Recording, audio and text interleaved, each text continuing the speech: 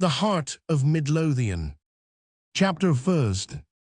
Woe has been at Paris, must needs know the grieve. The fatal retreat of the unfortunate brave, where honour and justice most oddly contribute to ease heroes' pains by an halter and gibbet. Their death breaks the shackles which force had put on, and the hangman completes what the judge but began. There the squire of the poet and knight of the post find their pains no more balked, and their hopes no more grossed. Prior. In former times, England had her Tyburn, to which the devoted victims of justice were conducted in solemn procession up what is now called Oxford Street in Edinburgh, a large open street, or rather oblong square, surrounded by high houses, called the Grassmarket, was used for the same melancholy purpose.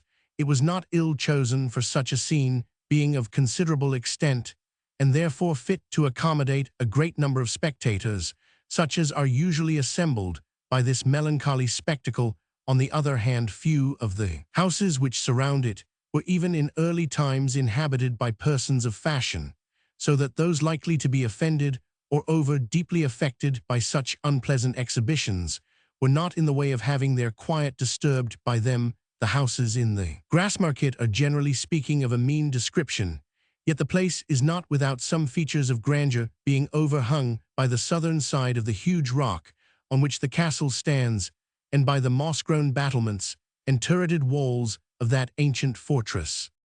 It was the custom, until within these 30 years or thereabouts, to use this esplanade for the scene of public executions.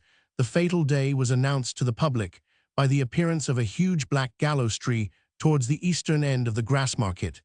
This illumined apparition was of great height, with a scaffold surrounding it, and a double ladder placed against it for the ascent of the unhappy criminal and executioner. As this apparatus was always arranged before dawn, it seemed as if the gallows had grown out of the earth in the course of one night, like the production of some foul demon, and I well remember the fright with which the schoolboys, when I was one of their number, used to regard these ominous signs of deadly preparation. On the night after the execution, the gallows again disappeared, and was conveyed in silence and darkness to the place where it was usually deposited, which was one of the vaults under the Parliament House or Courts of Justice. This mode of execution is now exchanged for one similar to that in front of Newgate, with what beneficial effect is uncertain. The mental sufferings of the convict are indeed shortened. He no longer stalks between the attendant clergymen, dressed in his grave clothes, through a considerable part of the city looking like a moving and walking corpse while yet an inhabitant of this world, but as the ultimate purpose of punishment has in view the prevention of crimes. It may at least be doubted whether in abridging the melancholy ceremony we have not in part diminished that appalling effect upon the spectators which is the useful end of all such inflictions, and in consideration of which alone, unless in very particular cases capital sentences can be altogether justified. On the 7th day of September 1736, these ominous preparations for execution were descried in the place we have described, and at an early hour the space around began to be occupied by several groups who gazed on the scaffold and gibbet with a stern and vindictive show of satisfaction, very seldom testified by the populace, whose good nature in most cases forgets the crime of the condemned person and dwells only on his misery. But the act of which the expected culprit had been convicted was of a description calculated nearly and closely to awaken and irritate the resentful feelings of the multitude. The tale is well known, yet it is necessary to recapitulate its leading circumstances for the better understanding what is to follow, and the narrative may prove long, but I trust not uninteresting even to those who have heard its general issue. At any rate, some detail is necessary in order to render intelligible the subsequent events of our narrative. Contraband trade, though it strikes at the root of legitimate government by encroaching on its revenues, though it injures the fair trader and debauches the mind of those engaged in itis, not usually looked upon either by the vulgar or by their betters in a very heinous point of view. On the contrary, in those countries where it prevails, the cleverest, boldest, and most intelligent of the peasantry are uniformly engaged in illicit transactions, and very often with the sanction of the farmers and inferior gentry. Smuggling was almost universal in Scotland in the reigns of George I and Roman II, for the people unaccustomed to imposts, and regarding them as an unjust aggression upon their ancient liberties, made no scruple to elude them whenever it was possible to do so. The county of Fife, bounded by two firths on the south and north, and by the sea on the east, and having a number of small seaports, was long famed for maintaining successfully a contraband trade, and as there were many seafaring men residing there who had been pirates and buccaneers in their youth, there were not wanting a sufficient number of daring men to carry it. On among these, a fellow called Andrew Wilson, originally a baker in the village of Pathhead, was particularly obnoxious to the revenue officers. He was possessed of great personal strength, courage, and cunning, was perfectly acquainted with the coast, and capable of conducting the most desperate enterprises. On several occasions, he succeeded in baffling the pursuit and researches of the king's officers, but he became so much the object of their suspicions and watchful attention that at length he was totally ruined by repeated seizures. The man became desperate. He considered himself as robbed and plundered, and took it into his head that he had a right to make reprisals, as he could find opportunity where the heart is prepared for. Evil opportunity is seldom long wanting. This Wilson learned that the collector of the customs at Kirkcaldy had come to Pittenweem in the course of his official round of duty, with a considerable sum of public money in his custody, as the amount was greatly within the value of the goods which had been seized from him. Wilson felt no scruple of conscience in resolving to reimburse himself for his losses at the expense of the collector, and the revenue he associated with himself, one Robertson, and two other idle young men whom, having been concerned in the same illicit trade, he persuaded to view the transaction in the same justifiable light in which he himself considered it. They watched the motions of the collector. They broke forcibly into the house, where he lodged Wilson with two of his associates, entering the collector's apartment, while Robertson, the fourth, kept watch at the door with a drawn cutlass in his hand. The officer of the customs, conceiving his life in danger, escaped out of his bedroom window and fled in his shirt, so that the plunderers with much ease possessed themselves of about £200 of public money. The robbery was committed in a very audacious manner, for several persons were passing in the street at the time, but Robertson representing the noise they heard as a dispute or fray betwixt the collector and the people of the house, the worthy citizens of Pittenweem felt themselves no way called on to interfere in behalf of the obnoxious revenue officer, so satisfying themselves with this very superficial account of the matter, like the Levite in the parable, they passed on the opposite side of the way. An alarm was at length given. Military were called in. The depredators were pursued, the booty recovered, and Wilson and Robertson tried and condemned to death, chiefly on the evidence of an accomplice.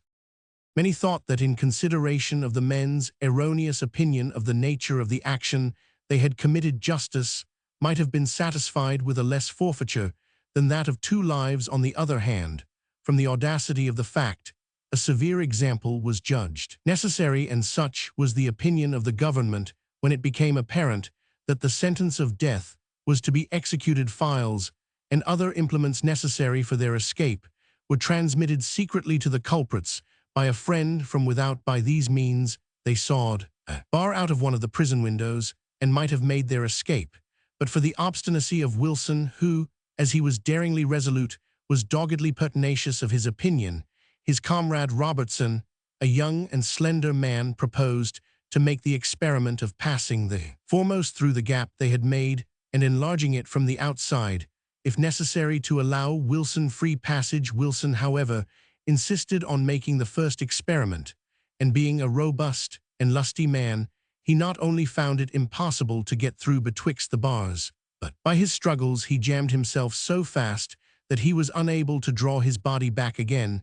In these circumstances, discovery became unavoidable, and sufficient precautions were taken by the jailer to prevent any repetition of the same attempt. Robertson uttered not a word of reflection on his companion for the consequences of his obstinacy, but it appeared from the sequel that Wilson's mind was deeply impressed with the recollection that but for him, his comrade, over whose mind he exercised considerable influence, would not have engaged in the criminal enterprise which had terminated thus fatally, and that now he had become his destroyer a second time since, But for his obstinacy, Robertson might have affected his escape minds, like Wilson's, even when exercised in evil practices, sometimes retain the power of thinking and resolving with enthusiastic generosity.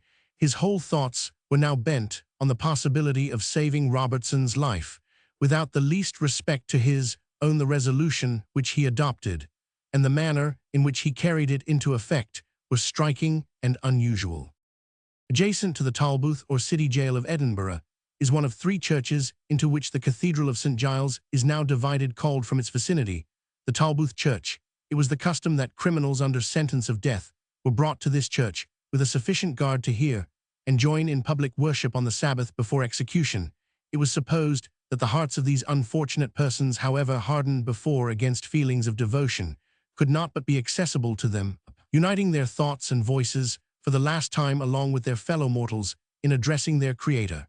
And to the rest of the congregation, it was thought it could not but be impressive and affecting to find their devotions mingling with those who, sent by the doom of an earthly tribunal to appear where the whole earth is judged, might be considered as beings trembling on the verge of eternity. The practice, however edifying, has been discontinued in consequence of the incident we are about to detail. The clergyman whose duty it was to officiate in the Tolbooth Church had concluded an affecting discourse, part of which was particularly directed to the unfortunate men, Wilson and Robertson, who were in the pew set apart for the persons in their unhappy situation, each secured betwixt 2 soldiers of the city guard. The clergyman had reminded them that the next congregation they must join would be that of the just or of the unjust, that the psalms they now heard must be exchanged in the space of 2 brief days for eternal hallelujahs or eternal lamentations, and that this fearful alternative must depend upon the state to which they might be able to bring their minds before the moment of awful preparation, that they should not despair on account of the suddenness of the summons, but rather to feel this comfort in their misery, that though all who now lifted the voice or bent the knee in conjunction with them lay under the same sentence of certain death, they only had the advantage of knowing the precise moment at which it should be executed upon them. Therefore urged the good man, his voice trembling with emotion, redeem the time, my unhappy brethren, which is yet left, and remember that with the grace of him to whom space and time are but as nothing, salvation may yet be assured even in the pittance of delay, which the laws of your country afford you. Robertson was observed to weep at these words, but Wilson seemed as one whose brain had not entirely received their meaning, or whose thoughts were deeply impressed with some different subject and expression, so natural to a person in his situation that it excited neither suspicion nor surprise. The benediction was pronounced as usual, and the congregation was dismissed, many lingering to indulge their curiosity with a more fixed look at the 2 criminals, who now, as well as their guards, rose up as if to depart when the crowd should permit them. A murmur of compassion was heard to pervade the spectators, the more general perhaps, on account of the alleviating circumstances of the case, when all at once Wilson, who, as we have already noticed, was a very strong man, seized 2 of the soldiers, one with each hand, and calling at the same time to his companion, "Run." Geordie threw himself on a third, and fastened his teeth on the collar of his coat. Robertson stood for a second, as if thunderstruck and unable to avail himself of the opportunity of escape. But the cry of "Run, run" being echoed from many around, whose feelings surprised them into a very natural interest in his behalf, he shook off the grasp of the remaining soldier, threw himself over the pew mixed with the dispersing congregation, none of whom felt inclined to stop a poor wretch taking his last chance for his life, gained the door of the church, and was lost to all pursuit. The generous intrepidity which Wilson had displayed on this occasion augmented the feeling of compassion which attended his fate. The public, where their own prejudices are not concerned, are easily engaged on the side of disinterestedness, and humanity admired Wilson's behavior and rejoiced in Robertson's escape. This general feeling was so great that it excited a vague report that Wilson would be rescued at the place of execution, either by the mob, or by some of his old associates, or by some second extraordinary and unexpected exertion of strength and courage on his own part. The magistrates thought it their duty to provide against the possibility of disturbance. they ordered out, for protection of the execution of the sentence, the greater part of their own city guard, under the command of Captain Porteous, a man whose name became too memorable from the melancholy circumstances of the day and subsequent events. It may be necessary to say a word about this person and the corps which he commanded, but the subject is of importance sufficient to deserve another chapter. Chapter 2. And thou great God of aquavity, wha sways the empire of this city, when fou was sometimes capernoity, be thou prepared to save us frae that black banditti, the city guard, Ferguson's daft days. Captain John Porteous, a name memorable in the traditions of Edinburgh as well as in the records of criminal jurisprudence, was the son of a citizen of Edinburgh who endeavoured to breed him up to his own mechanical trade of a tailor. The youth, however, had a wild and irreclaimable propensity to dissipation, which finally sent him to serve in the corps long maintained in the service of the States of Holland, and called the Scotch Dutch. Here he learned military discipline, and returning afterwards, in the course of an idle and wandering life to his native city, his services were required by the magistrates of Edinburgh in the disturbed year 1715, for disciplining their city guard, in which he shortly afterwards received a captain's commission.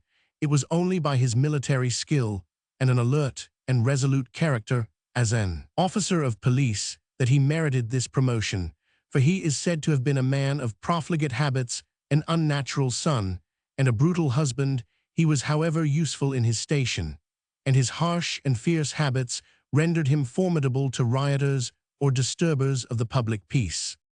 The corps in which he held his command is, or perhaps we should rather say, was a body of about 120 soldiers, divided into 3 companies, and regularly armed, clothed, and embodied. They were chiefly veterans who enlisted in this cogs, having the benefit of working at their trades when they were off duty. These men had the charge of preserving public order, repressing riots and street robberies, acting in short as an armed police, and attending on all public occasions where confusion or popular disturbance might be expected. The Lord Provost was ex officio commander and colonel of the corps, which might be increased to 300 men when the times required it. No other drum but theirs was allowed to sound on the high street between the Luckenbooths and the Netherbow.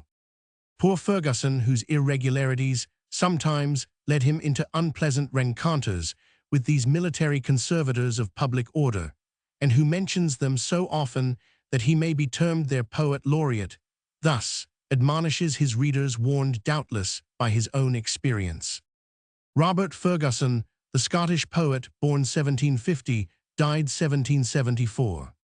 Gude folk as he come frae the fair, bide yont frae this black squad.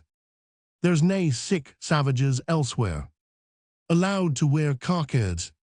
In fact, the soldiers of the city guard being, as we have said, in general discharged veterans, who had strength enough remaining for this municipal duty, and being moreover for the greater part Highlanders, were neither by birth, education, nor former habits trained to endure with much patience the insults of the rabble or the provoking petulance of truant schoolboys and idle debauchees of all descriptions, with whom their occupation brought them into contact. On the contrary, the tempers of the poor old fellows were soured by the indignities with which the mob distinguished them on many occasions, and frequently might have required the soothing strains of the poet we have just quoted. O soldiers, for your ain dear sakes, for Scotland's love the land, O cakes, jye not her bairns sick deadly pakes, nor be a rude, why firelock or lachiberex, as spill their bluid. On all occasions, when a holiday licensed some riot and irregularity, a skirmish with these veterans was a favourite recreation with the rabble of Edinburgh. These pages may perhaps see the light when many have in fresh recollection such onsets as we allude to, but the venerable corps with whom the contention was held may now be considered as totally extinct. Of late, the gradual diminution of these civic soldiers reminds one of the abatement of King Lear's 100 knights. the edicts of each succeeding set of magistrates have, like those of Goneril and Regan, diminished this venerable band with the similar question, what need we 25? And it is now nearly come to what need one a spectre may indeed hear, and there still be seen of an old grey-headed and grey-bearded Highlander with war-worn features, but bent double by age, dressed in an old-fashioned cocked hat bound with white tape instead of silver lace, and in coat, waistcoat, and breeches of a muddy-coloured red, bearing in his withered hand an ancient weapon called a lachebarax, a long pole, namely with an axe at the extremity and a hook at the back of the hatchet. This hook was to enable the bearer of the lachebarax to scale a gateway by grappling the top of the door and swinging himself up by the staff of his weapon. Such a phantom of former days still creeps, I have been informed, round the statue of Charles II in the Parliament Square, as if the image of a Stuart were the last refuge for any memorial of our ancient manners, and one or two others are supposed to glide around the door of the guardhouse assigned to them in the Lucken booths, when their ancient refuge in the High Street was laid low. This ancient corps is now entirely disbanded. Their last march to do duty at Hallowfair had something in it affecting their drums and fifes, had been wont on better days to play on this joyous occasion the lively tune of Jockey to the Fair. But on his final occasion, the afflicted veterans moved slowly to the dirge of "The last time I came o'er the muir." But the fate of manuscripts bequeathed to friends and executors is so uncertain that the narrative containing these frail memorials of the old town guard of Edinburgh, who with their grim and valiant Corporal John, Dhu, the fiercest-looking fellow I ever saw, were in my boyhood the alternate terror and derision of the petulant brood of the high school, may perhaps only come to light when all memory of the institution has faded away, and then serve as an illustration of Kay's caricatures, who has preserved the features of some of their heroes in the preceding generation. When there was a perpetual alarm for the plots and activity of the Jacobites, some pains were taken by the magistrates of Edinburgh to keep this corps, though composed always of such materials as we have noticed, in a more effective state than was afterwards judged necessary, when their most dangerous service was to skirmish with the rabble on the king's birthday. They were therefore more the objects of hatred, and less that of scorn, than they were afterwards accounted.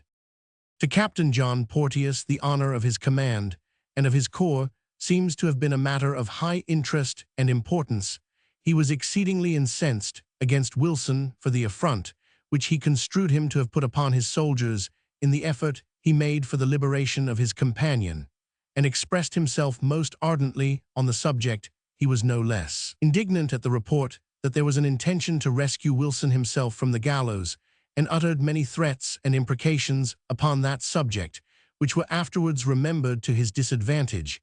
In fact, if a good deal of determination and promptitude rendered Porteous in one respect fit to command guards designed to suppress popular commotion, he seems on the other to have been disqualified for a charge so delicate by a hot and surly temper, always too ready to come to blows and violence, a character void of principle, and a disposition to regard the rabble, who seldom failed to regale him and his soldiers with some marks of their displeasure, as declared enemies upon whom it was natural and justifiable that he should seek opportunities of vengeance. Being, however, the most active and trustworthy among the captains of the city guard, he was the person to whom the magistrates confided the command of the soldiers appointed to keep the peace at the time of Wilson's execution.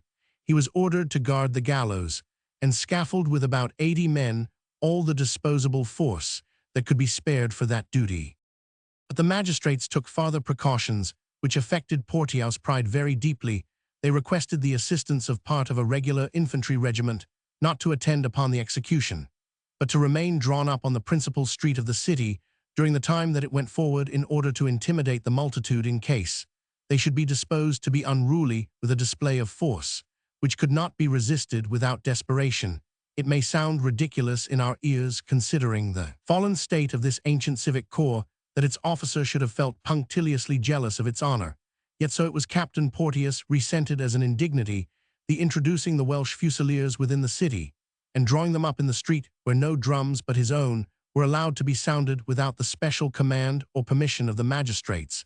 As he could not show his ill humor to his patrons the magistrates, it increased his indignation and his desire to be revenged. On the unfortunate criminal Wilson and all who favored him, these internal emotions of jealousy and rage wrought a change on the man's mien, and bearing visible to all who saw him on the fatal morning, when Wilson was appointed to suffer Porteous' ordinary appearance, was rather favorable. He was about the middle-sized, stout, and well-made, having a military air, and yet rather a gentle and mild countenance.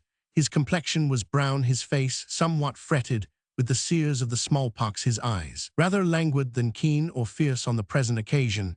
However, it seemed to those who saw him as if he were agitated by some evil demon. His step was irregular, his voice hollow and broken, his countenance pale, his eyes staring and wild, his speech imperfect and confused, and his whole appearance so disordered that many remarked he seemed to be a Scottish expression, meaning the state of those who are driven on to their impending fate by the strong impulse of some irresistible necessity. One part of his conduct was truly diabolical, if indeed it has not been exaggerated by the general prejudice entertained against his memory. When Wilson, the unhappy criminal, was delivered to him by the keeper of the prison, in order that he might be conducted to the place of execution, Porteous, not satisfied with the usual precautions to prevent escape, ordered him to be manacled. This might be justifiable from the character and bodily strength of the malefactor, as well as from the apprehensions so generally entertained of an expected rescue. But the handcuffs which were produced, being found too small for the wrists of a man so big-boned as Wilson, Porteous proceeded with his own hands, and by great exertion of strength to force them till they clasped together, to the exquisite torture of the unhappy criminal. Wilson remonstrated against such barbarous usage, declaring that the pain distracted his thoughts from the subjects of meditation proper to his unhappy condition. "It signifies little," replied Captain Porteous. "Your pain will soon be at an end." "Your cruelty is great," answered the sufferer. "You know not how soon you yourself may have occasion to ask the mercy which you are now refusing to a fellow creature. May God forgive you." These words, long afterwards quoted and remembered, were all that passed between Porteous and his prisoner, but as they took air and became known to the people, they greatly increased the popular compassion for Wilson, and excited a proportionate degree of indignation against Porteous, against whom, as strict and even violent in the discharge of his unpopular office, the common people had some real and many imaginary causes of complaint. When the painful procession was completed, and Wilson with the escort had arrived at the scaffold in the Grassmarket, there appeared no signs of that attempt to rescue him which had occasioned such precautions. The multitude in general looked on with deeper interest than at ordinary executions, and there might be seen on the countenances of many a stern and indignant expression like that with which the ancient Cameronians might be supposed to witness the execution of their brethren who glorified the covenant on the same occasion, and at the same spot, but there was no attempt at violence. Wilson himself seemed disposed to hasten over the space that divided time from eternity. The devotions proper and usual on such occasions were no sooner finished than he submitted to his fate, and the sentence of the law was fulfilled. He had been suspended on the gibbet so long as to be totally deprived of life, when at once, as if occasioned by some newly received impulse, there arose a tumult among the multitude. Many stones were thrown at Porteous and his guards. Some mischief was done, and the mob continued to press forward with whoops, shrieks, howls, and exclamations. A young fellow with a sailor's cap slouched over his face sprung on the scaffold and cut the rope by which the criminal was suspended. Others approached to carry off the body, either to secure for it a decent grave or to try perhaps some means of resuscitation. Captain Porteous was wrought by this appearance of insurrection against his authority into a rage so headlong as made him forget that the sentence having been fully executed, it was his duty not to engage in hostilities with the misguided multitude, but to draw off his men as fast as possible. He sprung from the scaffold, snatched a musket from one of his soldiers, commanded the party to give fire, and as several eyewitnesses concurred in swearing, set them the example by discharging his piece and shooting a man dead on the spot. Several soldiers obeyed his command, or followed his example. 6 or 7 persons were slain, and a great many were hurt and wounded. After this act of violence, the captain proceeded to withdraw his men towards their guardhouse in the High Street. The mob were not so much intimidated as incensed by what had been done. they pursued the soldiers, with execrations accompanied by volleys of stones. As they pressed on them, the rearmost soldiers turned, and again fired with fatal aim and execution. It is not accurately known whether Porteous commanded this second act of violence, but of course, the odium of the whole transactions of the fatal day attached to him, and to him alone. He arrived at the guardhouse, dismissed his soldiers, and went to make his report to the magistrates concerning the unfortunate events of the day. Apparently by this time, Captain Porteous had begun to doubt the propriety of his own conduct, and the reception he met with from the magistrates was such as to make him still more anxious to gloss it over. He denied that he had given orders to fire. He denied he had fired with his own hand. He even produced the fusee, which he carried as an officer for examination. It was found still loaded of 3 cartridges, which he was seen to put in his pouch. That morning, too, was still there. A white handkerchief was thrust into the muzzle of the piece, and returned unsoiled or blackened. To the defense, founded on these circumstances, it was answered that Porteous had not used his own piece, but had been seen to take one from a soldier among the many who had been killed and wounded by the unhappy fire. There were several of better rank, for even the humanity of such soldiers as fired over the heads of the mere rabble around the scaffold proved in some instances fatal to persons who were stationed in windows or observed the melancholy scene from a distance. The voice of public indignation was loud and general, and ere men's tempers had time to cool, the trial of Captain Porteous took place before the High Court of Justiciary. After a long and patient hearing, the jury had the difficult duty of balancing the positive evidence of many persons and those of respectability, who deposed positively to the prisoners, commanding his soldiers to fire and himself firing his piece, of which some swore that they saw the smoke and flash and beheld a man drop, at whom it was pointed, with the negative testimony of others, who, though well stationed, foreseeing what had passed, neither heard Porteous give orders to fire, nor saw him fire himself, but on the contrary averred that the first shot was fired by a soldier who stood close by him.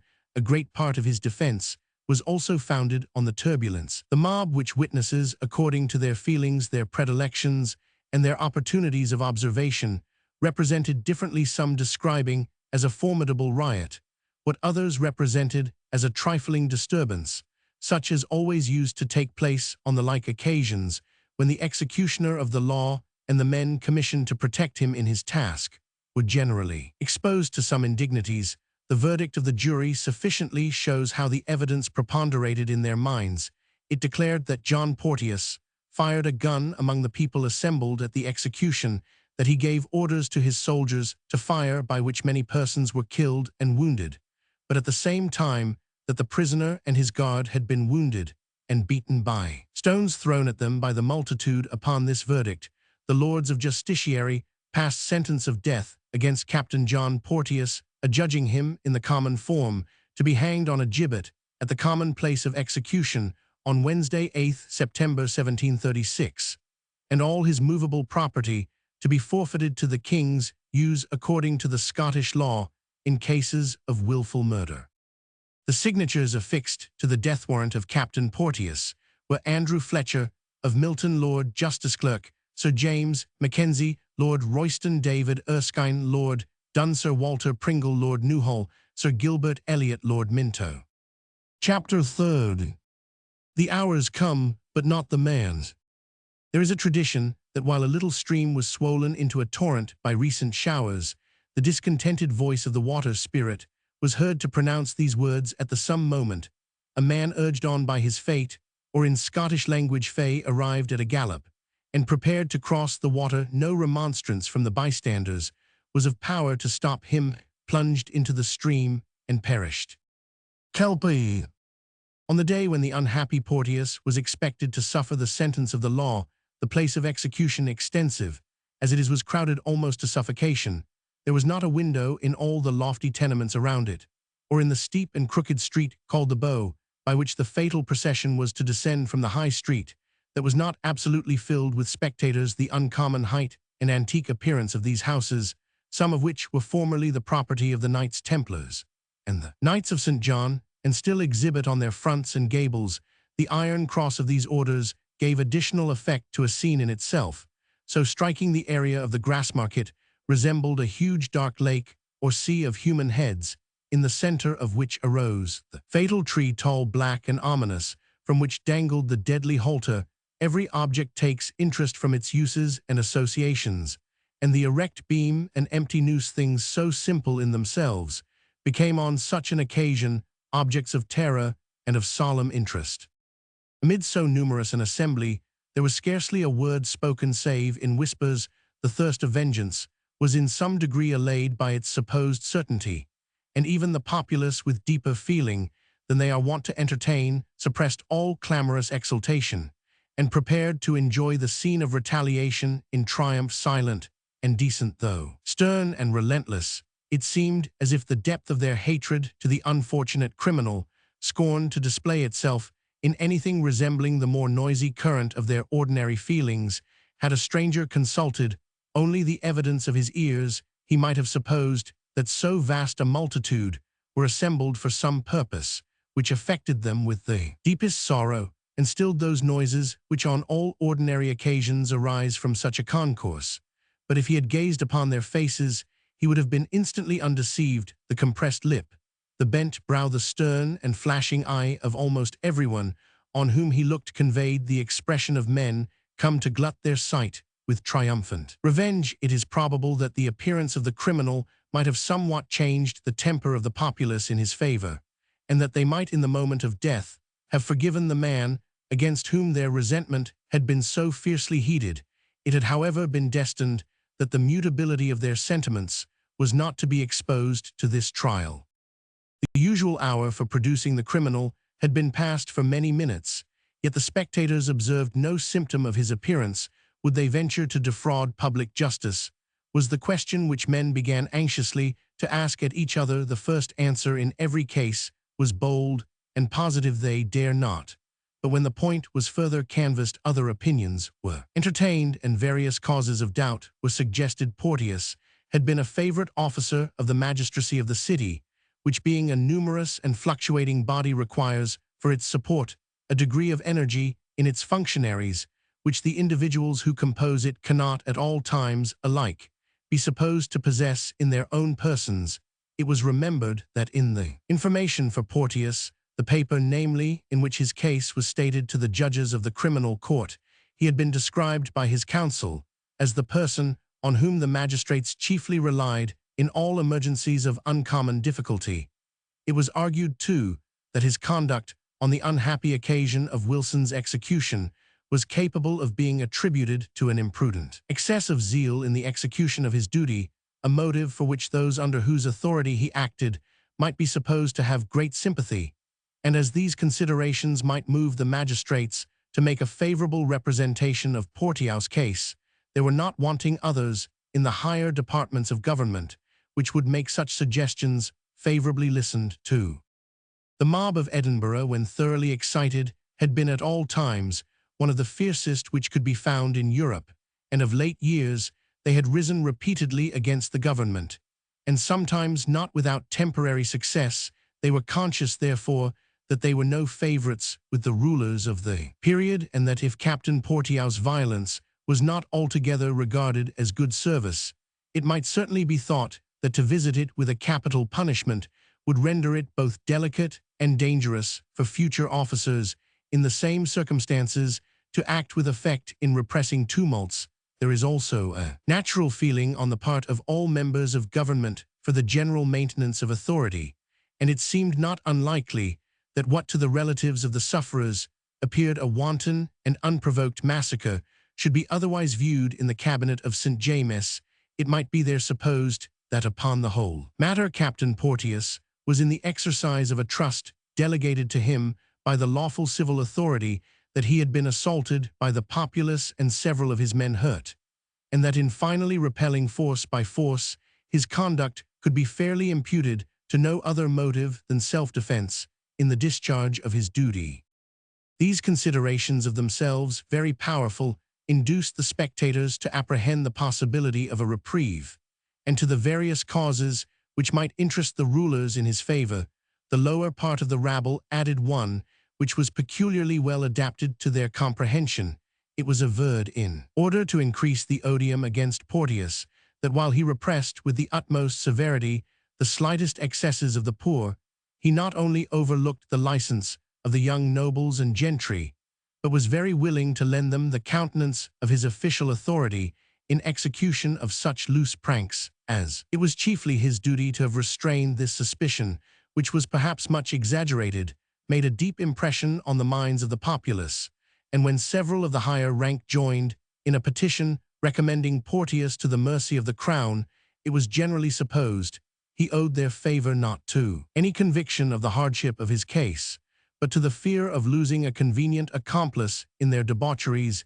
It is scarcely necessary to say how much this suspicion augmented the people's detestation of this obnoxious criminal, as well as their fear of his escaping the sentence pronounced against him.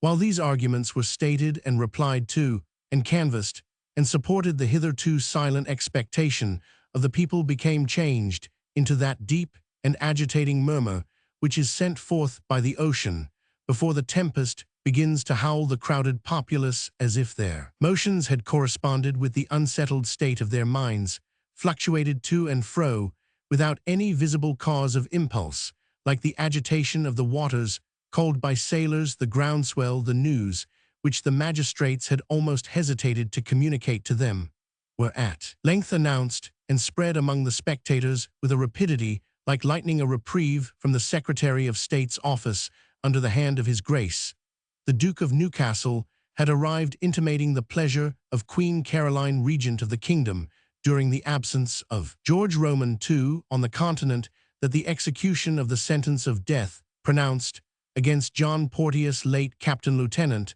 of the City Guard of Edinburgh, present prisoner in the Tolbooth of that city, be respited for 6 weeks from the time appointed for his execution. The assembled spectators of almost all degrees, whose minds had been wound up to the pitch which we have described, uttered a groan, or rather a roar of indignation and disappointed revenge, similar to that of a tiger from whom his meal has been rent by his keeper when he was just about to devour it. This fierce exclamation seemed to forebode some immediate explosion of popular resentment, and in fact such had been expected by the magistrates, and the necessary measures had been taken to repress it. But the shout was not repeated, nor did any sudden tumult ensue, such as it appeared to announce. The populace seemed to be ashamed of having expressed their disappointment in a vain clamor, and the sound changed not into the silence which had preceded the arrival of these stunning news, but into stifled mutterings which each group maintained among themselves, and which were blended into one deep and hoarse murmur which floated above the assembly. Yet still, though all expectation of the execution was over, the mob remained assembled stationary, as it were through very resentment, gazing on the preparations for death, which had now been made in vain, and stimulating their feelings by recalling the various claims which Wilson might have had on royal mercy from the mistaken motives on which he acted, as well as from the generosity he had displayed towards his accomplice. This man, they said, brave, the resolute, the generous, was executed to death without mercy for stealing a purse of gold, which in some sense he might consider as a fair reprisal, while the profligate satellite, who took advantage of a trifling tumult inseparable from such occasions to shed the blood of 20 of his fellow citizens, is deemed a fitting object for the exercise of the royal prerogative of mercy. Is this to be borne? Would our fathers have borne it? Are not we like them, Scotsmen and burghers of Edinburgh? The officers of justice began now to remove the scaffold and other preparations which had been made for the execution, in hopes, by doing so, to accelerate the dispersion of the multitude. The measure had the desired effect, for no sooner had the fatal tree been unfixed from the large stone pedestal or socket in which it was secured, and sunk slowly down upon the wain intended to remove it to the place where it was usually deposited, than the populace, after giving vent to their feelings in a second shout of rage and mortification, began slowly to disperse to their usual abodes and occupations.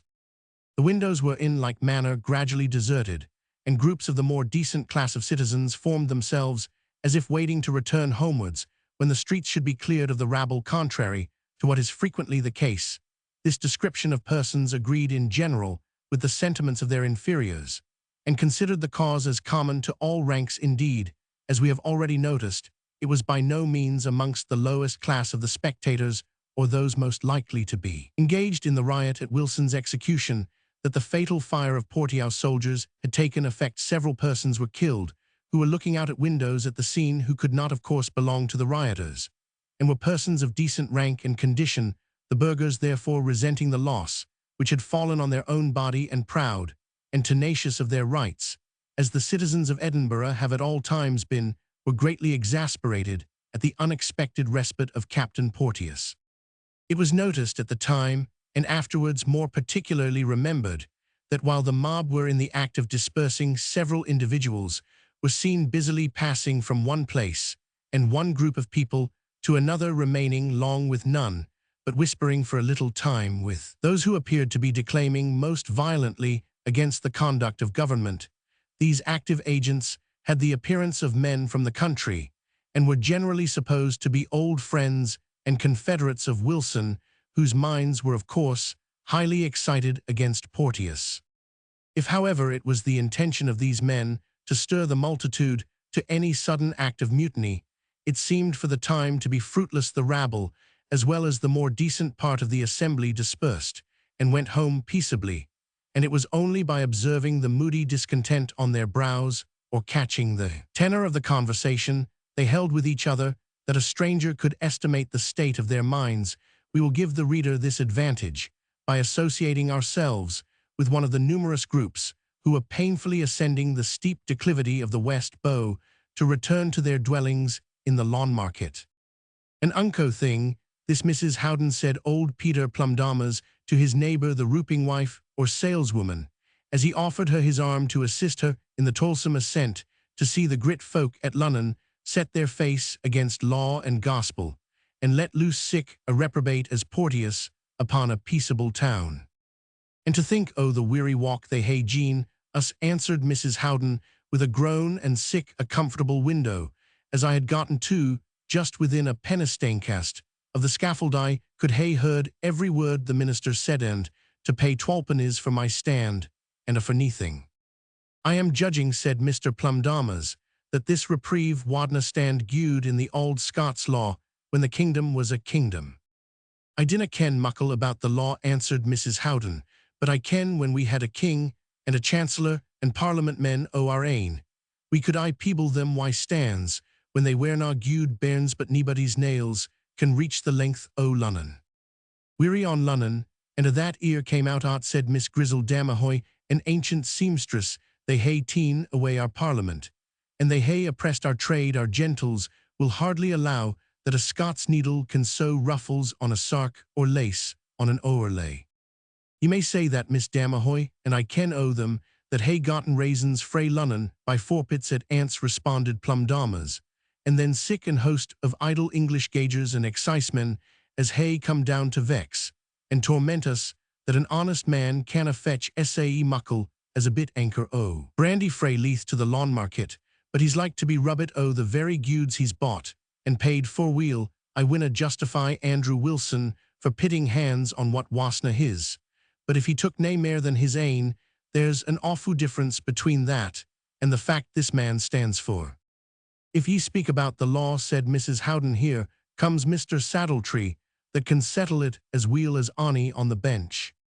The party she mentioned, a grave elderly person with a superb periwig, dressed in a decent suit of sad-coloured clothes, came up as she spoke, and courteously gave his arm to Miss Grizzle Damahoy. It may be necessary to mention that Mr. Bartoline Saddletree kept an excellent and highly esteemed shop for harness saddles, Roman 100, at the sign of the Golden Nag, at the head of Bess Wynd. Maitland calls it Best's Wynd, and later writers Bates Wynd. As the name implies, it was an open thoroughfare or alley leading from the Lawn Market, and extended in a direct line between the old Tolbooth to near the head of the Cowgate. It was partly destroyed by fire in 1786, and was totally removed in 1809 preparatory to the building of the new libraries of the Faculty of Advocates and Writers to the Signet. His genius, however, as he himself and most of his neighbours conceived, lay towards the weightier matters of the law, and he failed not to give frequent attendance upon the pleadings and arguments of the lawyers and judges in the neighbouring square, where, to say the truth, he was oftener to be found than would have consisted with his own emolument, but that his wife, an active, painstaking person, could in his absence make an admirable shift to please the customers and scold the journeymen. This good lady was in the habit of letting her husband take his way and go on improving his stock of legal knowledge without interruption.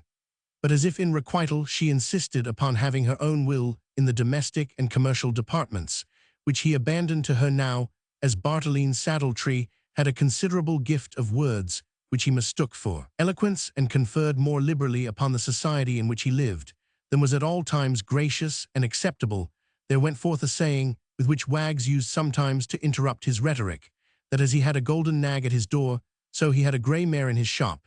This reproach induced Mr. Saddletree on all occasions to assume rather a haughty and stately tone towards his good woman, a circumstance by which she seemed very little affected, unless he attempted to exercise any real authority, when she never failed to fly into open rebellion. But such extremes Bartoline seldom provoked, for like the gentle King Jamie, he was fonder of talking of authority than really exercising it. This turn of mind was on the whole lucky for him, since his substance was increased without any trouble on his part or any interruption of his favourite studies. This word in explanation has been thrown in to the reader, while Saddletree was laying down with great precision the law upon Porteous' case, by which he arrived at this conclusion, that if Porteous had fired 5 minutes sooner before Wilson was cut down, he would have been versans in licito engaged, that is, in a lawful act, and only liable to be punished propter excessum, or for lack of discretion, which might have mitigated the punishment to pona ordinaria. Discretion, echoed Mrs. Howden, on whom it may well be supposed the fineness of this distinction was entirely thrown away when had Jock Porteous either grace discretion or gude manners I mind when his father. But Mrs. Howden, said Saddletree, and I said Miss Damahoy mind when his mother. Miss Damahoy, entreated the interrupted orator. And I said Plumdammer's mind when his wife. Mr. Plumdammer's Mrs. Howden, Miss Damahoy again, implored the orator mind the distinction, as Councillor Crossmaloof says I says, he take a distinction now the body of the criminal being cut down, and the execution ended. Porteous was no longer official the act which he came to protect, and guard being done and ended, he was no better than cuivis ex populo. Quivis Mr. Saddletree, craving your pardon, said, with a prolonged emphasis on the first syllable, Mr. Butler, the deputy schoolmaster of a parish near Edinburgh, who at that moment came up behind them as the false Latin was uttered. What signifies interrupting me, Mr. Butler, but I am glad to see ye notwithstanding I speak after Councillor Crossmaloof, and he said cuivis. If Councillor Crossmaloof used the dative for the nominative, I would have crossed his loof with a tight leathern strap. Mr. Saddletree, there is not a boy on the booby form, but should have been scourged for such a solecism in grammar. I speak Latin like a lawyer, Mr. Butler, and not like a schoolmaster, retorted Saddletree. Scarce like a schoolboy, I think, rejoined Butler. It matters little, said Bartoline. All I mean to say is that Porteous has become liable to the pona extra ordinum, or capital punishment, which is to say in plain Scotch the gallows, simply because he did not fire when he was in office, but waited till the body was cut down. The execution whilk he had in charge to guard implemented, and he himself exonered of the public trust imposed on him. But Mr. Saddletree, said Plumdammers, do ye really think John Porteous' case wad hae been better if he had begun firing before ony stands were flung at her? Indeed do I, neighbour Plumdammers, replied Bartoline confidently, he being then in point of trust, and in point of power, the execution being but inchoate, or at least not implemented or finally ended. But after Wilson was cut down, it was a ower was clean exoctorate, and had nae mair ado, but to get a why his guard up this west bow, as fast as if there had been a caption after him, and this is law, for I heard it laid down by Lord Vincavincentum. Vincavincentum, is he a lord of state, or a lord of seat? Inquired Mrs. Howden. A nobleman was called a lord of state. The senators of the College of Justice were termed lords of seat, or of the session. A lord of seat, a lord of session, I fash mysel, little why lords o' state, they vex me why a ween idle questions about their saddles and curpels and holsters and horse furniture, and what they'll cost, and when they'll be ready, a ween galloping geesome wife, may serve the like o' them. And so might she in her day hae served the best lord in the land, for as little as ye think, o' her Mr. Saddletree, said Mrs. Howden, somewhat indignant at the contemptuous way in which her gossip was mentioned. When she and I were twa gilpies, we little thought to hae sitten down, why the like, o' my old Davy Howden, or you either Mr. Saddletree.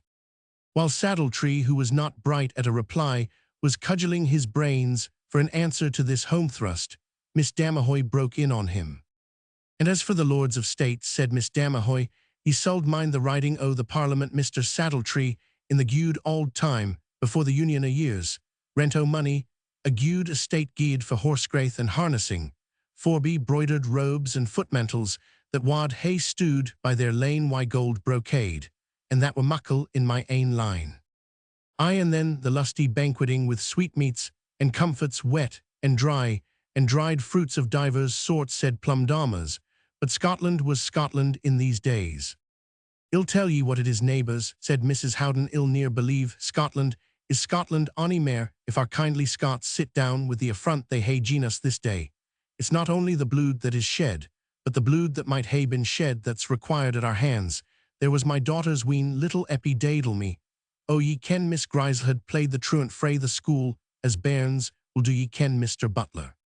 And for which, interjected Mr. Butler, they should be soundly scourged by their well-wishers, and had just cruppen to the gallows foot to see the hanging, as was natural for a ween, and what for mightna she hae been shot as weel as the rest o' them. And where wad we hae been then?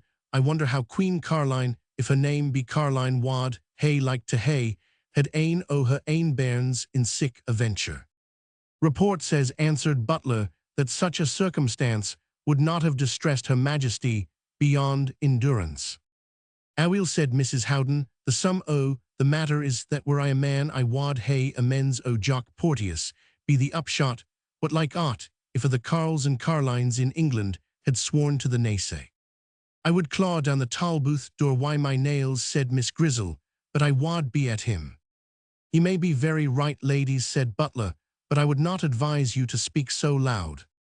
Speak, exclaimed both the ladies together, there will be nothing else spoken about frae the Wayhouse to the Watergate, till this is either ended or mended. The females now departed to their respective places of abode. Plumdamas joined the other two gentlemen in drinking their meridian a bumperdram of brandy as they passed the well-known low-browed shop in the Lawn Market, where they were wont to take that refreshment. Mr. Plumdamas then departed towards his shop, and Mr. Butler, who happened to have some particular occasion for the rein of an old bridle, the truants of that busy day could have anticipated its application, walked down the Lawn Market with Mr. Saddletree, each talking, as he could get a word thrust, in the one on the laws of Scotland, the other on those of syntax, and neither listening to a word which his companion uttered. Chapter 4. Elsewhere he cold right weel lay down the law, but in his house was meek as is a doll. Davy Lindsay. There has been Jock, driver the carrier, here speering about his new graith, said Mrs. Saddletree to her husband, as he crossed his threshold, not with the purpose, by any means of consulting him upon his own affairs, but merely to intimate, by a gentle recapitulation, how much duty she had gone through in his absence. Weel, replied Bartoline, and deign not a word more. And the Laird of Girdingburst has had his running footman here, and cad himsel, he's a civil pleasant young gentleman, to see when the broidered saddle-cloth for his sorrel horse will be ready, for he wants it again the Kelso races. Weel aweel, replied Bartoline, as laconically as before. And his lordship, the Earl of Blazonbury, Lord Flash and Flame, is like to be clean daft, that the harness for the 6 Flanders meres, why the crests, coronets, housings, and mountings conform, are no sent hame, according to promise Jean. Weel, gudewife, said Saddletree, if he gangs daft, well hae him cognised it's a very weel. It's weel that ye think sae, Mr. Saddletree, answered his helpmate, rather nettled at the indifference with which her report was received. There's money, ane wad hae thought themselves affronted, if sae money customers had cad and nobody to answer them, but women folk, for the lads were aff as soon as your back was turned to see Porteous hanged, that might be counted upon. and sae you know being at hame. Houts Mrs. Saddletree, said Bartoline, with an air of consequence, dinna deave me why your nonsense. I was under the necessity of being elsewhere in omnias. Mr. Crossmaloof said, when he was called by two macers at onsen and omnia possumus passimus possumis. I ken our Lollitin offends Mr. Butler's ears, but it means nobody in it, with the Lord President himself, can do twa turns at ants. Very right, Mr. Saddletree, answered his careful helpmate, with a sarcastic smile, and nae doubt it's a decent thing to leave your wife to look after young gentlemen's saddles and bridles, when ye gang to see a man that never did ye nae ill, raxing a halter. Woman, said Saddletree, assuming an elevated tone, to which the meridian had somewhat contributed, desist I say forbear from intromitting with affairs. Thou canst not understand, die think I was born to sit here, brogging an elshin through Benlether, when sick men, as Duncan Forbes, and that other Arniston chield there without muckle greater parts, if the closeheads speak true, than mysel maun be presidents, and kings advocates nae doubt and wa, but they whereas were favour equally distribute, as in the days of the White Wallace. I ken neething we wad hae gotten by the White Wallace, said Mrs. Saddletree, unless as I hae heard the old folk tell they fought in the days why Benlether guns, and then it's a chance, but what if he had bought them, he might have forgot to pay for them.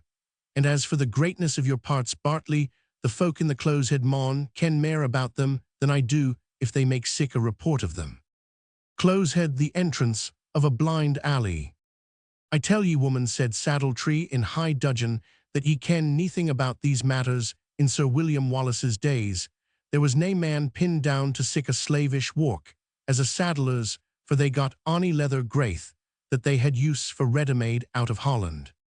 Well, said Butler, who was like many of his profession, something of a humorist and dry joker, if that be the case, Mr. Saddletree, I think we have changed for the better, since we make our own harness, and only import our lawyers from Holland. It's o'er true, Mr. Butler, answered Bartoline, with a sigh. If I had had the lucka, rather if my father had had the sense, to send me to Leyden and Utrecht, to learn the substitutes and pandix. You mean the Institutes Justinian's Institutes, Mr. Saddletree, said Butler. Institutes and substitutes are synonymous words, Mr. Butler, and used indifferently as such in deeds of talesy, as you may see in Balfour's Practiques or Dallas of St. Martin's Styles. I understand these things pretty weel, I thank God, but I own I should have studied in Holland. To comfort you, you might not have been farther forward than you are now, Mr. Saddletree, replied Mr. Butler, for our Scottish advocates are an aristocratic race. Their brass is of the right Corinthian quality, and non cuivis contigit adia Corinthum. Aha, Mr. Saddletree. And aha, Mr. Butler, rejoined Bartoline, upon whom, as may be well supposed, the jest was lost, and all but the sound of the words ye said a glyph sign it was quivis, and now I heard ye say cuivis, with my ain ears, as plain as ever I heard a word at the forbar. Give me your patience, Mr. Saddletree, and explain the discrepancy in 3 words, said Butler, as pedantic in his own department, though with infinitely more judgment and learning, as Bartoline was in his self-assumed profession of the law. Give me your patience for a moment. You'll grant that the nominative case is that by which a person or thing is nominated or designed, and which may be called the primary case, all others being formed from it by alterations of the termination in the learned languages, and by prepositions in our modern Babylonian jargons. You'll grant me that I suppose, Mr. Saddletree, I dinna ken whether I will or no ad avicendum ye kenybody should be in a hurry to make admissions either in point of law or in point of fact, said Saddletree, looking, or endeavouring to look, as if he understood what was said. And the dative case, continued Butler. I ken what a tutor dative is, said Saddletree, readily enough. The dative case, resumed the grammarian, is that in which anything is given or assigned as properly belonging to a person or thing. You cannot deny that, I am sure. I am sure no grant it though, said Saddletree. Then what the devil die take the nominative and the dative cases to be, said Butler hastily, and surprised at once out of his decency of expression and accuracy of pronunciation. "I'll tell you that at leisure, Mr. Butler," said Saddletree, with a very knowing look. "I'll take a day to see and answer every article of your condescendence, and then I'll hold you to confess or deny as accords." "Come, come, Mr. Saddletree," said his wife. "Well, hey, nay, confessions and condescendences, here let them deal in thee sort o' wares, that are paid for them thigh suit the like o' us, as all as a demi-peak saddle would suit a draft ox." "Aha," said Mr. Butler, optat, Ephipia Bose Piger, nothing new under the sun, but it was a fair hit of Mrs. Saddletree, however. "And it wad far better become ye, Mr. Saddletree," continued his helpmate, "since ye say ye hae skill o' the law to try if ye can do onything for Effie Dean's pure thing, that's lying up in the Tolbooth yonder, cold and hungry and comfortless, a servant lass of ours, Mr. Butler, and as innocent a lass to my thinking, and as useful in the shop when Mr. Saddletree gangs out, and you're aware he's seldom at hame. When there's ony o' the pleahouses open, poor Effie used to help me to tumble the bundles o' barkand leather up and down, and range out the gudes, and suit a body's humours, and troth, she could aye please the customers why her answers, for she was aye civil, and a bonnier lass wasna in Auld Reekie, and when folk were hasty and unreasonable, she could serve them better than me that am no sae young as I hae been, Mr. Butler, and a wee bit short in the temper into the bargain, for when there's ower money folks crying on me at anes and nane, but I tongue to answer them, folk maun speak hastily, or they'll near get through their work. Sae I miss Effie daily." "Did die indeem," added Saddletree. "I think," said Butler, after a good deal of hesitation, "I have seen the girl in the shopa, modest-looking, fair-haired girl." Aye, that's just pure Effie," said her mistress. "How she was abandoned to hersel, or whether she was sackless o' the sinful deed, God in heaven knows, but if she's been guilty, she's been sair tempted, and I wad amyst take my bibliath she hasna been hersel at the time." Butler had by this time become much agitated. He fidgeted up and down the shop, and showed the greatest agitation that a person of such strict decorum could be supposed to give way to. "Was not this girl," he said, "the daughter of David Deans that had the parks at St. Leonard's taken, and has she not a sister? In troth has shep your Jeanie Deans 10 years older than hersel. She was here greeting a wee while syne about her titty, and what could I say to her, but that she behoved to come and speak to Mr. Saddletree when he was at hame at wasna, that I thought Mr. Saddletree could do her or ony ither body muckle good or ill, but it wad I serve to keep the pure thing's heart up for a wee while, and let sorrow come when sorrow maun." "Your mistine, though, gudewife," said Saddletree scornfully, "for I could hae gien her great satisfaction. I could hae proved to her that her sister was indicted upon the statute 1690, chapter 1 for the mere ready prevention of child murder, for concealing her pregnancy and giving no account of the child which she had borne."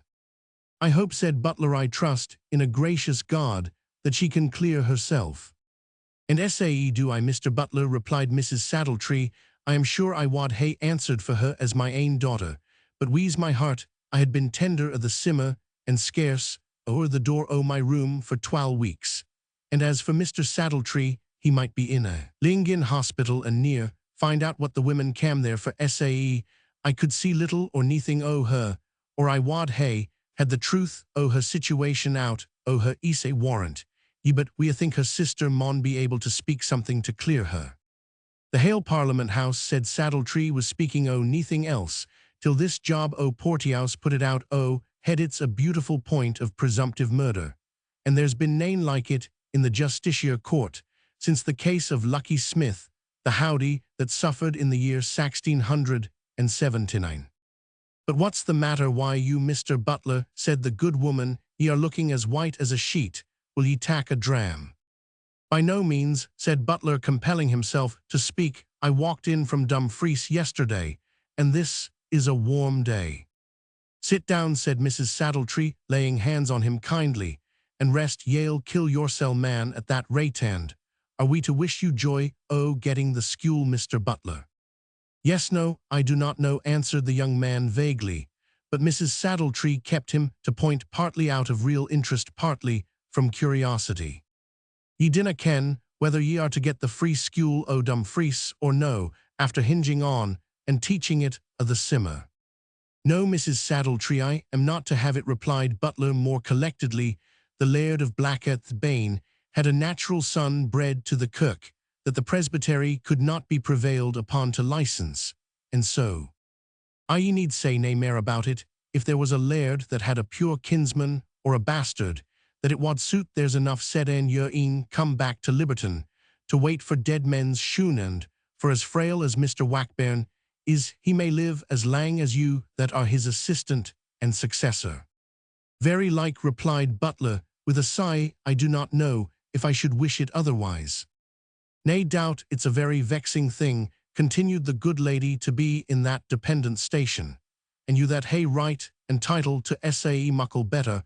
I wonder how ye bear these crosses. Quos diligit castigat, answered Butler. Even the pagan Seneca could see an advantage in affliction. The heathens had their philosophy, and the Jews their revelation, Mrs. Saddletree, and they endured their distresses in their day. Christians have a better dispensation than either, but doubtless. He stopped and sighed.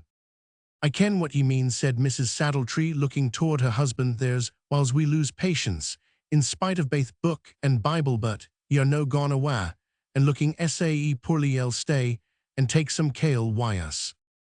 Mr. Saddletree laid aside Balfour's Practiques, his favourite study, and much good may it do him to join in his wife's hospitable importunity, but the teacher declined all entreaty and took his leave upon the spot. There's something in this, said Mrs. Saddletree, looking after him as he walked up the street. I wonder what makes Mr. Butler sae distressed about Effie's misfortune. There was nae acquaintance atween them that ever I saw or heard of, but they were neighbours when David Deans was on the Laird o' Dumbidyke's land. Mr. Butler wad ken her father, or some o' her folk. Get up, Mr. Saddletree, have set yoursel down on the very brechem that wants stitching, and here's little Willie, the prenticey little rinthery out deal that ye are. What takes you raking through the gutters to see folk hangeth thou wad ye like, when it comes to be your ain chance, as I winna ensure ye, if ye dinna mend your manners? And what are ye maundering and greeting for, as if a word were breaking your banes? Gang in by and be better bairn another time, and tell Peggy to gie ye a bicker o' broth, for ye'll be as gleg as a gled say warrant. Ye't's a fatherless bairn, Mr. Saddletree, and motherless Wilk. In some cases, maybe war and ain would take care o' him if they could. It's a Christian duty. Very true, Gudewife, said Saddletree in reply. We are in loco parentis to him during his years of pupillarity, and I hae had thoughts of applying to the court for a commission as factor loco tutoris, seeing there is nae tutor nominate, and the tutor at law declines to act. But only I fear the expense of the procedure wad not be in rem versum, for I am not aware if Willie has any effects whereof to assume the administration. He concluded this sentence with a self-important cough, as one who has laid down the law in an indisputable manner. Effects, said Mrs. Saddletree. What effects has the pure wean was in rags when his mother died, and the blue polony that Effie made for him out of an old mantle of my ain was the first decent dress the bairn ever had on. Poor Effie. Can ye tell me now really why a your law will her life be in danger, Mr. Saddletree, when they arena able to prove that ever there was a bairn of her? Oi, said Mr. Saddletree, delighted at having for once in his life seen his wife's attention arrested by a topic of legal discussion. Oi, there are two sorts of murdrum or murdragum, or what you populariter et vulgarizer call murther. I mean, there are many sorts, for there's your murthrum per vigilias et insidias, and your murthrum under trust. I am sure, replied his moiety, that murther by trust is the way that the gentry murther us merchants, and whiles make us shut the booth up, but that has nothing to do why Effie's misfortune. The case of Effie, or Euphemia Deans, resumed Saddletree, is one of those cases of murder presumptive, that is, a murder of the laws, inferring or construction being derived from certain indicia or grounds of suspicion. So that, said the good woman, unless poor Effie has communicated her situation, shall be hanged by the neck, if the bairn was stillborn, or if it be alive at this moment. Assuredly, said Saddletree, it being a statute made by our sovereign lord and lady to prevent the horrid delict of bringing forth children in secret, the crime is rather a favourite of the law. This species of murder being one of its ain creation.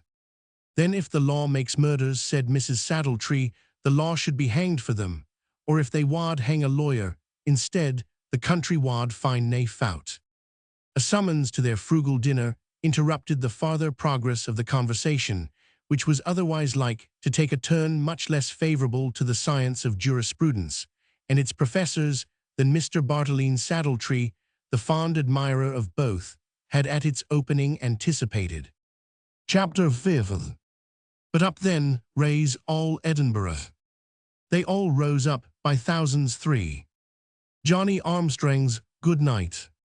Butler, on his departure from the sign of the Golden Nag, went in quest of a friend of his, connected with the law, of whom he wished to make particular inquiries concerning the circumstances in which the unfortunate young woman mentioned in the last chapter was placed, having, as the reader has probably already conjectured, reasons much deeper than those dictated by mere humanity for interesting himself in her fate. He found the person he sought absent from home, and was equally unfortunate in one or two other calls which he made upon acquaintances whom he hoped to interest in her story, but everybody was for the moment stark-mad on the subject of Porteous, and engaged busily in attacking or defending the measures of government, in reprieving him, and the ardour of dispute had excited such universal thirst that half the young lawyers and writers, together with their very clerks, the class whom Butler was looking after, had adjourned the debate to some favourite tavern. It was computed by an experienced arithmetician that there was as much twopenny ale consumed on the discussion as would have floated a first-rate man-of-war.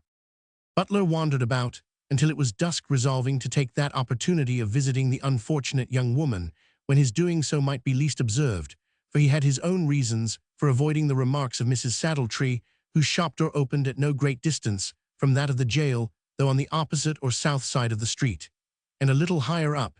He passed therefore through the narrow and partly covered passage leading from the northwest end of the Parliament Square.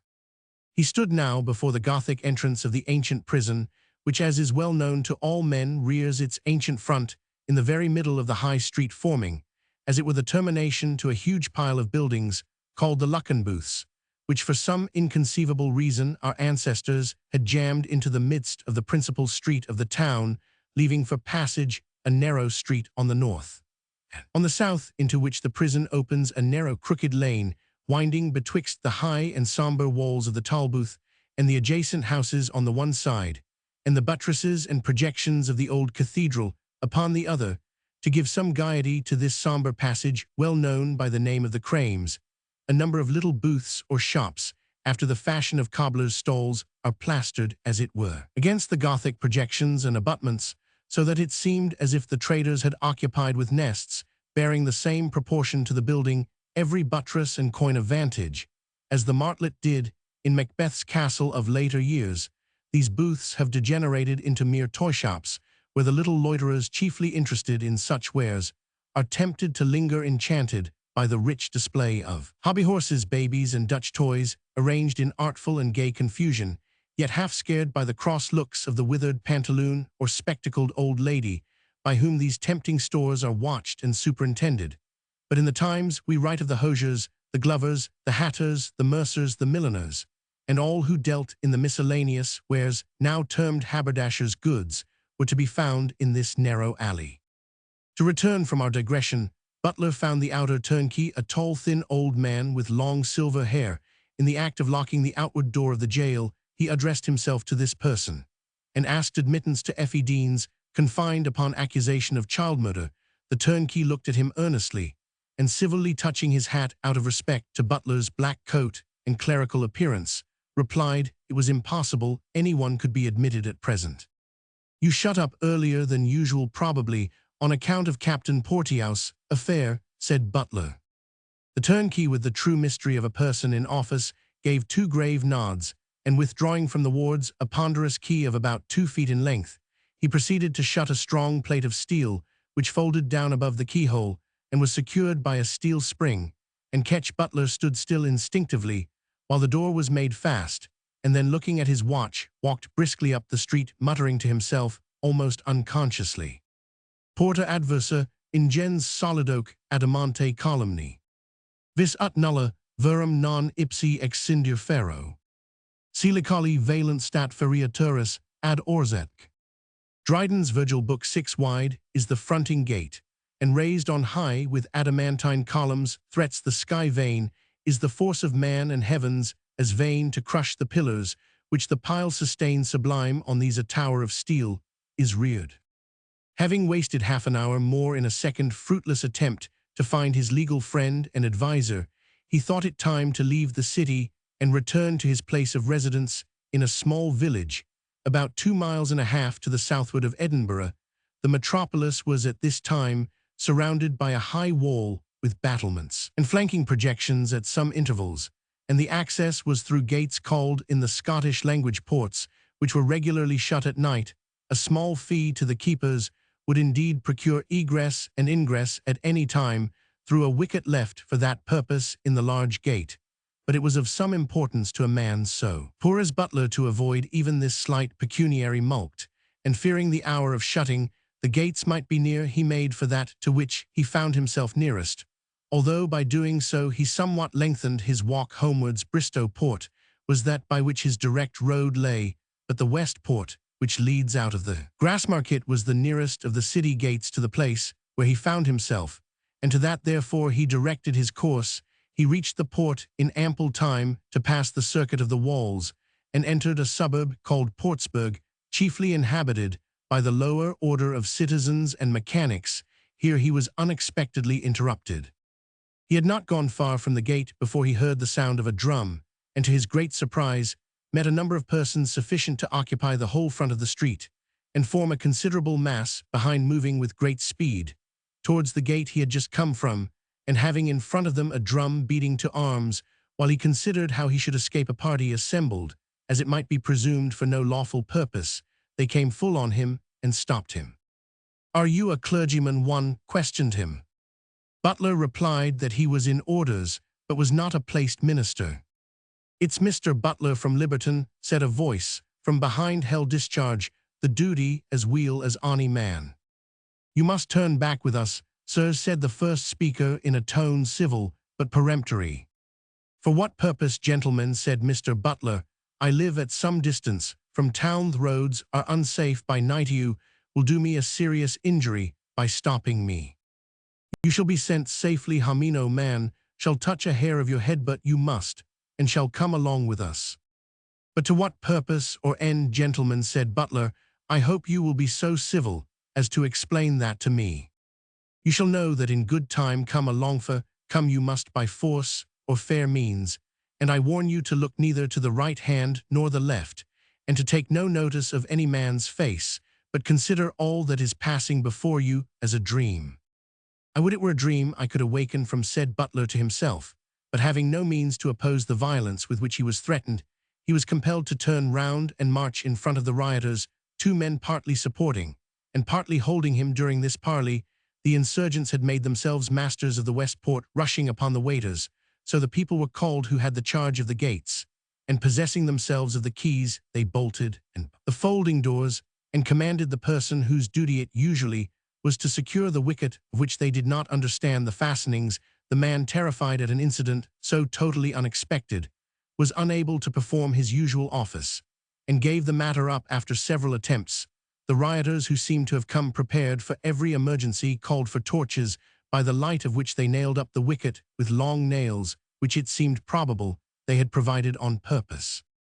While this was going on, Butler could not, even if he had been willing, avoid making remarks on the individuals who seemed to lead this singular mob. The torchlight, while it fell on their forms and left him in the shade, gave him an opportunity to do so without their observing him. Several of those who seemed most active were dressed in sailors' jackets, trousers, and sea-caps, others in large loose-bodied greatcoats and slouched hats, and there were several who, judging from their dress, should have been called women, whose rough, deep voices, uncommon size, and masculine deportment and mode of walking forbade them. Being so interpreted, they moved, as if by some well-concerted plan of arrangement. They had signals by which they knew, and nicknames by which they distinguished each other. Butler remarked that the name of Wildfire was used among them, to which one stout Amazon seemed to reply. The rioters left a small party to observe the West Port, and directed the waiters as they valued their lives to remain within their lodge, and make no attempt for that night to repossess themselves of the gate. They then moved with rapidity along the low street, called the Cowgate, the mob of the city, everywhere rising at the sound of their drum, and joining them when the multitude arrived at the Cowgate port. They secured it with as little opposition as the former made it fast, and left a small party to observe it. It was afterwards remarked as a striking instance of prudence and precaution, singularly combined with audacity, that the parties left to guard those gates did not remain stationary on their posts, but flitted to and fro, keeping so near the gates as to see that no efforts were made to open them, yet not remaining so long as to have their persons closely observed. The mob, at first only about 100 strong, now amounted to thousands, and were increasing every moment they divided themselves, so as to ascend with more speed the various narrow lanes which lead up from the Cowgate to the High Street, and still beating to arms as they went, and calling on all true Scotsmen to join them, they now filled the principal street of the city. The Netherbow Port might be called the Temple Bar of Edinburgh, as intersecting the High Street at its termination, it divided Edinburgh, properly so called, from the suburb, named the Canongate, as Temple Bar separates London from Westminster. It was of the utmost importance to the rioters to possess themselves of this pass, because there was quartered in the Canongate, at that time, regiment of infantry, commanded by Colonel Moyle, which might have occupied the city by advancing through this gate, and would possess the power of totally defeating their purpose. The leaders therefore hastened to the Netherbow Port, which they secured in the same manner, and with as little trouble as the other gates, leaving a party to watch it strong in proportion to the importance of the post. The next object of these hardy insurgents was at once to disarm the city guard, and to procure arms for themselves, for scarce any weapons, but staves and bludgeons had been yet seen among them. The guardhouse was a long, low, ugly building, removed in 1787, which, to a fanciful imagination, might have suggested the idea of a long black snail crawling up the middle of the High Street, and deforming its beautiful esplanade. This formidable insurrection had been so unexpected that there were no more than the ordinary sergeant's guard of the city corps upon duty.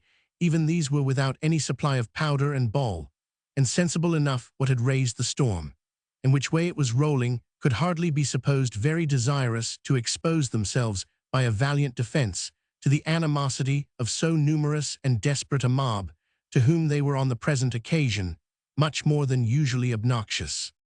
There was a sentinel upon guard, who, that one town-guard soldier might do his duty on that eventful evening, presented his piece, and desired the foremost of the rioters to stand off. The young Amazon, whom Butler had observed particularly active, sprung upon the soldier, seized his musket, and after a struggle succeeded in wrenching it from him and throwing him down on the causeway. One or two soldiers, who endeavored to turn out to the support of their sentinel, were in the same manner seized and disarmed, and the mob without difficulty possessed themselves of the guardhouse. Disarming and turning out of doors the rest of the men on duty, it was remarked that notwithstanding the city soldiers had been the instruments of the slaughter, which this riot was designed to revenge, no ill usage or even insult was offered to them. It seemed as if the vengeance of the people disdained to stoop at any head meaner than that which they considered as the source and origin of their injuries. On possessing themselves of the guard, the first act of the multitude was to destroy the drums, by which they supposed an alarm might be conveyed to the garrison in the castle. For the same reason they now silenced their own, which was beaten by a young fellow son to the drummer of Portsburg, whom they had forced upon that service. Their next business was to distribute among the boldest of the rioters the guns, bayonets, partisans, halberts, and battle or lacheber axes. Until this period, the principal rioters had preserved silence on the ultimate object of their rising, as being that which all knew, but none expressed. Now, however, having accomplished all the preliminary parts of their design, they raised a tremendous shout of Porteous, Porteous, to the Tolbooth, to the Tolbooth. Tolbooth Canongate. They proceeded with the same prudence when the object seemed to be nearly in their grasp, as they had done hitherto. When success was more dubious, a strong party of the rioters, drawn up in front of the Lucken booths, and facing down the street, prevented all access. From the eastward and the west end of the defile, formed by the Lucken booths, was secured in the same manner, so that the Tolbooth was completely surrounded, and those who undertook the task of breaking it open effectually secured against the risk of interruption. The magistrates, in the meanwhile, had taken the alarm and assembled in a tavern with the purpose of raising some strength to subdue the rioters. The deacons or presidents of the trades were applied to, but declared there was little chance of their authority being respected by the craftsmen, where it was the object to save a man so obnoxious. Mr. Lindsay, Member of Parliament for the city, volunteered the perilous task of carrying a verbal message from the Lord Provost to Colonel Moyle, the commander of the regiment lying in the Canongate, requesting him to force the Netherbow port and enter the city to put down the tumult.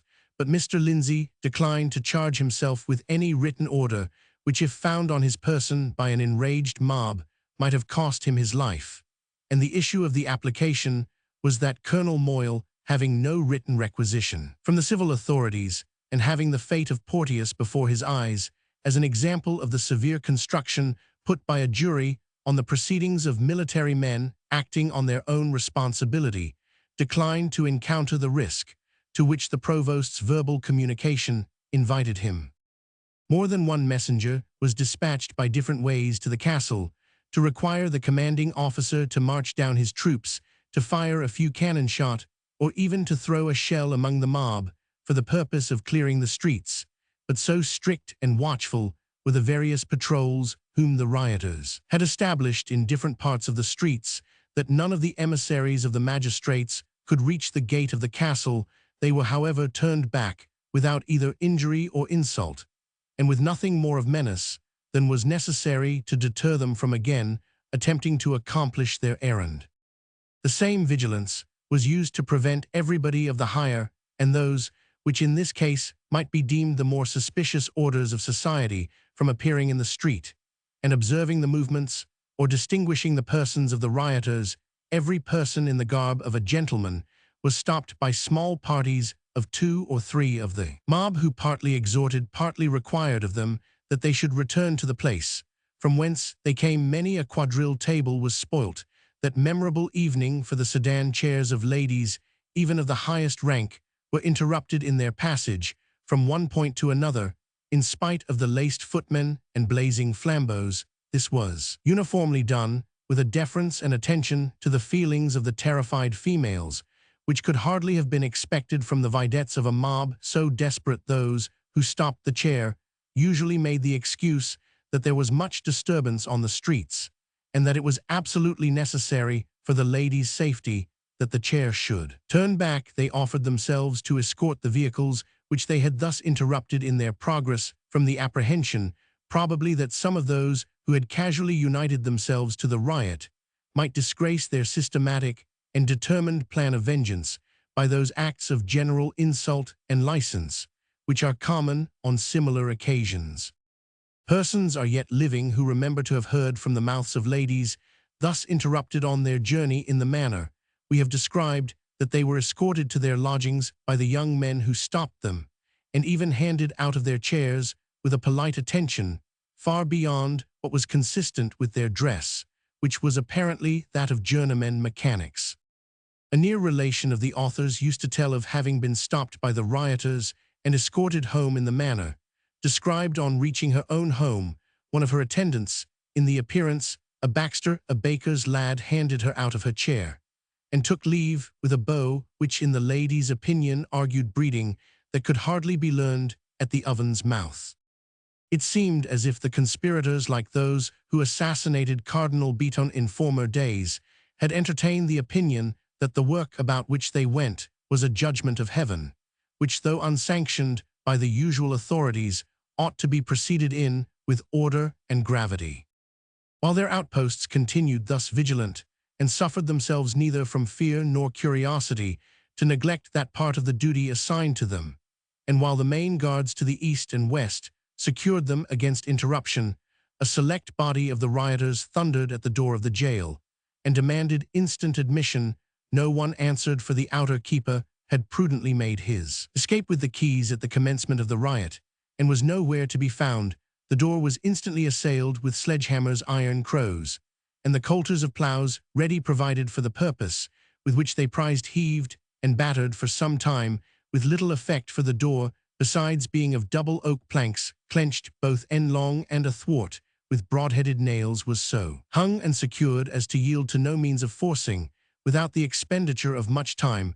The rioters, however, appeared determined to gain admittance. Gang after gang relieved each other at the exercise, for of course only a few could work at once, but gang after gang retired exhausted with their violent exertions, without making much progress in forcing the prison door. Butler had been led up near to this, the principal scene of action, so near indeed that he was almost deafened by the unceasing clang of the heavy forehammers against the iron-bound portal of the prison. He began to entertain hopes, as the task seemed protracted, that the populace might give it over in despair, or that some rescue might arrive to disperse them. There was a moment at which the latter seemed probable. The magistrates, having assembled their officers, and some of the citizens who were willing to hazard themselves for the public tranquillity, now sallied forth from the tavern where they held their sitting, and approached the point of danger. Their officers went before them, with links and torches, with a herald to read the riot act. If necessary, they easily drove before them the outposts and vedettes of the rioters. But when they approached the line of guard, which the mob, or rather we should say the conspirators, had drawn across the street in the front of the Luckin booths, they were received with an unintermitted volley of stones, and on their nearer approach the pikes, bayonets, and lochaber-axes, of which the populace had possessed themselves, were presented against them. One of their ordinary officers, a strong, resolute fellow, went forward, seized a rioter, and took from him a musket, but being unsupported, he was instantly thrown on his back in the street, and disarmed in his turn. The officer was too happy to be permitted to rise and run away without receiving any farther injury, which afforded another remarkable instance of the mode in which these men had united a sort of moderation towards all others, with the most inflexible inveteracy against the object of their resentment. The magistrates, after vain attempts to make themselves heard, and obeyed, possessing no means of enforcing their authority, were constrained to abandon the field to the rioters, and retreat in all speed from the showers of missiles that whistled around their ears. The passive resistance of the Tolbooth gate promised to do more to baffle the purpose of the mob than the active interference of the magistrates. The heavy sledgehammers continued to din against it without intermission, and with a noise which echoed from the lofty buildings around the spot, seemed enough to have alarmed the garrison in the castle.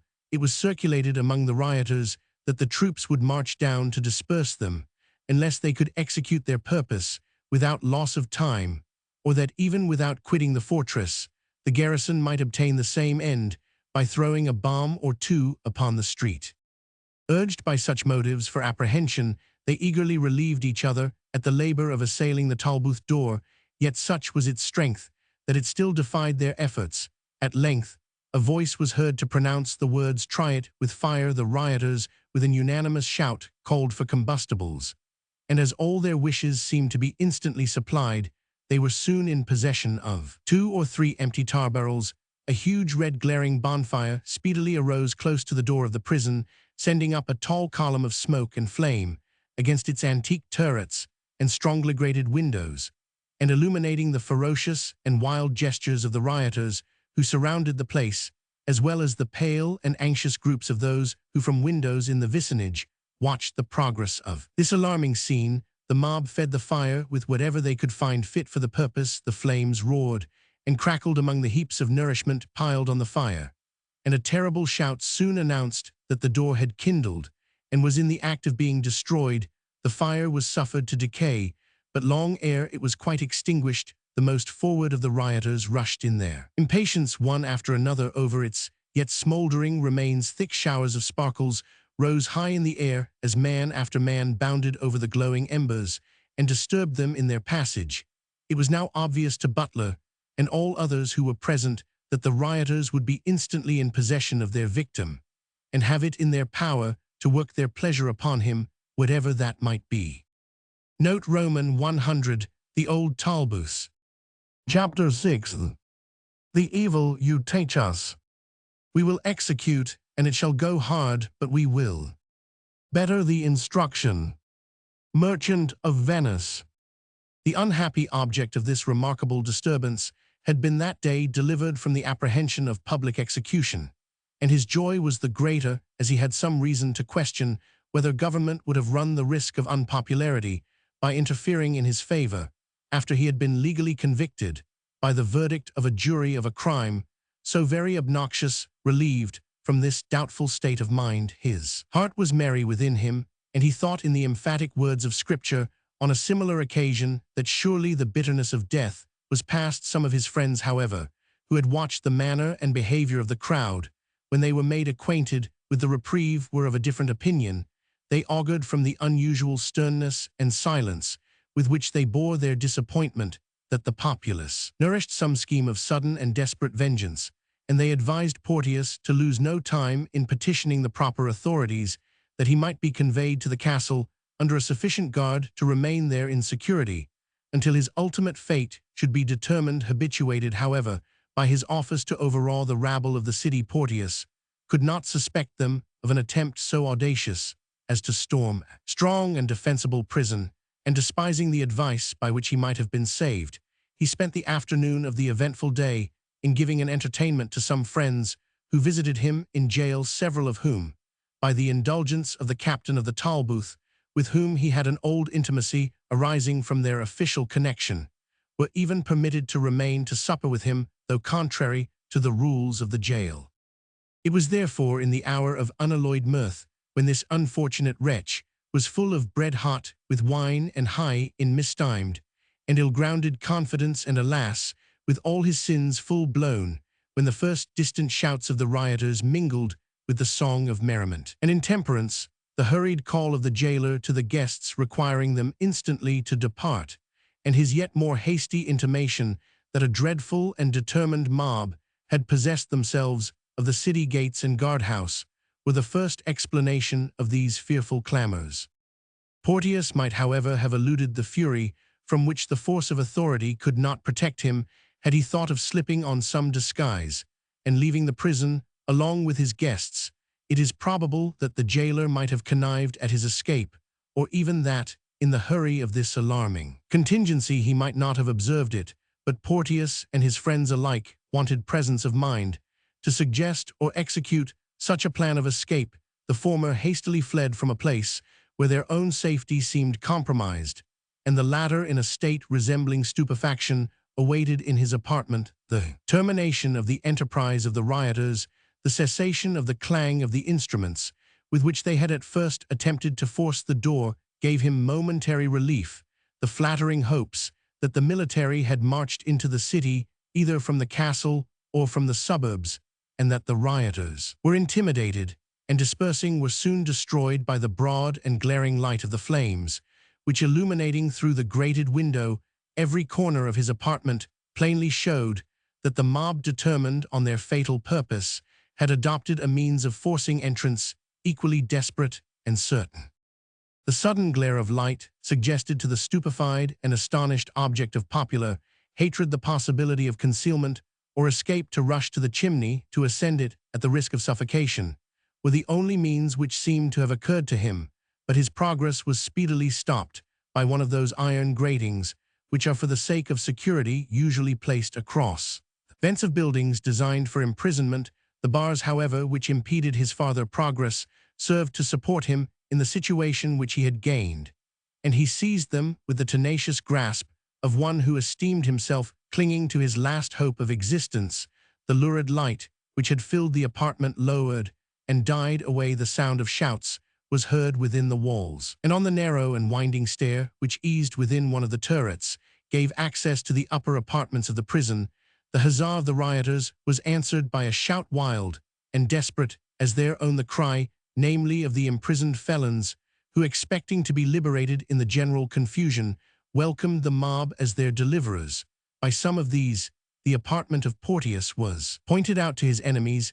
The obstacle of the lock and bolts was soon overcome, and from his hiding place, the unfortunate man heard his enemies search every corner of the apartment with oaths and maledictions, which would but shock the reader if we recorded them, but which served to prove, could it have admitted of doubt, the settled purpose of soul with which they sought his destruction. A place of concealment so obvious to suspicion and scrutiny as that which Porteous had chosen could not long screen him from detection, he was dragged from his lurking place, with a violence which seemed to argue an intention to put him to death on the spot. More than one weapon was directed towards him, when one of the rioters, the same whose female disguise had been particularly noticed by Butler, interfered in an authoritative tone. "Are ye mad," he said, "or would ye execute an act of justice, as if it were a crime and a cruelty? This sacrifice will lose half its savour, if we do not offer it at the very horns of the altar. We will have him die where a murderer should die on the common gibbet. We will have him die where he spilled the blood of so many innocents." A loud shout of applause followed the proposal, and the cry to the gallows with the murderer to the Grassmarket with him echoed on all hands. "Let no man hurt him," continued the speaker. "Let him make his peace with God. If he can, we will not kill both his soul and body." "What time did he give better folk for preparing their account?" answered several voices. "Let us meet to him with the same measure he measured to them." But the opinion of the spokesman better suited the temper of those he addressed, a temper rather stubborn than impetuous, sedate, though ferocious, and desirous of coloring their cruel and revengeful action with a show of justice and moderation.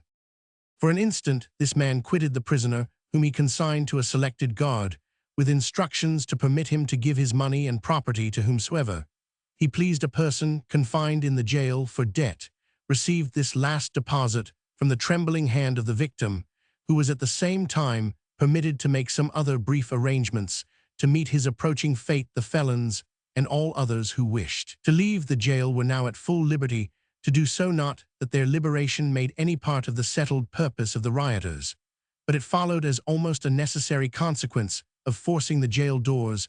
With wild cries of jubilee, they joined the mob or disappeared among the narrow lanes to seek out the hidden receptacles of vice and infamy where they were accustomed to lurk and conceal themselves from justice. Two persons, a man about 50 years old and a girl about 18, were all who continued within the fatal walls, excepting 2 or 3 debtors who probably saw no advantage in attempting their escape. The persons we have mentioned remained in the strong room of the prison, now deserted by all others. One of their late companions in misfortune called out to the man to make his escape in the tone of an acquaintance. "Rin, for at Ratcliffe'th roads clear." "It may be Sae, Willie," answered Ratcliffe composedly, "but I have ta'en a fancy to leave aft trade and set up for an honest man." "Stay there and be hanged, then, for a donnered old devil," said the other, and ran down the prison stair. The person in female attire, whom we have distinguished as one of the most active rioters, was about the same time at the ear of the young woman. "Flee, Effie, flee," was all he had time to whisper. She turned towards him an eye of mingled fear, affection, and upbraiding, all contending. With a sort of stupefied surprise, he again repeated, "Flee, Effie, flee, for the sake of all that's good and dear to you." Again she gazed on him, but was unable to answer. A loud noise was now heard, and the name of Madge Wildfire was repeatedly called from the bottom of the staircase.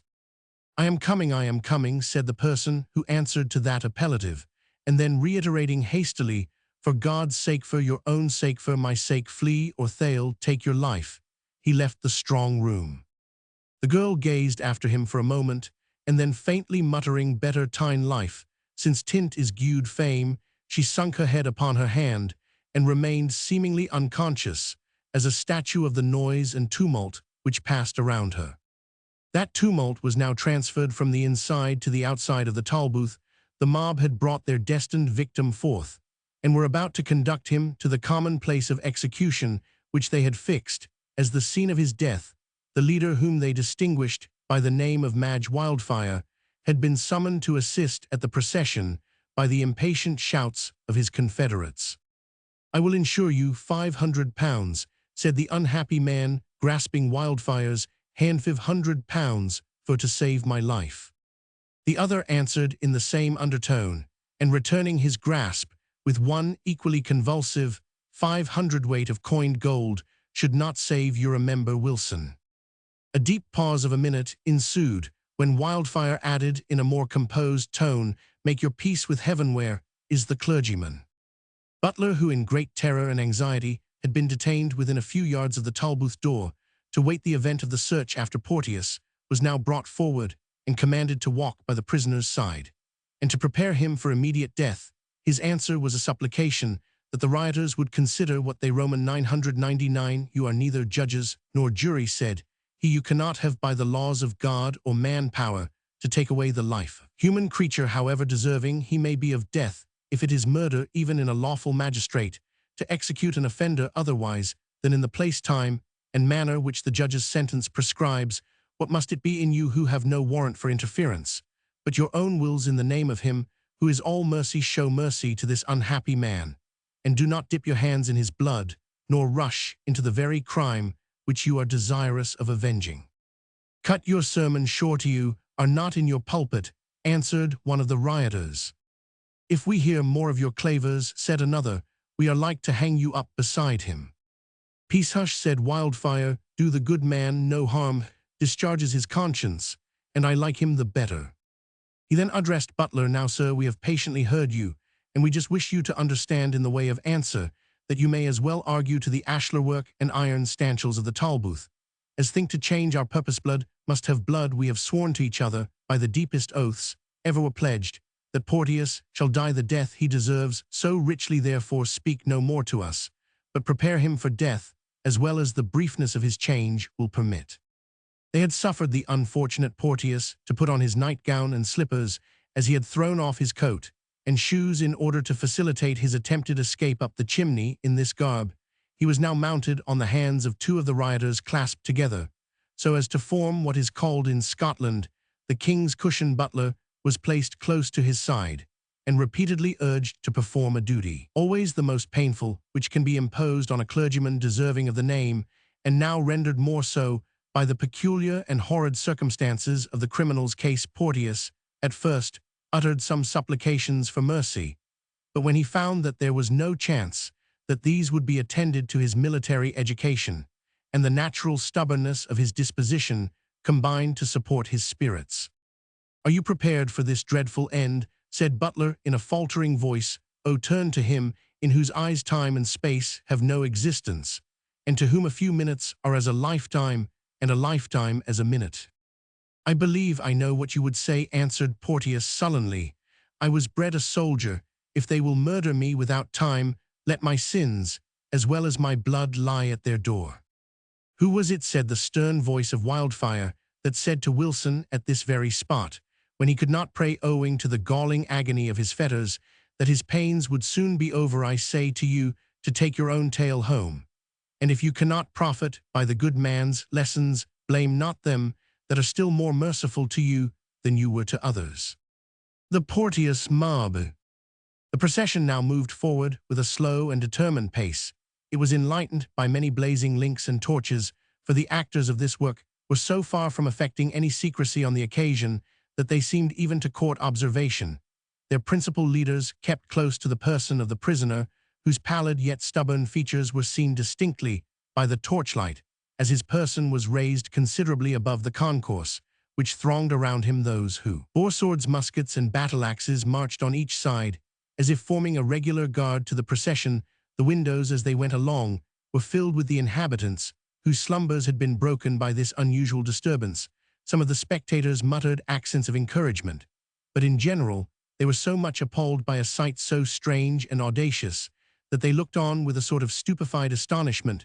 No one offered by act or word the slightest interruption. The rioters, on their part, continued to act with the same air of deliberate confidence and security which had marked all their proceedings. When the object of their resentment dropped one of his slippers, they stopped, sought for it, and replaced it upon his foot with great deliberation. This little incident, characteristic of the extreme composure of this extraordinary mob, was witnessed by a lady who, disturbed like others from her slumbers, had gone to the window. It was told to the author by the lady's daughter. As they descended the bow towards the fatal spot where they designed to complete their purpose, it was suggested that there should be a rope kept in readiness for this purpose.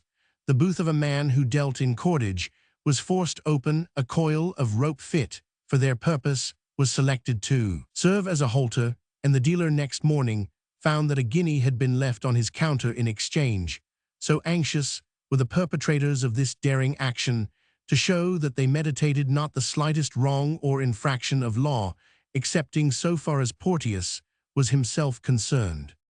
Leading or carrying along with them, in this determined and regular manner, the object of their vengeance, they at length reached the place of common execution, the scene of his crime and destined spot of his sufferings. Several of the rioters, if they should not rather be described as conspirators, endeavored to remove the stone which filled up the socket in which the end of the fatal tree was sunk, when it was erected for its fatal purpose.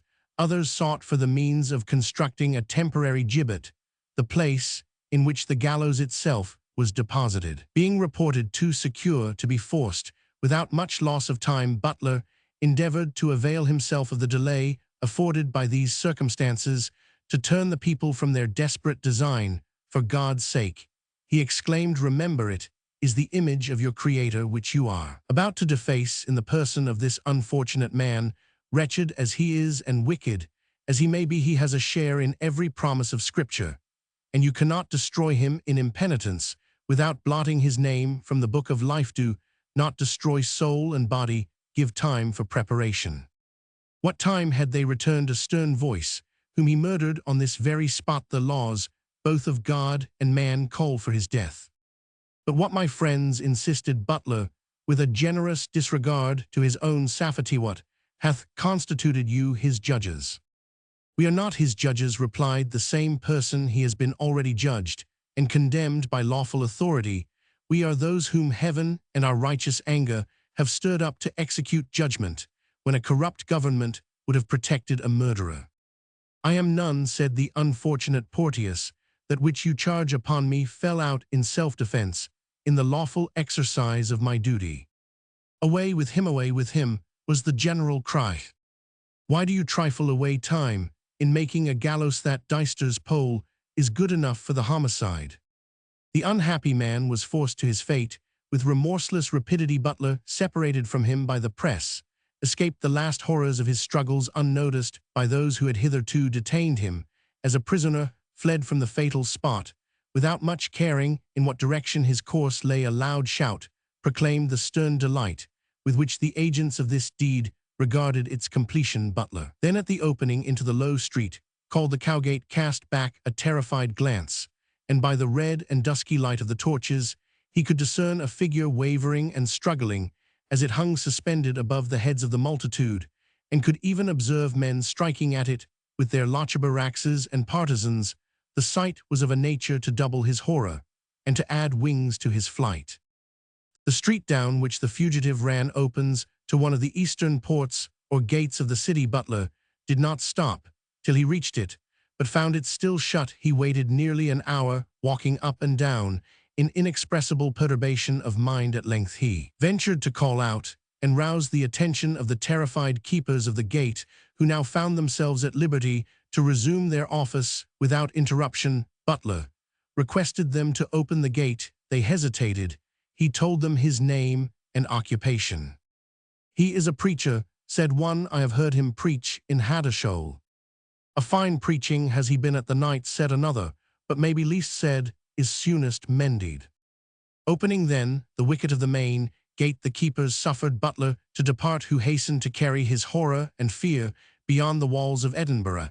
His first purpose was instantly to take the road homeward, but other fears and cares connected with the news he had learned in that remarkable day induced him to linger in the neighborhood of Edinburgh until daybreak. More than one group of persons passed him as he was whiling away the hours of darkness that yet remained, whom, from the stifled tones of their discourse, the unwonted hour when they travelled, and the hasty pace at which they walked, he conjectured to have been engaged in the late fatal transaction.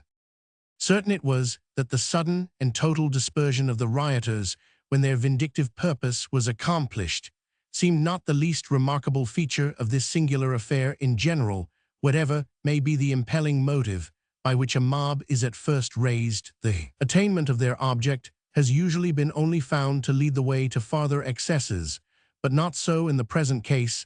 They seemed completely satiated with the vengeance they had prosecuted with such staunch and sagacious activity, when they were fully satisfied that life had abandoned their victim, they dispersed in every direction, throwing down the weapons which they had only assumed to enable them to carry through their purpose.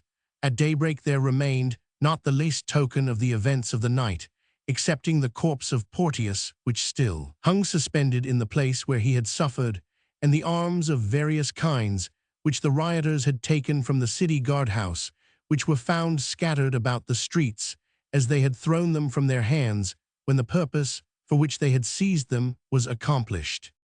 The ordinary magistrates of the city resumed their power, not without trembling at the late experience of the fragility of its tenure, to march troops into the city, and commence a severe inquiry into the transactions of the preceding night, were the first marks of returning energy which they displayed.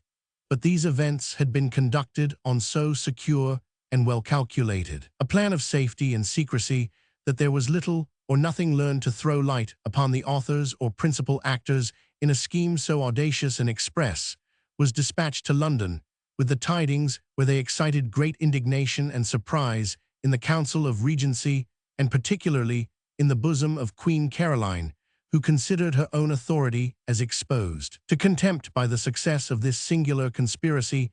Nothing was spoke of for some time save the measure of vengeance, which should be taken not only on the actors of this tragedy so soon as they should be discovered, but upon the magistrates who had suffered it to take place, and upon the city which had been the scene where it was exhibited. On this occasion it is still recorded in popular tradition that Her Majesty, in the height of her displeasure, told the celebrated John Duke of Argyll that sooner than submit to such an insult, she would make Scotland a hunting field.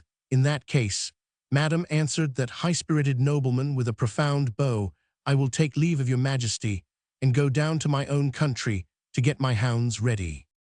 The import of the reply had more than met the ear, and as most of the Scottish nobility and gentry seemed actuated by the same national spirit, the royal displeasure was necessarily checked. In mid-volley and milder courses were recommended and adopted, to some of which we may hereafter have occasion to advert. Note Roman 500 Memorial concerning the murder of Captain Porteus. Chapter 7. Arthur's seat shall be my bed. The sheets shall near be pressed by me. St. Anton's well shall be my drink. Sin my true love's forsaken me. Old song. If I were to choose a spot from which the rising or setting sun could be seen to the greatest possible advantage, it would be that wild path winding around the foot of the high belt of semicircular rocks called Salisbury Crags, and marking the verge of the steep descent which slopes down into the glen on the southeastern side of the city of Edinburgh. The prospect in its general outline commands a close-built, high-polled city stretching itself out beneath in a form which to a romantic imagination may be supposed to represent that of a dragon, now a noble arm of the sea, with its rocks, isles, distant shores, and boundary of mountains, and now a fair and fertile champaign country, varied with hill, dale, and rock, and skirted by the picturesque ridge of the Pentland Mountains. But as the path gently circles around the base of the cliffs, the prospect, composed as it is of these enchanting and sublime objects, changes at every step, and presents them blended with or divided from each other in every possible variety, which can gratify the eye and the imagination when a piece of scenery so beautiful, yet so varied, so exciting by its intricacy, and yet so sublime, is lighted up by the tints of morning or of evening, and displays all that variety of shadowy depth exchanged with partial brilliancy, which gives character even to the tamest of landscapes. The effect approaches near to enchantment. This path used to be my favorite evening and morning resort. When engaged with a favorite author or new subject of study, it is, I am informed, now become totally impassable, a circumstance which, if true, reflects little credit on the taste of the good town or its leaders. A beautiful and solid pathway has within a few years been formed around these romantic rocks, and the author has the pleasure to think that the passage in the text gave rise to the undertaking.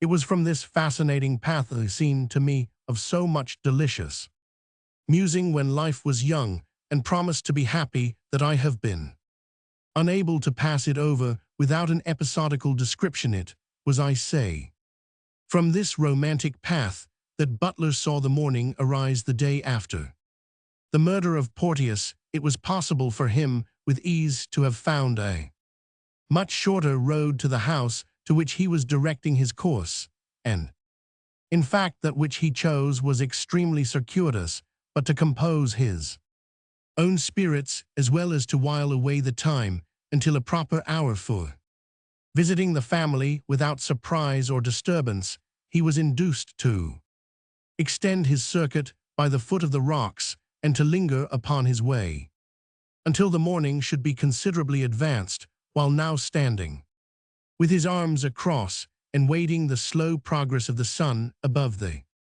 horizon, now sitting upon one of the numerous fragments which storms had detached from the rocks above him. He is meditating alternately upon the horrible catastrophe which he had witnessed and upon the melancholy and, to him, most interesting news which he had learned at Saddletrees. We will give the reader to understand who Butler was and how his fate was connected with that of Effie Deans, the unfortunate handmaiden of the careful Mrs. Saddletree.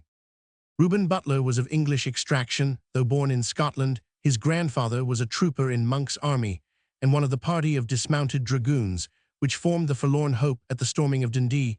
In 1651, Stephen Butler called from his talents in reading and expounding scripture. Stephen and Bible Butler was a staunch independent and received in its fullest comprehension the promise that the saints should inherit the earth, as hard knocks were what had chiefly fallen to his share hitherto in the division of this common property. He lost not the opportunity which the storm and plunder of a commercial place afforded him to appropriate as large a share of the better things of this world as he could possibly compass. It would seem that he had succeeded indifferently well, for his exterior circumstances appeared in consequence of this event to have been much mended. The troop to which he belonged was quartered at the village of Dalkeith, as forming the bodyguard of Monk, who, in the capacity of general for the Commonwealth, resided in the neighbouring castle. When on the eve of the Restoration, the general commenced his march from Scotland, a measure pregnant with such important consequences, he new-modelled his troops, and more especially those immediately about his person, in order that they might consist entirely of individuals devoted to himself. On this occasion, Scripture, Stephen was weighed in the balance, and found wanting, it was supposed. He felt no call to any expedition which might endanger the reign of the military sainthood, and that he did not consider himself as free in conscience to join with any party which might be likely ultimately to acknowledge the interest of Charles Stuart, the son of the last man, as Charles Roman I was familiarly and irreverently termed by them in their common discourse, as well as in their more elaborate predications and harangues. As the time did not admit of cashiering such dissidents, Stephen Butler was only advised in a friendly way to give up his horse and accoutrements to one of Middleton's old troopers who possessed an accommodating conscience of a military stamp, and which squared itself chiefly upon those of the colonel and paymaster. As this hint came recommended by a certain sum of arrears, presently payable, Stephen had carnal wisdom enough to embrace the proposal, and with great indifference saw his old corps depart for Coldstream on their route for the south to establish the tottering government of England on a new basis. The zone of the extroper, to use Horace's phrase, was weighty enough to purchase a cottage, and 2 or 3 fields still known by the name of Beersheba, within about a Scottish mile of Dalkeith, and there did Stephen establish himself with a youthful helpmate chosen out of the said village, whose disposition to a comfortable settlement on this side of the grave reconciled her to the gruff manners, serious temper, and weather-beaten features of the martial enthusiast. Stephen did not long survive the falling on evil days and evil tongues of which Milton, in the same predicament, so mournfully complains at his death.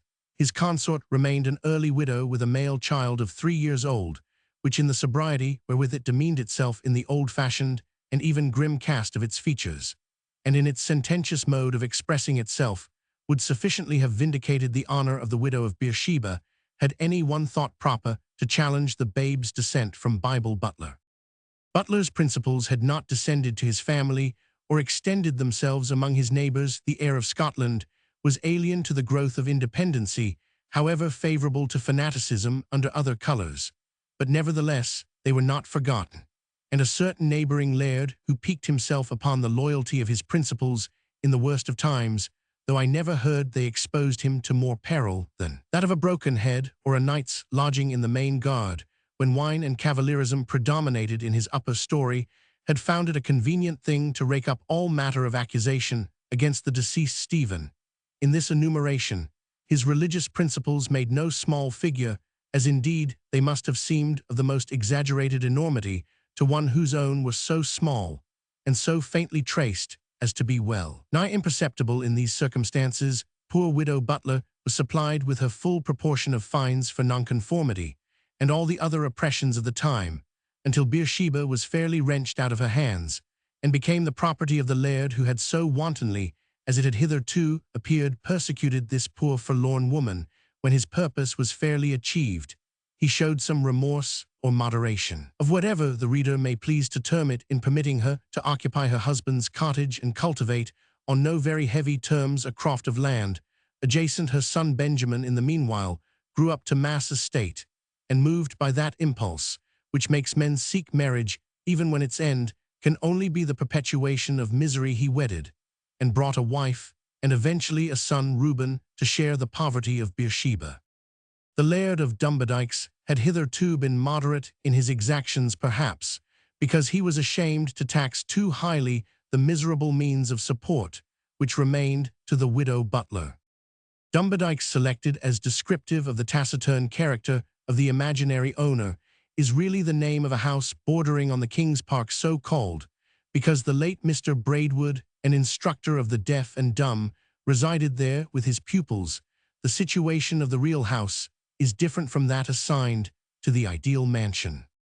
But when a stout, active young fellow appeared as the labourer of the croft in question, Dumbardickes began to think so broad a pair of shoulders might bear an additional burden. He regulated, indeed, his management of his dependents, who fortunately were but few in number, much upon the principle of the carters, whom he observed loading their carts at a neighbouring coal-hill, and who never failed to clap an additional brace of hundredweights on their burden, so soon as by any means they had compassed a new horse of somewhat superior strength to that which had broken down the day before. However reasonable this practice appeared to the Laird of Dumbardickes, he ought to have observed that it may be overdone, and that it infers as a matter of course the destruction and loss of both horse and cart and loading. Even so it befell, when the additional prestations came to be demanded of Benjamin Butler, a man of few words and few ideas, but attached to Beersheba with a feeling like that which a vegetable entertains to the spot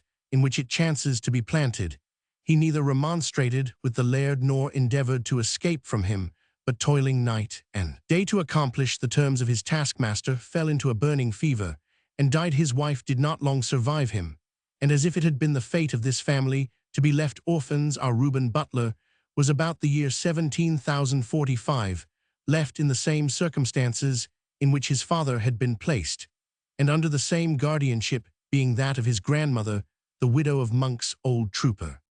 The same prospect of misery hung over the head of another tenant of this hard-hearted lord of the soil. This was a tough, true-blue Presbyterian called Deans, who, though most obnoxious to the laird on account of principles in church and state, contrived to maintain his ground upon the estate by regular payment of mail duties, kine, arrearage, carriage, dry multure, lock, gowpen, and knaveship, and all the various exactions now commuted for money, and summed up in the emphatic word rent. But the years 1700 and 1701, long remembered in Scotland for dearth and general distress, subdued the stout heart of the agricultural Whig. Citations by the ground officer, decreets of the Baron Court, sequestrations, poindings of outside and inside plenishing flew about his ears, as fast as the Tory bullets whistled around those of the Covenanters at Pentland Bothwell Brig, or Ersmoss. Struggle as he might, and he struggled gallantly. Deuce David Deans was rooted horse and foot, and lay at the mercy of his grasping landlord. Just at the time that Benjamin Butler died, the fate of each family was anticipated, but they who prophesied their expulsion to beggary and ruin were disappointed by an accidental circumstance.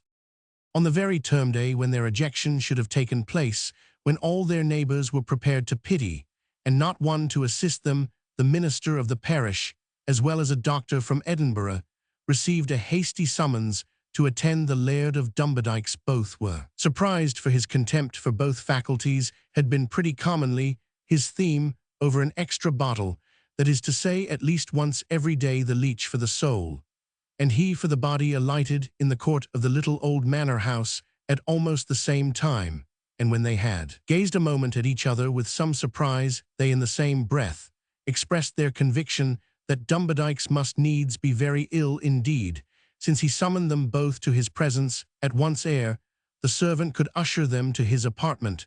The party was augmented by a man of law, Nishil Novit, writing himself procurator before the sheriff court, for in those days there were no solicitors. This latter personage was first summoned to the apartment of the laird, where after some short space the sole-cura and the body-cura were invited to join him. Dumbardyke's had been by this time transported into the best bedroom, used only upon occasions of death and marriage, and called from the former of these occupations the dead room. There were in this apartment, besides the sick person himself and Mr. Novit, the son and heir of the patient, a tall, gawky, silly-looking boy of 14 or 15, and a housekeeper, a good, buxom figure of a woman betwixt 40 and 50, who had kept the keys and managed matters at Dumbardyke's. Since the lady's death, it was to these attendants that Dumbardyke's addressed himself pretty nearly in the following words: temporal and spiritual matters, the care of his health, and his affairs being strangely jumbled in a head which was never one of the clearest. These are sair times, why me gentlemen and neighbours am yest as ill as at the autumnine, when I was rabbled by the collegianers. Immediately previous to the Revolution, the students at the Edinburgh College were violent anti-Catholics. They were strongly suspected of burning the house of Preston Field, belonging to Sir James Dick, the Lord Provost, and certainly were guilty of creating considerable riots in 16,889. They mistook me mucklessy, cad me a papist, but there was never a papist bit about me. Minister Jock yell take warning, it's a debt we mauna pay, and there stands Nishil Novit that will tell ye I was never gued at paying debts in my life. Mr. Novit yell no. Forget to draw the annual rent that's due on the Earl's band. If I pay debt to other folk, I think they sold pay it to method equals aquals Jock. When ye hae neething else to do, ye may be I sticking in a tree, it will be growing Jock when you're sleeping. The author has been flattered by the assurance that this naive mode of recommending arboriculture, which was actually delivered in these very words by a Highland laird while on his deathbed to his son, had so much weight with a Scottish earl as to lead to his planting a large tract of country. My father told me sae 40 years sin, but I near fan time to mind him. Jock near drink brandy in the morning, it files the stamach sair gin, ye take a morning's draught, let it be aqua mirabilis, Jeanie, there makes it weel. Doctor, my breath is growing as scant as a broken-winded piper's when he has played for 24 hours at a penny wedding. Jeanie, pit the card aineth my head, but it's a needless mass. John, could ye think o' rattling o'er some bit short prayer? It wad do me gude maybe, and keep some queer thoughts out o' my head. Say something, man. I cannot use a prayer like a rat-rhyme, answered the honest clergyman, and if you would have your soul redeemed like a prey from the fowler, laird, you must needs show me your state of mind. And shouldna ye ken that without my telling you, answered the patient, what have I been paying stipend and ta'end parsonage and vicarage for ever sin the autumnine, and I canna get a spell of a prayer for't. The only time I ever asked for ane in my life, gang. Why your wiggery, if that's a ye can do. Old curate Kilstoop wad hae read half the prayer book to me by this time. Why ye, doctor, let's see if he can do onything better for me. The doctor, who had obtained some information in the meanwhile from the housekeeper on the state of his complaints, assured him the medical art could not prolong his life many hours. Then damn Mass John, and you baith, cried the furious and intractable patient, did ye come here for neething, but to tell me that ye canna help me at the pinch? Out why them Jeanie out o' the house, and Jock my curse, and the curse of Cromwell go why ye, if ye gie them either fee or bounteth, or sae muckle as a black pair o' chevrons. Chevrons gloves. The clergyman and doctor made a speedy retreat out of the apartment, while Dumbardyke's fell into one of those transports of violent and profane language which had procured him the surname of Dammadykes, Bring me the brandy bottle, Jeanie, he cried with a voice in which passion contended with pain. I can die as I have lived without fashing any o. Then but there's I thing, he said, sinking his voice, there's I fearful thing hings about my heart, and an anchor of brandy winna wash it away. The Deanses at wouldn't I sequestrated them in the dear years, and now they are to flit thale starving that Beersheba and that old trooper's wife, and her o thale starvethile starve. Look out, Jock, what kind o night is't? Onding o snaw, father, answered Jock, after having opened the window and looked out with great composure. They'll perish in the drifts, said the expiring sinner. They'll perish, why called but ill be het enug, gina tales be true. This last observation was made under breath, and in a tone which made the very attorney shudder. He tried his hand at ghostly advice, probably for the first time in his life, and recommended, as an opiate for the agonized conscience of the laird, reparation of the injuries he had done to these distressed families, which he observed by the way the civil law called restitutio in integrum. But Mammon was struggling with remorse for retaining his place in a bosom he had so long possessed, and he partly succeeded, as an old tyrant proves, often too strong for his insurgent rebels. I cannot, he answered with a voice of despair. It would kill me to Dotho. Can ye bid me pay back siller when ye ken how I want it, or dispone Beersheba, when it lies sae weel into my ain plaidnuic nature, made Dumbadikes and Beersheba, to be I man's land. She did by nishal it wad kill me to part them. But ye maun die whether or no, laird, said Mr. Novitt, and maybe ye wad die easierits, but trying ill scroll the disposition in nae time. Dinna speak out, sir, replied Dumbadikes, or ill fling the stoop at your head. But Jock, lad, ye see how the world warsels why me on my deathbed, kind to the pure creatures the Deanses, and the buttless kind to them. Jock, dinna let the world get a grip o ye, Jock, but keep the gear thegither. And whate'er ye do dispone Beersheba at no rate, let the creatures stay at a moderate mailing, and hay bite, and soup it will maybe be the better why your father war he's gone, lad. After these contradictory instructions, the laird felt his mind so much at ease that he drank 3 bumpers of brandy continuously, and suffed awa, as Jeanie expressed it, in an attempt to sing Deal Stick the Minister. His death made a revolution in favor of the distressed families. John Dumby, now of Dumbadikes in his own right, seemed to be close and selfish enough, but wanted the grasping spirit and active mind of his father, and his guardian happened to agree with him in opinion that his father's dying recommendation should be attended to. The tenants, therefore, were not actually turned out of doors among the snowwreaths, and were allowed wherewith to procure buttermilk and peasbannocks, which they ate under the full force of the original malediction. The cottage of Deans, called Woodend, was not very distant from that at Beersheba. Formerly, there had been but little intercourse between the families. Deans was a sturdy Scotsman with all sort of prejudices against the Southern, and the spawn of the Southern. Moreover, Deans was, as we have said, a staunch Presbyterian of the most rigid and unbending adherence to what he conceived to be the only possible straight line, as he was wont to express himself, between right-hand heats and extremes and left-hand defections, and therefore he held in high dread and horror all independents, and whomsoever he supposed allied to them. But notwithstanding these national prejudices and religious professions, Deans and the widow Butler were placed in such a situation as naturally and at length created some intimacy between the families.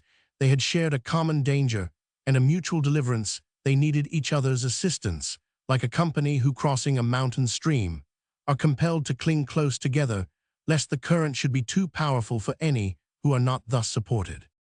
On nearer acquaintance, too, Deans abated some of his prejudices. He found old Mrs. Butler, though not thoroughly grounded in the extent and bearing of the real testimony against the defections of the times, had no opinions in favor of the independent party. Neither was she an Englishwoman. Therefore, it was to be hoped that though she was the widow of an enthusiastic corporal of Cromwell's dragoons, her grandson might be neither schismatic nor anti-national, 2 qualities concerning which Goodman Deans had as wholesome a terror as against papists and malignants. Above all, for Douce Davy Deans had his weak side. He perceived that widow Butler looked up to him with reverence, listened to his advice, and compounded for an occasional fling at the doctrines of her deceased husbands, to which, as we have seen, she was by no means warmly attached, in consideration of the valuable counsels which the Presbyterian afforded her for the management of her little farm.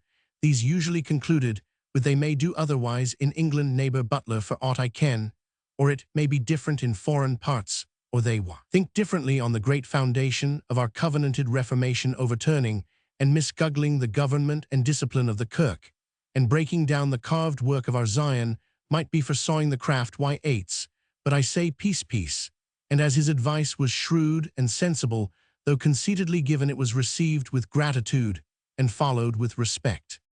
The intercourse which took place betwixt the families at Beersheba and Woodend became strict and intimate at a very early period betwixt Reuben Butler, with whom the reader is already in some degree acquainted, and Jeanie Deans, the only child of Douce Davy Deans by his first wife, that singular Christian woman, as he was wont to express himself, whose name was savoury to all that knew her, for a desirable professor, Christian Menzies, in Hotchmagirdle, the manner of which intimacy and the consequences thereof we now proceed to relate.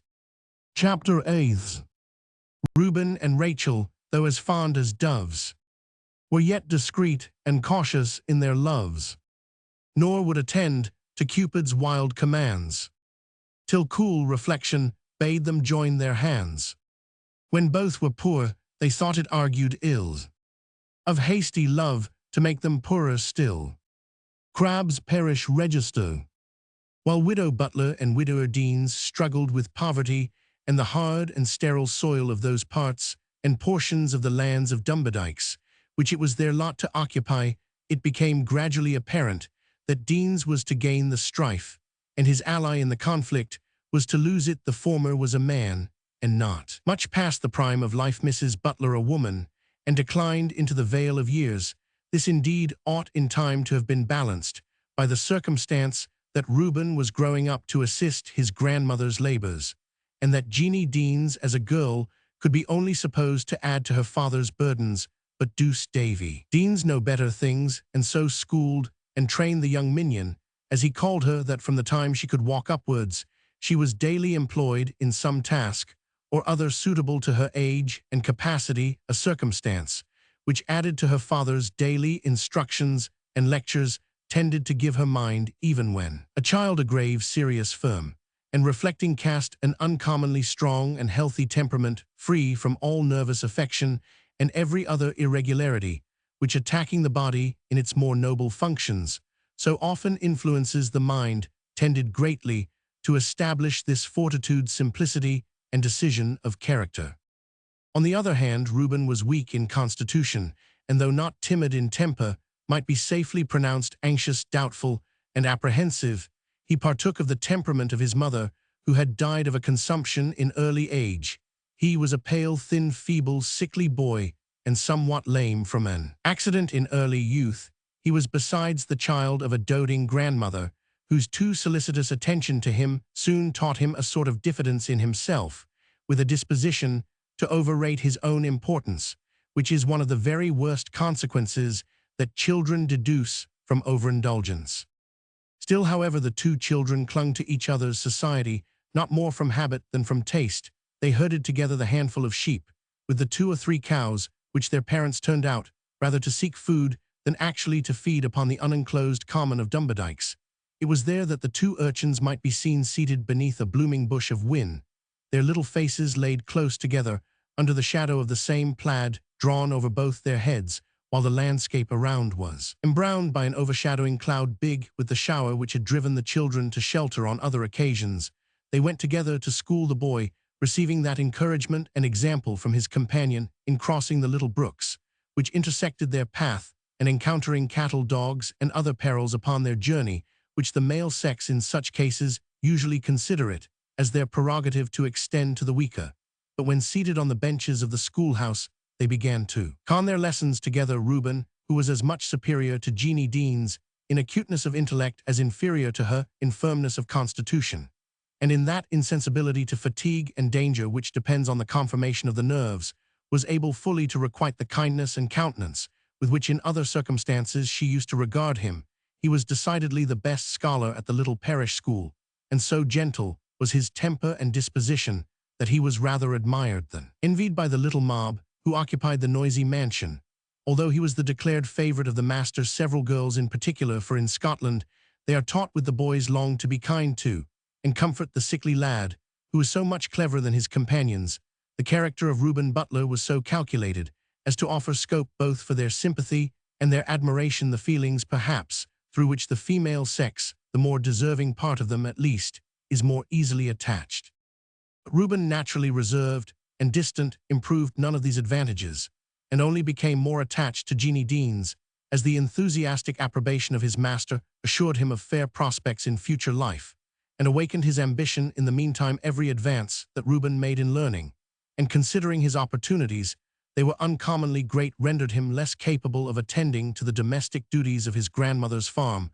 While studying the pons asinorum in Euclid, he suffered every cuddy upon the common to trespass upon a large field of peas belonging to the laird, and nothing but the active exertions of Jeanie Deans with her little dog Dustyfoot could have saved great loss, and consequent punishment. Similar miscarriages marked his progress in his classical studies. He read Virgil's Georgics till he did not know Bara from barley, and had nearly destroyed the crofts of Beersheba while attempting to cultivate them according to the practice of Columella and Cato the censor. These blunders occasioned grief to his grandame, and disconcerted the good opinion which her neighbour Davy Deans had for some time entertained of Reuben.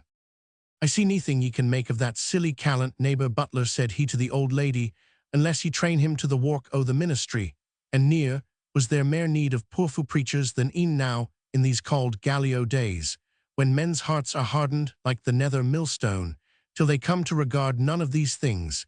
It's evident this pure callant of yours will never be able to do an usufruct day's work unless it be as an ambassador from our master, and I will make it my business to procure a license.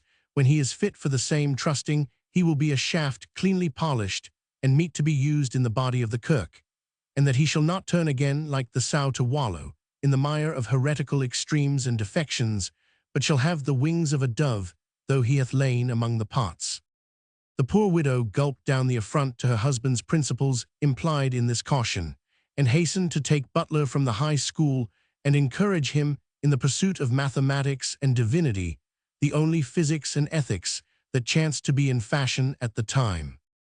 Jeanie Deans was now compelled to part from the companion of her labor, her study, and her pastime, and it was with more than childish feeling that both children regarded the separation.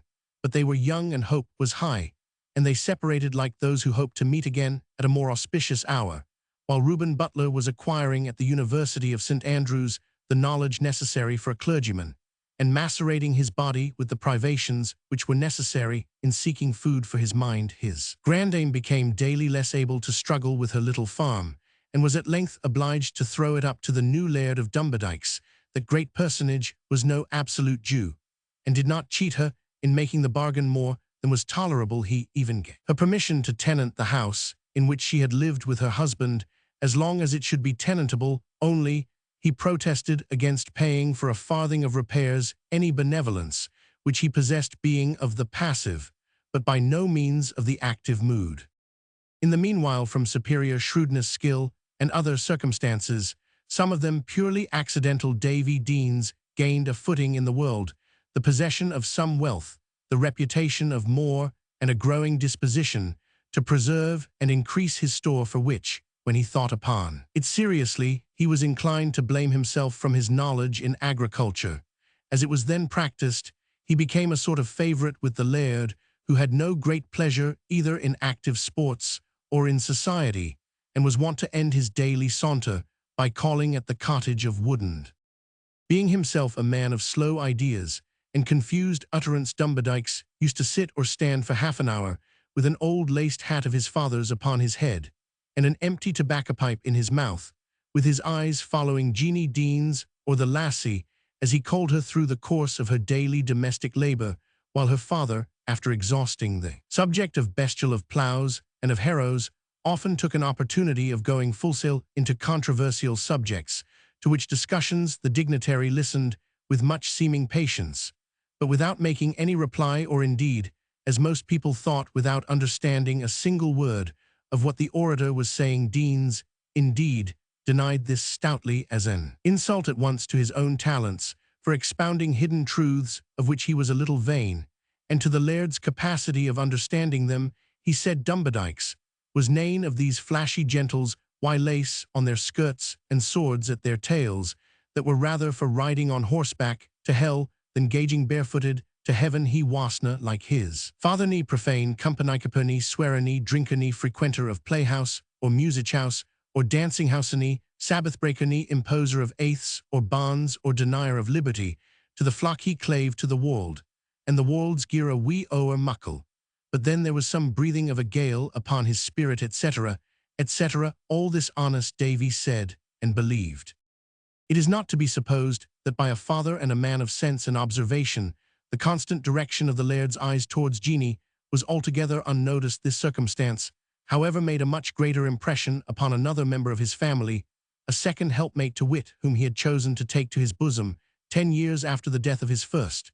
Some people were of opinion that Douce Davy had been rather surprised into this step, for in general he was no friend to marriages, or giving in marriage, and seemed rather to regard that state of society as a necessary evil, a thing lawful, and to be tolerated in the imperfect state of our nature, but which clipped the wings with which we ought to soar upwards, and tethered the soul to its mansion of clay and the creature comforts of wife and bairns.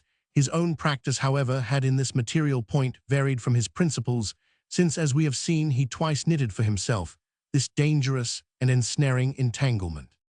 Rebecca, his spouse, had by no means the same horror of matrimony, and as she made marriages in imagination for every neighbour round, she failed not to indicate a match betwixt Dumbadikes and her stepdaughter Jeanie. The goodman used regularly to frown and pshaw whenever this topic was touched upon, but usually ended by taking his bonnet and walking out of the house to conceal a certain gleam of satisfaction, which at such a suggestion involuntarily diffused itself over his austere features. The more youthful part of my readers may naturally ask whether Jeanie Deans was deserving of this mute attention of the Laird of Dumbadikes, and the historian, with due regard to veracity, is compelled to answer that her personal attractions were of no uncommon description. She was short, and rather too stoutly made for her size, had grey eyes, light-coloured hair, a round, good-humoured face much tanned with the sun, and her only peculiar charm was an air of inexpressible serenity, which a good conscience, kind feelings, contented temper, and the regular discharge of all her duties spread over her features. There was nothing, it may be supposed, very appalling in the form or manners of this rustic heroine, yet whether from sheepish bashfulness, or from want of decision and imperfect knowledge of his own mind on the subject, the Laird of Dumbadikes, with his old laced hat and empty tobacco pipe, came and enjoyed the beatific vision of Jeanie Deans day after day, week after week, year after year, without proposing to accomplish any of the prophecies of the stepmother. This good lady began to grow doubly impatient on the subject, when, after having been some years married, she herself presented Douce Davy with another daughter who was named Euphemia, by corruption Effie. It was then that Rebecca began to turn impatient with the slow pace at which the laird's wooing proceeded, judiciously arguing that as Lady Dumbadikes would have but little occasion for torture, the principal part of her Gudeman's substance would naturally descend to the child. By the second marriage, other stepdames have tried less laudable means for clearing the way to the succession of their own children, but Rebecca, to do her justice, only sought little Effie's advantage through the promotion, or which must have generally been accounted such, of her elder sister. She therefore tried every female art within the compass of her simple skill to bring the laird to a point, but had the mortification to perceive that her efforts, like those of an unskilful angler, only scared the trout she meant to catch. Upon one occasion in particular, when she joked with the laird on the propriety of giving mistress to the house of Dumbadikes, he was so effectually startled that neither laced hat, tobacco pipe, nor the intelligent proprietor of these movables visited Wooden for a fortnight. Rebecca was therefore compelled to leave the laird to proceed at his own snail's pace, convinced by experience of the gravedigger's aphorism that your dull ass will not mend his pace for beating. Reuben, in the meantime, pursued his studies at the university, supplying his wants by teaching the younger lads the knowledge he himself acquired, and thus, at once, gaining the means of maintaining himself at the seat of learning and fixing in his mind the elements of what he had already obtained in this manner, as is usual among the poorer students of divinity at Scottish universities, he contrived not only to maintain himself according to his simple wants, but even to send considerable assistance to his sole remaining parent, a sacred duty of which the Scotch are seldom negligent. His progress in knowledge of a general kind, as well as in the studies proper to his profession, was very considerable, but was little remarked owing to the retired modesty of his disposition, which in no respect qualified him to set off his learning to the best advantage. And thus, had Butler been a man given to make complaints, he had his tale to tell like others of unjust preferences, bad luck, and hard usage on these subjects. However, he was habitually silent, perhaps from modesty, perhaps from a touch of pride, or perhaps from a conjunction of both. He obtained his license as a preacher of the gospel with some compliments from the presbytery by whom it was bestowed, but this did not lead to any preferment, and he found it necessary to make the cottage at Beersheba his residence for some months, with no other income than was afforded by the precarious occupation of teaching in one or other of the neighboring families. After having greeted his aged grandmother, his first visit was to Woodend, where he was received by Jeanie with warm cordiality, arising from recollections which had never been dismissed from her mind, by Rebecca with good-humoured hospitality, and by old Deans in a mode peculiar to himself. Highly as Douce Davy honoured the clergy, it was not upon each individual of the cloth that he bestowed his approbation, and a little jealous perhaps at seeing his youthful acquaintance erected into the dignity of a teacher and preacher, he instantly attacked him upon various points of controversy in order to discover whether he might not have fallen into some of the snares, defections, and desertions of the time. Butler was not only a man of staunch Presbyterian principles, but was also willing to avoid giving pain to his old friend by disputing upon points of little importance, and therefore he might have hoped to have come like fine gold out of the furnace of Davy's interrogatories, but the result on the mind of that strict investigator was not altogether so favourable as might have been hoped and anticipated. Old Judith Butler, who had hobbled that evening as far as Woodend in order to enjoy the congratulations of her neighbours upon Reuben's return and upon his high attainments, of which she was herself not a little proud,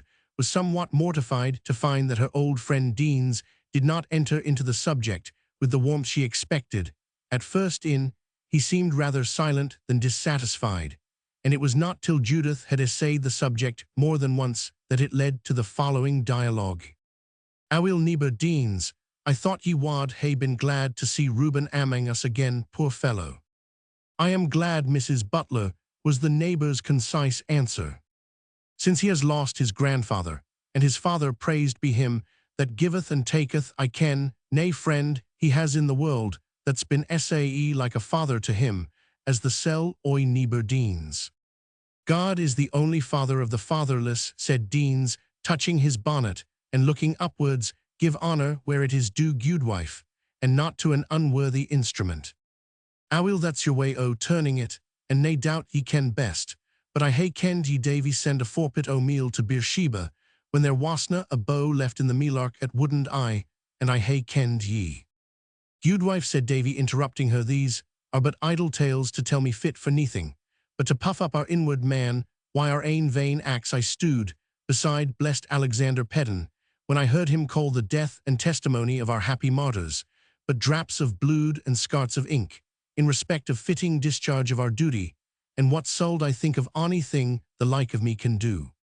Weel, neighbour Deans, ye ken best, but I maun say that I am sure you are glad to see my bairn against Holt's gain now, unless he has to walk o'er mony miles at a stretch, and he has a wee bit colour in his cheek that glads my old een to see it, and he has as decent a black coat as the minister, and I am very heartily glad he is weel and thriving," said Mr. Deans, with a gravity that seemed intended to cut short the subject, but a woman who is bent upon a point is not easily pushed aside from it.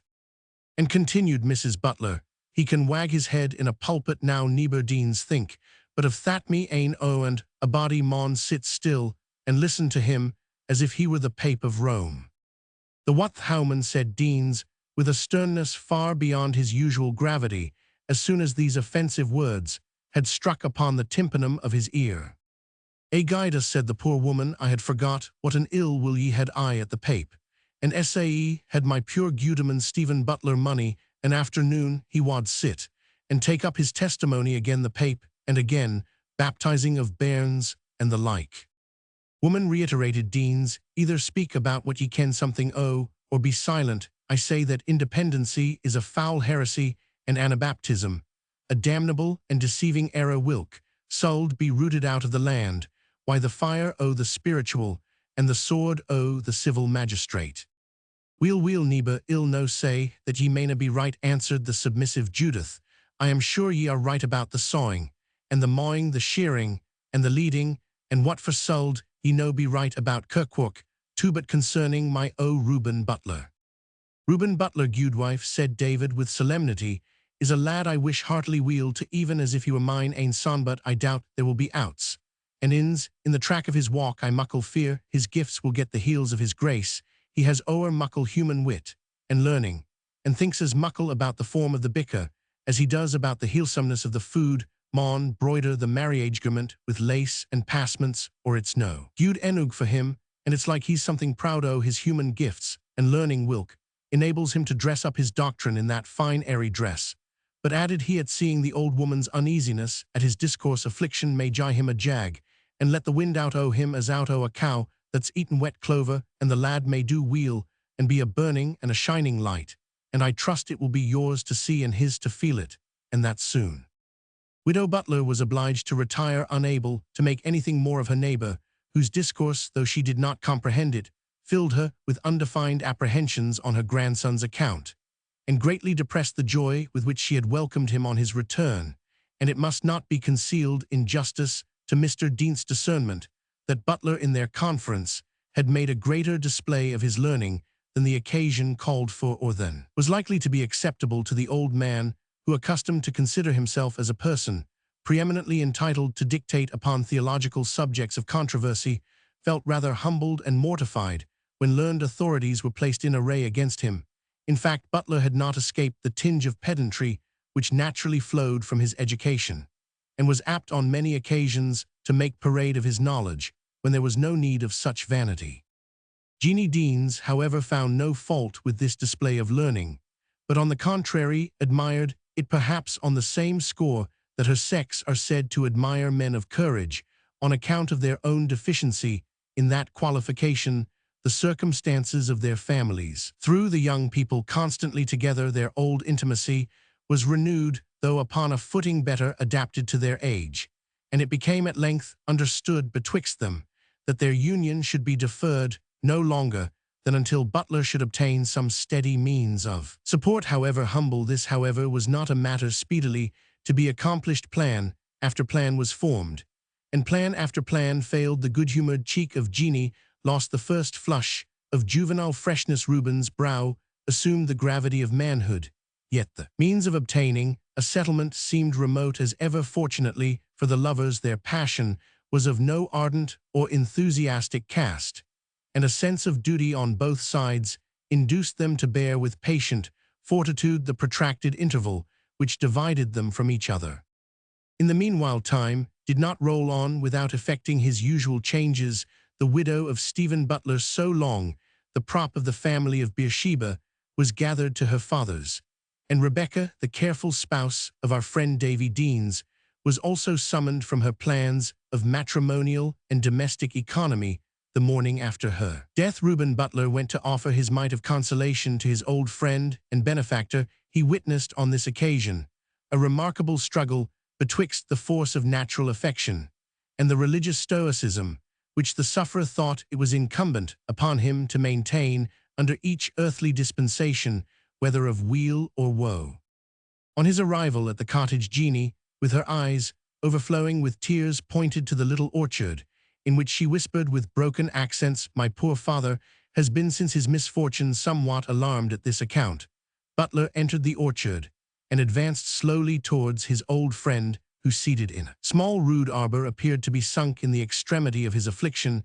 He lifted his eyes somewhat sternly as Butler approached, as if offended at the interruption, but as the young man hesitated whether he ought to retreat or advance, he arose, and came forward to meet him with a self-possessed and even dignified air.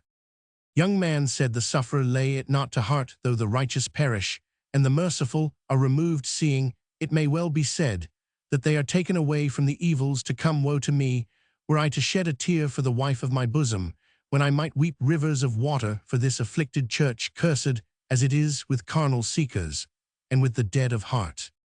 "I am happy," said Butler, "that you can forget your private affliction in your regard for public duty." "Forget, Reuben," said poor Deans, putting his handkerchief to his eyes. "She's not to be forgotten on this side of time.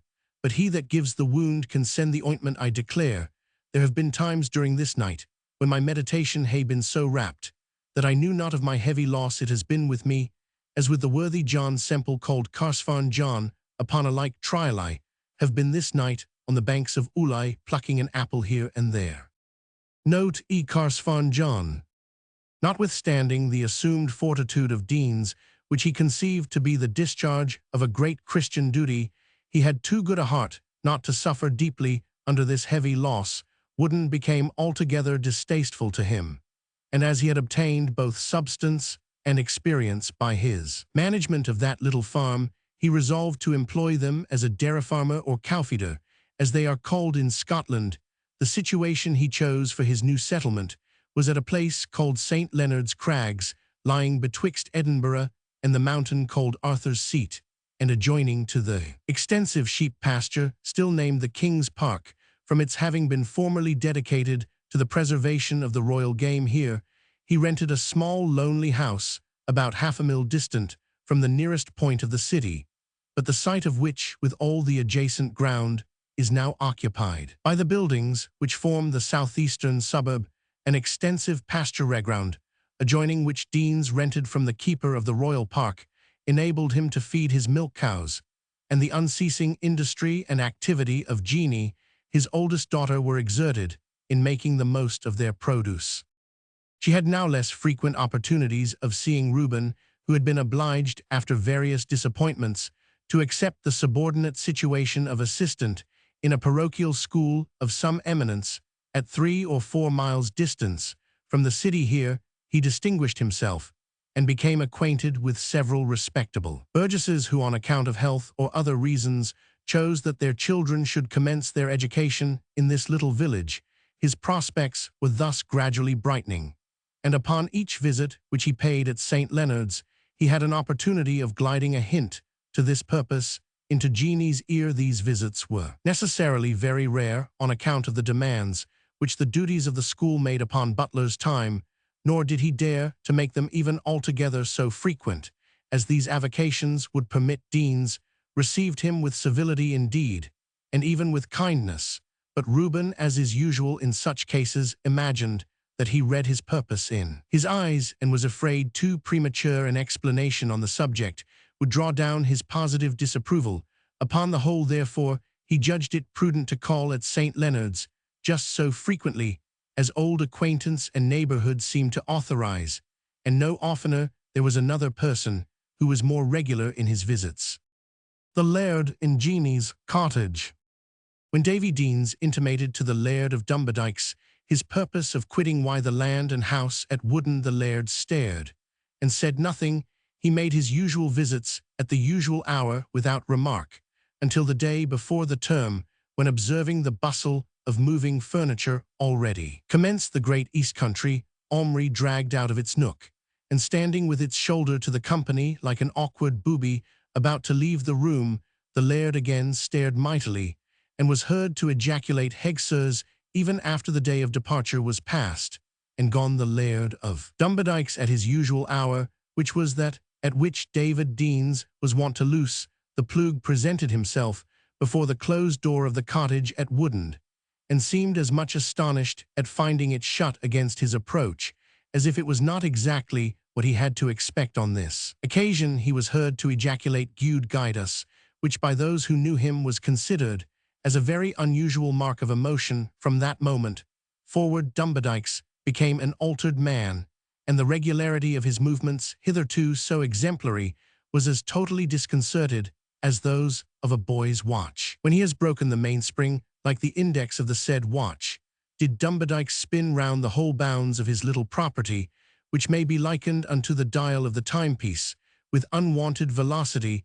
There was not a cottage into which he did not enter, nor scarce a maiden on whom he did not stare. But so it was that although there were better farmhouses on the land than Woodend, and certainly much prettier girls than Jeanie Deans, yet it did somehow befall that the blank in the laird's time was not so pleasantly filled up as it had been. There was no seat accommodated him so well as the bunker at Woodend, and no face he loved so much to gaze on as Jeanie Deans. So, after spinning round and round his little orbit, and then remaining stationary for a week, it seems to have occurred to him that he was not pinned down to circulate on a pivot like the hands of the watch, but possessed the power of shifting his central point and extending his circle if he thought proper to realize which privilege of change of place. He bought a pony from a Highland drover, and with its assistance and company stepped, or rather stumbled, as far as St. Leonard's Crags.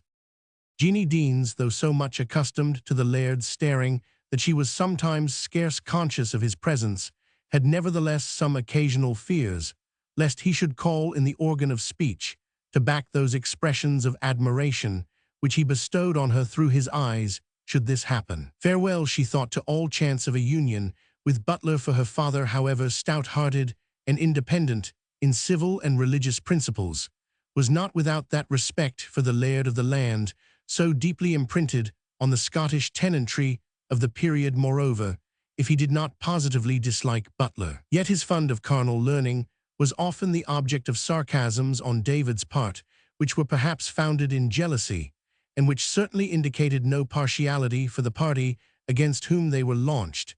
And lastly, the match with Dumbardyke's would have presented irresistible charms to one who used to complain that he felt himself apt to take o'er grit and armful o' the world, so that upon the whole the laird's diurnal visits were disagreeable to Jeanie from apprehension of future consequences, and it served much to console her upon removing from the spot where she was bred and born that she had seen the last of Dumbardyke's, his laced hat and tobacco pipe. The poor girl no more expected he could muster courage to follow her to St. Leonard's Crags than that any of her apple trees or cabbages, which she had left rooted in the yard at Woodend, would spontaneously and unaided have undertaken the same journey. It was therefore with much more surprise than pleasure that on the 6th day after their removal to St. Leonard's, she beheld Dumbardyke's arrive, laced hat, tobacco pipe, and all, and with the selfsame greeting of "How's-a ye?" Jeanie wars the Gudeman assume as nearly as he could the same position in the cottage at St. Leonard's, which he had so long and so regularly occupied at Woodend. He was no sooner, however, seated, than with an unusual exertion of his powers of conversation, he added, "Jeanie, I say, Jeanie, woman her." He extended his hand towards her shoulder, with all the fingers spread out as if to clutch it, but in so bashful and awkward a manner that when she whisked herself beyond its reach, the paw remained suspended in the air, with the palm open like the claw of a heraldic griffin. "Jeanie," continued the swain in this moment of inspiration, "I say, Jeanie, it's a broad day out by, and the roads are no that ill for boothos." "Jeanie, I say, Jeanie, woman." "The deal's in the daidling body," muttered Jeanie between her teeth. "Wad, hey thought o' his dacring out this length," and she afterwards confessed that she threw a little of this ungracious sentiment into her accent and manner for her father being abroad, and the body, as she irreverently termed the landed proprietor, looking unco gleg and canty, she didna ken what he might be coming out why next. Her frowns, however, acted as a complete sedative, and the laird relapsed from that day into his former taciturn habits, visiting the Cowfeeder's cottage 3 or 4 times every week, when the weather permitted, with apparently no other purpose than to stare at Jeanie Deans, while Douce Davy poured forth his eloquence upon the controversies and testimonies of the day. Chapter 9th. Her air, her manners, all who saw admired. Courteous though coy, and gentle though retired. The joy of youth and health her eyes displayed, and ease of heart her every look conveyed. Crabbe. The visits of the laird thus again sunk into matters of ordinary course, from which nothing was to be expected or apprehended.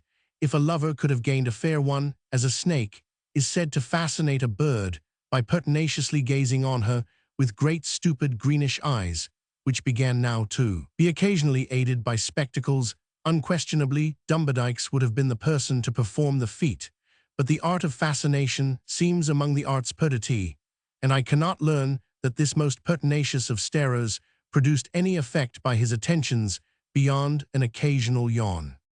In the meanwhile, the object of his gaze was gradually attaining the verge of youth, and approaching to what is called in females the middle age, which is impolitely held to begin a few years earlier with their more fragile sex than with men. Many people would have been of opinion that the laird would have done better to have transferred his glances to an object possessed of far superior charms to Jeanie's, even when Jeanies were in their bloom, who began now to be distinguished by all who visited the cottage at St. Leonard's Crags. Effie Deans, under the tender and affectionate care of her sister, had now shot up into a beautiful and blooming girl. Her Grecian-shaped head was profusely rich in waving ringlets of brown hair, which, confined by a blue snood of silk, and shading a laughing Hebe countenance, seemed the picture of health-pleasure. Contentment. Her brown russet short-gown set off a shape which time perhaps might be expected to render too robust the frequent objection to Scottish beauty, but which in her present early age was slender and taper, with that graceful and easy sweep of outline which at once indicates health and beautiful proportion of parts. These growing charms, in all their juvenile profusion, had no power to shake the steadfast mind or divert the fixed gaze of the constant Laird of Dumbardick's, but there was scarce another eye that could behold this living picture of health and beauty without pausing on it with pleasure.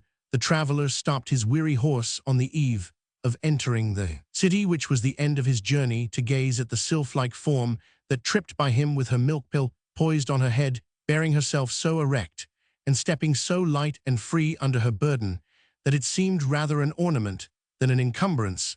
The lads of the neighbouring suburb, who held their evening rendezvous for putting the stone, casting the hammer, playing at long bowls, and other athletic exercises, watched the motions of Effie Deans, and contended with each other which should have the good fortune to attract her attention.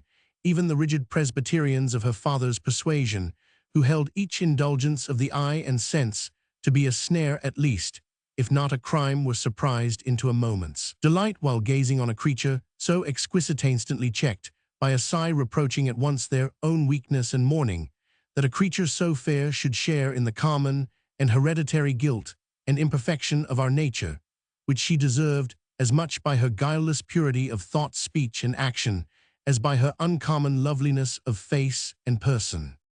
Yet there were points in Effie's character which gave rise not only to strange doubt and anxiety on the part of Douce David Deans, whose ideas were rigid, as may easily be supposed, upon the subject of youthful amusements, but even of serious apprehension to her more indulgent sister. The children of the Scotch of the inferior classes are usually spoiled by the early indulgence of their parents. How, wherefore, and to what degree, the lively and instructive narrative of the amiable and accomplished authoress of Glenburnie has saved me and all future scribblers the trouble of recording. The late Mrs. Elizabeth Hamilton. Effie had had a double share of this inconsiderate and misjudged kindness.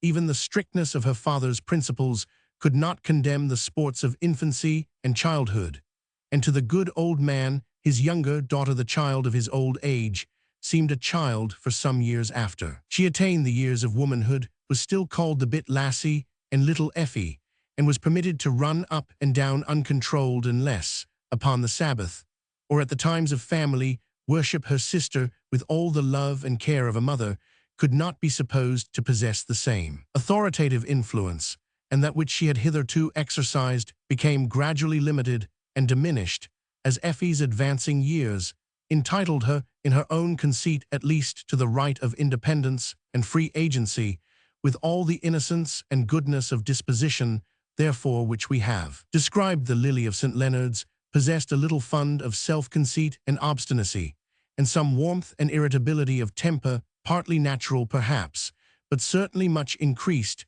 by the unrestrained freedom of her childhood. Her character will be best illustrated by a cottage evening scene.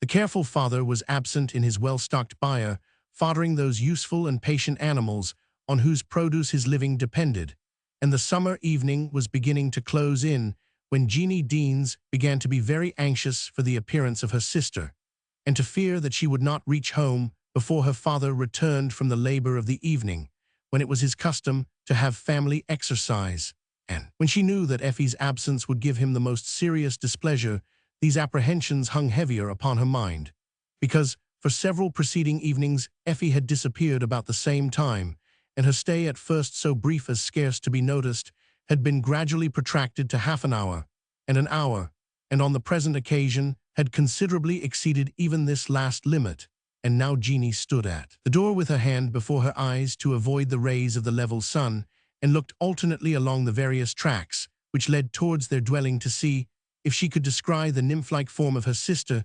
There was a wall and a stile, which separated the royal domain, or King's Park, as it is called, from the public road. To this pass she frequently directed her attention when she saw two persons appear there somewhat suddenly, as if they had walked close by the side of the wall to screen themselves from observation. One of them, a man, drew back hastily, the other, a female, crossed the stile and advanced towards her. It was Effie. She met her sister with that affected liveliness of manner which in her rank, and sometimes in those above it, females occasionally assume to hide surprise or confusion, and she caroled as she came. The elfin knight sate on the brae. The broom grows bonny, the broom grows fair. And by there came, lilting, a lady so gay. And we dauna gang down to the broom, nae mair. Wished Effie, said her sister, our father's coming out o' the byre. The damsel stinted in her song war, hae ye been sae late at e'en? It's no late, lass, answered Effie. It's chappit 8 on every clock o' the town, and the sun's gone down ahint the Corstofine hills war. Can ye hae been sae late? Nae gate, answered Effie. And wha was that parted wi' you at the stile? Nobody, replied Effie once more. Nae gate, nobody. I wish it may be a right gate, and a right body, that keeps folk out sae late at e'en. Effie. What needs ye be I speering, then, at folk? Retorted Effie. I am sure, if ye'll ask nae questions, I'll tell ye nae lies. I never ask what brings the Laird of Dumbardyke's glowering here like a wolcat, only his eens greener, and no sae gleg day after day, till we are alike to gaunt our charts aft. Because he ken very weel he comes to see our father, said Jeanie, in answer to this pert remark. And Dominie Butler does he come to see our father, that's sae teen. Why, his Latin words, said Effie, delighted to find that by carrying the war into the enemy's country, she could divert the threatened attack upon herself. And with the petulance of youth, she pursued her triumph over her prudent elder sister.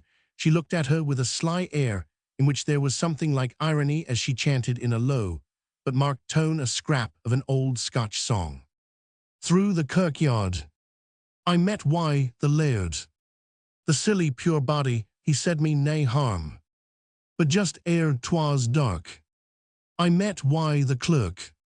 Here the songstress stopped, looked full at her sister, and observing the tears gather in her eyes, she suddenly flung her arms round her neck, and kissed them away. Jeanie, though hurt and displeased, was unable to resist the caresses of this untaught child of nature, whose good and evil seemed to flow rather from impulse than from reflection.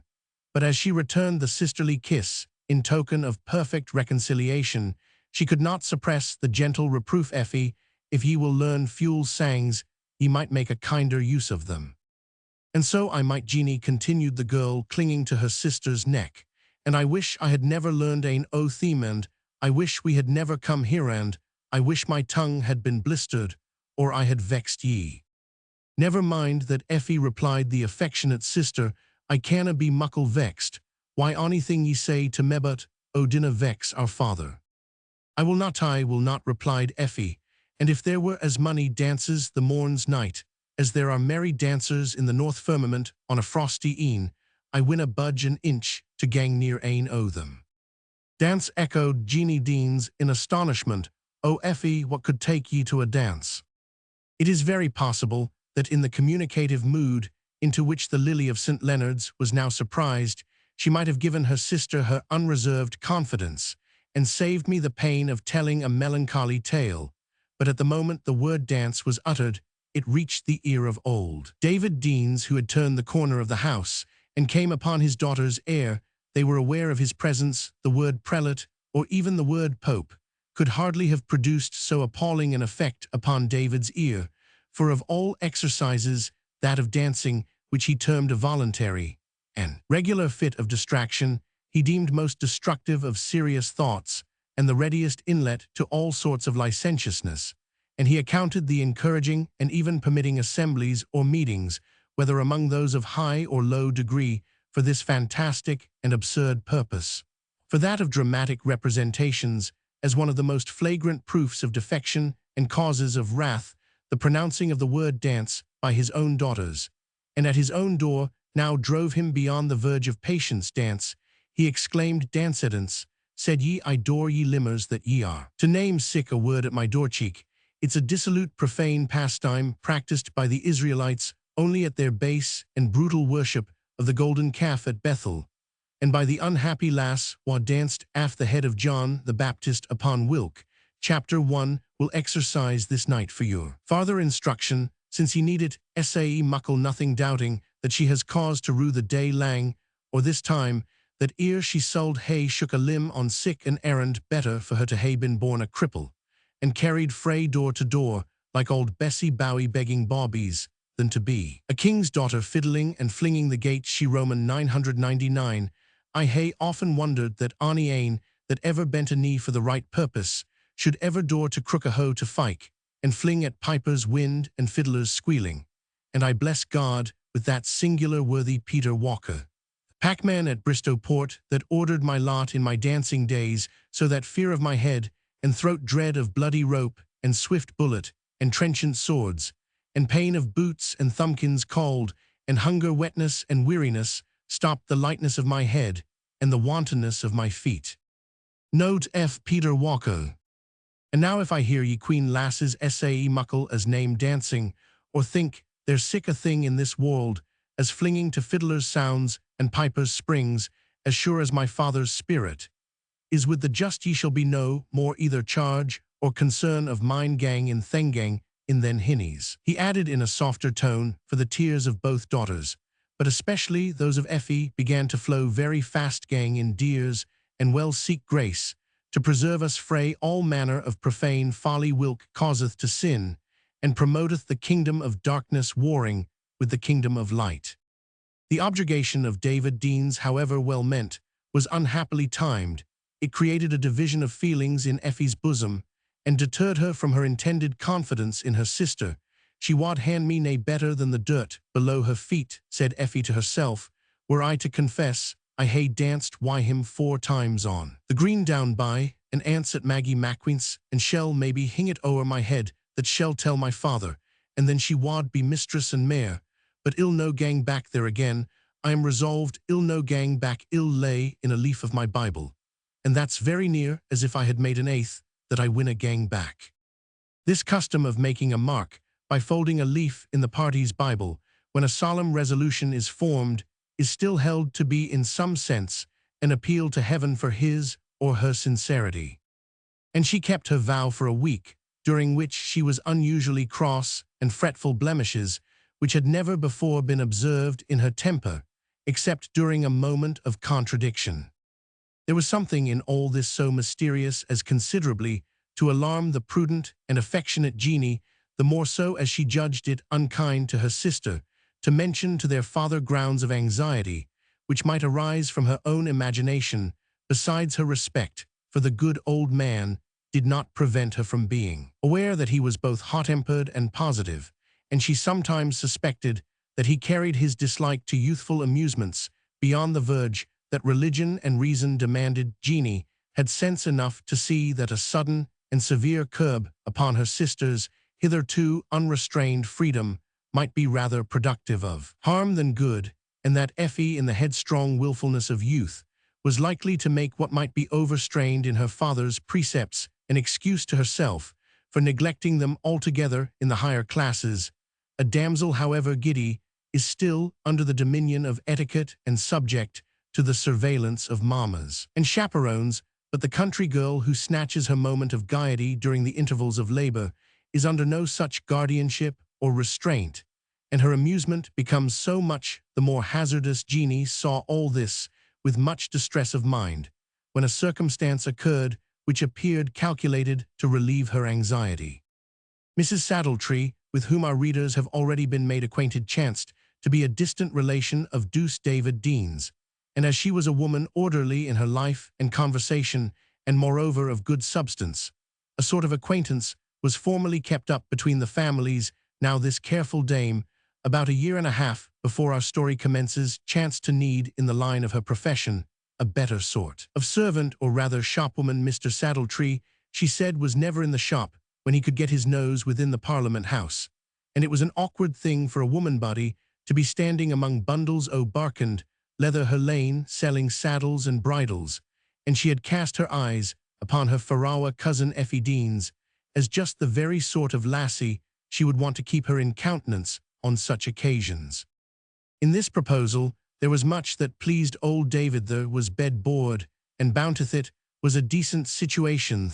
Lassie would be under Mrs. Saddletree's eye, who had an upright walk, and lived close by the Tolbooth kirk, in which might still be heard the comforting doctrines of one of those few ministers of the Kirk of Scotland who had not bent the knee unto Baal, according to David's expression, or become accessory to the course of national defections, union, toleration, patronages, and a bundle of prelatical Erastian oaths which had been imposed on the Church since the Revolution, and particularly in the reign of the late woman, as he called Queen, and the last of that unhappy race of Stuarts, in the good man's security, concerning the soundness of the theological doctrine, which his daughter was to hear. He was nothing disturbed on account of the snares of a different kind to which a creature so beautiful, young, and wilful might be exposed in the center of a populous and corrupted city. The fact is that he thought with so much horror on all approaches to irregularities of the nature most to be dreaded in such cases that he would as soon have suspected and guarded against Effie's being induced to become guilty of the crime of murder. He only regretted that she should live under the same roof with such a worldly wise man as Bartolene Saddletree, whom David never suspected of being an ass as he was, but considered as one really endowed with all the legal knowledge to which he made pretension, and only liked him the worse for possessing it. The lawyers, especially those amongst them who sate as ruling elders in the General Assembly of the Kirk, had been forward in promoting the measures of patronage of the abjuration oath, and others which, in the opinion of David Deans, were breaking down of the carved work of the sanctuary, and an intrusion upon the liberties of the Kirk, upon the dangers of listening to the doctrines of a legalized formalist, such as Saddletree. David gave his daughter many lectures, so much so that he had time to touch but slightly on the dangers of chambering, company-keeping, and promiscuous dancing, to which, at her time of life, most people would have thought Effie more exposed than to the risk of theoretical error in her religious faith. Jeanie parted from her sister with a mixed feeling of regret and apprehension, and hope. She could not be so confident concerning Effie's prudence as her father, for she had observed her more narrowly, had more sympathy with her feelings, and could better estimate the temptations to which she was exposed. On the other hand, Mrs. Saddletree was an observing, shrewd, notable woman, entitled to exercise over Effie the full authority of a mistress, and likely to do so strictly, yet with kindness. Her removal to Saddletree's, it was most probable, would also serve to break off some idle acquaintances, which Jeanie suspected her sister to have formed in the neighboring suburb. Upon the whole, then, she viewed her departure from St. Leonard's with pleasure, and it was not until the very moment of their parting for the first time in their lives that she felt the full force of sisterly sorrow, while they repeatedly kissed each other's cheeks and wrung each other's hands. Jeanie took that moment of affectionate sympathy to press upon her sister the necessity of the utmost caution in her conduct. While residing in Edinburgh, Effie listened without once raising her large dark eyelashes, from which the drops fell so fast as almost to resemble a fountain. At the conclusion, she sobbed again, kissed her sister, promised to recollect all the good counsel she had given her, and they parted. During the first weeks, Effie was all that her kinswoman expected and even more. But with time, there came a relaxation of that early zeal which she manifested in Mrs. Saddletree's service, to borrow once again from the poet who so correctly and beautifully describes living manners. Something there was what none presumed to say. Clouds lightly passing on a summer's day. Whispers and hints which went from ear to ear. And mixed reports no judge on earth could clear. During this interval, Mrs. Saddletree was sometimes displeased by Effie's lingering when she was sent upon errands about the shop business, and sometimes by a little degree of impatience, which she manifested at being rebuked on such occasions, but she good-naturedly allowed that the first was very natural to a girl to whom everything in Edinburgh was new, and the other was only the petulance of a spoiled child when subjected to the yoke of domestic discipline. For the first time attention and submission could not be learned at once. Holyrood was not built in a day. Use would make perfect. It seemed as if the considerate old lady had presaged truly ere many months had passed. Effie became almost wedded to her duties, though she no longer discharged them, with the laughing cheek and light step, which had at first attracted every customer. Her mistress sometimes observed her in tears, but they were signs of secret sorrow, which she concealed as often as she saw them attract notice. Time wore on. Her cheek grew pale, and her step heavy. The cause of these changes could not have escaped the matronly eye of Mrs. Saddletree, but she was chiefly confined by indisposition to her bedroom for a considerable time during the latter part of Effie's service. This interval was marked by symptoms of anguish, almost amounting to despair. The utmost efforts of the poor girl to command her fits of hysterical agony were often totally unavailing, and the mistakes which she made in the shop the while were so numerous and so provoking that Bartolin Saddletree, who during his wife's illness was obliged to take closer charge of the business than consisted with his study of the weightier matters of the law, lost all patience with the girl who in his law Latin, and without much respect to gender, he declared ought to be cognized by inquest of a jury, as fatus furiosus and naturaliter idiota. Neighbours also and fellows events remarked with malicious curiosity or degrading pity the disfigured shape, loose dress and pale cheeks of the once beautiful and still interesting girl. But to no one would she grant her confidence, answering all taunts with bitter sarcasm, and all serious expostulation with sullen denial, or with floods of tears. At length, when Mrs. Saddletree's recovery was likely to permit her wonted attention to the regulation of her household, Effie Deans, as if unwilling to face an investigation made by the authority of her mistress, asked permission of Bartolin to go home for a week or two, assigning indisposition, and the wish of trying the benefit of repose, and the change of air as the motives of her request, sharped as a lynx, or conceiving himself to be so in the nice sharp quillets of legal discussion. Bartolin was as dull at drawing inferences from the occurrences of common life as any Dutch professor of mathematics. He suffered Effie to depart without much suspicion and without any inquiry. It was afterwards found that a period of a week intervened betwixt her leaving her master's house and arriving at St. Leonard's. She made her appearance before her sister in a state rather resembling the spectre than the living substance of the gay and beautiful girl who had left her father's cottage for the first time scarce 17 months before the lingering illness of her mistress had for the last few months given her a plea for confining herself entirely to the dusky precincts of the shop in the Lawnmarket, and Jeanie was so much occupied during the same period with the concerns of her father's household that she had rarely found leisure for a walk in the city and a brief and hurried visit to her sister.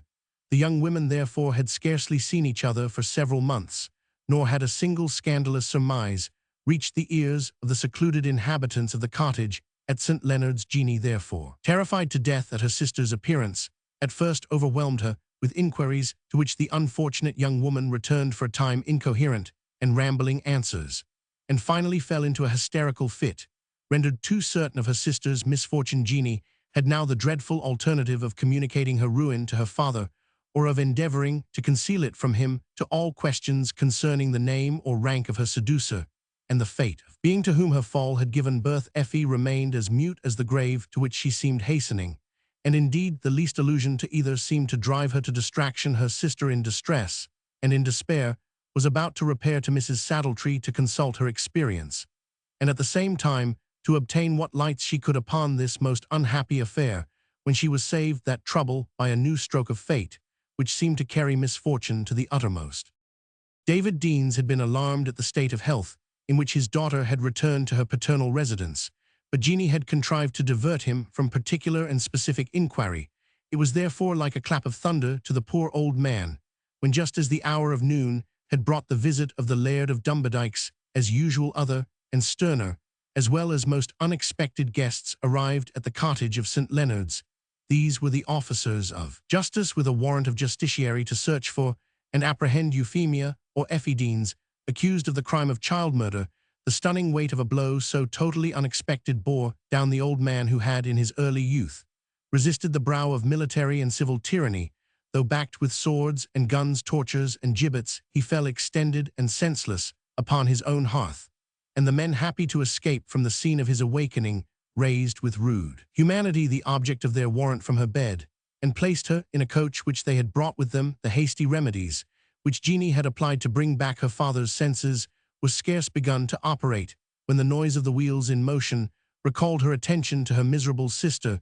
To ran shrieking after the carriage was the first vain effort of her distraction, but she was stopped by one or two female neighbors assembled by the extraordinary appearance of a coach in that sequestered place, who almost forced her back to her father's house. The deep and sympathetic affliction of these poor people, by whom the little family at St. Leonard's were held in high regard, filled the house with lamentation.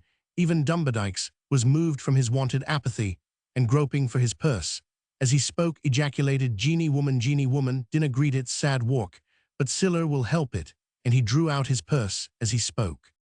The old man had now raised himself from the ground, and looking about him, as if he missed something, seemed gradually to recover the sense of his wretchedness, where he said with a voice that made the roof ring, "Where is the vile harlot that has disgraced the blood of an honest man? Where is she that has no place among us, but has come foul with her sins, like the evil one among the children of God? Where is she? Jeanie, bring her before me, that I may kill her with a word and a look."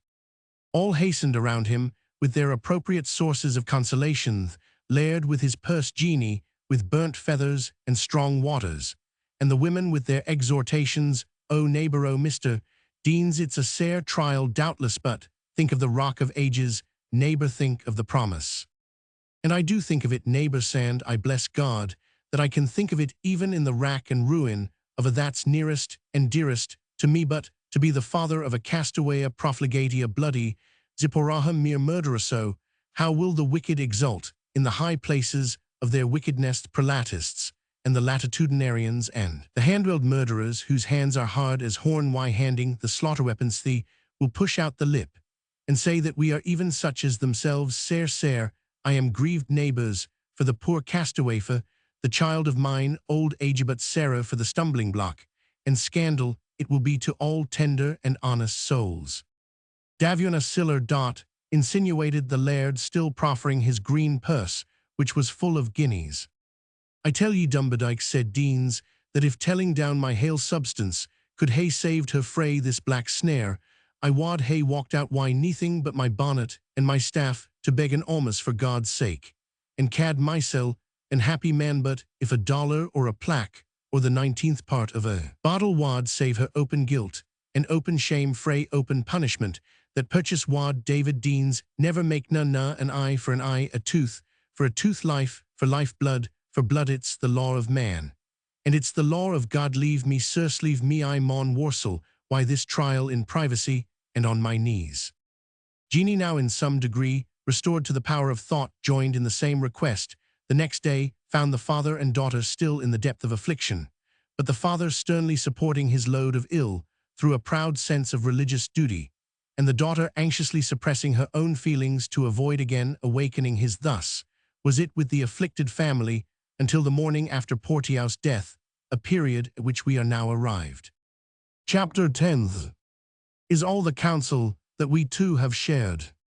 The sisters vows the hours that we have spent, when we have chid the haste-a-footed time. For parting us, O hand, is all forgot. Midsummer Night's Dream.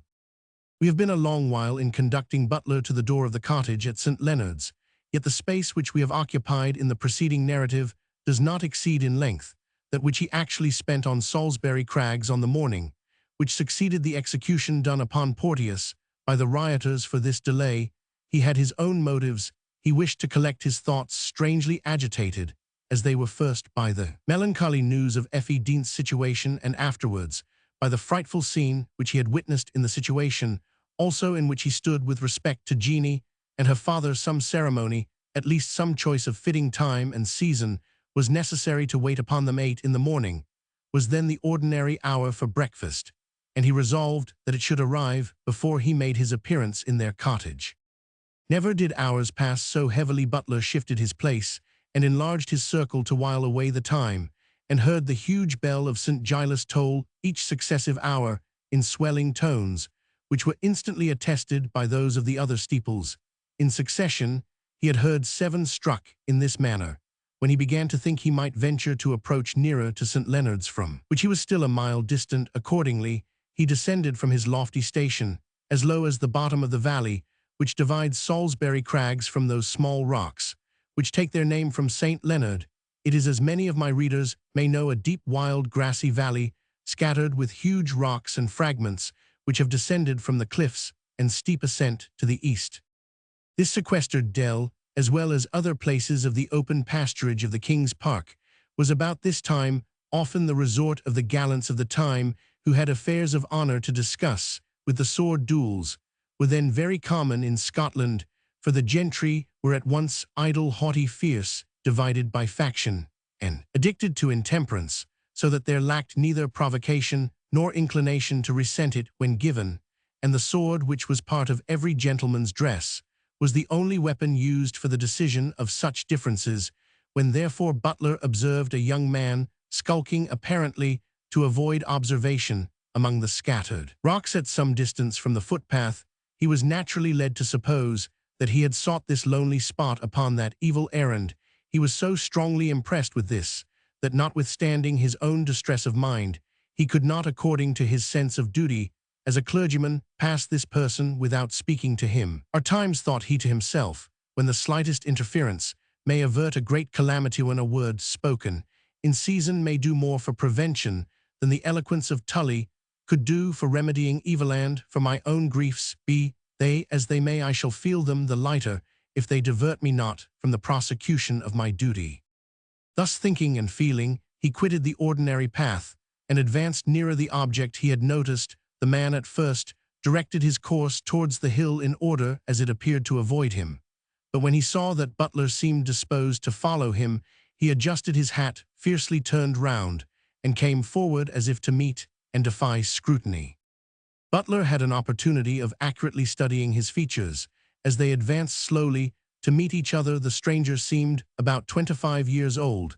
His dress was of a kind which could hardly be said to indicate his rank with certainty, for it was such as young gentlemen sometimes wore while on active exercise in the morning, and which therefore was imitated by those of the inferior ranks as young clerks and tradesmen, because its cheapness rendered it attainable, while it approached more nearly to the apparel of youths of fashion than any other which the manners of the times permitted them to wear, if his air and manner could be trusted. However, this person seemed rather to be dressed under than above his rank, for his carriage was bold and somewhat supercilious, his step easy and free, his manner daring and unconstrained. His stature was of the middle size, or rather above it, his limbs well proportioned, yet not so strong as to infer the reproach of clumsiness. His features were uncommonly handsome, and all about him would have been interesting and prepossessing, but for that indescribable expression which habitual dissipation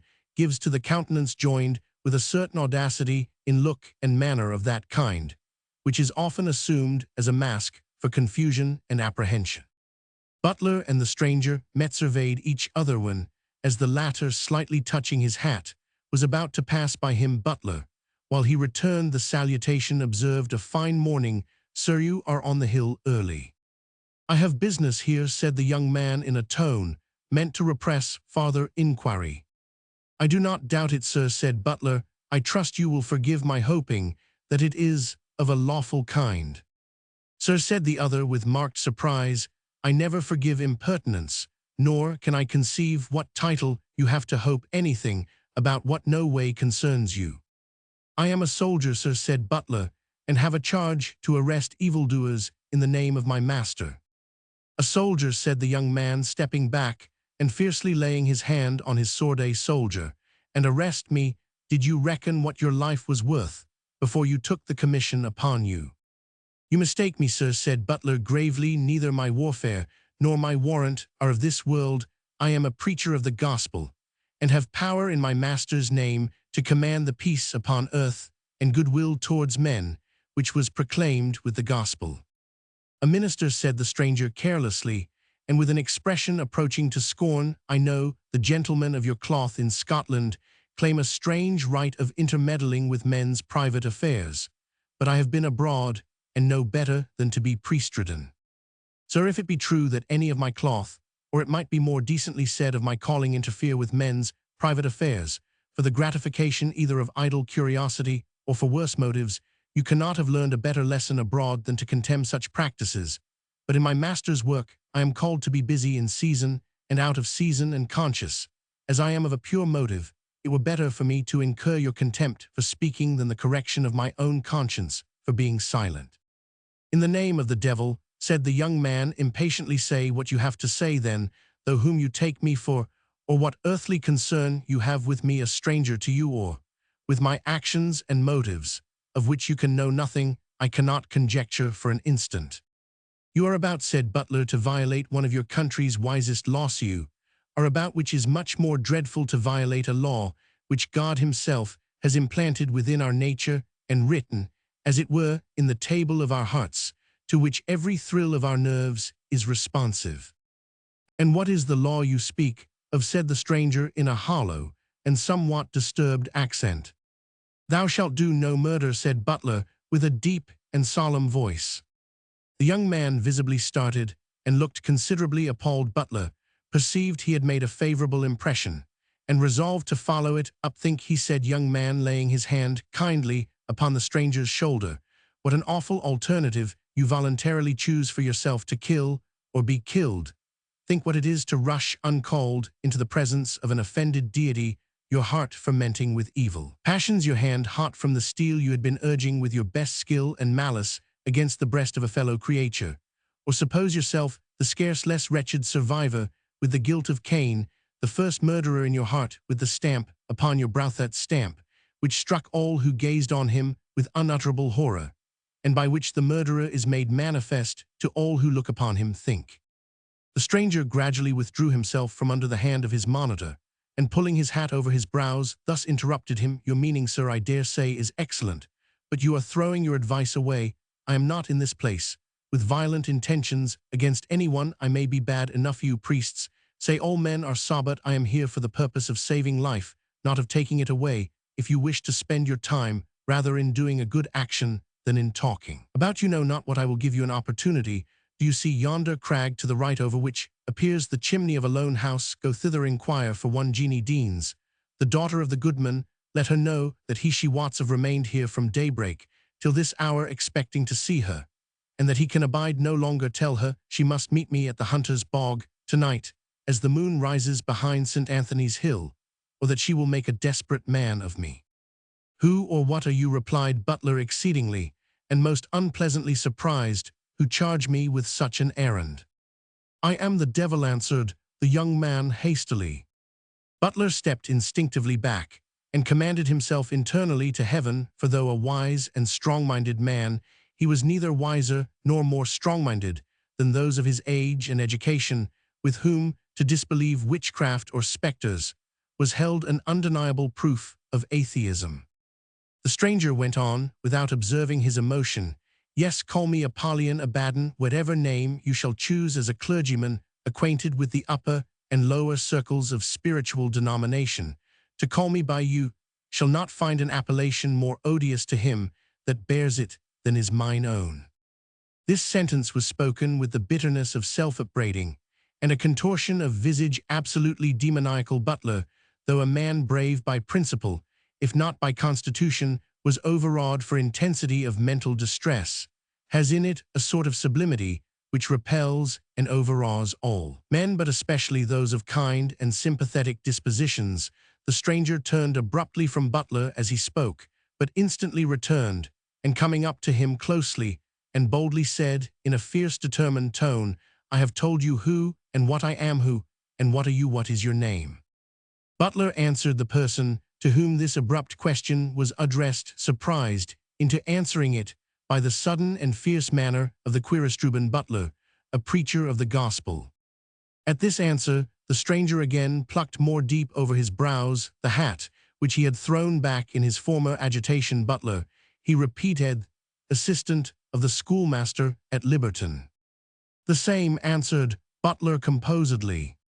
The stranger covered his face with his hand, as if on sudden reflection, and then turned away, but stopped when he had walked a few paces, and seeing Butler follow him with his eyes, called out in a stern yet suppressed tone, just as if he had exactly calculated that his accents should not be heard a yard beyond the spot on which Butler stood, "Go your way, and do mine errand, do not look after me. I will neither descend through the bowels of these rocks nor vanish in a flash of fire.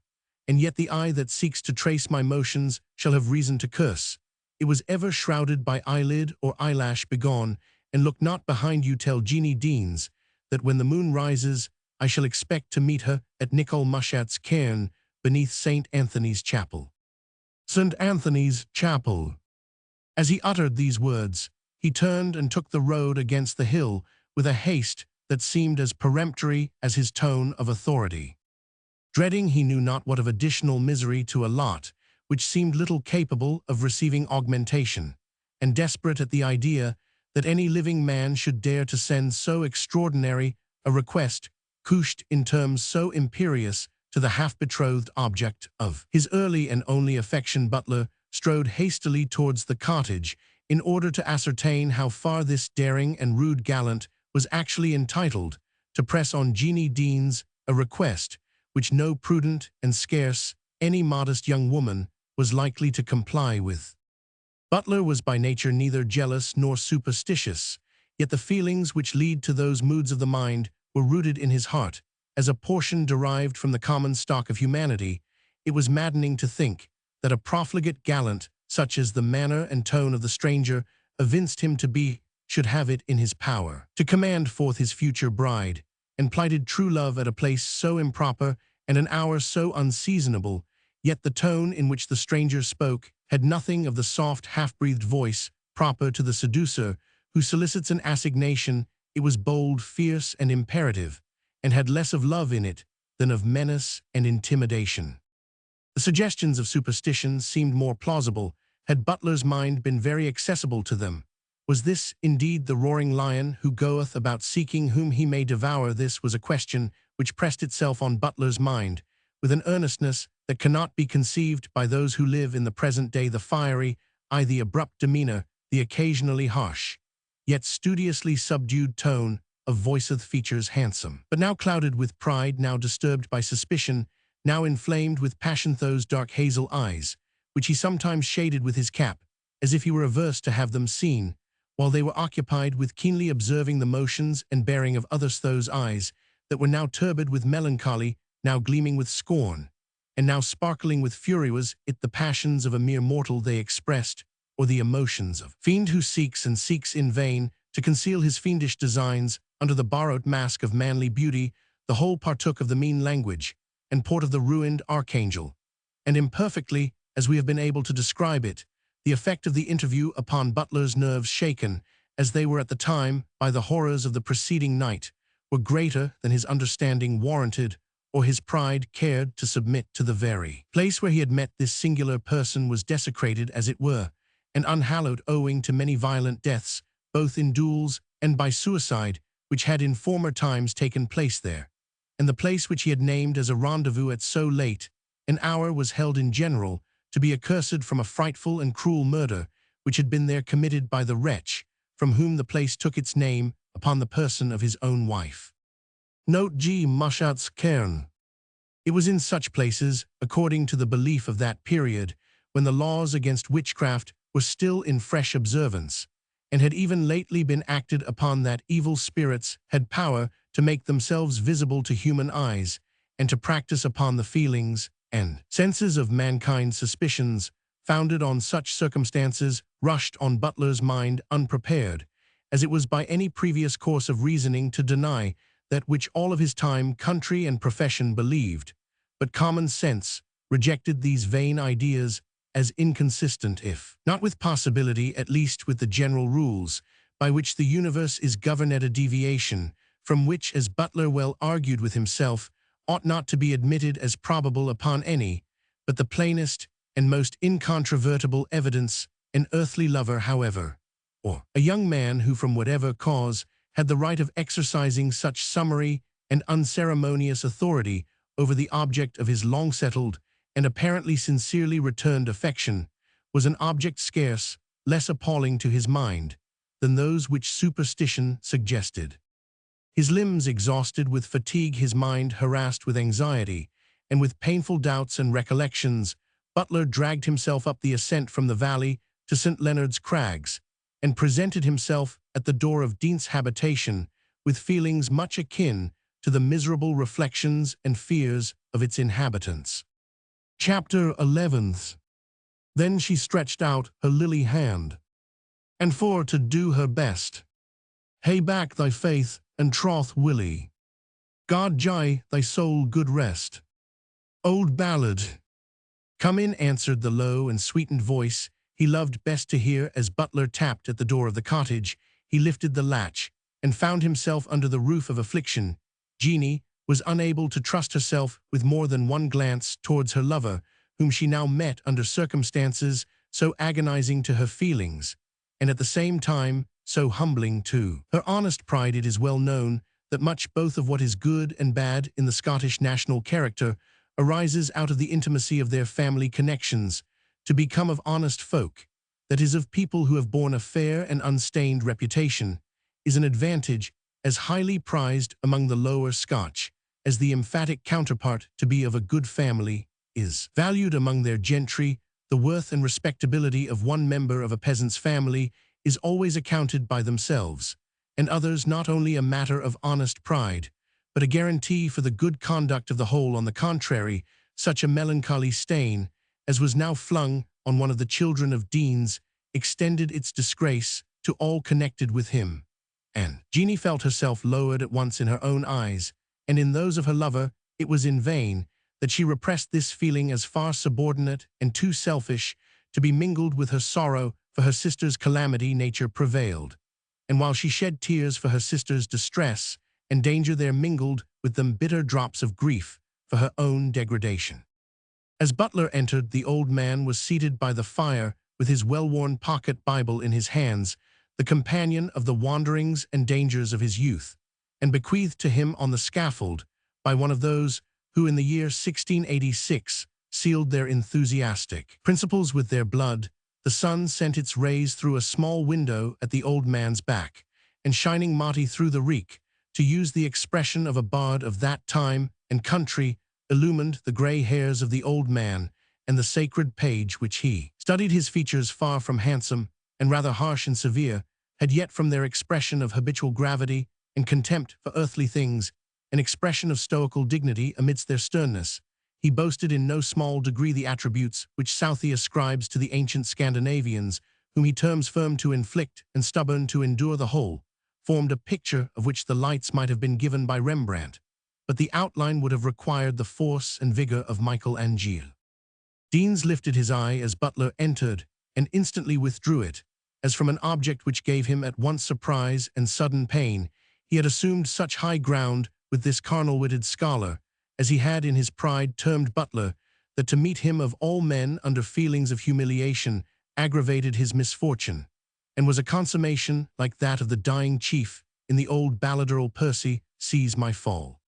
Deans raised the Bible with his left hand so as partly to screen his face, and putting back his right as far as he could held it towards Butler in that position, at the same time turning his body from him, as if to prevent his seeing the working of his countenance. Butler clasped the extended hand which had supported his orphan infancy, wept over it, and in vain endeavored to say more than the words, "God comfort you, God comfort you." "He will, doth my friend," said Deans, assuming firmness, as he discovered the agitation of his guest. "He doth now, and he will yet more in his own due time.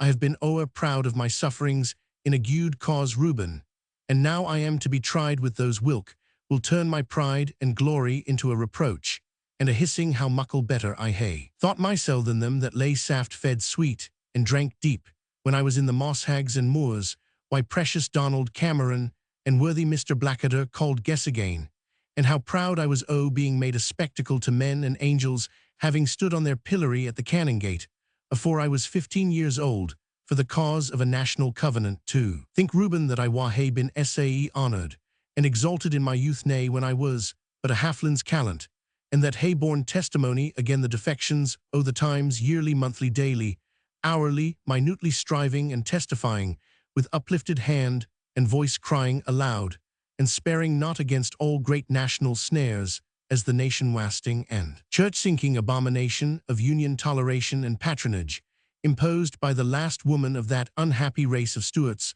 also against the infringements and invasions of the just powers of eldership, whereanent I uttered my paper, called A Cry of an Howl in the Desert, printed at the Bowhead, and sold by all flying stationers in town and country. And now. Here he paused. It may well be supposed that Butler, though not absolutely coinciding in all the good old man's ideas about church government, had too much consideration and humanity to interrupt him, while he reckoned up with conscious pride his sufferings, and the constancy of his testimony on the contrary. When he paused under the influence of the bitter recollections of the moment, Butler instantly threw in his mite of encouragement. You have been well known, my old and revered friend, a true and tried follower of the cross, one who, as Saint Jerome hath it, per infamiam et bonum famam grassari ad immortalitatem, which may be freely rendered, who rusheth on to immortal life through bad report and good report. You have been one of those to whom the tender and fearful souls cried during the midnight solitude, Watchman, what of the night, watchman, what of the night? And assuredly this heavy dispensation, as it comes not without divine permission, so it comes not without its special commission and use. I do receive it as such, said poor Deans, returning the grasp of Butler's hand, and if I have not been taught to read the scripture in any other tongue but my native Scottish, even in his distress, Butler's Latin quotation had not escaped his notice, I have nevertheless so learned them that I trust to bear even this crook in my lot with submission.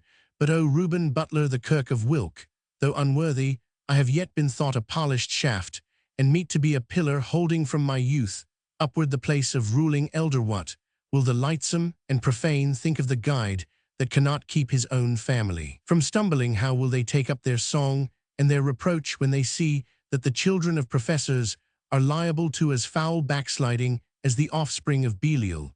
But I will bear my cross with the comfort that whatever showed like goodness in me or mine was but like the light that shines frae creeping insects on the breeside in a dark night. It kithes bright to the because all is dark around it. But when the morn comes on the mountains, it is but a pure crawling kileworm after a and sae. It shows why ony rag of human righteousness or formal lawwork that we may pit round us to cover our shame. As he pronounced these words, the door again opened, and Mr. Bartolene Saddletree entered, his three-pointed hat set far back on his head, with a silk handkerchief beneath it to keep it in that cool position, his gold-headed cane in his hand, and his whole deportment that of a wealthy burgher who might one day look to have a share in the magistracy, if not actually to hold the curule chair itself.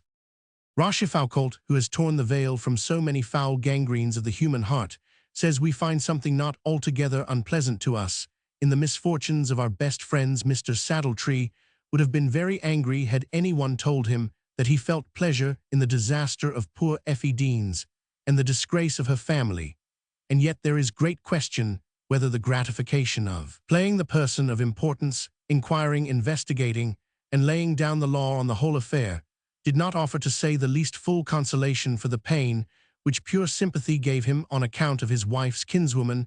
He had now got a piece of real judicial business by the end, instead of being obliged, as was his common case, to intrude his opinion where it was neither wished nor wanted, and felt as happy in the exchange as a boy when he gets his first new watch, which actually goes when wound up and has real hands and a true dial plate.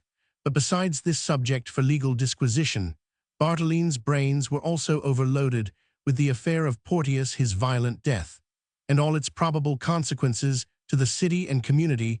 It was what the French call l'embarras des richesses, the confusion arising from too much mental wealth. He walked in with a consciousness of double importance, full fraught, with the superiority of one who possesses more information than the company into which he enters, and who feels a right to discharge his learning on them without mercy. Good morning, Mr. Dean. Good morrow to you, Mr. Butler. I was not aware that you were acquainted with Mr. Deans. Butler made some slight answer. His reasons may be readily imagined for not making his connection with the family, which in his eyes had something of tender mystery, a frequent subject of conversation with indifferent persons, such as Saddletree. The worthy burgher, in the plenitude of self-importance, now sate down upon a chair, wiped his brow, collected his breath, and made the first experiment of the resolved pith of his lungs in a deep and dignified sigh, resembling a groan in sound and intonation. Awful times, these neighbor Deans, awful times. Sinful, shameful, heaven-daring times, answered Deans in a lower and more subdued tone. For my part, continued Saddletree, swelling with importance, what between the distress of my friends and my poor old country honey wit, that ever I had may be said to have abandoned me, sae, that I sometimes think myself as ignorant as if I were inter rusticos. Here when I arise in the morning, why my mind just arranged touching what's to be done in pure Effie's misfortune, and hey got the hail statute at my finger ends, the mob maun get up and string Jock Porteus to a dyster's beam, and ding a thing out of my head again. Deeply as he was distressed with his own domestic calamity, Deans could not help expressing some interest in the news. Saddletree immediately entered on details of the insurrection and its consequences, while Butler took the occasion to seek some private conversation with Jeanie Deans. She gave him the opportunity he sought by leaving the room as if in prosecution of some part of her morning labor. Butler followed her in a few minutes, leaving Deans so closely engaged by his busy visitor that there was little chance of his observing their absence. The scene of their interview was an outer apartment where Jeanie was used to busy herself in arranging the productions of her dairy. When Butler found an opportunity of stealing after her into this place, he found her silent, dejected, and ready to burst into tears instead of the active industry with which she had been accustomed, even while in the act of speaking, to employ her hands in some useful branch of household business. She was seated listless in a corner, sinking apparently under the weight of her own thoughts. Yet the instant he entered, she dried her eyes, and with the simplicity and openness of her character, immediately entered on conversation. "I am glad you have come in, Mr. Butler," said she, "for I wish to tell ye that all maun be ended between you, and mates best for baith our sakes." "Ended," said Butler in surprise, "and for what should it be ended? I grant this is a heavy dispensation, but it lies neither at your door nor mine. It's an evil of God's sending, and it must be borne, but it cannot break plighted troth, Jeanie, while they that plighted their word wish to keep it."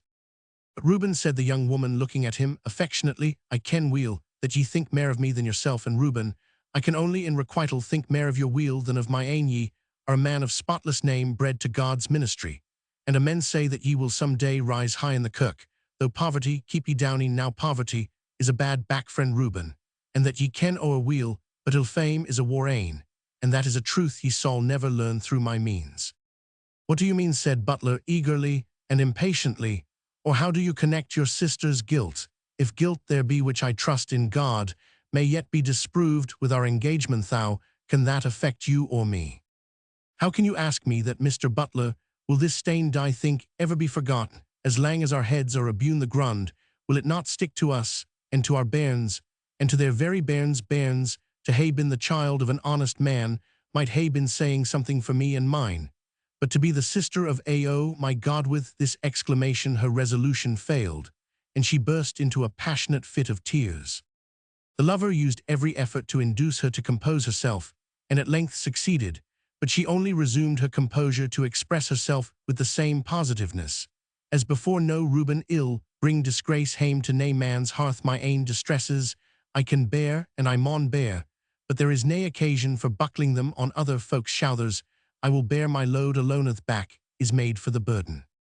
A lover is by charter wayward and suspicious, and Jeanie's readiness to renounce their engagement under pretense of zeal for his peace of mind and respectability of character seemed to poor Butler to form a portentous combination with the commission of the stranger he had met with that morning. His voice faltered as he asked whether nothing but a sense of her sister's present distress occasioned her to talk in that manner. "And what else can do, Sae?" she replied with simplicity. "Is it not 10 long years since we spoke together in this way?" 10 years, said Butler. "It's a long time, sufficient perhaps for a woman to weary." "To weary of her old gowns," said Jeanie, "and to wish for a new ane if she likes to be brave, but not long enough to weary of a friend. The eye may wish change, but the heart never." "Never," said Reuben. "That's a bold promise." "But not more bald than true," said Jeanie, with the same quiet simplicity which attended her manner in joy and grief, in ordinary affairs, and in those which most interested her feelings. Butler paused, and looking at her fixedly, "I am charged," he said, "with a message to you, Jeanie." "Indeed, from whom, or what can Ony Ane have to say to me?"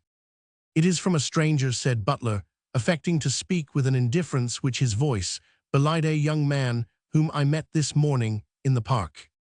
"Mercy," said Jeanie eagerly, "and what did he say?"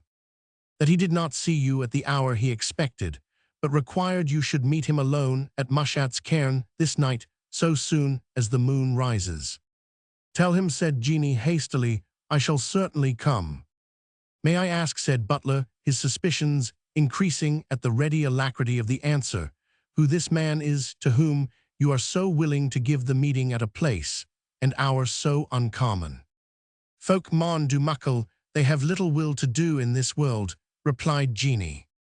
"Granted," said her lover, "but what compels you to this? Who is this person? What I saw of him was not very favourable. Who, or what is he?"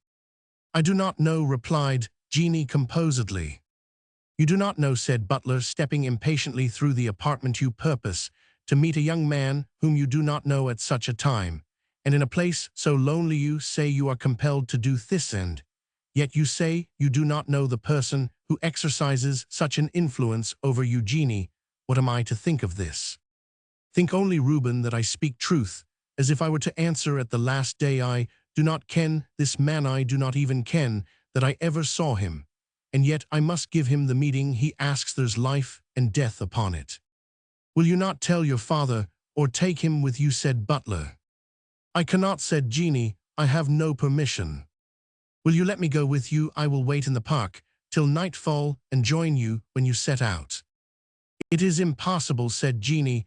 "There mauna be mortal creature within hearing of our conference."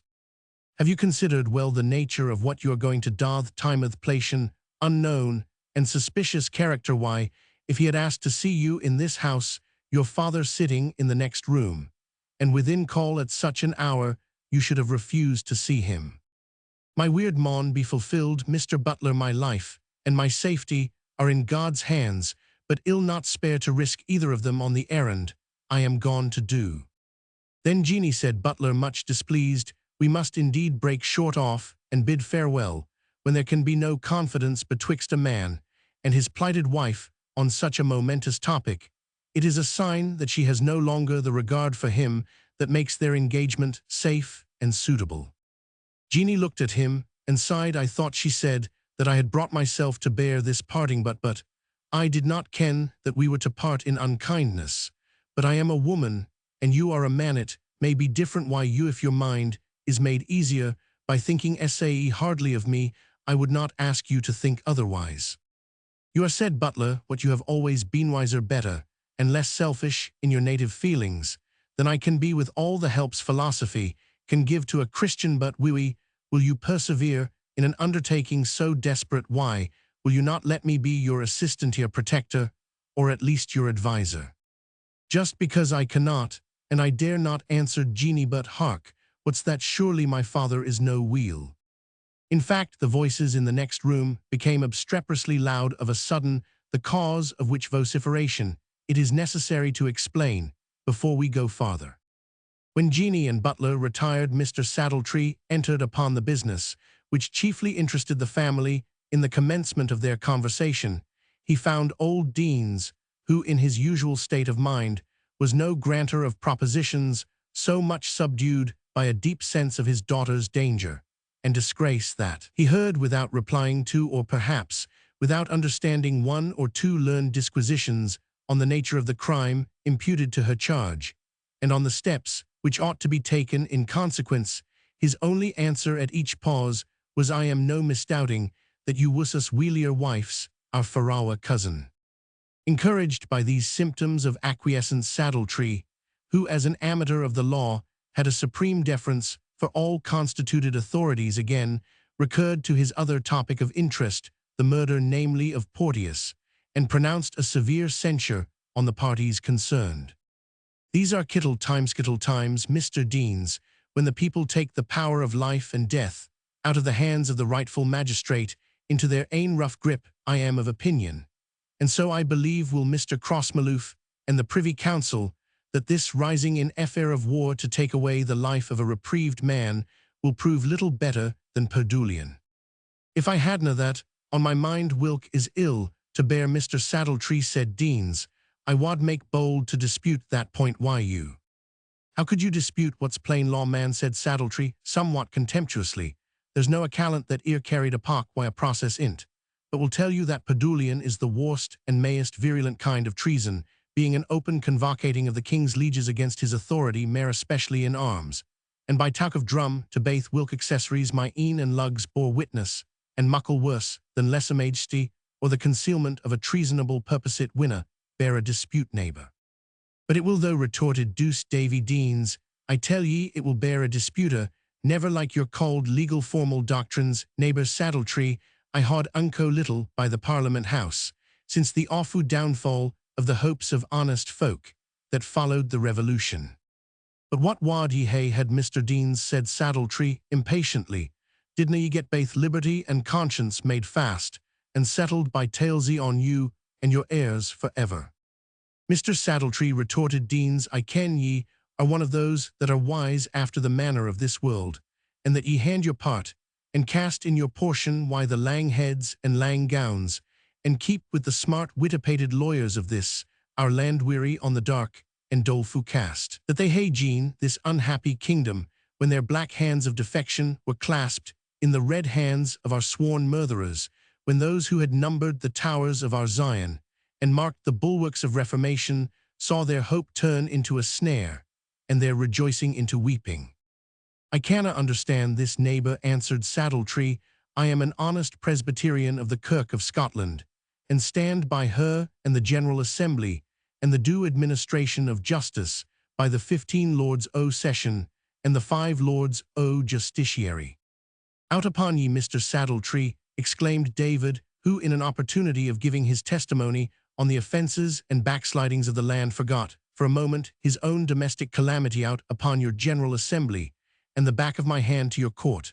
O Session, what is the tane, but a weefu' bunch o' cauldrife professors and ministers that sate by en and warm when the persecuted remnant were warseling? Why hunger and cold and fear of death and danger of fire, and sword upon wet bresides peathegs and flowmosses, and that now creep out of their holes like bluebottle fleas in a blink of sunshine, to take the pulpits and places of better folk off them that witnessed and testified and fought, and endured pit prison house and transportation, beyond seas bonny bike there's o' them, and for your court o' session." "Ye may say what ye will o' the General Assembly," said Saddletree, interrupting him, "and let them clear them that kens them. But as for the Lords o' Session, forby that they are my next-door neighbours, I would have ye ken for your ain regulation, that to raise scandal anent them whilk is termed to murmur again them, is a crime sui generis, Mr. Deanskin, ye what that amounts to." "I ken little o' the language of Antichrist," said Deans, "and I care less than little what carnal courts may call the speeches of honest men. And as to murmur again them, it's what of the folk that loses their pleas, and 9/10 o' them that win them will be sure to be guilty in sae. I wad hae ye ken that I hand to your gleg-tongued advocates that sell their knowledge for pieces of silver, and your worldly-wise judges that will jie 3 days of hearing in presence to a debate about the peeling of an ingan, and know I halfway to the gospel, testimonies legalists and formalists countenancing by sentences and quirks and cunning terms of law the late-begun courses of national defectionsunion toleration patronages and Eurasian prelatic oaths. As for the soul and body-killing court, O justiciary, the habit of considering his life as dedicated to bear testimony in behalf of what he deemed the suffering and deserted cause of true religion had swept honest David along with it thus far, but with the mention of the criminal court, the recollection of the disastrous condition of his daughter rushed at once on his mind. He stopped short in the midst of his triumphant declamation, pressed his hands against his forehead, and remained silent. Saddletree was somewhat moved, but apparently not so much so as to induce him to relinquish the privilege of prosing in his turn, afforded him by David's sudden silence. "Nae doubt, neighbour," he said, "it's a sair thing to hae to do why courts of law, unless it be to improve ane's knowledge and practique by waiting on as a hearer. And touching this unhappy affair of Fel hae seen the did doubtless, he dragged out of his pocket a bundle of papers, and began to turn them over. This is no itthise, is the information of Mungo Marsport of that ilk against Captain Lackland, for coming on his lands of Marsport with hawks, hounds, lean dogs, nets, guns, crossbows, hagbutts of found or other engines more or less, for destruction of game sick, as redeer fallow deer capercailsies, greyful moorfowl patrix herons, and sick like, he the said defender not being ane qualified person, in terms of the statute 1620 that is not having ane ploughgate. Of land now, the defences proponed say that none can stat at this present, what is a ploughgate of land whilk uncertainty, is sufficient to elide the conclusions of the libel. But then the answers to the defences, they are signed by Mr. Crossmaloof, but Mr. Youngled drew them, they propone that it signifies neathing in hoc statu what, or how muckle a ploughgate of land, may be in respect the defender has nae lands, whatsoever less or mere sae grant a ploughgate here Saddletree. From the paper in his hand, to be less than the 19th part of a Gus's grass I trow, Mr. Crossmaloof put in that I ken his styly off, a Gus's grass, what the better will the defender be seeing he hasna a divot cast of land in Scotland advocatus for Lackland duplies, that nile interest to possession, the pursuer must put his case under the statutano. This is worth your notice neighbour and must show formaliter et specialiter, as well as generaliter, what is the qualification that defender Lackland does not possess. Let him tell me what a ploughgate of land is, and ill tell him if I have one or no. Surely, the pursuer is bound to understand his own libel, and his own statute that he founds upon Titius pursues Mevius, for recovery of ane black horse lent to Mevius. Surely, he shall have judgment. But if Titius pursue Mevius for ane scarlet or crimson horse, doubtless, he shall be bound to show that there is sick ane animal in rerum natura no man can be bound to plead to nonsense. That is to say to a charge, which cannot be explained or understood as rang, there the better the pleadings the fewer understand themen, so the reference unto this undefined and unintelligible measure of land is as if a penalty was inflicted by statute for any man who sold hunt or hawk or used lean dogs, and wearing a sky-blue pair of breeches, without having but I am wearying you Mr. Deanswell, pass to your ain business though this queue of Marsport against Lackland has made an unco din in the outer house, we'll here's the dide against pure Effie, whereas it is humbly meant, and shown to us etc., they are words of mere style, that whereas by the laws of this, and every other well-regulated realm, the murder of any one more especially of an infant child, is a crime of ane high nature, and severely punishable, and whereas without prejudice to the foresaid generality, it was by ane act made in the second session of the first Parliament of our most high and dread sovereigns William and Mary, especially enacted that ane woman who shall have concealed her condition, and shall not be able to show that she hath called for help at the birth, in case that the child shall be found dead or a missing, shall be deemed and held guilty of the murder thereof, and the said facts of concealment and pregnancy being found, proven, or confessed, shall sustain the pains of law accordingly, yet nevertheless Effie or Euphemia Deans. Read no farther, said Deans, raising his head up. I would rather ye thrust a sword into my heart than read a word farther. Weel neighbour, said Saddletree, I thought it wad hae comforted ye to ken the best and the worst art, but the question is what's to be doon.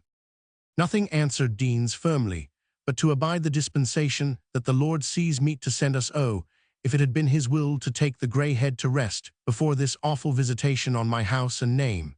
But his will be done, I can say that yet, though I can say little. But neighbour, said Saddletree, ye'll retain advocates for the pure lassie. It's a thing maun needs be thought of. If there was I man of them, answered Deans, that held fast his integrity, but I ken them weel, they are a carnal crafty, and world-hunting self-seekers, Eurasians and Arminians, every ane o' them.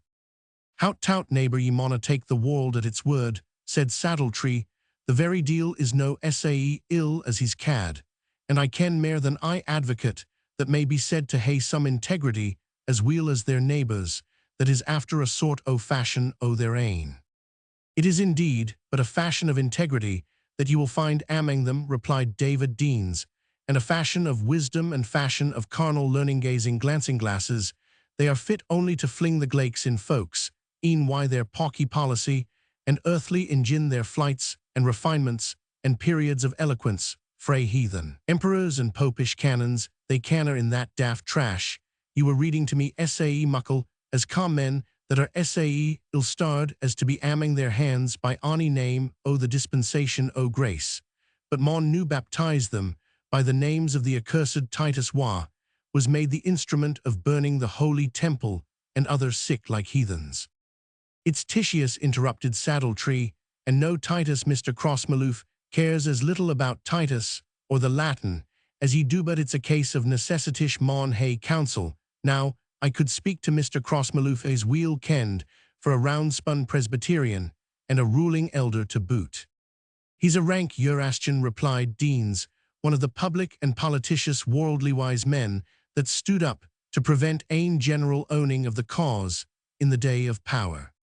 What say ye to the old Laird of Cuffabout, said Saddletree, he whiles thumps the dust out of a case J and well.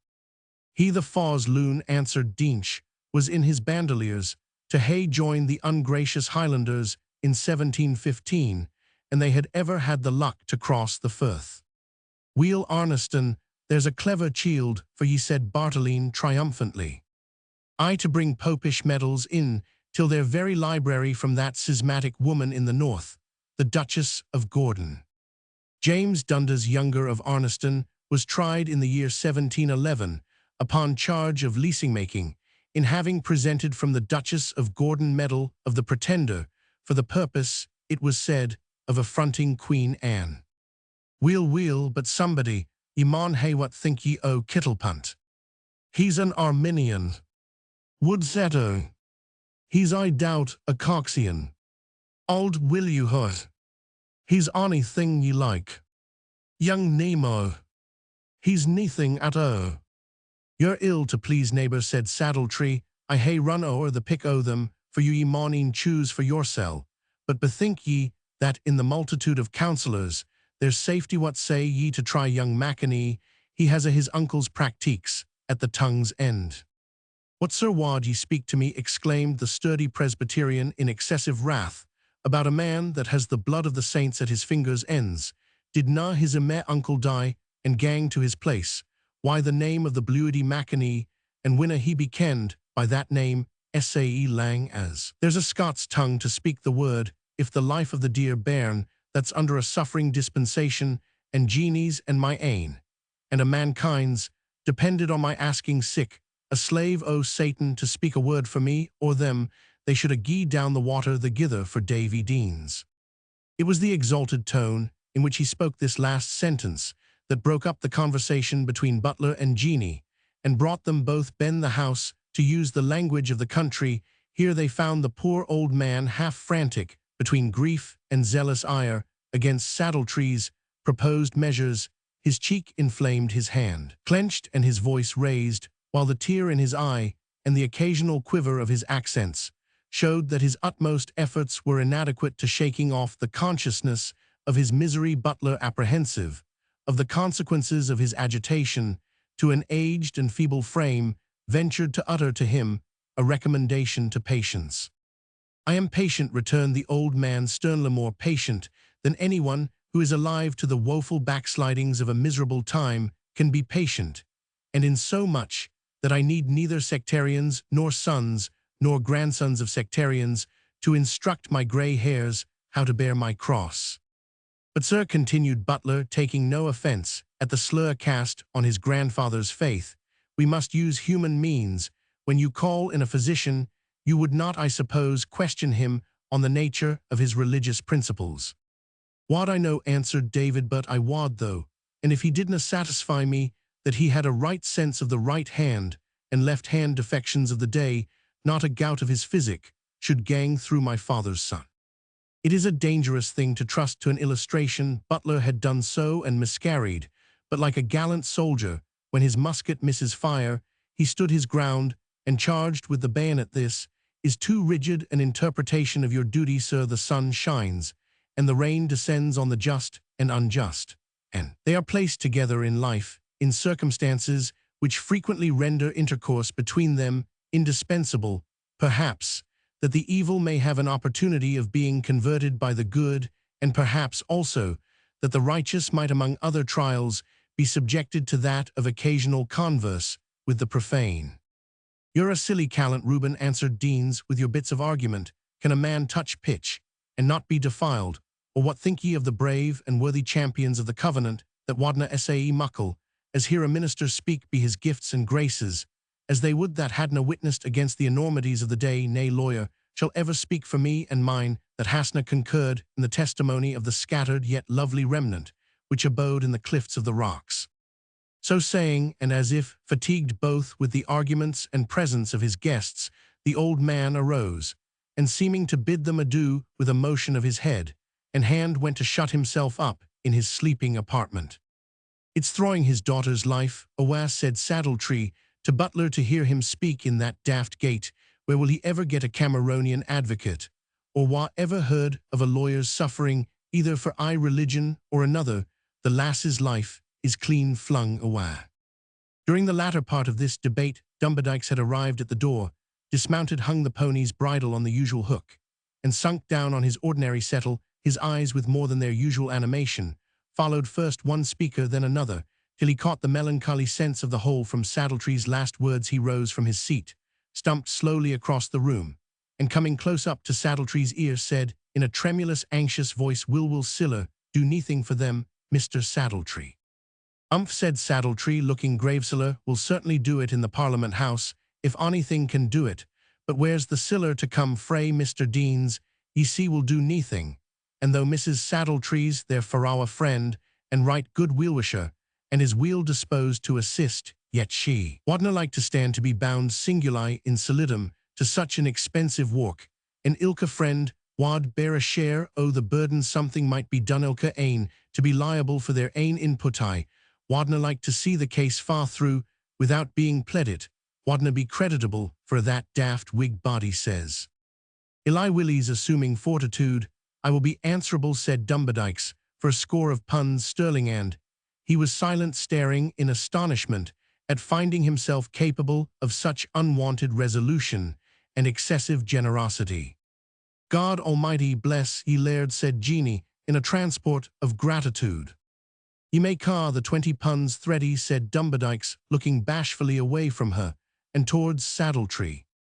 That will do bravely, said Saddletree, rubbing his hands, and he saw hae my skill and knowledge to gar the siller gang far ill tape it out. Weel I ken how to gar the birkies tax short fees, and be glad o' them to its only garring them tro. Ye hae 2 or 3 cases of importance coming on, and they'll work cheap to get. Custom let me alane for willywing and advocates nae sin to get as muckle flew them for our siller as we can after it's, but the wind o' their mouth it costs them neathing, whereas in my wretched occupation of a saddler, horse milliner, and harness maker, we are out unconscionable sums just for barkened hides and leather. Can I be of no use, said Butler, my means, alas, are only worth the black coat I wear, but I am young, I owe much to the family, can I do nothing? Ye can help to collect evidence, sir, said Saddletree, if we could but find ony ane to say she had Jean the least hint o' her condition, she wad be brought aft. Why a wat finger, Mr. Crossmaloof, tell me sae the Crown says he canna be craved to prove. Positive west a positive or a negative, they couldna be cad to prove it, was the tane or the tither o' them, I am sure, and it maxna muckle matter whilk, wherefore says he the libel maun be redarged by the panel proving her defences, and it canna be done otherwise. But the fact, sir, argued Butler, the fact that this poor girl has borne a child, surely the Crown lawyers must prove that, said Butler. Saddletree paused a moment, while the visage of Dumbadykes, which traversed, as if it had been placed on a pivot from the one spokesman to the other, assumed a more blithe expression. "Yea," said Saddletree, after some grave hesitation, "unquestionably, that is a thing to be proved, as the court will more fully declare, by an interlocutor of relevancy, in common form. But I fancy that job's done already, for she has confessed her guilt." "Confessed the murder!" exclaimed Jeanie, with a scream that made them all start. "No, I didna say that," replied Bartolene, "but she confessed bearing the babe." "And what became of it?" then said Jeanie, for not a word could I get from her but bitter sighs and tears. "She says it was taken away from her by the woman in whose house it was born, and who assisted her at the time." "And who was that woman?" said Butler. "Surely by her means the truth might be discovered. Who was she? I will fly to her directly." "I wish," said Dumbledikes, "I were as young and as supple as you, and had the gift of the gab as weel." "Who is she again?" reiterated Butler impatiently. "Who could that woman be?" "I wa kens that, but herself," said Saddletree. "She deponed farther, and declined to answer that interrogatory." "Then to herself will I instantly go," said Butler. "Farewell, Jeanie." Then coming close up to her, "Take no rash steps till you hear from me. Farewell." And he immediately left the cottage. "I wad gang too," said the landed proprietor, in an anxious, jealous, and repining tone, "but my powny winna for the life o' me gang ony other road than just frae Dumbledikes to this house-end and sae straight back again." "Ye'll do better for them," said Saddletree, as they left the house together, "by sending me the thready puns." "Thready puns," hesitated Dumbledikes, who was now out of the reach of those eyes which had inflamed his generosity. "I only said 20 puns." "Aye, but," said Saddletree, that was under protestation to add an ike, "and so ye craved leave to amend your libel, and made it thready." "Did I dinna mind that I did," answered Dumbledikes, "but whatever I said ill stand to." Then bestriding his steed, with some difficulty, he added, "Dinna ye think poor Jeanie's e'en why the tears in them glanced like lammer bades, Mr. Saddletree?" "I kenna muckle about women's e'en laird," replied the insensible Bartolene, "and I care just as little. I wuss I were as weel free o' their tongues, though few wives," he added, recollecting the necessity of keeping up his character for domestic rule, "are under better command than mine. Laird, I allow neither pedulian nor lesa majesty against my sovereign authority." The laird saw nothing so important in this observation as to call for a rejoinder, and when they had exchanged a mute salutation, they parted in peace upon their different errands. Chapter 12. "Ill warrant that fellow from drowning. Were the ship no stronger than a nutshell." The Tempest. Butler felt neither fatigue nor want of refreshment, although from the mode in which he had spent the night, he might well have been overcome with either, but in the earnestness with which he hastened to the assistance of the sister of Jeanie Deans, he forgot both. In his first progress, he walked with so rapid a pace as almost approached to running, when he was surprised to hear behind him a call upon his name, contending with an asthmatic cough, and half-drowned amid the resounding trot of a Highland pony. He looked behind, and saw the Laird of Dumbledikes making after him with what speed he might, for it happened, fortunately, for the Laird's purpose of conversing with Butler, that his own road homeward was for about 200 yards, the same with that which led by the nearest way to the city. Butler stopped, when he heard himself thus summoned, internally wishing no good to the panting equestrian, who thus retarded his journey. Ejaculated Dumbledikes, as he checked the hobbling pace of the pony, "by our friend Butler. It's a hard-set Williard beast, this o' mine." He had in fact just overtaken the object of his chase, at the very point beyond which it would have been absolutely impossible for him to have continued the pursuit since. Their Butler's road parted from that leading to Dumbledikes, and no means of influence or compulsion which the rider could possibly have used towards his Bucephalus could have induced the Celtic obstinacy of Rory Bean. Such was the pony's name to have diverged a yard from the path that conducted him to his own paddock. Even when he had recovered from the shortness of breath occasioned by a trot much more rapid than Rory, or he were accustomed to the high purpose of Dumbledikes, seemed to stick as it were in his throat, and impede his utterance, so that Butler stood for nearly 3 minutes ere he could utter a syllable, and when he did find voice, it was only to say, after one or two efforts, I say, Mr. Butler, it's a broad day for the harst." "Fine day, indeed," said Butler. "I wish you good morning, sir." Stay a bit," rejoined Dumbledikes. "That was no what I had gotten to say." "Then pray be quick, and let me have your commands," rejoined Butler. "I crave your pardon, but I am in haste, and tempus nemini know the proverb." Dumbledikes did not know the proverb, nor did he even take the trouble to endeavor to look as if he did as others in his place might have done. He was concentrating all his intellects for one grand proposition, and could not afford any detachment to defend outposts. "I say, Mr. Butler," said he, "can ye, if Mr. Saddletree's a great lawyer?" "I have no person's word for it, but his own," answered Butler dryly, "but undoubtedly he best understands his own qualities." Replied the taciturn Dumbledikes, in a tone which seemed to say, "Mr. Butler, I take your meaning in that case." He pursued, "Ill employ my ain man, o business Nishal, Novit, old Nishal's son, and amiest, as gleg as his father to agent Effie's plea." And having thus displayed more sagacity than Butler expected from him, he courteously touched his gold-laced cocked hat, and by a punch on the ribs conveyed to Rory Bean, it was his rider's pleasure that he should forthwith proceed homewards, a hint which the quadruped obeyed with that degree of alacrity with which men and animals interpret and obey suggestions that entirely correspond with their own inclinations. Butler resumed his pace, not without a momentary revival of that jealousy which the honest laird's attention to the family of Deans had at different times excited in his bosom, but he was too generous long to nurse any feeling which was allied to selfishness. "He is," said Butler to himself, "rich in what I want. Why should I feel vexed that he has the heart to dedicate some of his pelf to render them services which I can only form the empty wish of executing in God's name?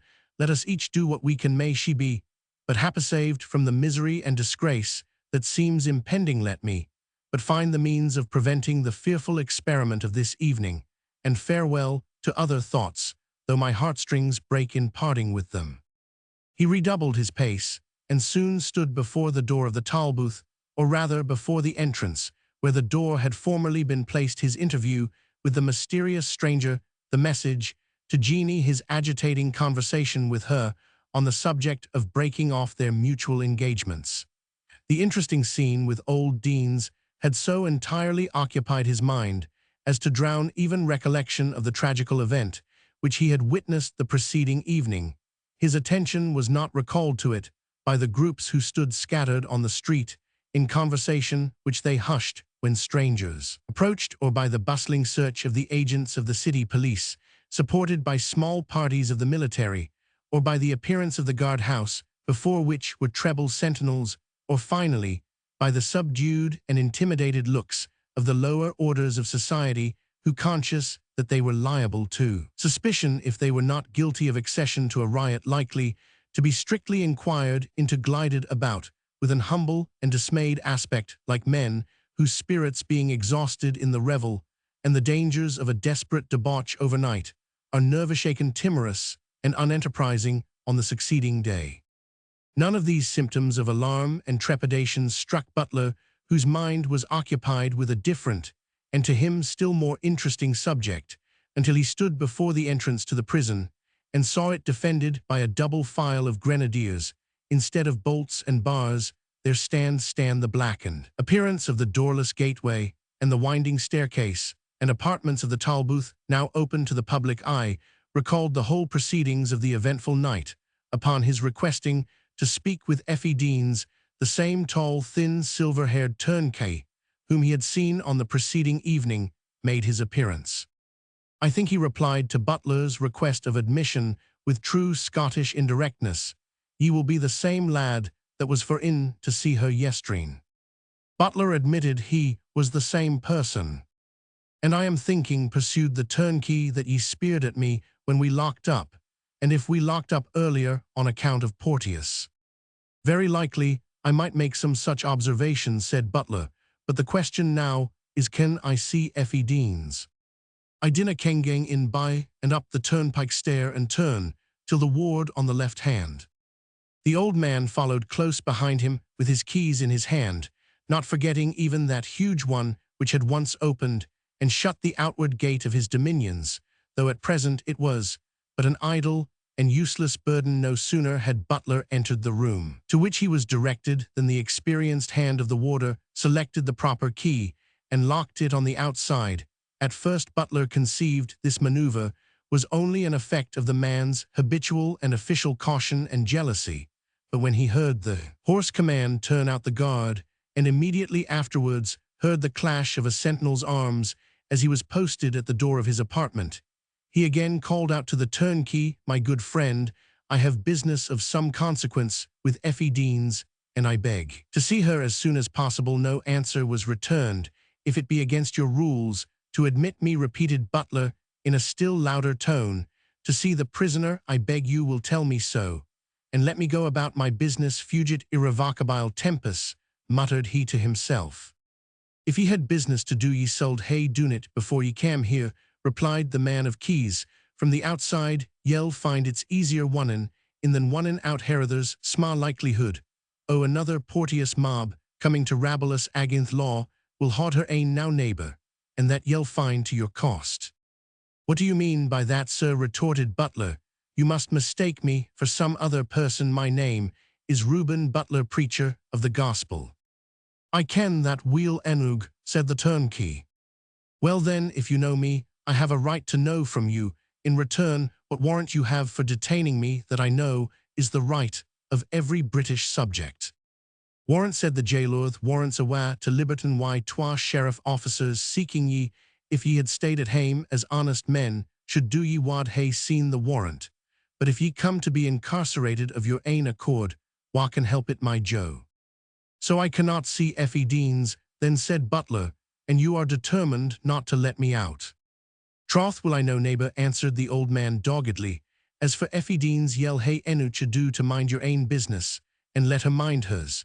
And for letting you out, that maun be as the magistrate will determine, and fare ye weel for a bit, for I maun see Deacon Sawyers put on ane or twa o' the doors that your quiet folk broke down yesternight, Mr. Butler."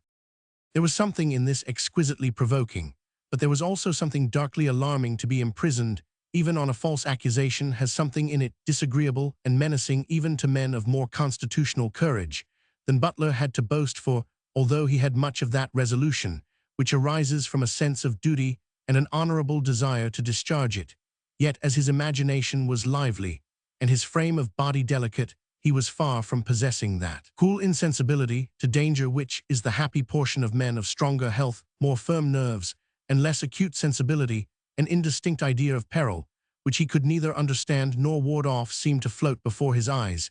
He tried to think over the events of the preceding night, in hopes of discovering some means of explaining or vindicating his conduct for appearing among the mob, since it immediately occurred to him that his detention must be founded on that circumstance, and it was with anxiety that he found he could not recollect to have been under the observation of any disinterested witness in the attempts that he made from time to time to expostulate with the rioters, and to prevail on them to release him. The distress of Dean's family, the dangerous rendezvous which Jeanie had formed, and which he could not now hope to interrupt, had also their share in his unpleasant reflections.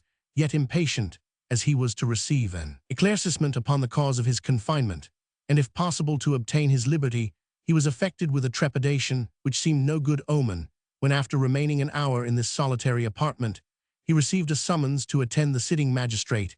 He was conducted from prison strongly guarded by a party of soldiers, with a parade of precaution that, however ill-timed and unnecessary, is generally displayed after an event which such precaution, if used in time, might have prevented. He was introduced into the council chamber, as the place is called, where the magistrates hold their sittings, and which was then at a little distance from the prison. One or two of the senators of the city were present, and seemed about to engage in the examination of an individual who was brought forward to the foot of the long green-covered table round which the council usually assembled. "Is that the preacher?" said one of the magistrates, as the city officer in attendance introduced Butler. The man answered in the affirmative. "Let him sit down there for an instant. We will finish this man's business very briefly." "Shall we remove Mr. Butler?" queried the assistant. "It is not necessary. Let him remain where he is. Butler accordingly sate down on a bench at the bottom of the apartment, attended by one of his keepers. It was a large room, partially and imperfectly lighted, but by chance, or the skill of the architect, who might happen to remember the advantage which might occasionally be derived from such an arrangement, one window was so placed as to throw a strong light at the foot of the table at which prisoners were usually posted for examination, while the upper end, where the examinant sate, was thrown into shadow. Butler's eyes were instantly fixed on the person whose examination was at present proceeding, in the idea that he might recognize some one of the conspirators of the former night. But though the features of this man were sufficiently marked and striking, he could not recollect that he had ever seen them before. The complexion of this person was dark, and his age somewhat advanced. He wore his own hair combed smooth down and cut very short. It was jet black, slightly curled by nature, and already mottled with gray.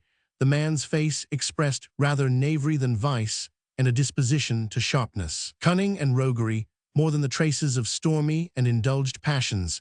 His sharp, quick black eyes, acute features, ready, sardonic smile, promptitude, and effrontery gave him altogether what is called among the vulgar a knowing look, which generally implies a tendency to knavery. At a fair or market, you could not for a moment have doubted that he was a horse-jockey intimate with all the tricks of his trade, yet, had you met him on a moor, you would not have apprehended any violence from him. His dress was also that of a horse-dealer, a close-buttoned jockey coat, or rap-rascal as it was then termed, with huge metal buttons, coarse blue upper stockings, called boothos, because supplying the place of boots, and a slouched hat. He only wanted a loaded whip under his arm, and a spur upon one heel to complete the dress of the character he seemed to represent. "Your name is James Ratcliffe," said the magistrate. "I'll why your honour's leave. That is to say, you could find me another name, if I did not like that one. 20 to pick and choose upon, always with your honour's leave," resumed the respondent. "But James Ratcliffe is your present name. What is your trade?" "I canna just say distinctly that I have what ye wad ca precisely a trade." "But," repeated the magistrate, "what are your means of living, your occupation?" "How tout your honour why your leave kens that as weel as I do," replied the examined. "No matter, I want to hear you describe it," said the examinant. "Me describe, and to your honour far be it from Jemmy Ratcliffe," responded the prisoner. "Come, sir, no trifling, I insist on an answer." "Weel, sir," replied the declarant, "I maun make a clean breast, for ye see why your leave I am looking for favour. Describe my occupation, quo ye troth. It will be ill to do that in a feasible way in a place like this, but what is't again that the ought command says?"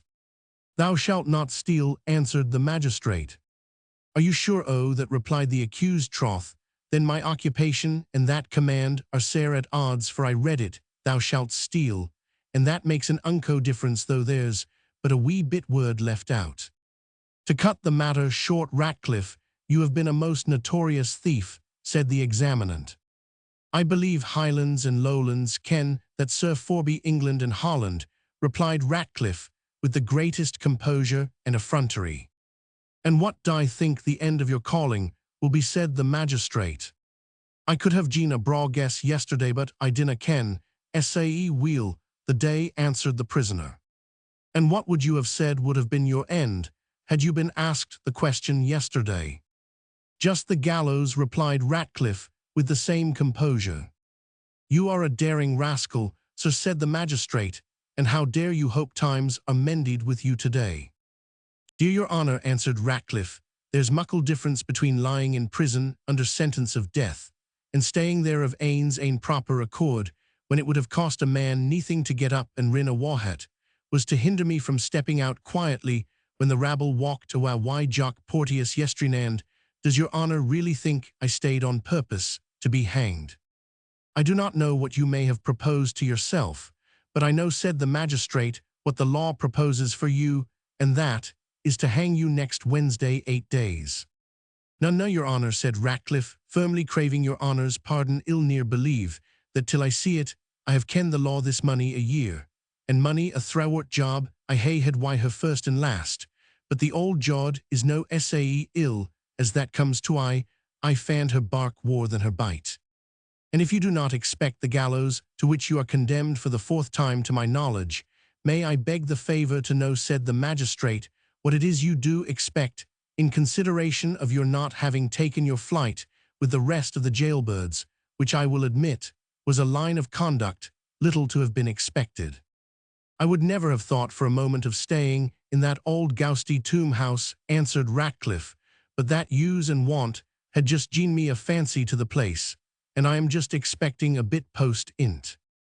A post, exclaimed the magistrate, a whipping post, I suppose you mean.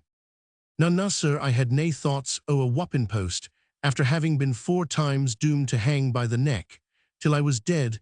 I think I am far beyond being whoppit. Then, in heaven's name, what did you expect?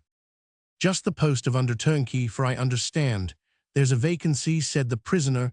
I wadna think of asking the lockman's place o'er his head. It wadna suit me sae weel as ither folk, for I never could put a beast out o' the way, much less deal wi' a man. Note H. hangman or lockman. That's something in your favour, said the magistrate, making exactly the inference to which Ratcliffe was desirous to lead him, though he mantled his art with an affectation of oddity. But, continued the magistrate, how do you think you can be trusted with a charge in the prison when you have broken at your own hand half the jails in Scotland? Why, your honour's leave, said Ratcliffe, if I kenned sae weel how to won out mysel, it's like I wad be a the better a hand to keep other folk, and I think they wad ken their business weel, that held me in when I wanted to be out, or won out when I wanted to hand them in. The remark seemed to strike the magistrate, but he made no further immediate observation, only desired Ratcliffe to be removed. When this daring and yet sly freebooter was out of hearing, the magistrate asked the city clerk what he thought of the fellow's assurance. It's no for me to say, sir, replied the clerk, but if James Ratcliffe be inclined to turn to good, there is not a man ere came within the ports of the burg, could be of sae muckle use to the good town in the thief and lock-up line of business ill. Speak to Mr. Sharpitlaw about him. Upon Ratcliffe's retreat, Butler was placed at the table for examination. The magistrate conducted his inquiry civilly, but yet in a manner which gave him to understand that he laboured under strong suspicion, with a frankness which at once became his calling and character. Butler avowed his involuntary presence at the murder of Porteous, and at the request of the magistrate entered into a minute detail of the circumstances which attended that unhappy affair. All the particulars, such as we have narrated, were taken minutely down by the clerk from Butler's dictation. When the narrative was concluded, the cross-examination commenced, which it is a painful task even for the most candid witness to undergo, since a story, especially if connected with agitating and alarming incidents, can scarce be so clearly and distinctly told, but that some ambiguity and doubt may be thrown upon it by a string of successive and minute interrogatories. The magistrate commenced by observing that Butler had said his object was to return to the village of Liberton, but that he was interrupted by the mob at the West Port. Is the West Port your usual way of leaving town when you go to Liberton? Said the magistrate with a sneer. No, certainly, answered Butler with the haste of a man anxious to vindicate the accuracy of his evidence, but I chanced to be nearer that port than any other, and the hour of shutting the gates was on the point of striking. That was unlucky, said the magistrate dryly, pray being, as you say, under coercion and fear of the lawless multitude, and compelled to accompany them through scenes disagreeable to all men of humanity, and more especially irreconcilable to the profession of a minister, did you not attempt to struggle, resist, or escape from their violence? Butler replied that their numbers prevented him from attempting resistance, and their vigilance from effecting his escape.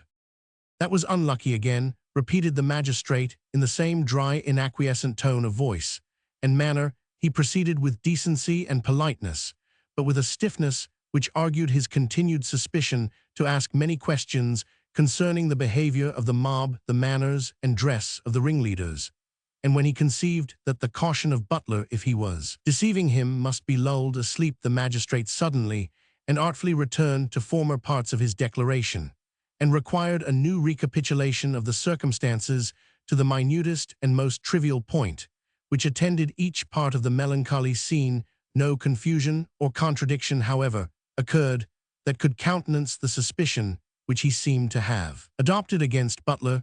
At length the train of his interrogatories reached Madge Wildfire, at whose name the magistrate and town clerk exchanged significant glances. If the fate of the good town had depended on her careful magistrates, knowing the features and dress of this personage, his inquiries could not have been more particular, but Butler could say almost nothing of this person's features, which were disguised apparently with red paint and soot like an Indian going to battle, besides the projecting shade of a kerch or coif, which muffled the hair of the supposed female. He declared that he thought he could not know this Madge Wildfire if placed before him in a different dress, but that he believed he might recognize her voice. The magistrate requested him again to state by what gate he left the city. "By the Cowgate Port," replied Butler. "Was that the nearest road to Liberton?" "No," answered Butler with embarrassment, "but it was the nearest way to extricate myself from the mob." The clerk and magistrate again exchanged glances. "Is the Cowgate Port a nearer way to Liberton from the Grassmarket than Bristow Port?" "No," replied Butler, "but I had to visit a friend." "Indeed," said the interrogator, "you were in a hurry to tell the sight you had witnessed, I suppose." "Indeed I was not," replied Butler, "nor did I speak on the subject the whole time I was at St. Leonard's Crags." "Which road did you take to St. Leonard's Crags?" "By the foot of Salisbury Crags," was the reply. "Indeed you seem partial to circuitous routes." "Again," said the magistrate, "whom did you see after you left the city?" One by one, he obtained a description of every one of the groups who had passed Butler, as already noticed their number, demeanor, and appearance, and at length came to the circumstance of the mysterious stranger in the King's Park. On this subject, Butler would fain have remained silent, but the magistrate had no sooner got a slight hint concerning the incident than he seemed bent to possess himself of the most minute particulars. "Look ye, Mr. Butler," said he, "you are a young man, and bear an excellent character, so much I will myself testify in your favor. But we are aware there has been at times a sort of bastard and fiery zeal in some of your order, and those men irreproachable in other points, which has led them into doing and countenancing great irregularities, by which the peace of the country is liable to be shaken. I will deal plainly with you. I am not at all satisfied with this story of your setting out again and again to seek your dwelling by two several roads, which were both circuitous, and to be frank, no one whom we have examined on this unhappy affair could trace in your appearance anything like your acting under compulsion. Moreover, the waiters at the Cowgate Port observed something like the trepidation of guilt in your conduct, and declare that you were the first to command them to open the gate in a tone of authority, as if still presiding over the guards and outposts of the rabble who had besieged them the whole night. "God forgive them," said Butler, "I only asked free passage for myself. They must have much misunderstood if they did not wilfully misrepresent me." "Well, Mr. Butler," resumed the magistrate, "I am inclined to judge the best, and hope the best, as I am sure I wish the best, but you must be frank with me if you wish to secure my good opinion, and lessen the risk of inconvenience to yourself. You have allowed you saw another individual in your passage through the King's Park to St. Leonard's Crags. I must know every word which passed betwixt you." Thus closely pressed Butler, who had no reason for concealing what passed at that meeting, unless because Jeanie Deans was concerned in it, thought it best to tell the whole truth from beginning to end. "Do you suppose," said the magistrate, pausing, "that the young woman will accept an invitation so mysterious?" "I fear she will," replied Butler. "Why do you use the word fear?" said the magistrate. "Because I am apprehensive for her safety in meeting at such a time and place one who had something of the manner of a desperado, and whose message was of a character so inexplicable." "Her safety shall be cared for," said the magistrate. "Mr. Butler, I am concerned. I cannot immediately discharge you from confinement, but I hope you will not be long detained. Remove Mr. Butler, and let him be provided with decent accommodation in all respects." He was conducted back to the prison accordingly, but in the food offered to him, as well as in the apartment in which he was lodged, the recommendation of the magistrate was strictly attended to. Chapter 13. Dark and eerie was the night, and lonely was the way, as Janet wi her green mantle to Miles Cross she did gie. Old ballad.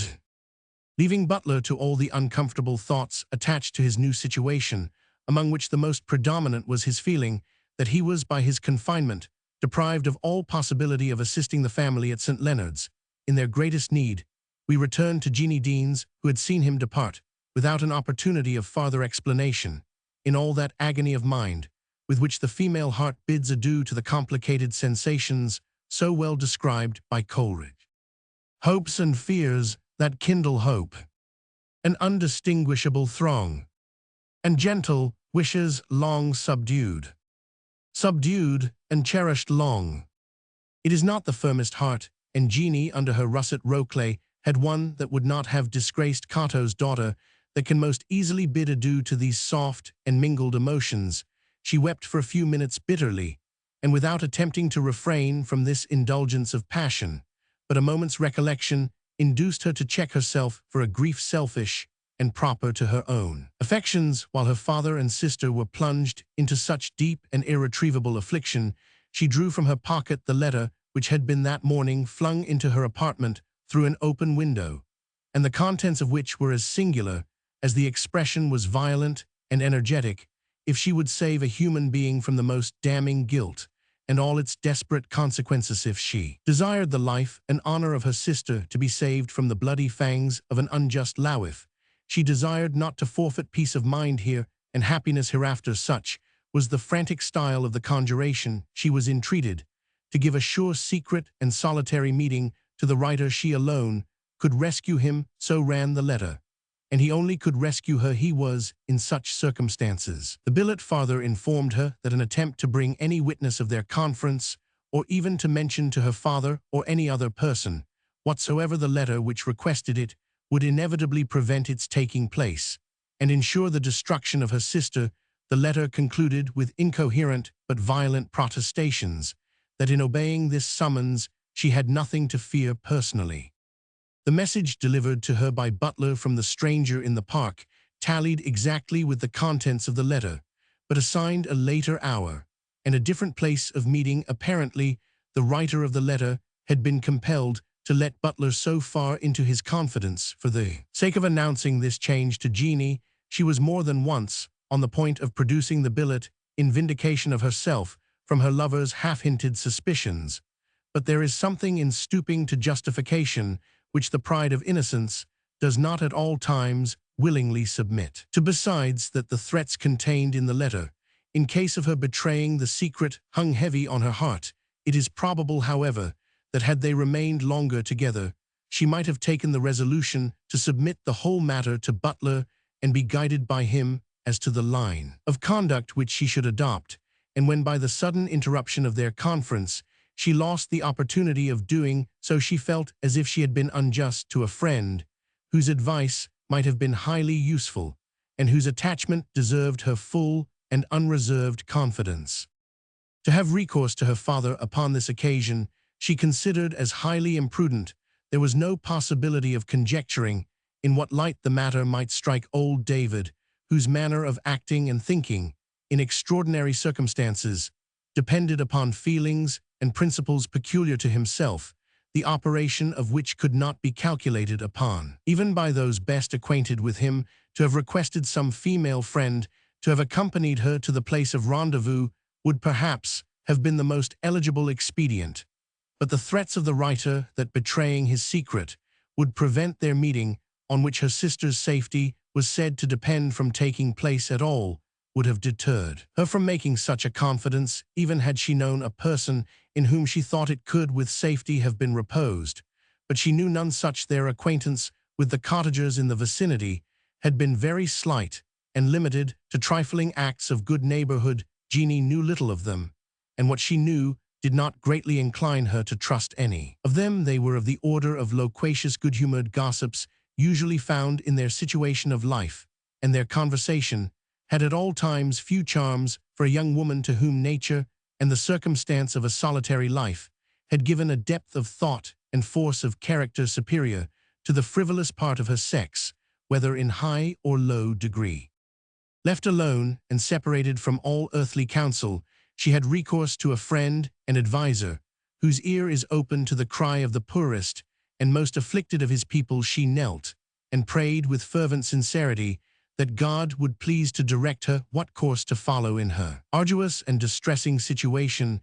It was the belief of the time and sect to which she belonged that special answers to prayer, differing little in their character from divine inspiration, were, as they expressed it, borne in upon their minds in answer to their earnest petitions in a crisis of difficulty, without entering into an abstruse point of divinity. One thing is plain, namely, that the person who lays open his doubts and distresses in prayer with feeling and sincerity must necessarily, in the act of doing so, purify his mind from the dross of worldly passions and interests, and bring it into that state when the resolutions adopted are likely to be selected rather from a sense of duty than from any inferior motive. Jeanie arose from her devotions with her heart fortified to endure affliction and encouraged to face difficulties.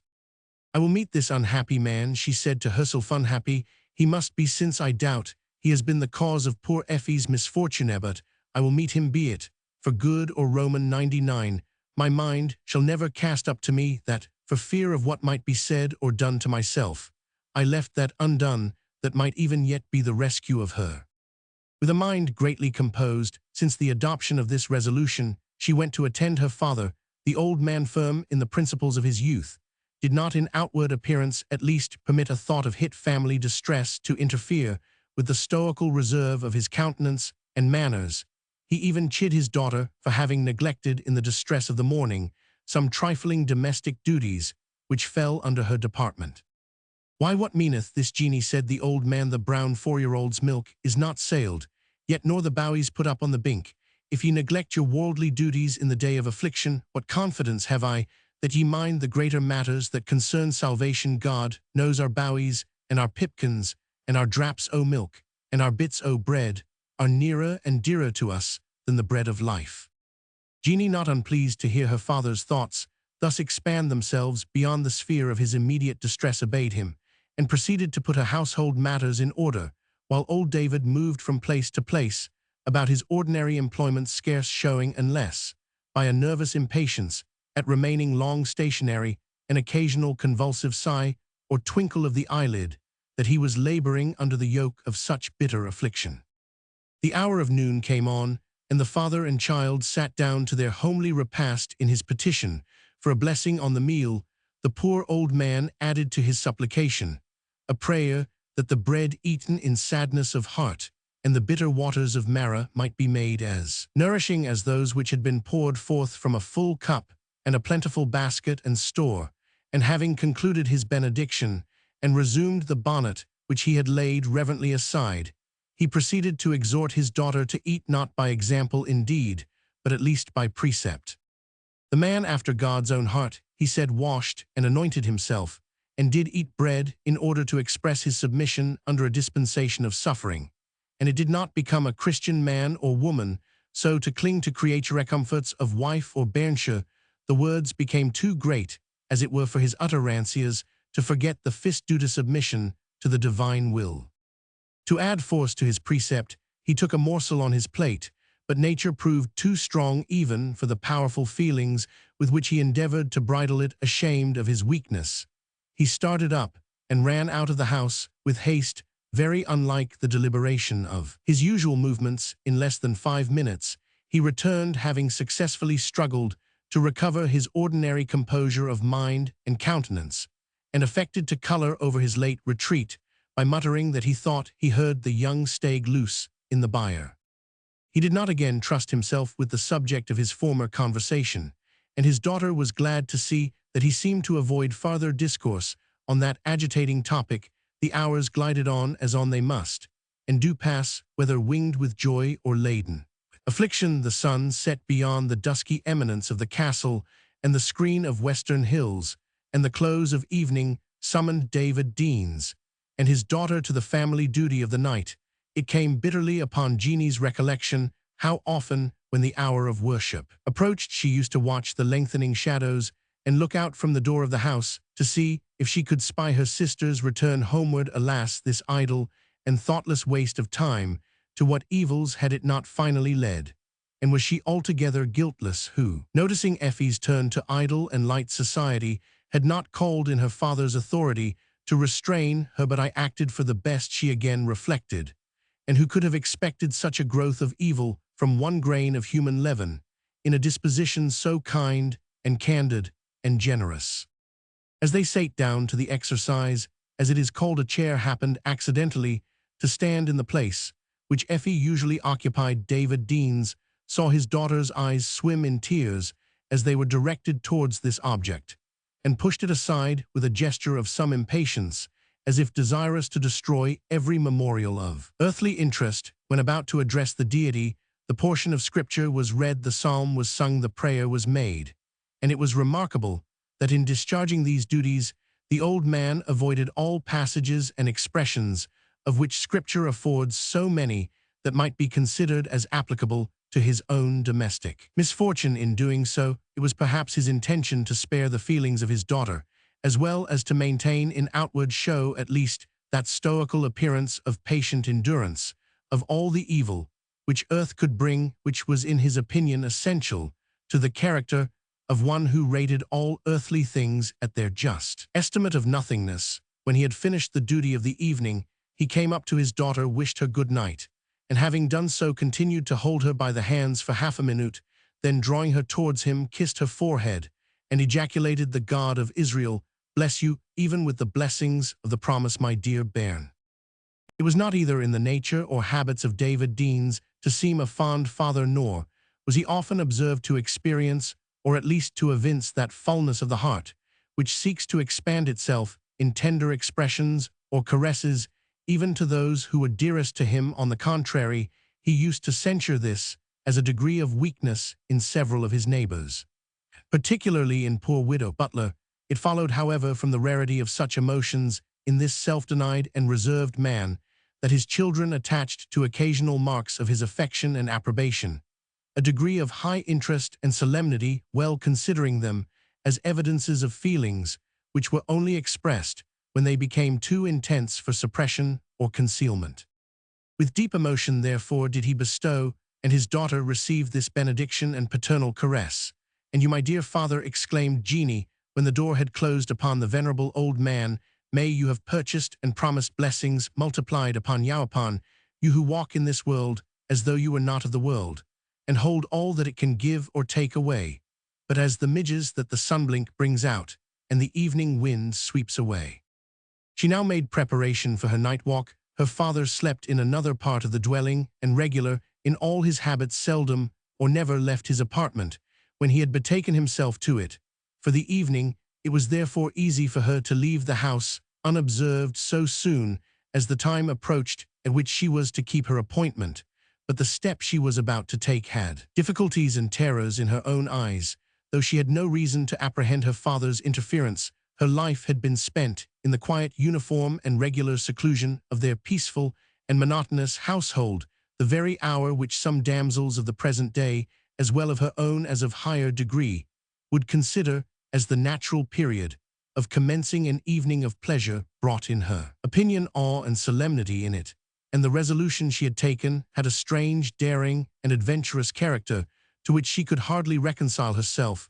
When the moment approached for putting it into execution, her hands trembled as she snooded her fair hair beneath the riband, then the only ornament or cover which young unmarried women wore on their head, and as she adjusted the scarlet tartan screen or muffler made of plaid, which the Scottish women wore much in the fashion of the black silk veils, still a part of female dress in the Netherlands, a sense of impropriety as well as of danger pressed upon her, as she lifted the latch of her paternal mansion to leave it on so wild an expedition, and at so late an hour, unprotected, and without the knowledge of her natural guardian.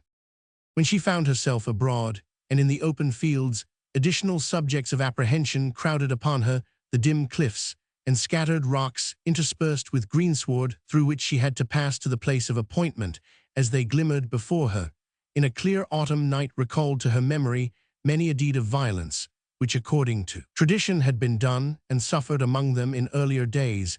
They had been the haunt of robbers and assassins, the memory of whose crimes is preserved in the various edicts, which the Council of the City and even the Parliament of Scotland had passed for dispersing their bands and ensuring safety to the lieges so near the precincts of the city. The names of these criminals and of their atrocities were still remembered in traditions of the scattered cottages and the neighboring suburb in latter times. As we have already noticed, the sequestered and broken character of the ground rendered it a fit theatre for duels and rencontres among the fiery youth of the period. 2 or 3 of these incidents, all sanguinary and one of them fatal in its termination, had happened since Deans came to live at St. Leonard's. His daughter's recollections, therefore, were of blood and horror, as she pursued the small, scarce-attract, solitary path, every step of which conveyed Het to a greater distance from help and deeper into the ominous seclusion of these unhallowed precincts. As the moon began to peer forth on the scene with a doubtful flitting and solemn light, Jeanie's apprehensions took another turn too peculiar to her rank and country to remain unnoticed, but to trace its origin will require another chapter. Chapter 14. The spirit I have seen may be the devil, and the devil has power to assume a pleasing shape. Hamlet. Witchcraft and demonology, as we have already had occasion to remark, were at this period believed in by almost all ranks, but more especially among the stricter classes of Presbyterians, whose government, when their party were at the head of the state, had been much sullied by their eagerness to inquire into and persecute these imaginary crimes. Now, in this point of view also, St. Leonard's Crags and the adjacent chase were a dreaded and ill-reputed district. Not only had witches held their meetings there, but even of very late years, the enthusiast or impostor mentioned in the Pandemonium of Richard Bovet, gentleman, had among the recesses of these romantic cliffs found his way into the hidden retreats where the fairies revel in the bowels of the earth. Note Roman 1, the fairy boy of Lace. With all these legends, Jeanie Deans was too well acquainted to escape that strong impression which they usually make on the imagination. Indeed, relations of this ghostly kind had been familiar to her from her infancy, for they were the only relief which her father's conversation afforded from controversial argument, or the gloomy history of the strivings and testimonies, escapes, captures, tortures, and executions of those martyrs of the covenant, with whom it was his chiefest boast to say he had been acquainted in the recesses of mountains, in caverns, and in morasses, to which these persecuted enthusiasts were so ruthlessly pursued. They conceived they had often to contend with the visible assaults of the enemy of mankind, as in the cities, and in the cultivated fields they were exposed to those of the tyrannical government and their soldiery. Such were the terrors which made one of their gifted seers exclaim, when his companion returned to him after having left him alone in a haunted cavern in Sorn in Galloway, "It is hard living in this world. Incarnate devils above the earth, and devils under the earth. Satan has been here since he went away, but I have dismissed him by resistance. We will be no more troubled with him." This night David Deans believed this, and many other such ghostly encounters and victories on the faith of the Ansars, or auxiliaries of the banished prophets.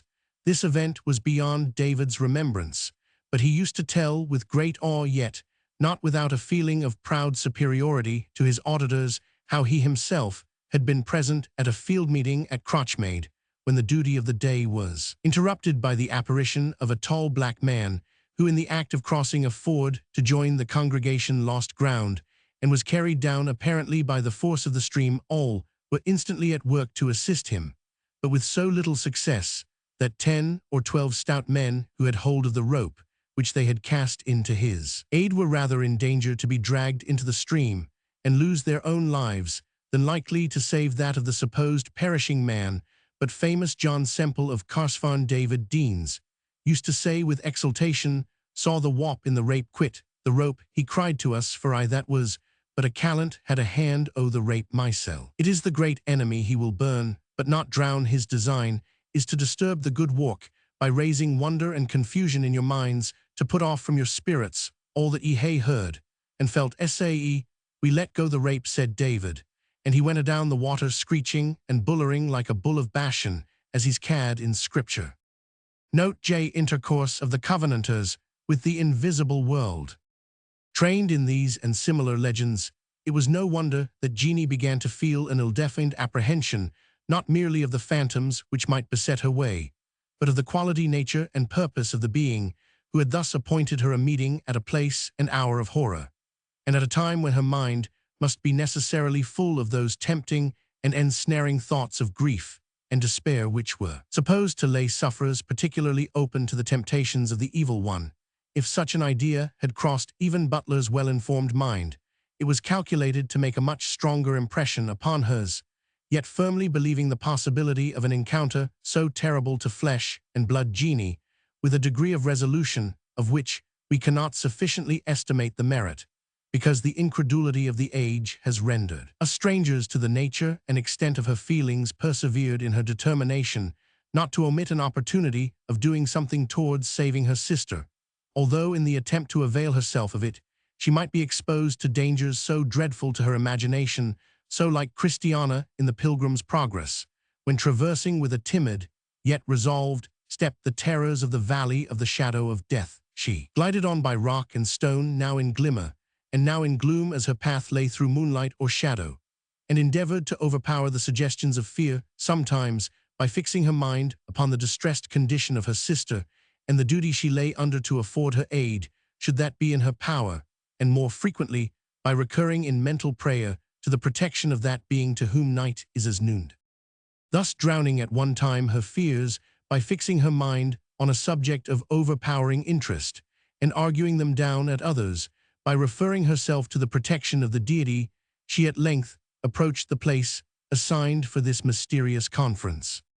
It was situated in the depth of the valley behind Salisbury Crags, which has for a background the northwestern shoulder of the mountain called Arthur's Seat, on whose descent still remain the ruins of what was once a chapel or hermitage, dedicated to St. Anthony, the Eremite. A better site for such a building could hardly have been selected, for the chapel, situated among the rude and pathless cliffs, lies in a desert, even in the immediate vicinity of a rich, populous, and tumultuous capital, and the hum of the city might mingle with the orisons of the recluses, conveying as little of worldly interest as if it had been the roar of the distant ocean. Beneath the steep ascent on which these ruins are still visible was, and perhaps is still, pointed out the place where the wretch Nicol Mushat, who has been already mentioned in these pages, had closed a long scene of cruelty towards his unfortunate wife, by murdering her with circumstances of uncommon barbarity.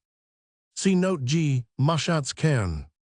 The execration in which the man's crime was held extended itself to the place where it was perpetrated, which was marked by a small cairn or heap of stones, composed of those which each chance passenger had thrown there in testimony of abhorrence, and on the principle, it would seem, of the ancient British malediction, "May you have a cairn for your burial place."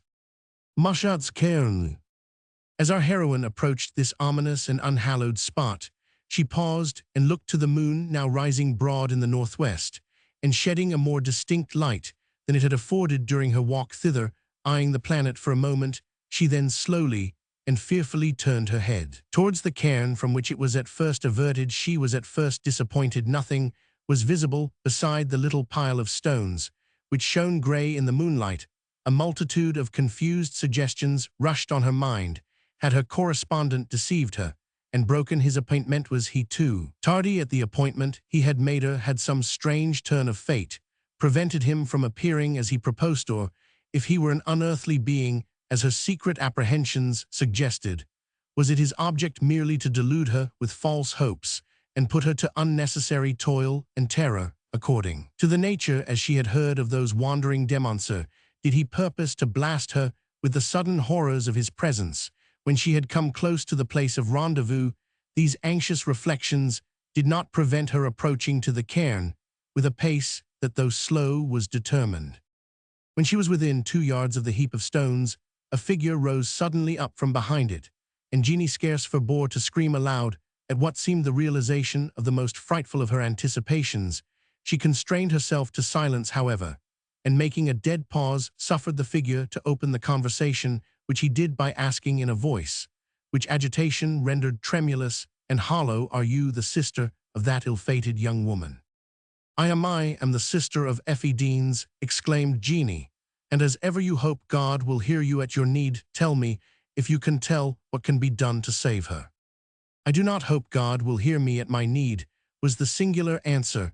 I do not expect he will. This desperate language he uttered in a tone calmer than that with which he had at first spoken, probably because the shock of first addressing her was what he felt most difficult to overcome. Jeanie remained mute with horror to hear language expressed so utterly foreign to all which she had ever been acquainted with that it sounded in her ears rather like that of a fiend than of a human being. The stranger pursued his address to her, without seeming to notice her surprise. You see before you a wretch predestined to evil here and hereafter. For the sake of heaven that hears and sees us, said Jeanie, dinna speak in this desperate fashion. The gospel is sent to the chief of Sinnerstow, the most miserable among the miserable. Then should I have my own share therein, said the stranger, if you call it sinful to have been the destruction of the mother that bore me off, the friend that loved me off, the woman that trusted me off, the innocent child that was born to me. If to have done all this is to be a sinner, and survive it is to be miserable, then am I most guilty and most miserable indeed. Then you are the wicked cause of my sister's ruin, said Jeanie, with a natural touch of indignation expressed in her tone of voice. Curse me for it, if you will, said the stranger. I have well deserved it at your hand. It is fitter for me, said Jeanie, to pray to God to forgive you. Do as you will, how you will, or what you will, he replied with vehemence. Only promise to obey my directions and save your sister's life. I must first know, said Jeanie, the means you would have me use in her behalf. Nor you must first solemnly swear that you will employ them when I make them known to you. Surely it is needless to swear that I will do all that is lawful to a Christian to save the life of my sister. I will have no reservation, thundered the stranger. Lawful or unlawful, Christian or heathen, you shall swear to do my hest, and act by my counsel, or you little know whose wrath you provoke. I will think on what you have said, said Jeanie, who began to get much alarmed at the frantic vehemence of his manner, and disputed in her own mind whether she spoke to a maniac or an apostate spirit incarnate. I will think on what you say, and let you ken tomorrow. Tomorrow, exclaimed the man with a laugh of scorn, and where will I be tomorrow? Where will you be tonight, unless you swear to walk by my counsel? There was one accursed deed done at this spot before now, and there shall be another to match it, unless you yield up to my guidance, body and soul. As he spoke, he offered a pistol at the unfortunate young woman. She neither fled nor fainted, but sunk on her knees, and asked him to spare her life. Is that all you have to say? Said the unmoved ruffian. Do not dip your hands in the blood of a defenseless creature that has trusted to you, said Jeanie, still on her knees. Is that all you can say for your life? Have you no promise to give? Will you destroy your sister and compel me to shed more blood? I can promise nothing, said Jeanie, which is unlawful for a Christian. He cocked the weapon and held it towards her. May God forgive you, she said, pressing her hands forcibly against her eyes. Dn, muttered the man, and turning aside from her, he uncocked the pistol and replaced it in his pocket. I am a villain, he said, steeped in guilt and wretchedness, but not wicked enough to do you any harm. I only wish to terrify you into my measures. She hears me not, is gone. Great God, what a wretch am I become. As he spoke, she recovered herself from an agony which partook of the bitterness of death, and in a minute or two, through the strong exertion of her natural sense and courage, collected herself sufficiently to understand he intended her no personal injury. No, he repeated, I would not add to the murder of your sister and of her child that of anyone belonging to her. Mad, frantic as I am, and unrestrained by either fear or mercy, given up to the possession of an evil being, and forsaken by all that is good, I would not hurt you were the world offered me for a bribe, but for the sake of all that is dear to you, swear you will follow my counsel. Take this weapon, shoot me through the head, and with your own hand revenge your sister's wrong. Only follow the only course by which her life can be saved. Alas, is she innocent or guilty. She is guiltless, guiltless of everything but of having trusted a villain yet, had it not been for those that were worse than I Amy's worse, than I am though I am bad indeed thy's misery had not befallen. And my sister's child owes it live, said Jeanie. No, it was murder, red newborn infant was barbarously murdered, he uttered, in a low yet stern and sustained voice, but, he added hastily, not by her knowledge or consent. Then why cannot the guilty be brought to justice, and the innocent freed? Torment me not with questions which can serve no purpose, he sternly replied. The deed was done by those who are far enough from pursuit, and safe enough from discovery. No one can save Effie but yourself. Woe's me, how is it in my power? Asked Jeanie in despondency. Hearken to me, you have sense, who can apprehend my meaning. I will trust you, your sister is innocent of the crime charged against her. Thank God for that, said Jeanie. Be still and hearken. The person who assisted her in her illness murdered the child, but it was without the mother's knowledge or consent. She is therefore guiltless as the unhappy innocent, that but gasped a few minutes in this unhappy world. Better was its hap to be so soon at rest. She is innocent as that infant, and yet she must die. It is impossible to clear her of the law. Cannot the wretches be discovered and given up to punishment, said Jeanie. Do you think you will persuade those who are hardened in guilt to die to save another? Is that the reed you would lean to? But you said there was a remedy again, gasped out the terrified young woman.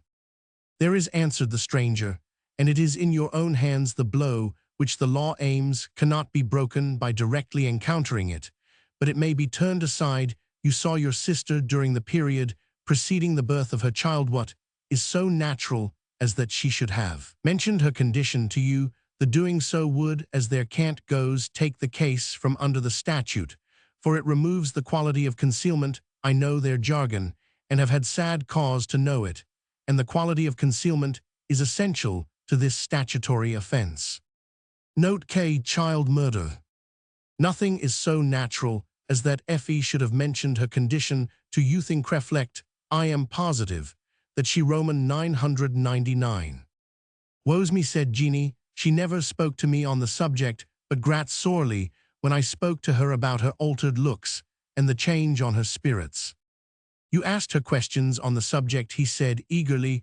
You must remember her answer was a confession that she had been ruined by a villainies, lay a strong emphasis on thought. A cruel false villain, call it any other name, is unnecessary, and that she bore under her bosom the consequences of his guilt and her folly, and that he had assured her he would provide safely for her approaching illness. Well, he kept his word. These last words he spoke as if it were to himself, and with a violent gesture of self-accusation, and then calmly proceeded. You will remember all this. That is all that is necessary to be said. But I cannot remember, answered Jeanie with simplicity, that which Effie never told me. Are you so dull, so very dull of apprehension? He exclaimed suddenly, grasping her arm and holding it firm in his hand. I tell you, speaking between his teeth and under his breath, but with great energy, you must remember that she told you all this, whether she ever said a syllable of it or no. You must repeat this tale, in which there is no falsehood, except in so far as it was not told to you before these justices, justiciary, whatever they call their bloodthirsty court, and save your sister from being murdered, and them from becoming murderers. Do not hesitate. I pledge life and salvation, that in saying what I have said you will only speak the simple truth. But replied Jeanie, whose judgment was too accurate not to see the sophistry of this argument, I shall be mansworn in the very thing in which my testimony is wanted. For it is the concealment for which poor Effie is blamed, and you would make me tell a falsehood anent it. I see, he said, my first suspicions of you were right, and that you will let your sister, innocent, fair, and guiltless, except in trusting a villain, die the death of a murderess, rather than bestow the breath of your mouth and the sound of your voice to save her. I wad wear the best blood in my body to keep her scatheless, said Jeanie, weeping in bitter agony, but I cannot change right into wrang, or make that true which is false. Foolish, hard-hearted girl, said the stranger, are you afraid of what they may do to you? I tell you, even the retainers of the law who course life as greyhounds do hares, will rejoice at the escape of a creature so young, so beautiful, that they will not suspect your tale, that if they did suspect it, they would consider you as deserving not only of forgiveness, but of praise for your natural affection. It is not man I fear, said Jeanie, looking upward, the God, whose name I must call on to witness the truth of what I say. He will know the falsehood. And he will know the motive, said the stranger eagerly. He will know that you are doing this not for lucre of gain, but to save the life of the innocent, and prevent the commission of a worse crime than that which the law seeks to avenge.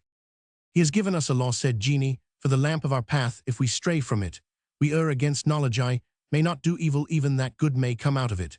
But you that ken all this to be true, which I must take on your word to you, that if I understood what you said, e'en now promised her shelter and protection in her travail, why do not you step forward, and bear leal and soothfast evidence in her behalf, as he may with a clear conscience?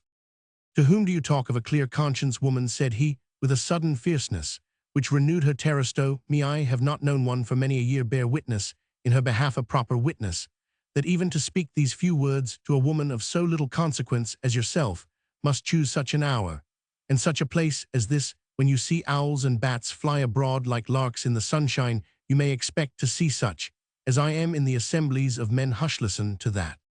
A voice was heard to sing one of those wild and monotonous strains so common in Scotland, and to which the natives of that country chant their old ballads.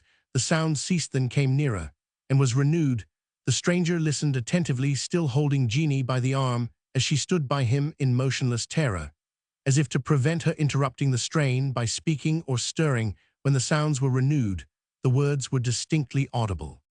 When the glades in the blue cloud, the lavrock lies still. When the hounds in the greenwood, the hind keeps the hill. The person who sung kept a strained and powerful voice at its highest pitch, so that it could be heard at a very considerable distance. As the song ceased, they might hear a stifled sound, as of steps and whispers of persons approaching them. The song was again raised, but the tune was changed. "O sleep, ye sound, Sir James," she said, "when ye sold rise and ride. There's 20 men, why bow and blade, are seeking where ye hide."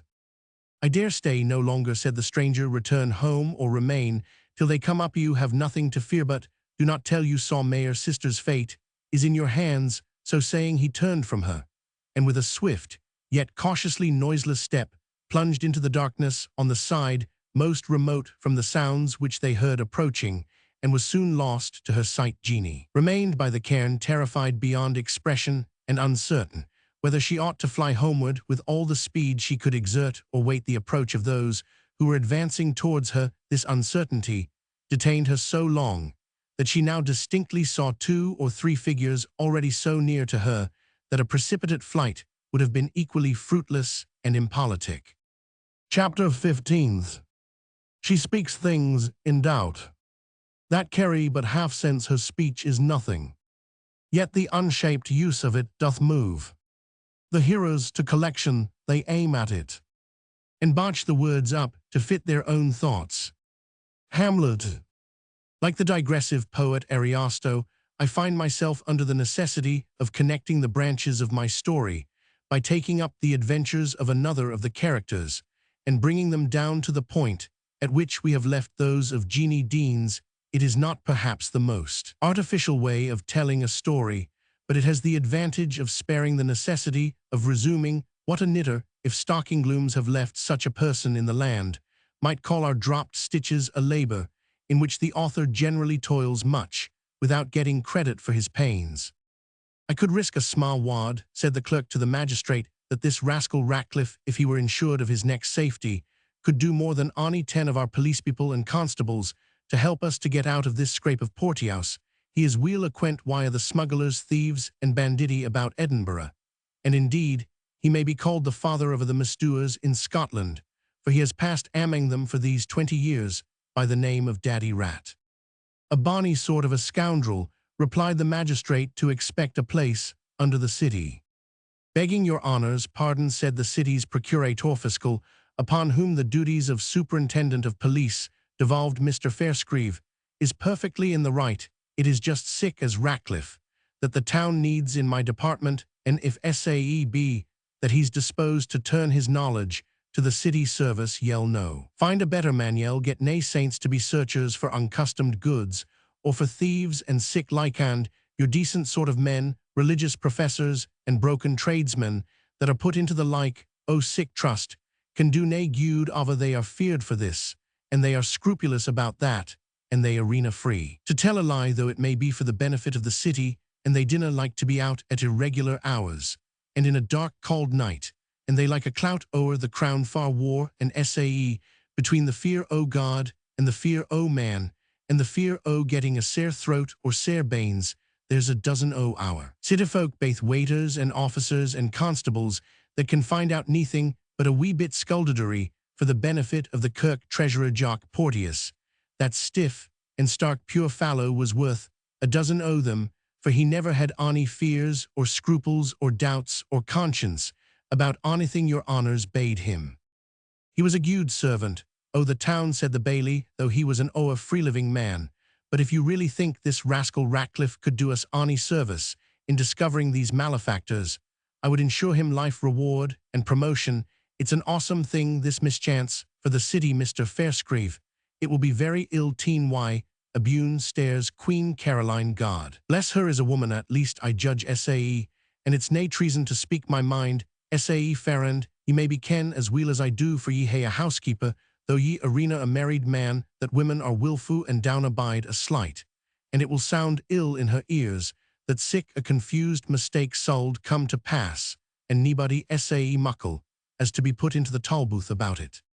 If he thought that, sir, said the procurator fiscal, we could easily clap into the prison a few blackguards upon suspicion, it will have a gude active look, and I hae plenty on my list, that wadna be a hair the war of a week or twa's imprisonment.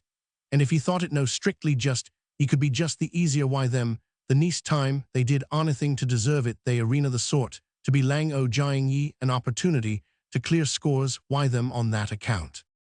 I doubt that will hardly do in this case. Mr. Sharpitlaw, returned the town clerk, they'll run their letters, and be adrift again before ye ken where ye are. A Scottish form of procedure, answering in some respects to the English habeas corpus. I will speak to the Lord Provost, said the magistrate, about Ratcliffe's business. Mr. Sharpitlaw, you will go with me, and receive instruction. Something may be made too out of this story of Butler's, and his unknown gentleman. I know no business any man has to swagger about in the King's Park, and call himself the devil, to the terror of honest folks, who dinna care to hear mair about the devil than is said from the pulpit on the Sabbath. I cannot think the preacher himself wad beheading the mob, though the time has been they hae been as forward in a bruilsy as their neighbours. But these times are lang by, said Mr. Sharpitlaw. In my father's time, there was mair search for silenced ministers about the Bowhead and the Covenant Close, and all the tents of Kedar, as they cad the dwellings o' the godly in those days, than there's now for thieves and vagabonds in the Leg Colton and the back o' the Canongate. But that time's wheel by and it bide. And if the baillie will get me directions and authority from the provost, ill speak, why, daddy rat myself, for I am thinking ill make mair out o' him than yell do. Mr. Sharpitlaw, being necessarily a man of high trust, was accordingly empowered in the course of the day to make such arrangements as might seem in the emergency most advantageous for the good town. He went to the jail accordingly, and saw Ratcliffe in private. The relative positions of a police officer and a professed thief bear a different complexion according to circumstances. The most obvious simile of a hawk pouncing upon his prey is often least applicable. Sometimes the guardian of justice has the air of a cat watching a mouse, and while he suspends his purpose of springing upon the pilferer, takes care so to calculate his motions that he shall not get beyond his power. Sometimes more passive still, he uses the art of fascination ascribed to the rattlesnake, and contents himself with glaring on the victim through all his devious flutterings, certain that his terror, confusion, and disorder of ideas will bring him into his jaws at last. The interview between Ratcliffe and Sharpitlaw had an aspect different from all these.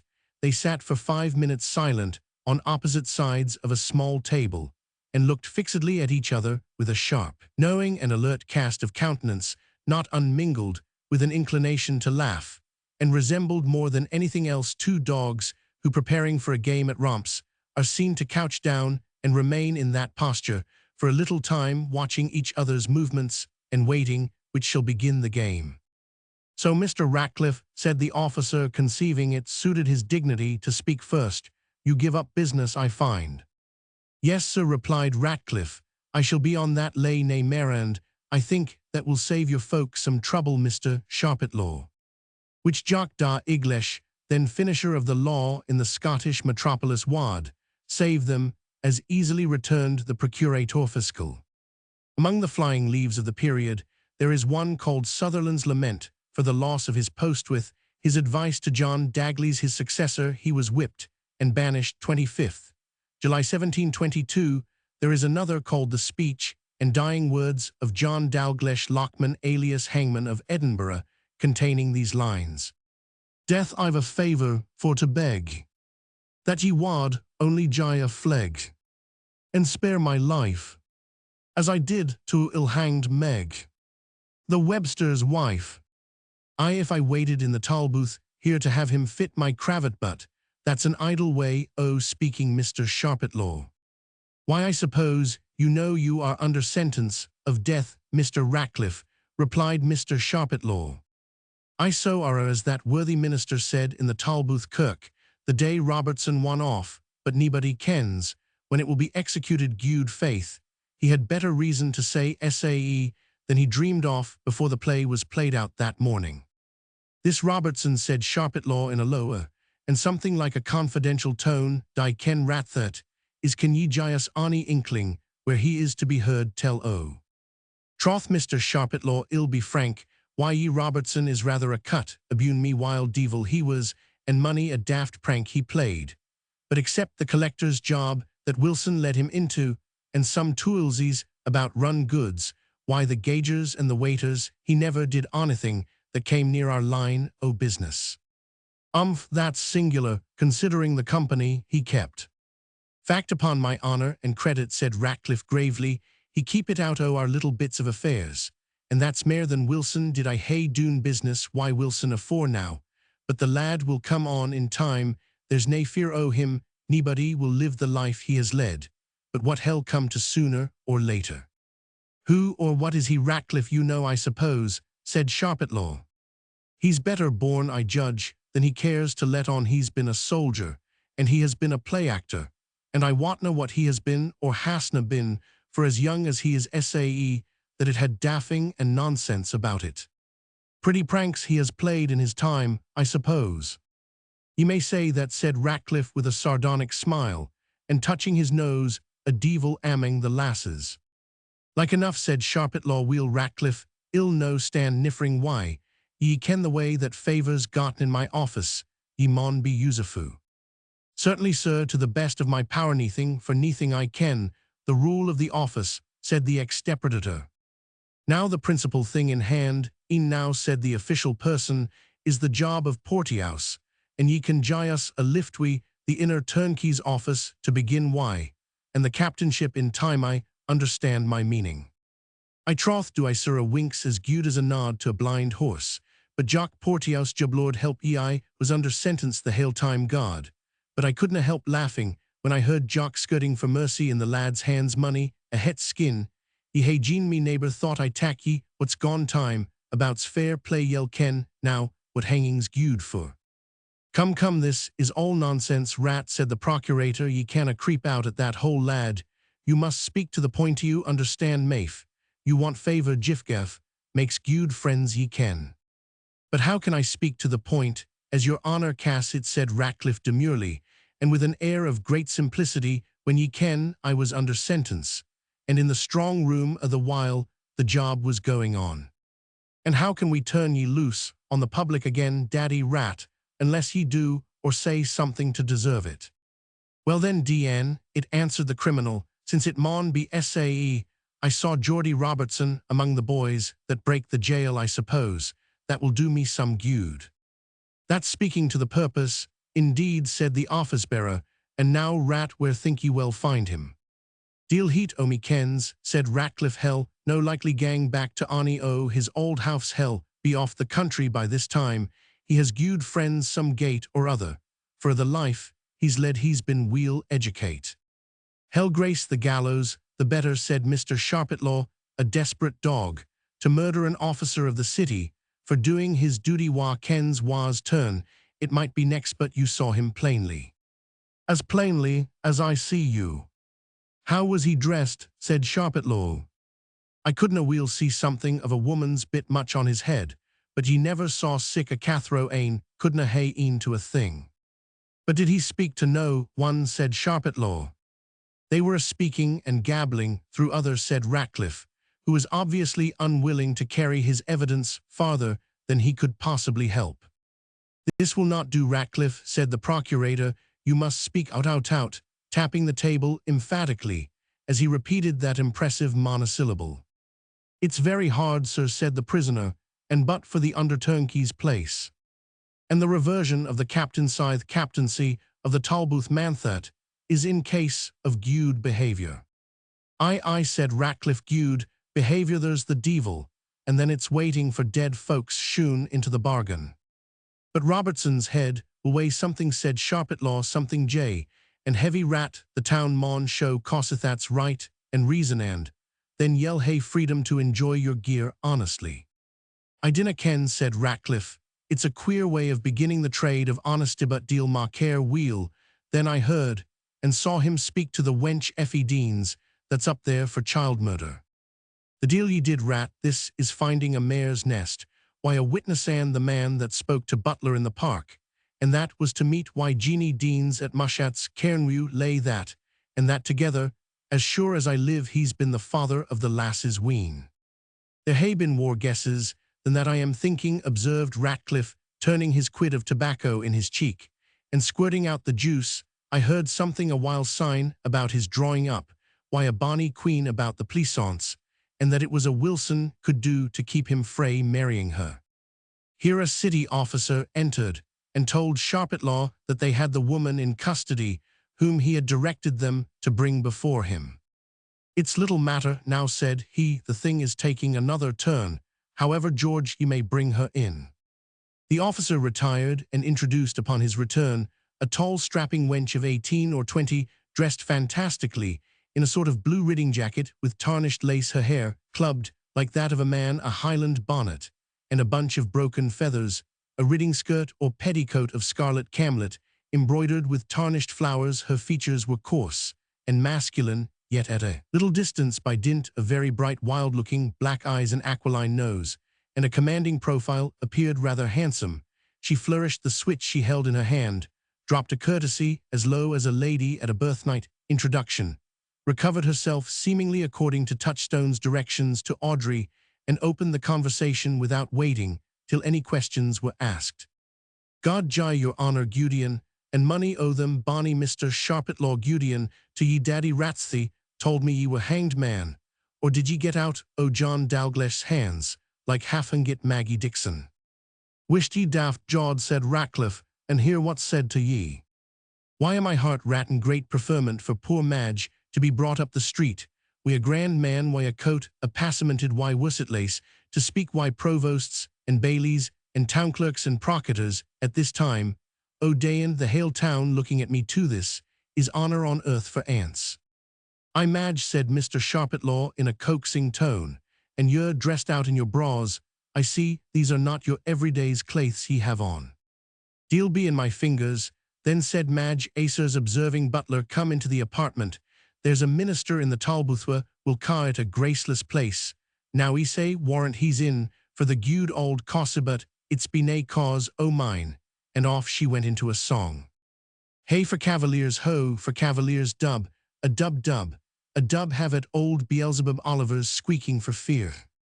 Did you ever see that mad woman before, said Sharpitlaw to Butler. Not to my knowledge, sir, replied Butler. I thought as much, said the procurator fiscal, looking towards Ratcliffe, who answered his glance with a nod of acquiescence and intelligence. But that is Madge Wildfire, as she calls herself, said the man of law to Butler. I that I am, said Madge, and that I have been ever since I was something better high-honed, something like melancholy dwelt on her features for a minute, but I canna mind when that wasset was lang syne at ony rate, and ill near fash my thumb about it. I glance like the wildfire through country and town. I am seen on the causeway, am seen on the down. The lightning that flashes so bright and so free is scarcely so blithe or so bonny as me. Hand your tongue, ye skirling limmer, said the officer who had acted as master of the ceremonies to this extraordinary performer, and who was rather scandalized at the freedom of her demeanor before a person of Mr. Sharpetlaw's importance. Hold your tongue, or say jai, ye something to skirl for. Let her alone, George, said Sharpetlaw. Dinner, put her out o' tune. I hae some questions to ask her, but first, Mr. Butler, take another look of her. Do sae, Minister, do sae, cried Madge. I am as weel worth looking at as ony book in your hand. I can say the single carriage, and the double carriage, and justification, and effectual calling, and the assembly of divines at Westminster. That is, she added in a low tone, I could say them, answer, but it's lang syne ane forgets he ken, and poor Madge heaved another deep sigh. Weel, sir, said Mr. Sharpetlaw to Butler, what think ye now? As I did before, said Butler, that I never saw the poor demented creature in my life before. Then she is not the person whom you said the rioters last night described as Madge Wildfire. Certainly not, said Butler. They may be near the same height, for they are both tall, but I see little other resemblance. Their dress, then, is not alike, said Sharpetlaw. Not in the least, said Butler. Madge, my bonny woman, said Sharpetlaw, in the same coaxing manner, what did ye do why your ilkaday's clays yesterday? I dinna mind, said Madge. Where was ye yesterday at Madge? I dinna mind onything about yesterday, answered Madge. I day is enug for onybody to one ower why at a time, and ower muckle sometimes. But maybe, Madge, ye wad mind something about it, if I was to gie ye this half-crown, said Sharpetlaw, taking out the piece of money. That might gar me laugh, but it couldna gar me mind. But Madge, continued Sharpetlaw, were I to send you to the workhouse in Leith Wynd, and gar Jock Dalglish, lay the taws on your back. That wad gar me greet, said Madge, sobbing, but it couldna gar me mind, ye ken. She is ower far past reasonable folks' motives, sir, said Ratcliffe, to mind Siller or John Dalglish or the Cat and Ninetails either, but I think I could gar her tell us something. Try her then, Ratcliffe, said Sharpetlaw, for I am tired of her crazy pate, and be DD to her.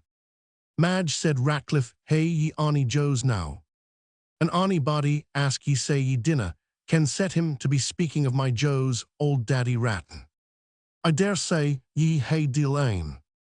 See if I hena then, said Madge, with the toss of the head of affronted Butithers, Rob the Ranter, and Will Fleming, and then there's Geordie Robertson, lad, that's gentleman George, you hat, think ye o' that.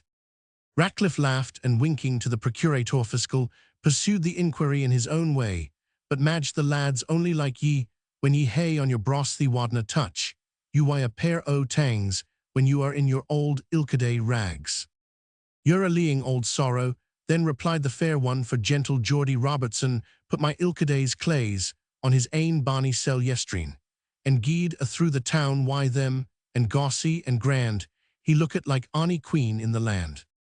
I dinna believe a word o't, said Ratcliffe, with another wink to the procurator. The duds were o' the colour o' moonshine in the water. I am thinking, Madge, the gown wad be a sky-blue scarlet, isse, warrant ye. It was nae sick thing, said Madge, whose unretentive memory let out in the eagerness of contradiction all that she would have most wished to keep concealed.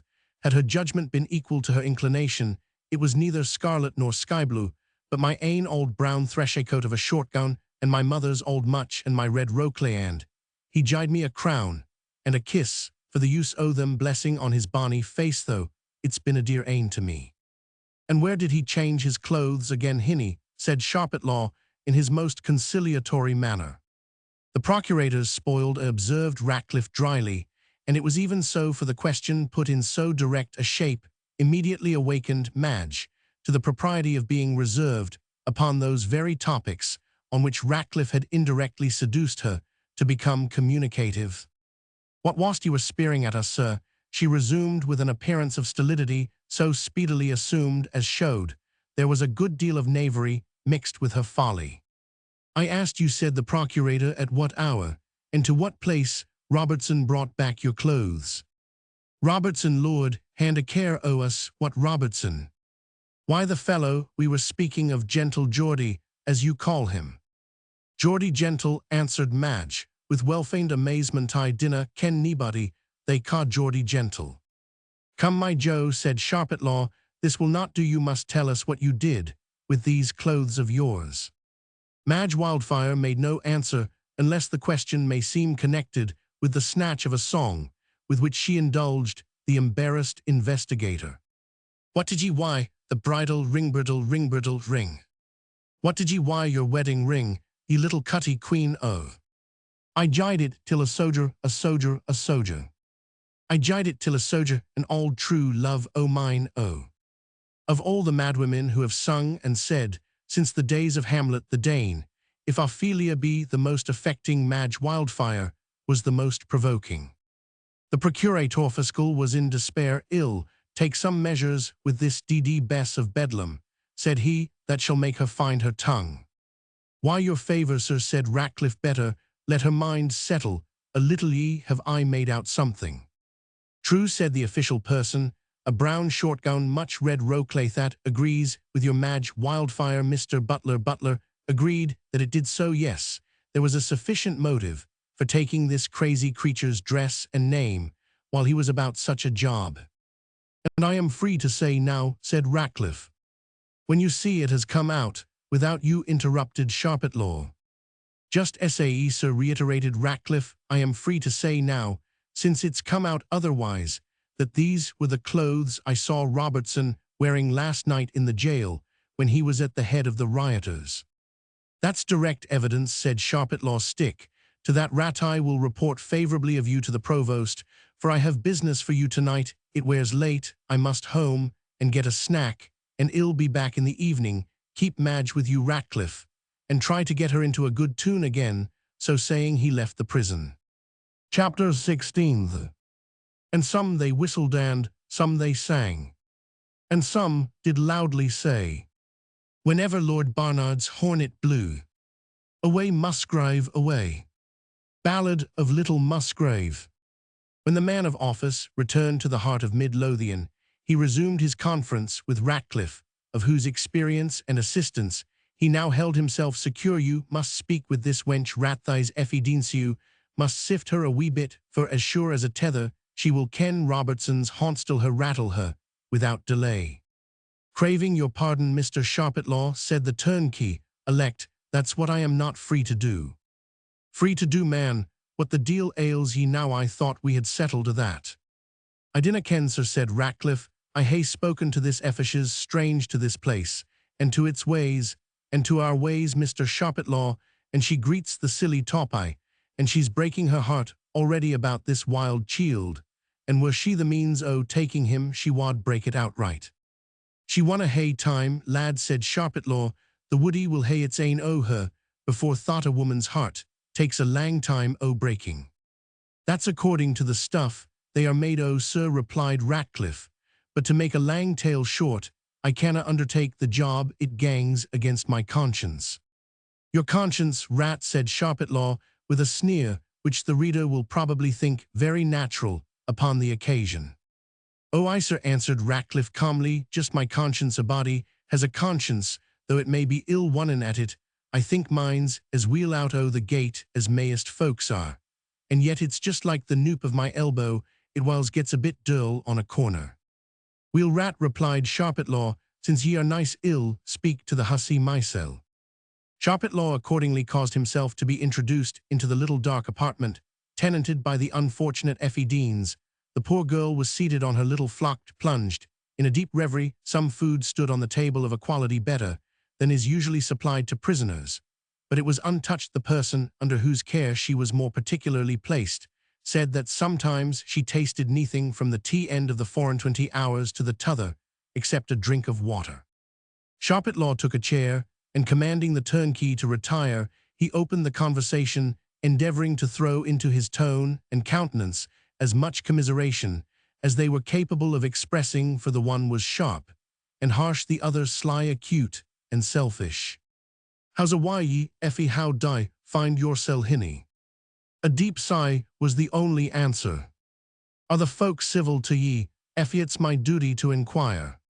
Very civil, sir, said Effie, compelling herself to answer, yet hardly knowing what she said. And your victuals, continued Sharpitlaw in the same condoling, Tonido, you get what you like-a. Is there onything you would particularly fancy, as your health seems but silly? It's a very weel, sir, I thank ye, said the poor prisoner in a tone how different from the sportive vivacity of those of the Lily of St. Leonard's. It's a very gude for me. He must have been a great villain, Effie, who brought you to this pass, said Sharpitlaw. The remark was dictated partly by a natural feeling of which even he could not divest himself, though accustomed to practice on the passions of others, and keep a most heedful guard over his own, and partly by his wish to introduce the sort of conversation which might best serve his immediate purpose. Indeed, upon the present occasion, these mixed motives of feeling and cunning harmonized together wonderfully, for said Sharpitlaw to himself, the greater rogue Robertson is the more will be the merit of bringing him to justice. He must have been a great villain, indeed, he again reiterated, and I wish I had the skelping o' him. I may blame mysel mair than him, said Effie, I was bred up to ken better, but he poor fellow stopped. Was a thorough blackguard o' his life, I dare say, said Sharpitlaw, a stranger he was in this country, and a companion of that lawless vagabond Wilson, I think, Effie. It wad hae been dearly telling him that he had ne'er seen Wilson's face. That's very true that you are saying, Effie, said Sharpitlaw, where wast that Robertson, and you were used to half the gither somegate, about the Leg Colton, I am thinking. The simple and dispirited girl had thus far followed Mr. Sharpitlaw's lead, because he had artfully adjusted his observations to the thoughts he was pretty certain must be passing through her own mind, so that her answers became a kind of thinking, aloud, a mood into which those who are either constitutionally absent in mind or are rendered so by the temporary pressure of misfortune may be easily led by a skilful train of suggestions. But the last observation of the procurator fiscal was too much of the nature of a direct interrogatory, and it broke the charm accordingly. What was it that I was saying, said Effie, starting up from her reclining posture, seating herself upright, and hastily shading her dishevelled hair back from her wasted, but still beautiful countenance. She fixed her eyes boldly and keenly upon Sharpitlaw. You are too much of a gentleman, sir, too much of an honest man, to take any notice of what a poor creature like me says, that can hardly calm my senses, my ain God help me. Advantage I would be of some advantage to you, if I could, said Sharpitlaw in a soothing tone, and I ken neething sae likely to serve ye, Effie, as gripping this rascal Robertson.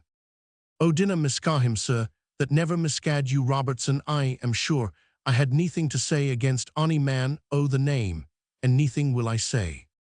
But if you do not heed your own misfortune, Effie, you should mind what distress he has brought on your family, said the man of law.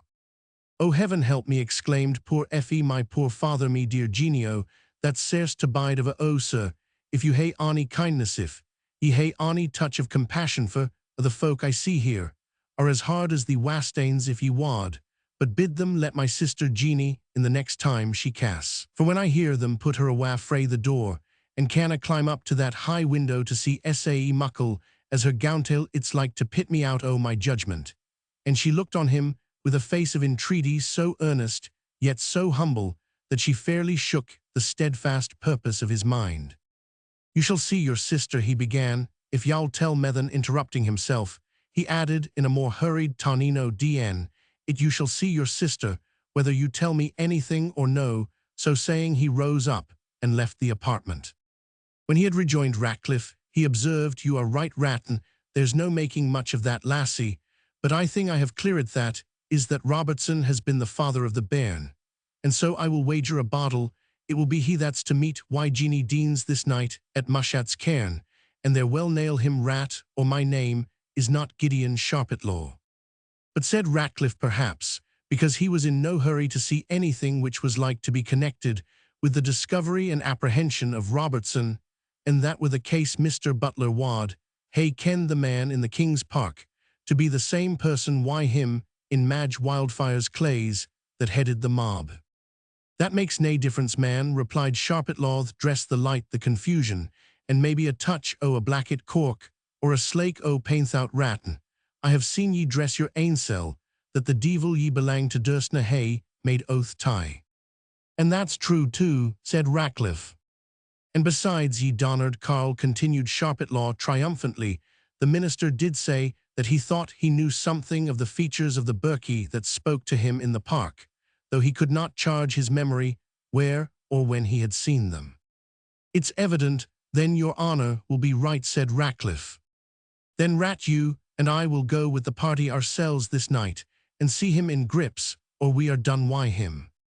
"I seen a muckle use I can be o' to your honour," said Ratcliffe reluctantly. "Use," answered Sharpitlaw, "you can guide the party, you ken the ground. Besides, I do not intend to quit sight o' you, my good friend, till I have him in hand." "Weel, sir," said Ratcliffe, but in no joyful tone of acquiescence, "ye maun hae it your ain way, but mind, he's a desperate man." "We shall have that with us," answered Sharpitlaw, "that will settle him, if it is necessary."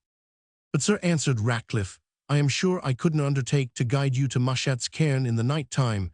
I ken the place as money does in fair daylight, but how to find it by moonshine amang sae money crags, and stands as like to each other as the collier to the deal, is mair than I can tell. I might as soon seek moonshine in water."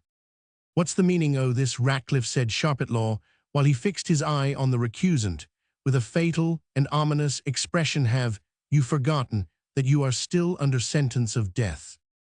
"No, sir," said Ratcliffe, "that's a thing no easily put out o' memory, and if my presence be judged necessary, nae doubt I maun gang wy your honour. But I was gone to tell your honour of ane that has mair skill o' the gate than me, and that's een Madge Wildfire." "The devil she has do, you think me as mad as she is to trust to her guidance on such an occasion." "Your honour is the best judge," answered Ratcliffe, "but I ken I can keep her in tune, and gar her haud the straight path. Sh often sleeps out or rambles about amang the hills the hail simmer night, the daft limmer." "Weel, Ratcliffe," replied the procurator fiscal, "if you think she can guide us the right way, but take heed to what you are about. Your life depends on your behaviour." "It's a sair judgment on a man," said Ratcliffe, "when he has ance gain sae far rang as I hae done, that deal a bit he can be honest trit whilk way he will." Such was the reflection of Ratcliffe when he was left for a few minutes to himself, while the retainer of justice went to procure a proper warrant and give the necessary directions.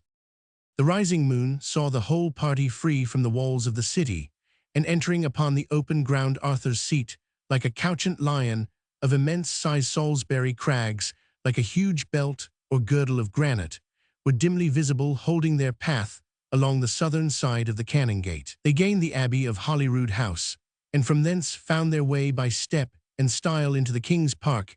They were at first 4 in number, an officer of justice and Sharpitlaw, who were well armed with pistols and cutlasses. Ratcliffe, who was not trusted with weapons, lest he might peradventure have used them on the wrong side, and the female. But at the last stile, when they entered the chase, they were joined by other 2 officers, whom Sharpitlaw, desirous to secure sufficient force for his purpose, and at the same time to avoid observation, had directed to wait for him at this place. Ratcliffe saw this accession of strength with some disquietude, for he had hitherto thought it likely that Robertson, who was a bold, stout, and active young fellow, might have made his escape from Sharpitlaw and the single officer by force or agility, without his being implicated in the matter. But the present strength of the followers of justice was overpowering, and the only mode of saving Robertson, which the old sinner was well disposed to do, providing always he could accomplish his purpose without compromising his own safety, must be by contriving that he should have some signal of their approach. It was probably with this view that Ratcliffe had requested the addition of Madge to the party, having considerable confidence in her propensity to exert her lungs. Indeed, she had already given them so many specimens of her clamorous loquacity that Sharpitlaw half determined to send her back with one of the officers rather than carry forward in his company a person so extremely ill qualified to be a guide in a secret expedition. It seemed, too, as if the open air, the approach to the hills, and the ascent of the moon, supposed to be so portentous over those whose brain is infirm, made her spirits rise in a degree tenfold more loquacious than she had hitherto exhibited. To silence her by fair means seemed impossible. Authoritative commands and coaxing entreaties she set alike at defiance, and threats only made her sulky and altogether intractable. "Is there no one of you," said Sharpitlaw impatiently, "that knows the way to this accursed Placeth's nickel mushats, cairn excepting this mad clavering idiot?" "Delane o' them kens it, except mysel," exclaimed Madge. "How sold they the pure fuel cowards? But I hae sat on the grave frae bat fleeing time till cookcrow, and had money a fine crack, why mushat and ailey mushat, that are lying sleeping below." "The devil take your crazy brains," said Sharpitlaw. "Will you not allow the men to answer a question?" The officers, obtaining a moment's audience, while Ratcliffe diverted Madge's attention, declared that though they had a general knowledge of the spot, they could not undertake to guide the party to it by the uncertain light of the moon with such accuracy as to ensure success to their expedition. "What shall we do?" Ratcliffe said. "Sharpitlaw, if he sees us before we see him, and that's what he is certain to do, if we go strolling about without keeping the straight road, we may bid good day to the job, and I would rather lose £100 baith for the credit of the police, and because the provost says somebody maun be hanged for this job, O Porteous, come out what likes." "I think," said Ratcliffe, "we maun just try Madge, and I'll see if I can get her keep it in ony better order, and at ony rate, if he sold hear her skirting her old ends o' sangs, he's no to ken for that there's onybody why her." "That's true," said Sharpitlaw, "and if he thinks her alone, he's as like to come towards her as to rin frae her, so set forward we hae lost ower muckle time already, I see, to get her to keep the right road." "And what sort o' house does Nicol Mushat and his wife keep now?" said Ratcliffe to the mad woman, by way of humouring her vein of folly. "They were but thrawn folk, lang syne, and a tales be true." "Oh, I, but as forgotten now," replied Madge in the confidential tone of a gossip, giving the history of her next-door neighbour. "See, I spoke to them mysel, and told them byganes sold be byganes your throats, sair misguggled, and mash echoed, though she wears her corpse sheet drawn weel up to hide it, but that canna hinder the bluid saping through. Ye ken, I wussed her to wash it in St. Anthony's well, and that will cleanse, if onything can, but they say bluid never bleaches out o' linen. Claith Deacon Sanders, new cleansing draps, winna. I tried them mysel on a bit rag we hae at hame, that was mailed, why the bluid of a bit skirting ween that was hurt some gate, but out it winna come. Weel, ye'll say that's queer, but I will bring it out to St. Anthony's blessed, well, some braw night, just like this, and ill cry up ailey mushat, and she and I will hae a grand bowking washing, and bleach our clees in the beams of the bonny lady moon. That's far pleasanter to me than the sun's o'er het, and ken ye cummers, my brains are het enug already, but the moon and the dew and the night wind, they are just like a collar kyle-blade laid on my brow, and whiles I think the moon just shines on purpose to pleasure me when nobody sees her but mysel." This raving discourse she continued with prodigious volubility, walking on at a great pace, and dragging Ratcliffe along with her, while he endeavoured in appearance, at least if not in reality, to induce her to moderate her voice. All at once she stopped short upon the top of a little hillock, gazed upward fixedly, and said not one word for the space of 5 minutes. "What the devil is the matter with her now?" said Sharpitlaw to Ratcliffe. "Can you not get her forward? Ye maun just take a grain o' patience." "Why, her, sir," said Ratcliffe, "shall no gie a foot faster than she likes herself." "Dien her," said Sharpitlaw, "ill take care she has her time in Bedlam or Bridewell, or both, for she's both mad and mischievous."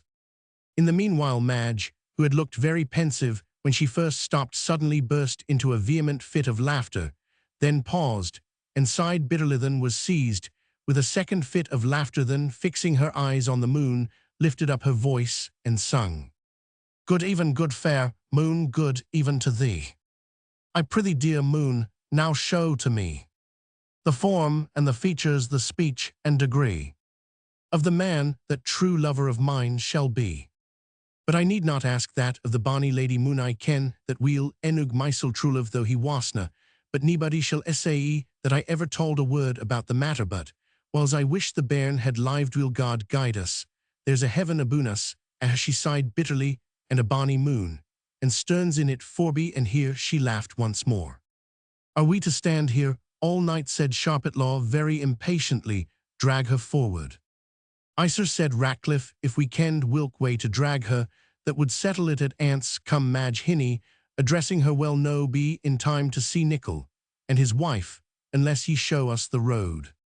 In troth, and that I will rat, said she, seizing him by the arm, and resuming her route with huge strides, considering it was a female who took them, and ill tell ye rat and blithe will Nichol mushet be to see ye, for he says he kens weel there isna sic a villain out o' hell as ye are, and he wad be ravished to hae a crack. Why, you like to like ye ken it's a proverb, never fails send.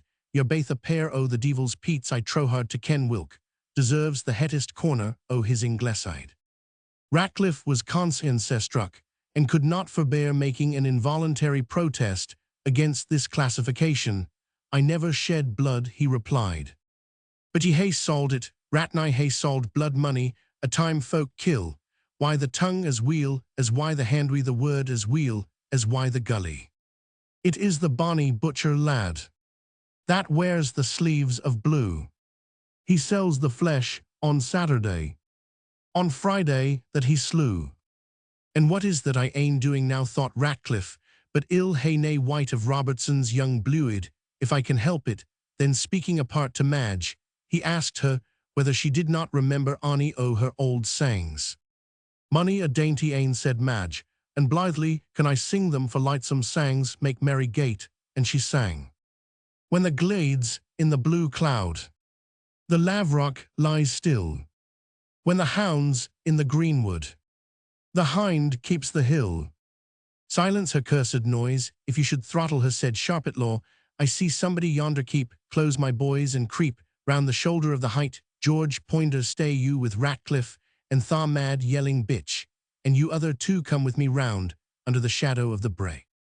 And he crept forward with the stealthy pace of an Indian savage who leads his band to surprise an unsuspecting party of some hostile tribe. Ratcliffe saw them glide, of avoiding the moonlight and keeping as much in the shade as possible. Robertson's done up, said he to himself. The young lads are isae thoughtless. What devil could he hae to say to Jeanie Deans or to ony woman on earth, that he sold gang awa, and get his neck raxed for her, and this mad queen, after cracking like a pengun and skirling like a peahen for the hale night, behoves just to hae hadden her tongue when her clavers might have doon some gude. But it's either way. Why women, if they ever hand their tongues over, ye may swear it's for mischief. I wish I could set her on again, without this bloodsucker kenning what I am doing. But he's as gleg as Mac Keechan's Elshin, that ran through Sax plies of bend leather and half an inch into the king's heel. Elshin, a shoemaker's awl. He then began to hum, but in a very low and suppressed tone, the first stanza of a favourite ballad of Wildfire's, the words of which bore some distant analogy with the situation of Robertson, trusting that the power of association would not fail to bring the rest to her mind. There's a bloodhound ranging Tinwald wood. There's harness glancing sheen. There's a maiden sits on Tinwald brae, and she sings loud between. Madge had no sooner received the catchword than she vindicated Ratcliffe's sagacity by setting off at score with the song. "O sleep, ye sound Sir James," she said, "when ye sold rise and ride.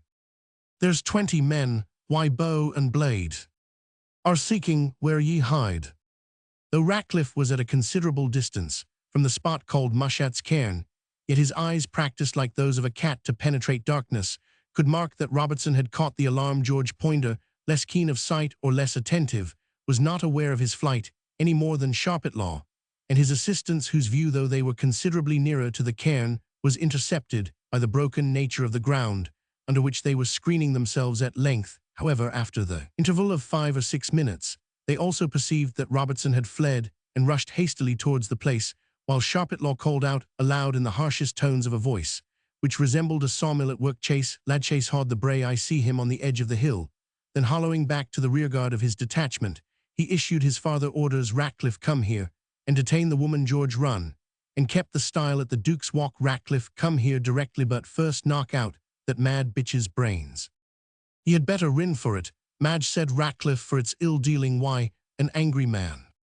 Madge Wildfire was not so absolutely void of common sense as not to understand this innuendo, and while Ratcliffe, in seemingly anxious haste of obedience, hastened to the spot where Sharpitlaw waited to deliver up Jeanie Deans to his custody, she fled with all the dispatch she could exert in an opposite direction.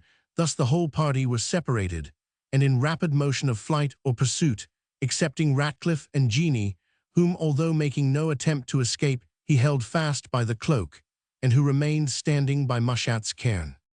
Chapter 17th. You have paid the heavens your function, and the prisoner the very debt of your calling. Measure for measure.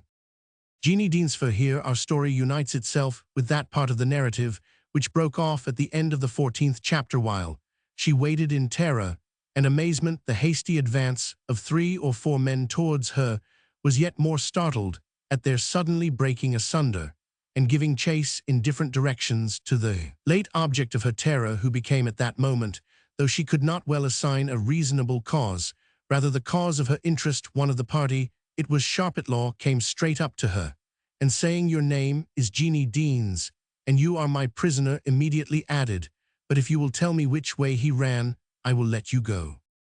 "I dinna ken, sir," was all the poor girl could utter, and indeed, it is the phrase which rises most readily to the lips of any person in her rank, as the readiest reply to any embarrassing question. "But," said Sharpitlaw, "ye ken wha it was ye were speaking, why my leddy on the hillside, and midnight sae near, ye surely ken that my bonny woman."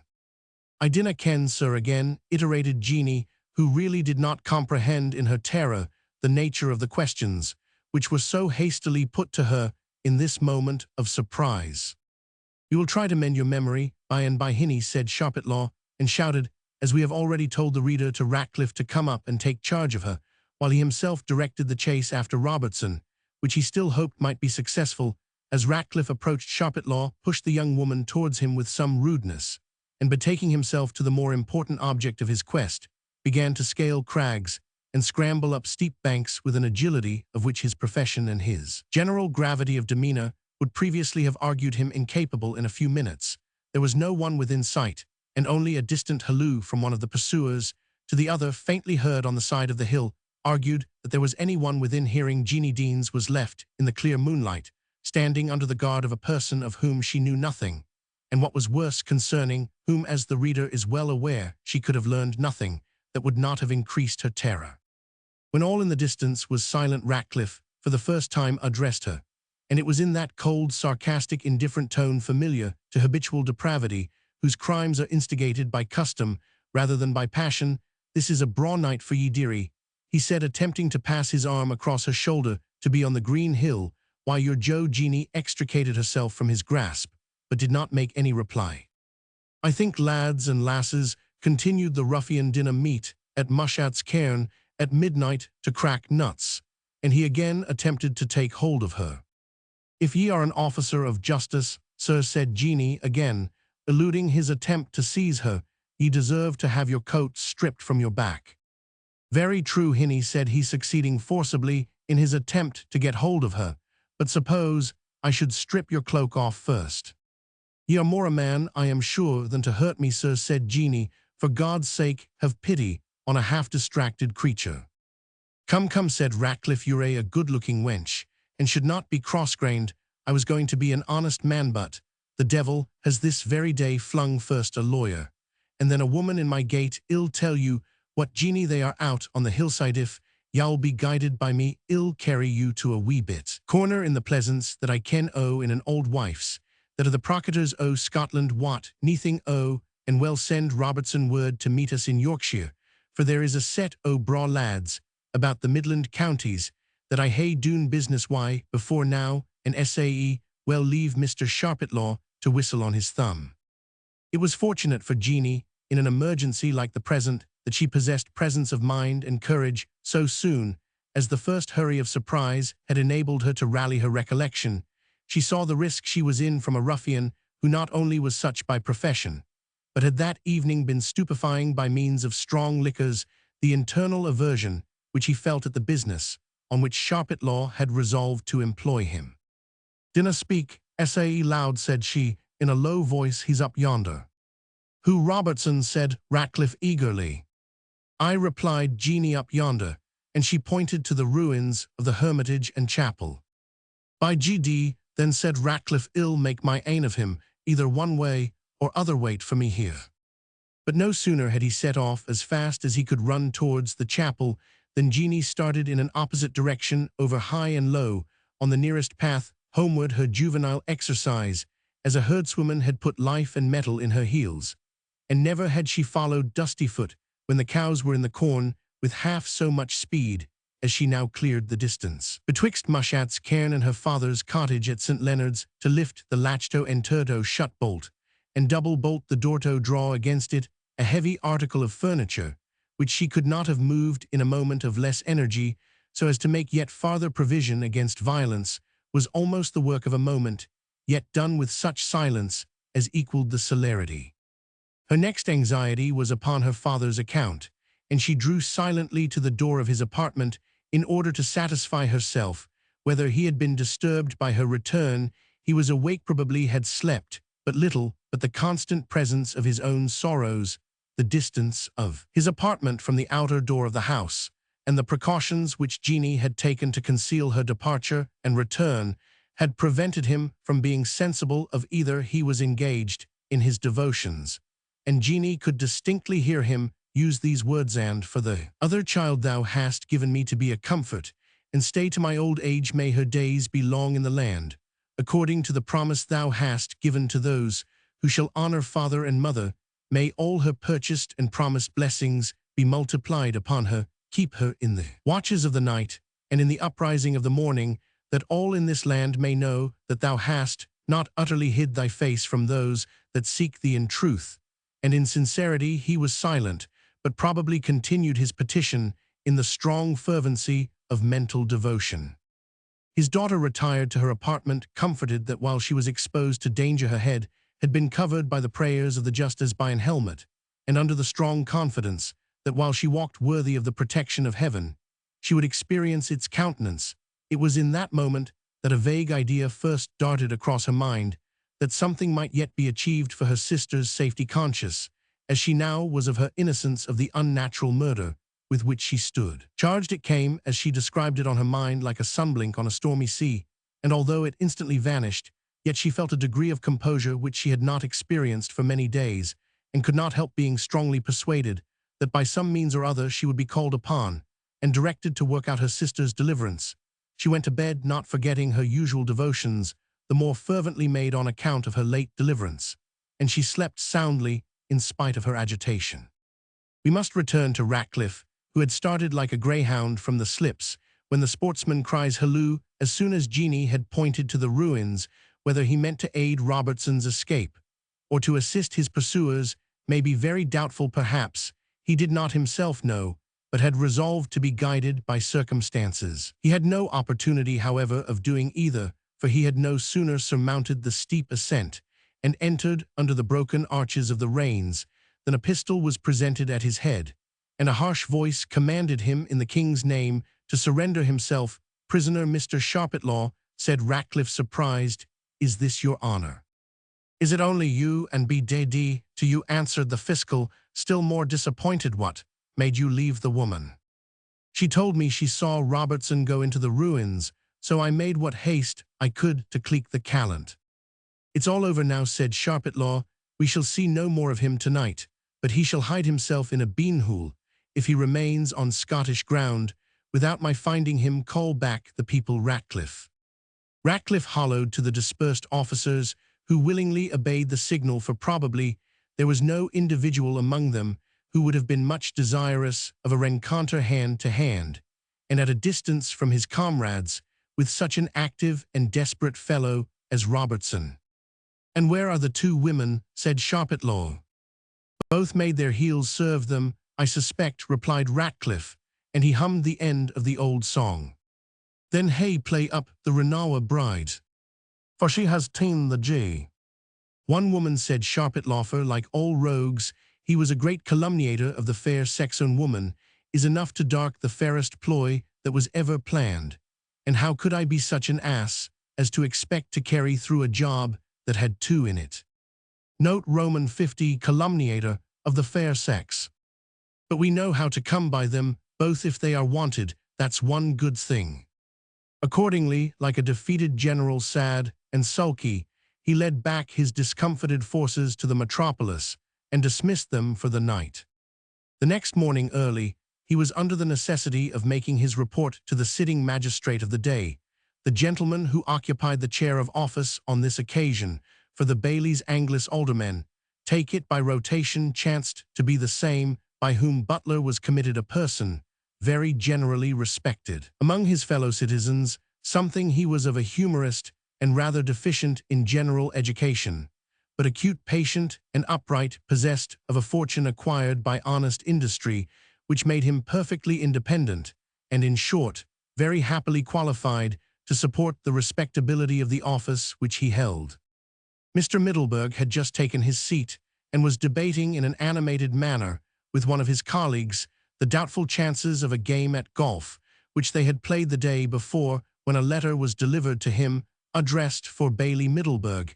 These to be forwarded with speed, it contained these words: Sir, I know you to be a sensible and a considerate magistrate, and one who as such will be content to worship God, though the devil bid you. I therefore expect that notwithstanding the signature of this letter acknowledges my share in an action which in a proper time and place I would not fear either to avow or to justify, you will not on that account reject what evidence I place before you.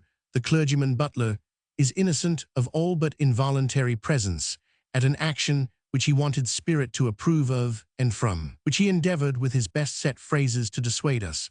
But it was not for him that it is my hint to speak.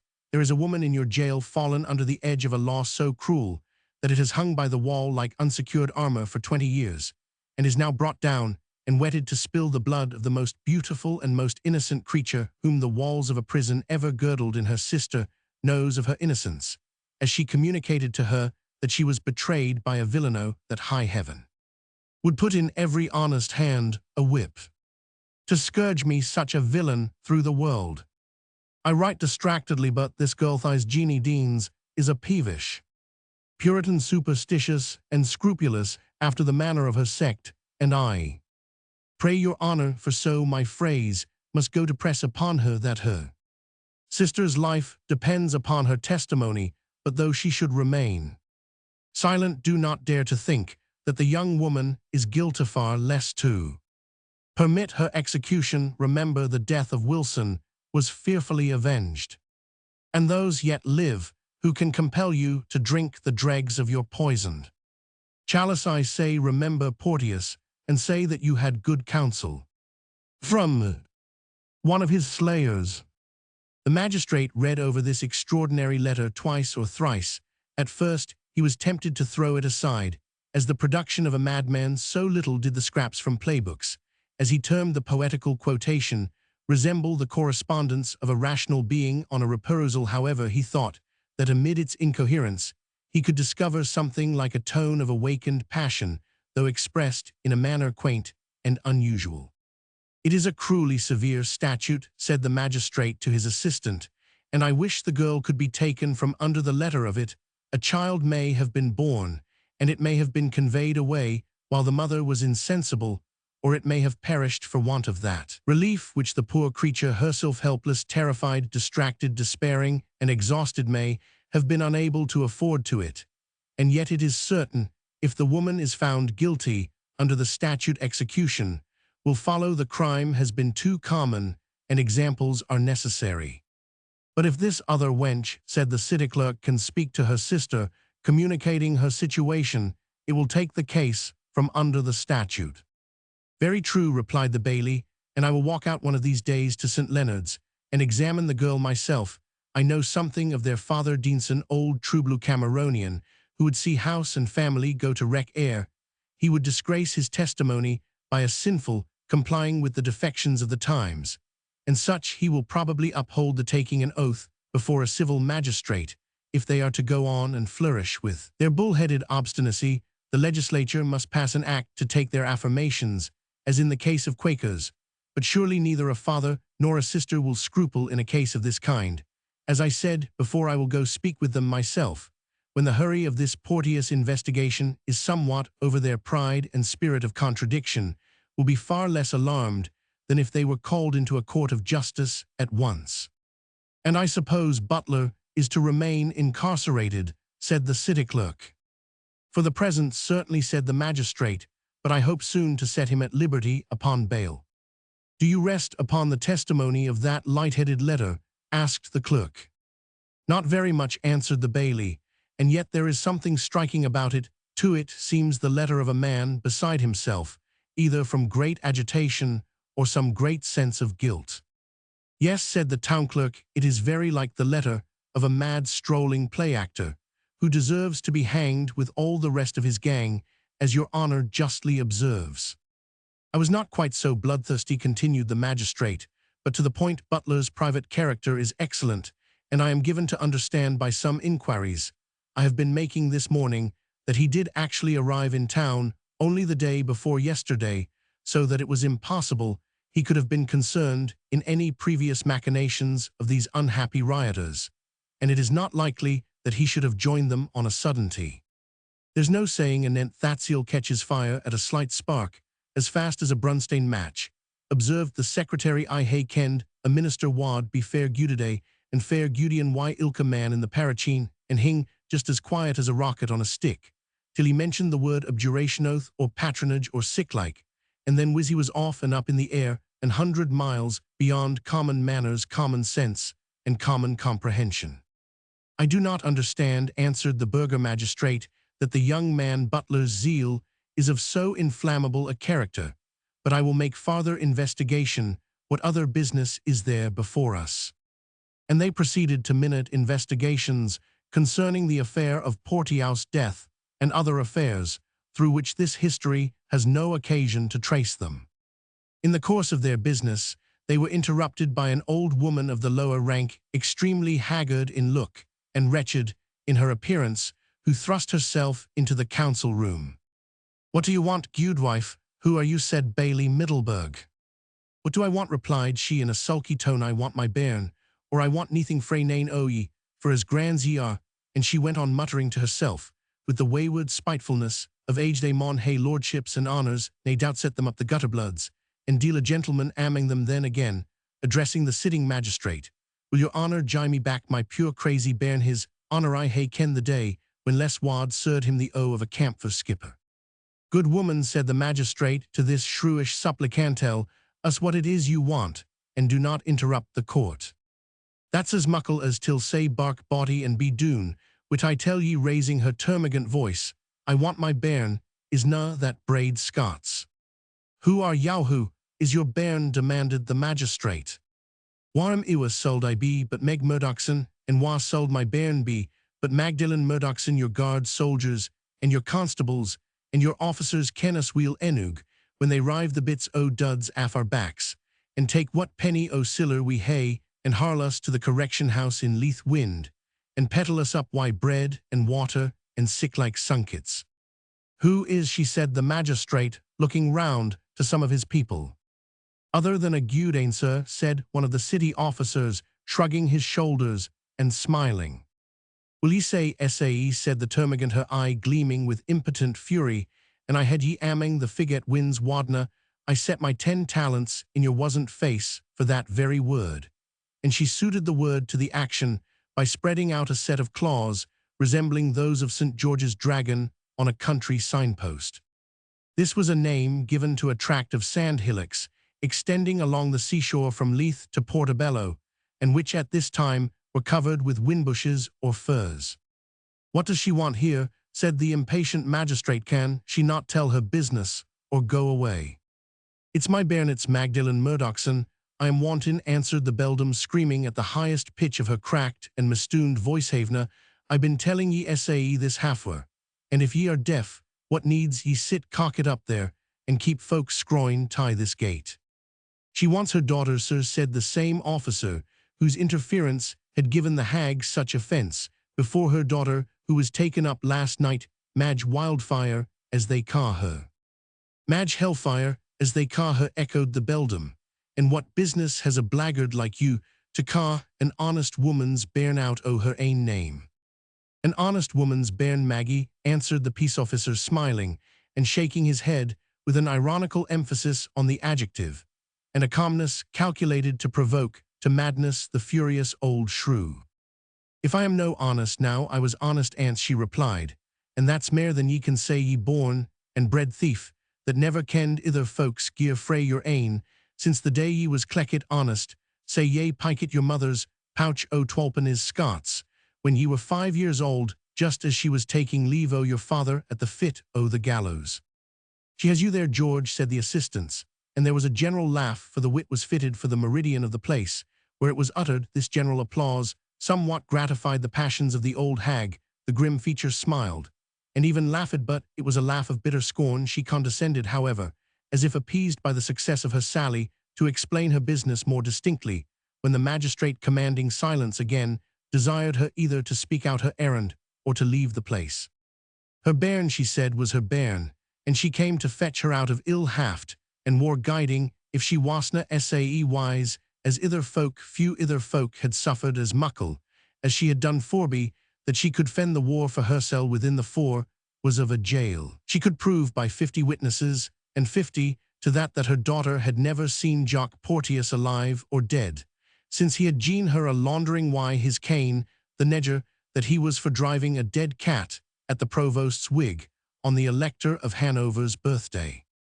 Notwithstanding the wretched appearance and violent demeanor of this woman, the magistrate felt the justice of her argument that her child might be as dear to her as to a more fortunate and more amiable mother. He proceeded to investigate the circumstances which had led to Madge Murdochson's or Wildfire's arrest, and as it was clearly shown that she had not been engaged in the riot, he contented himself with directing that an eye should be kept upon her by the police, but that for the present she should be allowed to return home with her mother. During the interval of fetching Madge from the jail, the magistrate endeavoured to discover whether her mother had been privy to the change of dress betwixt that young woman and Robertson, but on this point he could obtain no light. She persisted in declaring that she had never seen Robertson since his remarkable escape during service time, and that if her daughter had changed clothes with him, it must have been during her absence at a hamlet about 2 miles out of town called Duddingstone, where she could prove that she passed that eventful night. And in fact, one of the town officers who had been searching for stolen linen at the cottage of a washerwoman in that village gave his evidence that he had seen Maggie Murdochson there, whose presence had considerably increased his suspicion of the house in which she was a visitor, in respect that he considered her as a person of no good reputation. I told ye, sae, said the hag, see now what it is to hae a character good or bad now maybe, after I could tell ye something about Porteous that you council chamber bodies never could find out for as muckle stir as ye mac. All eyes were turned towards her, all ears were alert. Speak out, said the magistrate. It will be for your ain gude, insinuated the town clerk. Dinna keep the bailey waiting, urged the assistants. She remained doggedly silent for 2 or 3 minutes, casting around a malignant and sulky glance that seemed to enjoy the anxious suspense with which they waited her answer. And then she broke forth at once. Say that I ken about him is that he was neither soldier nor gentleman, but just a thief and a blackguard like mayest o' yourselves. Dears, what will ye gie me for that news? Now he wad hae served the gude town lang or provost or bailey wad hae fund that out my Joe. While these matters were in discussion, Madge Wildfire entered, and her first exclamation was, "AC, if there isna our old neardoil devilsbucky o' a mither heg, sirs, but we are a hopeful family to be twa o' us in the guard at ance, but there were better days, why us answer there na mither." Old Maggie's eyes had glistened with something like an expression of pleasure when she saw her daughter set at liberty, but either her natural affection, like that of the tigress, could not be displayed without a strain of ferocity, or there was something in the ideas which Madge's speech awakened that again stirred her cross and savage temper. "What signifies what we were ye street-raking limmer?" she exclaimed, pushing her daughter before her to the door with no gentle degree of violence. Isse, tell thee what thou is nouthus a crazed helicat bes o bedlam, that Saul taste neathing but bread and water for a fortnight, to serve ye for the plague ye hae Jean meaned o'er gude for ye idle topai. Madge, however, escaped from her mother at the door, ran back to the foot of the table, dropped a very low and fantastic courtesy to the judge, and said, with a giggling laugh, our minis ser misset, after her ordinar Sir Shell Hay, had some quarrel why her old Gudamanthat's Satan ye ken, sirs. This explanatory note she gave in a low confidential tone.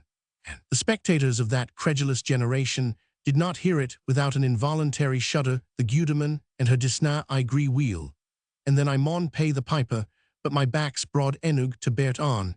If she hae nae havings, that's nae reason why wiser folk shouldna hae some. Here another deep courtesy, when the ungracious voice of her mother was heard. Madge, ye limmer, if I come to fetch ye. Here till her, said Madge, but ill one out a glyph, the night for that to dance in the moonlight, when her and the Gudaman will be worrying through the blue lift on a broomshank, to see Jean Jap that they hae putten, until the Kirkcaldy Tolbooth they will hae a merry sail o'er Inchkeith, and o'er the bits o' bonny waves that are poppling and plashing against the rocks, in the gowden glimmer o' the moon. Ye ken, im coming, mother, im coming, she concluded on hearing a scuffle at the door betwixt the beldam and the officers who were endeavouring to prevent her re-entrance. Madge then waved her hand wildly towards the ceiling, and sung at the topmost pitch of her voice, up in the air, on my bonny grey mares, and I see, and I see, and I see her yet.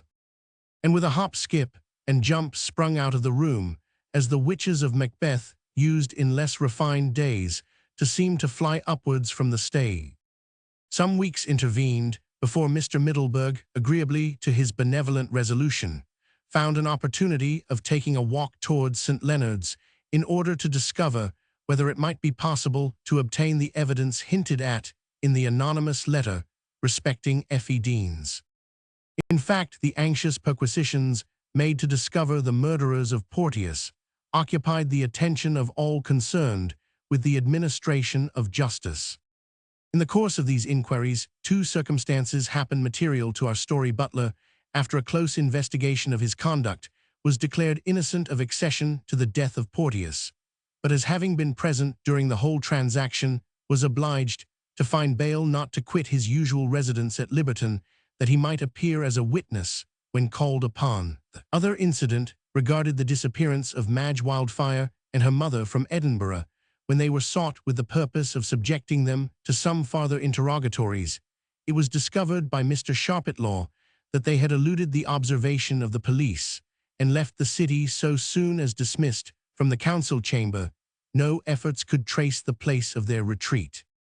In the meanwhile, the excessive indignation of the Council of Regency at the slight put upon their authority by the murder of Porteous had dictated measures in which their own extreme desire of detecting the actors in that conspiracy were consulted. In preference to the temper of the people and the character of their churchmen, an Act of Parliament was hastily passed, offering £200 reward to those who should inform against any person concerned in the deed, and the penalty of death by a very unusual and severe enactment was denounced against those who should harbour the guilty.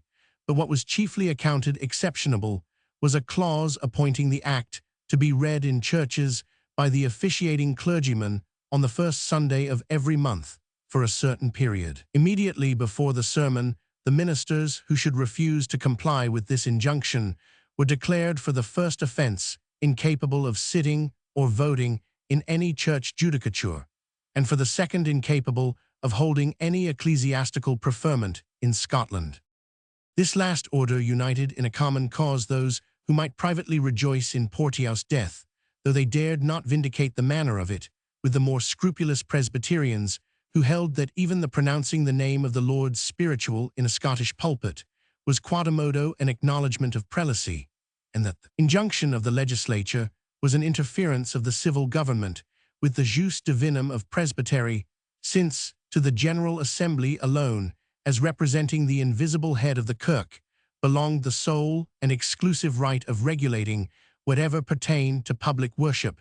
Very many also of different political or religious sentiments, and therefore not much moved by these considerations, thought they saw in so violent an act of Parliament a more vindictive spirit than became the legislature of a great country, and something like an attempt to trample upon the rights and independence of Scotland, the various steps adopted for punishing the city of Edinburgh by taking away her charter and liberties for what a violent and overmastering mob had done within her walls, were resented by many who thought a pretext was too hastily taken for degrading the ancient metropolis of Scotland. In short, there was much heart-burning discontent and disaffection occasioned by these ill-considered measures.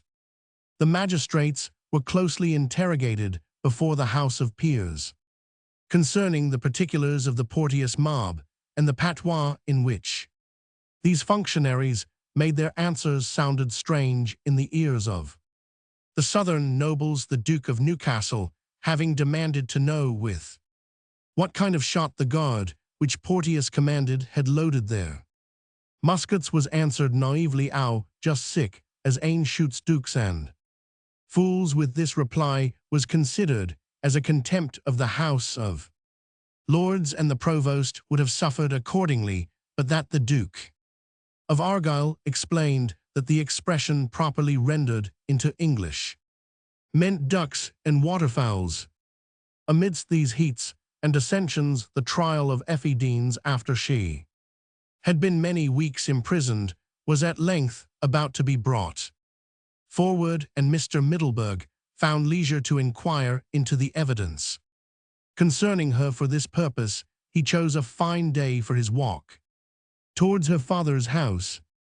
The excursion into the country was somewhat distant in the opinion of a burgess of those days, although many of the present inhabit suburban villas considerably beyond the spot to which we allude. 3/4 of an hour's walk, however, even at a pace of magisterial gravity, conducted our benevolent office-bearer to the crags of St. Leonard's and the humble mansion of David Deans.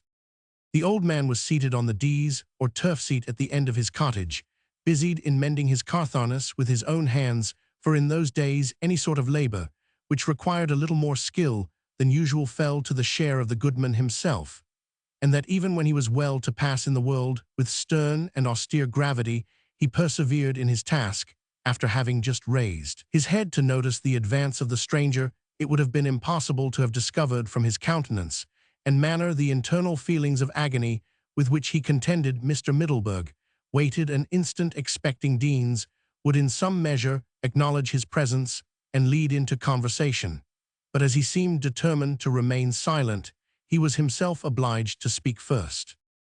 "My name is Middleburg, Mr. James Middleburg, one of the present magistrates of the city of Edinburgh." "It may be SAE," answered Deans laconically, and without interrupting his labor. "You must understand," he continued, "that the duty of a magistrate is sometimes an unpleasant one." "It may be SAE," replied David, "I hae naething to say in the contraire," and he was again doggedly silent. "You must be aware," pursued the magistrate, "that persons in my situation are often obliged to make painful and disagreeable inquiries of individuals, merely because it is their bounden duty." "It may be SAE again," replied Deans, "I hae naething to say anent it either the tea way or the t'other, but I do ken there was ance in a day a just and God-fearing magistracy in yon town o' Edinburgh that did not bear the sword in vain, but were a terror to evildoers, and a praise to such as kept the path in the glorious days of old worthy faithful Provost Dick, when there was a true and faithful General Assembly of Note Roman 1000, Sir William Dick of Braid. The Kirk walking hand in hand with the real noble Scottish-hearted barons, and with the magistrates of this and other towns, gentles, burgesses, and commons of all ranks, seeing with one eye, hearing with one ear, and upholding the ark with their united strength, and then folk might see men deliver up their silver to the states, use as if it had been as muckle sclate stands. My father saw them tomb the sacks of dollars out o' Provost Dick's window until the carts that carried them to the army at Dunslaw. And if ye winna believe his testimony, there is the window itsel still standing in the Lucken booths. I think it's a claith merchant's booth the day at the Airn, Stanchel's, 5 doors abune Gosford's Close. I think so too, but if the reader be curious, he may consult Mr. Chambers' Traditions of Edinburgh. But now we heen a sick spirit among us, we think mair about the worst walladragel in our ain byre, than about the blessing which the angel of the covenant gave to the patriarch, even at Peniel and Mahanaim, or the binding obligation of our national vows. And we wad rather gie upon Scots to buy an unguent, to clear out old rannel trees and our beds o' the English bugs, as they ca' them, than we wad gie a plaque to rid the land of the swarm of Arminian caterpillars, Socinian pismires, and deistical miscaties that have ascended out of the bottomless pit to plague this perverse, insidious, and lukewarm generation.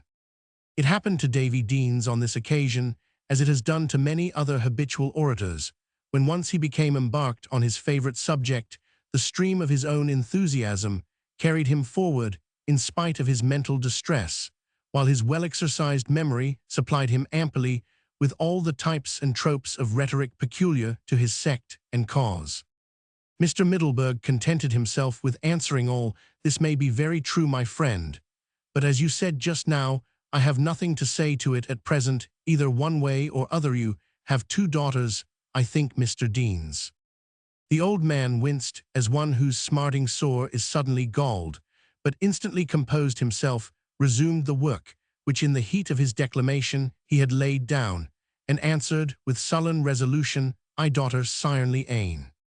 "I understand you," said Mr. Middleburg, "you have only one daughter here at home, with Yaubut, this unfortunate girl, who is a prisonersh, is, I think, your youngest daughter." The Presbyterian sternly raised his eyes after the world, "And according to the flesh she is my daughter, but when she became a child of Belial and a company-keeper, and a trader in guilt and iniquity, she ceased to be a bairn of mine." "Alas, Mr. Deans," said Middleburg, sitting down by him, and endeavoring to take his hand, which the old man proudly withdrew, "we are ourselves all sinners, and the errors of our offspring, as they ought not to surprise us, being the portion which they derive of a common portion of corruption inherited through us, so they do not entitle us to cast them off, because they have lost themselves." "Sir," said Deans impatiently, "I kenna that as weel as I mean to say," he resumed, checking the irritation he felt at being schooled at a discipline of the mind, which those most ready to bestow it on others do themselves most reluctantly submit to receive. "I mean to say that what ye owe serve may be just and reasonable, but I hae nae freedom to enter into my ain private affairs. Why, strangers, and now, in this great national emergency, when there's the Porteous Act has come down frae London, that is a deeper blow to this poor sinful kingdom, and suffering kirk than ony that has been heard of since the foul and fatal test at a time like this." "But, goodman," interrupted Mr. Middleburg, "you must think of your own household first, or else you are worse even than the infidels." "I tell ye, Bailie Middleburg," retorted David Deans, "if ye be a Bailie, as there is little honour in being ane in these evil days. I tell ye I heard the gracious Saunders pedden, I wotna when it was, but it was in killing time, when the ploughers were drawing alang their furrows on the back of the Kirk of Scotland. I heard him tell his hearers gude, and wailed Christians they were too, that some o' them wad greet mair for a bit drowned calf or stirk than for other defections and oppressions of the day, and that they were some o' them thinking o' I think some o' another, and there was Lady Hundleslope thinking o' greeting Jock at the fireside, and the lady confessed in my hearing that a drow of anxiety had come o'er her for her son, that she had left at hame weak of a decay, and what wad he hae said of me, if I had ceased to think of the gude cause for a castaway. It kills me to think of what she is. See Life of Pedden p. 14. "But the life of your child, goodman, think of that if her life could be saved," said Middleburg. "Her life," exclaimed David, "I wadna gie ane o' my grey hairs for her life, if her gude name be gain. And yet," said he, relenting and retracting as he spoke, "I wad make the niffer, Mr. Middleburg, I wad gie a these grey hairs that she has brought to shame and sorrow. I wad gie the old head they grow on for her life, and that she might hae time to amend and return for what hae the wicked beyond the breath of their nostrils. But I'll never see her mair, not that I am determined, and I'll never see her mair." His lips continued to move for a minute after his voice ceased to be heard, as if he were repeating the same vow internally. "Well, sir," said Mr. Middleburg, "I speak to you as a man of sense, if you would save your daughter's life, you must use human means. I understand what you mean, but Mr. Novitt, who is the procurator and doer of an honourable person, the Laird of Dumbardickes, is to do what carnal wisdom can do for her in the circumstances. Myself am not clear to trinque and traffic why courts, O justice, as they are now constituted, I have a tenderness and scruple in my mind anent them. That is to say, said Middelburg, that you are a Cameronian, and do not acknowledge the authority of our courts of judicature or present government. Sir, under your favour, replied David, who was too proud of his own polemical knowledge to call himself the follower of anyone. Ye take me up before I fall down. I canna see why I sould be termed a Cameronian, especially now that he hae given the name of that famous and savoury sufferer, not only until a regimental band of soldiers Roman 1000th foot, whereof I am told many can now curse, swear, and use profane language, as fast as ever Richard Cameron could preach or pray, but also because ye have in as far as it is in your power rendered that martyr's name vain and contemptible by pipes, drums, and fifes, playing the vain carnal spring called the Cameronian rant, which too many professors of religion dance to a practice, mayest unbecoming a professor to dance to any tune whatsoever, more especially promiscuously, that is with the female sex a brutish fashion. It is whilk, is the beginning of defection, with many as I may hae as muckle cause as mayest folk to testify. See note F. Peter Walker. Well, but Mr. Deans, replied Mr. Middelburg, I only meant to say that you were a Cameronian or Macmillanite, one of the society people, in short, who think it inconsistent to take oaths under a government where the covenant is not ratified. So replied the controversialist, who forgot even his present distress in such discussions as these. You cannot fickle me say easily as you do opine. I am not a Macmillanite or a Russellite or a Hamiltonian or a Harleyite or a Howdenite. I will be led by the nose by none. I take my name as a Christian from no vessel of clay. I have my own principles, and practice to answer for, and am an humble pleader for the good old cause in a legal way. All various species of the great genus Cameronian. That is to say, Mr. Deans, said Middelburg, that you are a Deanite, and have opinions peculiar to yourself.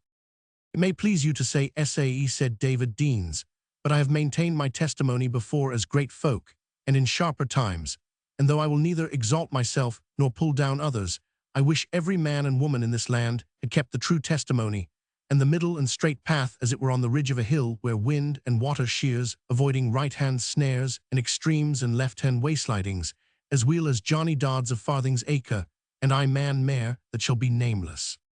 I suppose, replied the magistrate, that is as much as to say that Johnny Dodds of Farthing's Acre and David Deans of St. Leonard's constitute the only members of the true, real, unsophisticated Kirk of Scotland. God forbid that I sould make sick a vainglorious speech when there are SAE money professing Christians, answered David. But this I maun say, that all men act according to their gifts, and their grace SAE, that it is nae marvel that. This is all very fine, interrupted Mr. Middelburg, but I have no time to spend in hearing it. The matter in hand is this: I have directed a citation to be lodged in your daughter's hands. If she appears on the day of trial and gives evidence, there is reason to hope she may save her sister's life if, from any constrained scruples about the legality of her performing the office of an affectionate sister and a good subject, by appearing in a court held under the authority of the law and government, you become the means of deterring her from the discharge of this duty.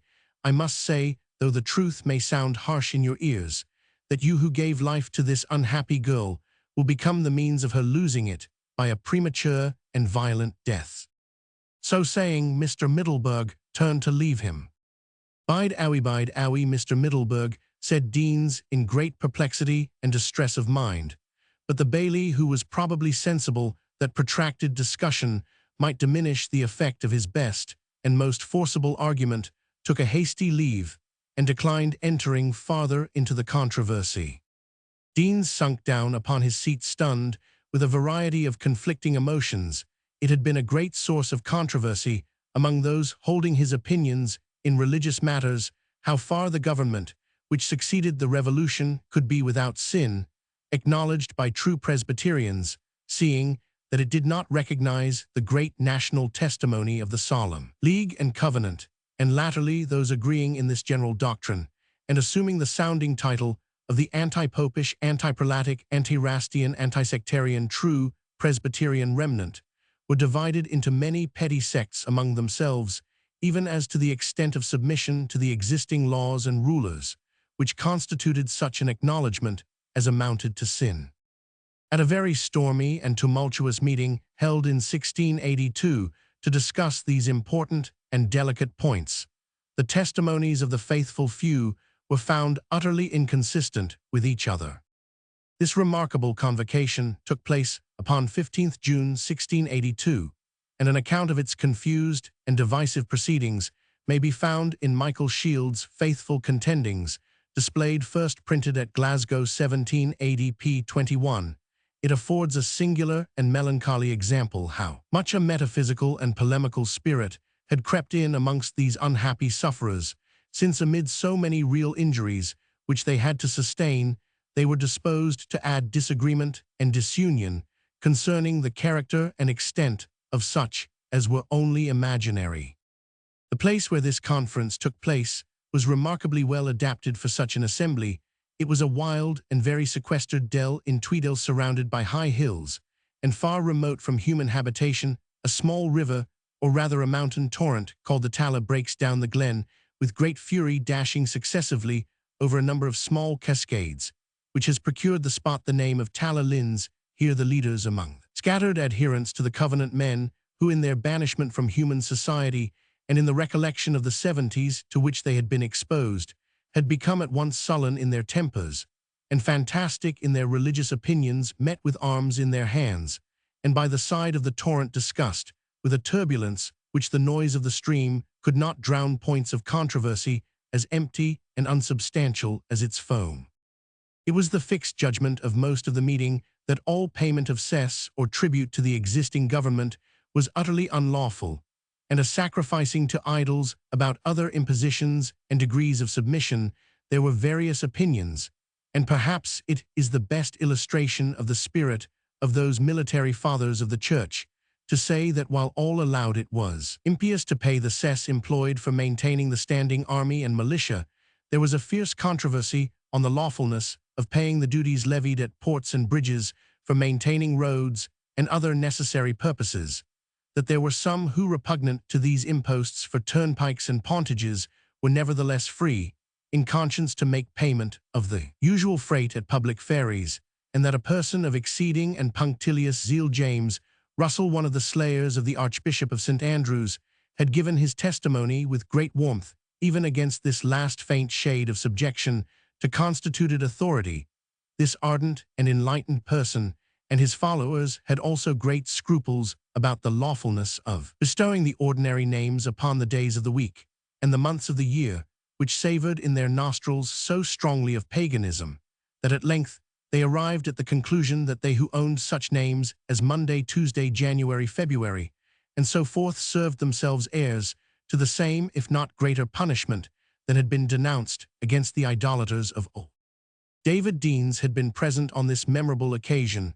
Although too young to be a speaker among the polemical combatants, his brain, however, had been thoroughly heated by the noise, clamor, and metaphysical ingenuity of the discussion, and it was a controversy to which his mind had often returned, and though he carefully disguised his vacillation from others, and perhaps from himself, he had never been able to come to any precise line of decision on the subject.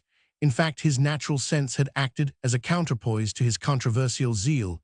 He was by no means pleased with the quiet and indifferent manner in which King William's government slurred over the errors of the times, when far from restoring the Presbyterian Kirk to its former supremacy, they passed an act of oblivion even to those who had been its persecutors, and bestowed on many of them titles, favors, and employments, when in the first General Assembly, which succeeded the Revolution, an overture was made for the revival of the League and Covenant. It was with horror that Douce David heard the proposal alluded by the men of carnal wit and policy, as he called them, as being inapplicable to the present times, and not falling under the modern model of the Church. The reign of Queen Anne had increased his conviction that the Revolution government was not one of the true Presbyterian complexion, but then more sensible than the bigots of his sect, he did not confound the moderation and tolerance of these two reigns with the active tyranny and oppression exercised in those of Charles Roman II and James Roman II,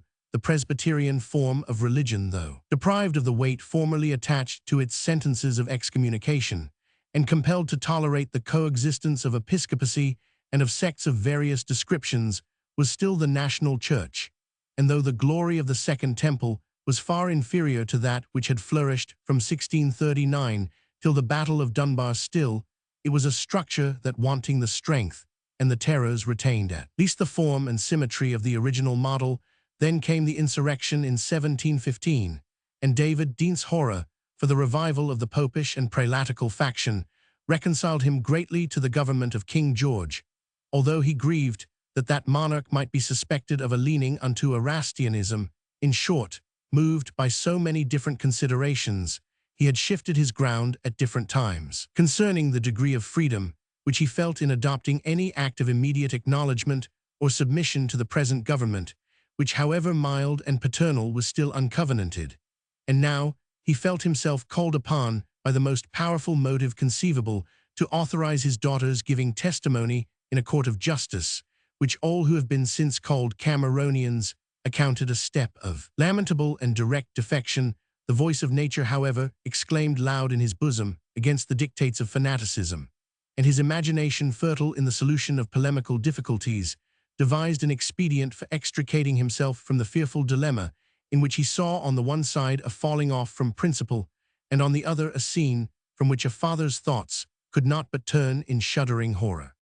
"I have been constant and unchanged in my testimony," said David Deans, "but then who has said it of me that I have judged my neighbor over closely, because he hath had more freedom in his walk than I have found in mine? I never was a separatist, nor for quarreling with tender souls about mint cummin or other the lesser tithes. My daughter Jean may have a light in this subject that is hid frae my old Enit is laid on her conscience, and not on mine. If she hath freedom to gang before this judicatory, and hold up her hand for this poor castaway, surely I will not say she steppeth over her bounds." And if not, he paused in his mental argument, while a pang of unutterable anguish convulsed his features, yet shaking it off, he firmly resumed the strain of his reasoning, and, if not, God forbid, that she should go into defection at bidding of mine, I wanna fret the tender conscience of one bairno, not to save the life of the other.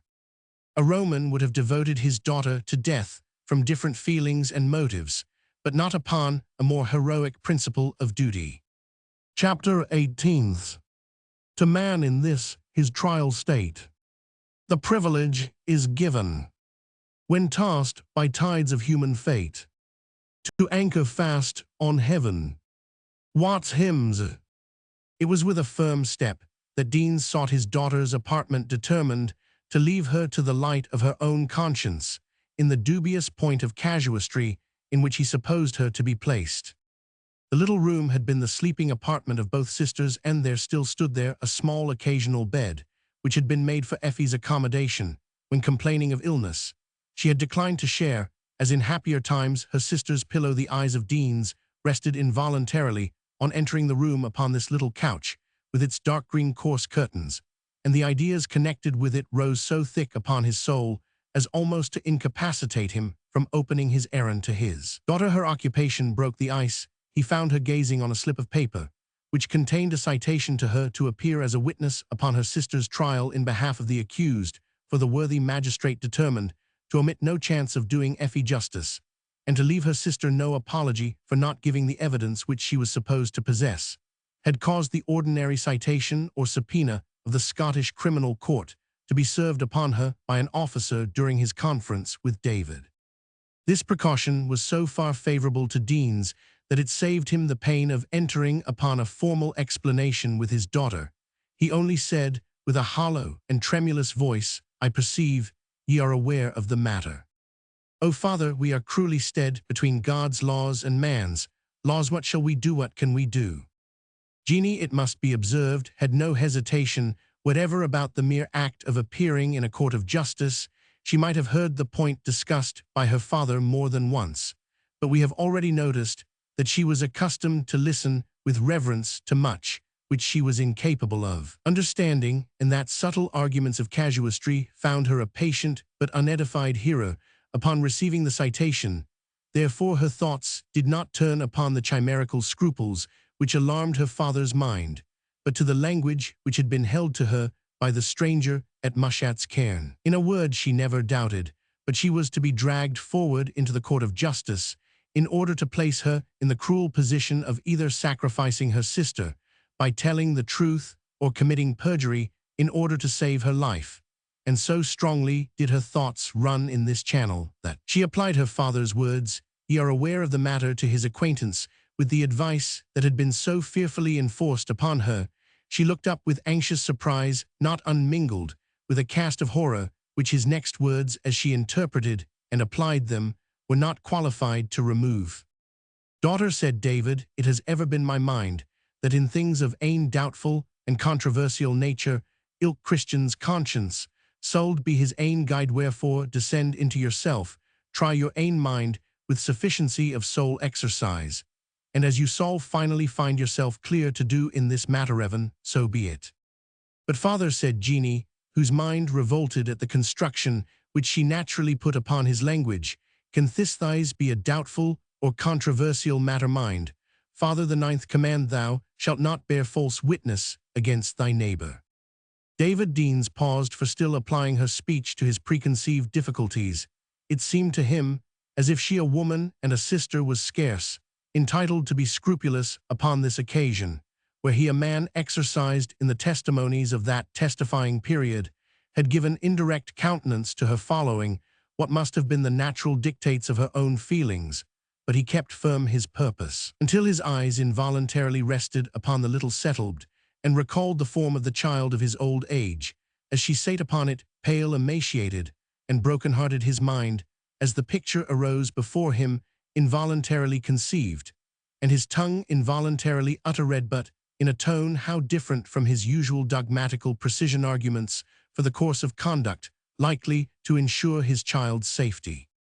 "Daughter," he said, "I did not say that your path was free from stumbling and questionless.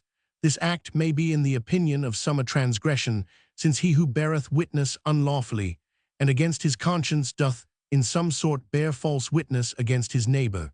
Yet in matters of compliance, the guilt lieth not in the compliance sae muckle as in the mind and conscience of him that doth comply, and therefore, although my testimony hath not been spared upon public defections, I hena felt freedom to separate myself from the communion of many who have been clear to hear those ministers who have taken the fatal indulgence, because they might get good of them, though I could not."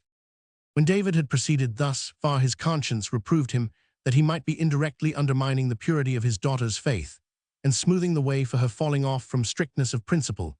He therefore suddenly stopped, and changed his tone. "Jeanie, I perceive that our vile affections, so I call them, in respect of doing the will of our Father, cling too heavily to me in this hour of trying sorrow, to permit me to keep sight of my ain duty, or to ert you to yours. I will speak nae mair anent this over-trying matter. Jeanie, if he can, why God and gude conscience speak in favor of this pure unhappy her." His voice faltered. "She is your sister in the flesh, worthless and castaway, as she is the daughter of a saint in heaven, that was a mother to you, Jeanie, in place of your ain. But if ye arena free in conscience to speak for her in the court of judicature, follow your conscience, Jeanie, and let God's will be done." After this adjuration, he left the apartment, and his daughter remained in a state of great distress and perplexity. It would have been no small addition to the sorrows of David Deans, even in this extremity of suffering, had he known that his daughter was applying the casuistical arguments, which he had been using, not in the sense of a permission to follow her own opinion on a dubious and disputed point of controversy, but rather as an encouragement to transgress one of those divine commandments which Christians of all sects and denominations unite in holding most sacred. "Can this be," said Jeanie, as the door closed on her father, "can these be his words that I have heard, or has the enemy taken his voice and features to give weight unto the counsel, which causeth to perish a sister's life, and a father pointing out how to save ito God deliver methies, is a fearful temptation." Roaming from thought to thought, she at one time imagined her father understood the 9th commandment literally as prohibiting false witness against our neighbor, without extending the denunciation against falsehood uttered in favor of the criminal. But her clear and unsophisticated power of discriminating between good and evil instantly rejected an interpretation so limited and so unworthy of the author of the law she remained in a state of the most agitating terror. Uncertainty, afraid to communicate her thoughts freely to her father, lest she should draw forth an opinion with which she could not complearung with distress on her sister's account, rendered the more acute by reflecting that the means of saving her were in her power, but were such as her conscience prohibited her from using, tossed, in short, like a vessel in an open roadstead during a storm, and like that vessel resting on one only sure cable and anchor, faith in Providence, and a resolution to discharge her duty. Butler's affection and strong sense of religion would have been her principal support in these distressing circumstances, but he was still under restraint, which did not permit him to come to St. Leonard's Crags, and her distresses were of a nature which, with her indifferent habits of scholarship, she found it impossible to express in writing. She was therefore compelled to trust for guidance to her own unassisted sense of what was right or wrong. It was not the least of Jeanie's distresses that, although she hoped and believed her sister to be innocent, she had not the means of receiving that assurance from her own mouth.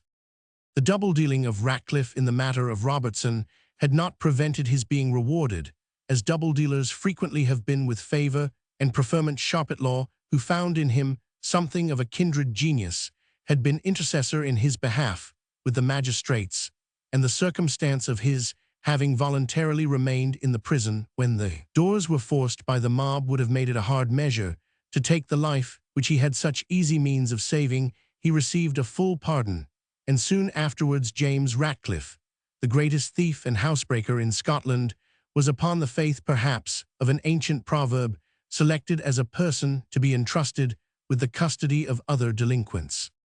When Ratcliffe was thus placed in a confidential situation, he was repeatedly applied to by the sapient Saddletree and others who took some interest in the Dean's family to procure an interview between the sisters, but the magistrates, who were extremely anxious for the apprehension of Robertson, had given strict orders to the contrary, hoping that by keeping them separate they might from the one or the other extract some information respecting that fugitive. On this subject Jeanie had nothing to tell them. She informed Mr. Middleburg that she knew nothing of Robertson, except having met him that night by appointment to give her some advice respecting her sister's concern, the purport of which she said was betwixt God and her conscience of his motions, purposes, or plans, past, present, or future. She knew nothing, and so had nothing to communicate. Effie was equally silent, though from a different cause. It was in vain that they offered a commutation and alleviation of her punishment, and even a free pardon if she would confess what she knew of her lover. She answered only with tears, unless, when at times driven into pettish sulkiness by the persecution of the interrogators, she made them abrupt and disrespectful answers. At length, after her trial had been delayed for many weeks in hopes she might be induced to speak out on a subject infinitely more interesting to the magistracy than her own guilt or innocence, their patience was worn out, and even Mr. Middleburg, finding no ear lent to farther intercession in her behalf, the day was fixed for the trial to proceed. It was now, and not sooner, that Sharpitlaw, recollecting his promise to Effie Deans, or rather being dinned into compliance by the unceasing remonstrances of Mrs. Saddletree, who was his next-door neighbour, and who declared it was heathen cruelty to keep the twa broken-hearted creatures separate, issued the important mandate permitting them to see each other. On the evening which preceded the eventful day of trial, Jeanie was permitted to see her sister. An awful interview, and occurring at a most distressing crisis. This, however, formed a part of the bitter cup which she was doomed to drink to atone for crimes and follies to which she had no accession, and at 12 o'clock noon, being the time appointed for admission to the jail, she went to meet for the first time for several months her guilty, erring, and most miserable sister in that abode of guilt, error, and utter misery. Chapter 19th. Sweet sister, let me live. What sin you do to save a brother's life?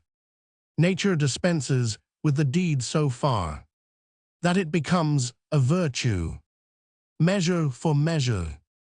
Jeanie Deans was admitted into the jail by Ratcliffe, this fellow as void of shame as of honesty. As he opened the now trebly secured door, asked her, with a leer which made her shudder, whether she remembered him.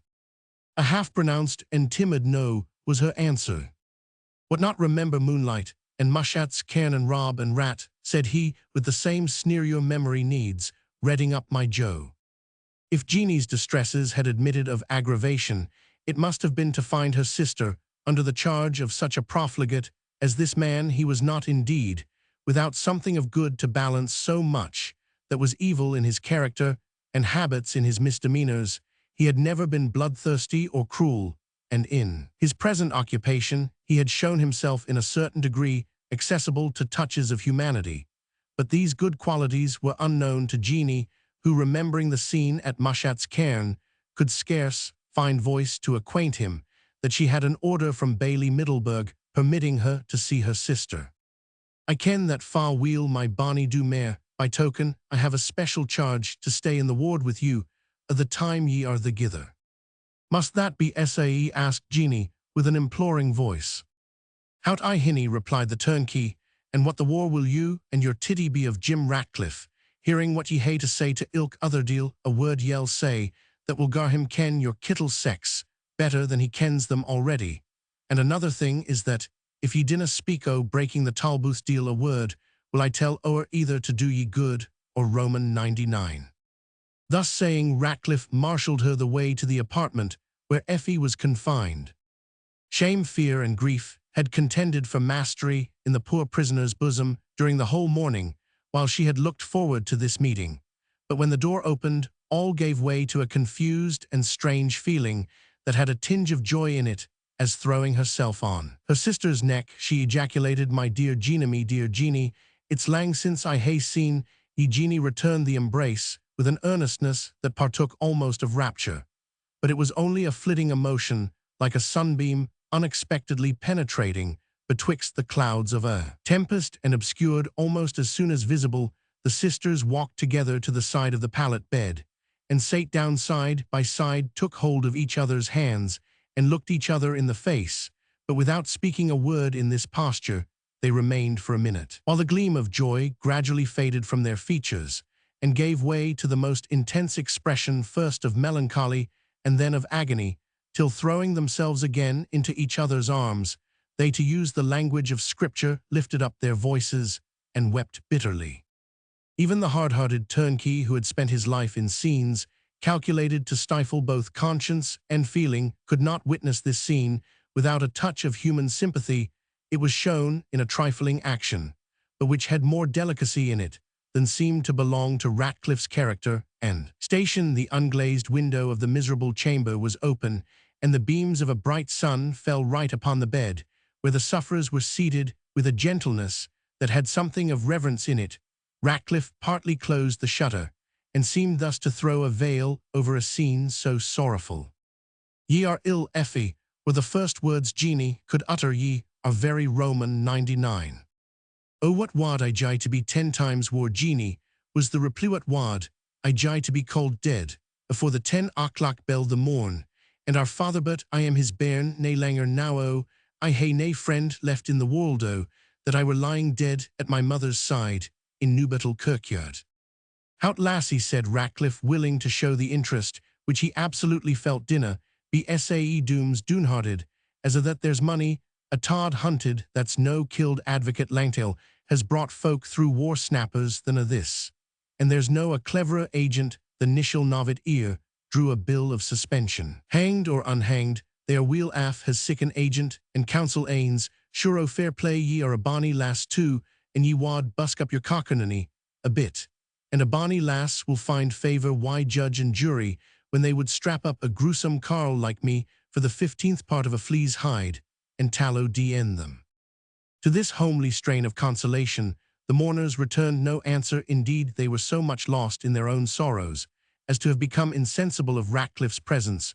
"O Effie," said her elder sister, "how could you conceal your situation from me? O woman, had I deserved this at your hand had ye spoke? But I word sorry we might hae been, and shamed we might hae been, but this awfu' dispensation had never come o'er us." "And what gude wad that hae doon," answered the prisoner. "None, Jeanie, a was o'er when ance I forgot what I promised, when I folded down the leaf of my Bible. See," she said, producing the sacred volume. "The book opens I at the place o' itsel. O see, Jeanie, what a fearfu' scripture."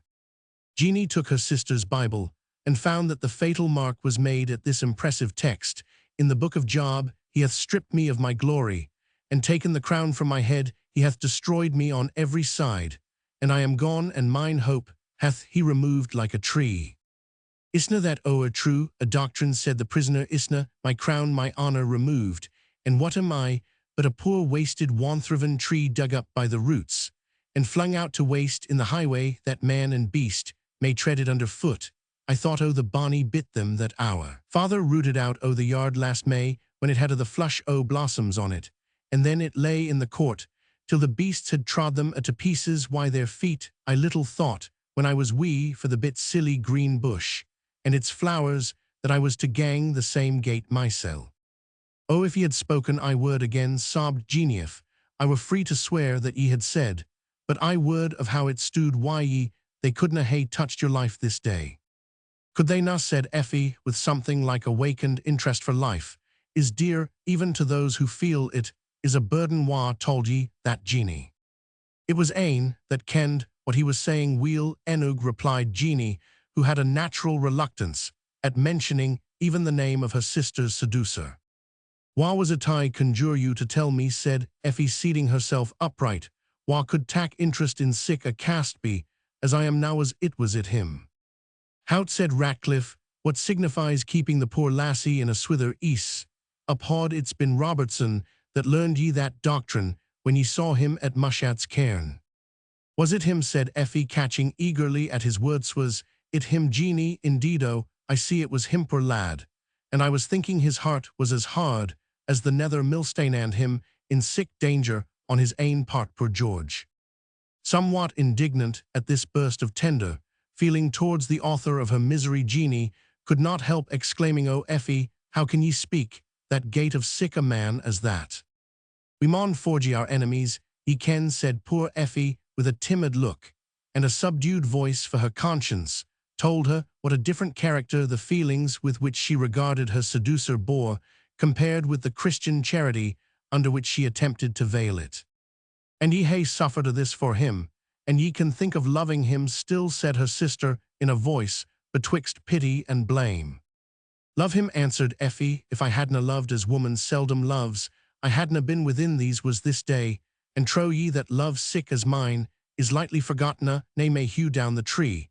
But ye canna change its bend end. Oh, Jeanie, if ye wad do good to me at this moment, tell me every word that he said, and whether he was sorry for poor Effie or no." "What needs I tell ye onything about it," said Jeanie. "Ye may be sure he had ower muckle to do to save himsel, to speak lang or muckle about onybody beside." "Jeanie and Effie." "That's no true, Jeanie, though a sant had said it," replied Effie, with a sparkle of her former lively and irritable temper.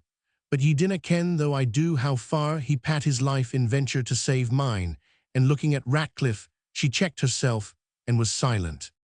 "I fancy," said Ratcliffe, with one of his familiar sneers, "the lassie thinks that nobody has een, but hersel didna, I see, when gentle Geordie was seeking to get other folk out of the Tolbooth Forby Jock Porthouse. But ye are of my mind, hinny better sit and rue than flit, and Roy needna look in my face. Sae, amazed, I ken mair things than that maybe." "Oh my God," said Effie, springing up and throwing herself down on her knees before him. "I ken where they hae put my bairn, oh my bairn, my bairn, the poor sackless innocent newborn, wee ain bone of my bone, and flesh of my flesh. Oh man, if ye wad e'er deserve a portion in heaven, or a broken-hearted creature's blessing upon earth, tell me where they hae put my bairn's sign of my shame, and the partner of my suffering. Tell me wha has teent away, or what they hae dune wit." "Hout tout," said the turnkey, endeavouring to extricate himself from the firm grasp with which she held him. "That's taking me at my word. Why, a witness bairn quo. She how the deal's sold. I ken onything of your bairn huzzy. Ye maun ask that of old Meg Murdochson, if ye dinna ken ower muckle about it yoursel." As his answer destroyed the wild and vague hope which had suddenly gleamed upon her, the unhappy prisoner let go her hold of his coat, and fell with her face on the pavement of the apartment in a strong convulsion fit. Jeanie Deans, possessed with her excellently clear understanding the concomitant advantage of promptitude of spirit, even in the extremity of distress.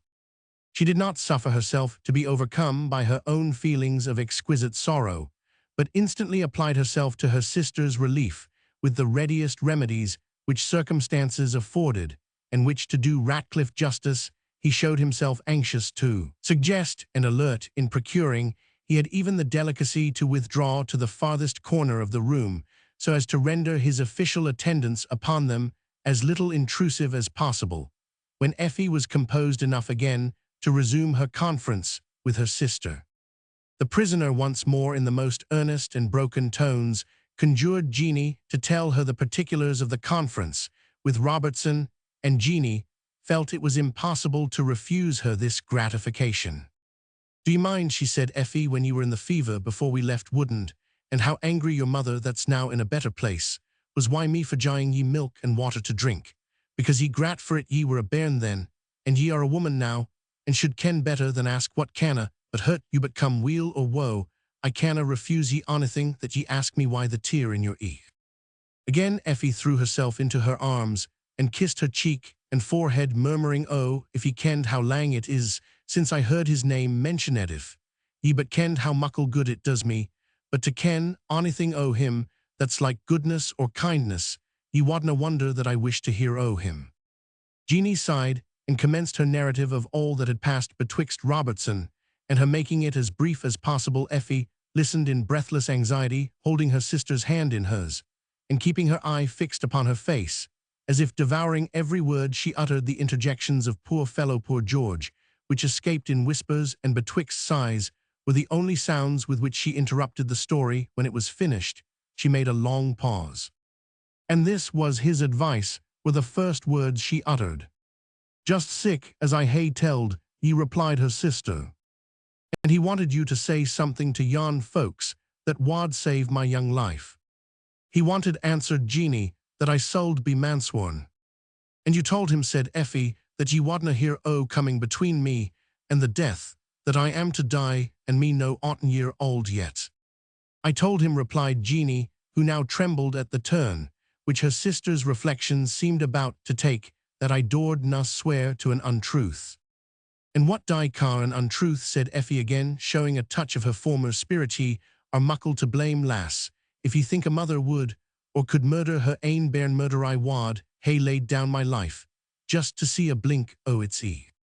"I do believe," said Jeanie, "that ye are as innocent of sic a purpose as the newborn babe itsel." "I am glad ye do me that justice," said Effie haughtily, "ifs, whiles the faut of very good folk like you, Jeanie, that they think o' the rest of the world are as bad as the worst temptations can make them."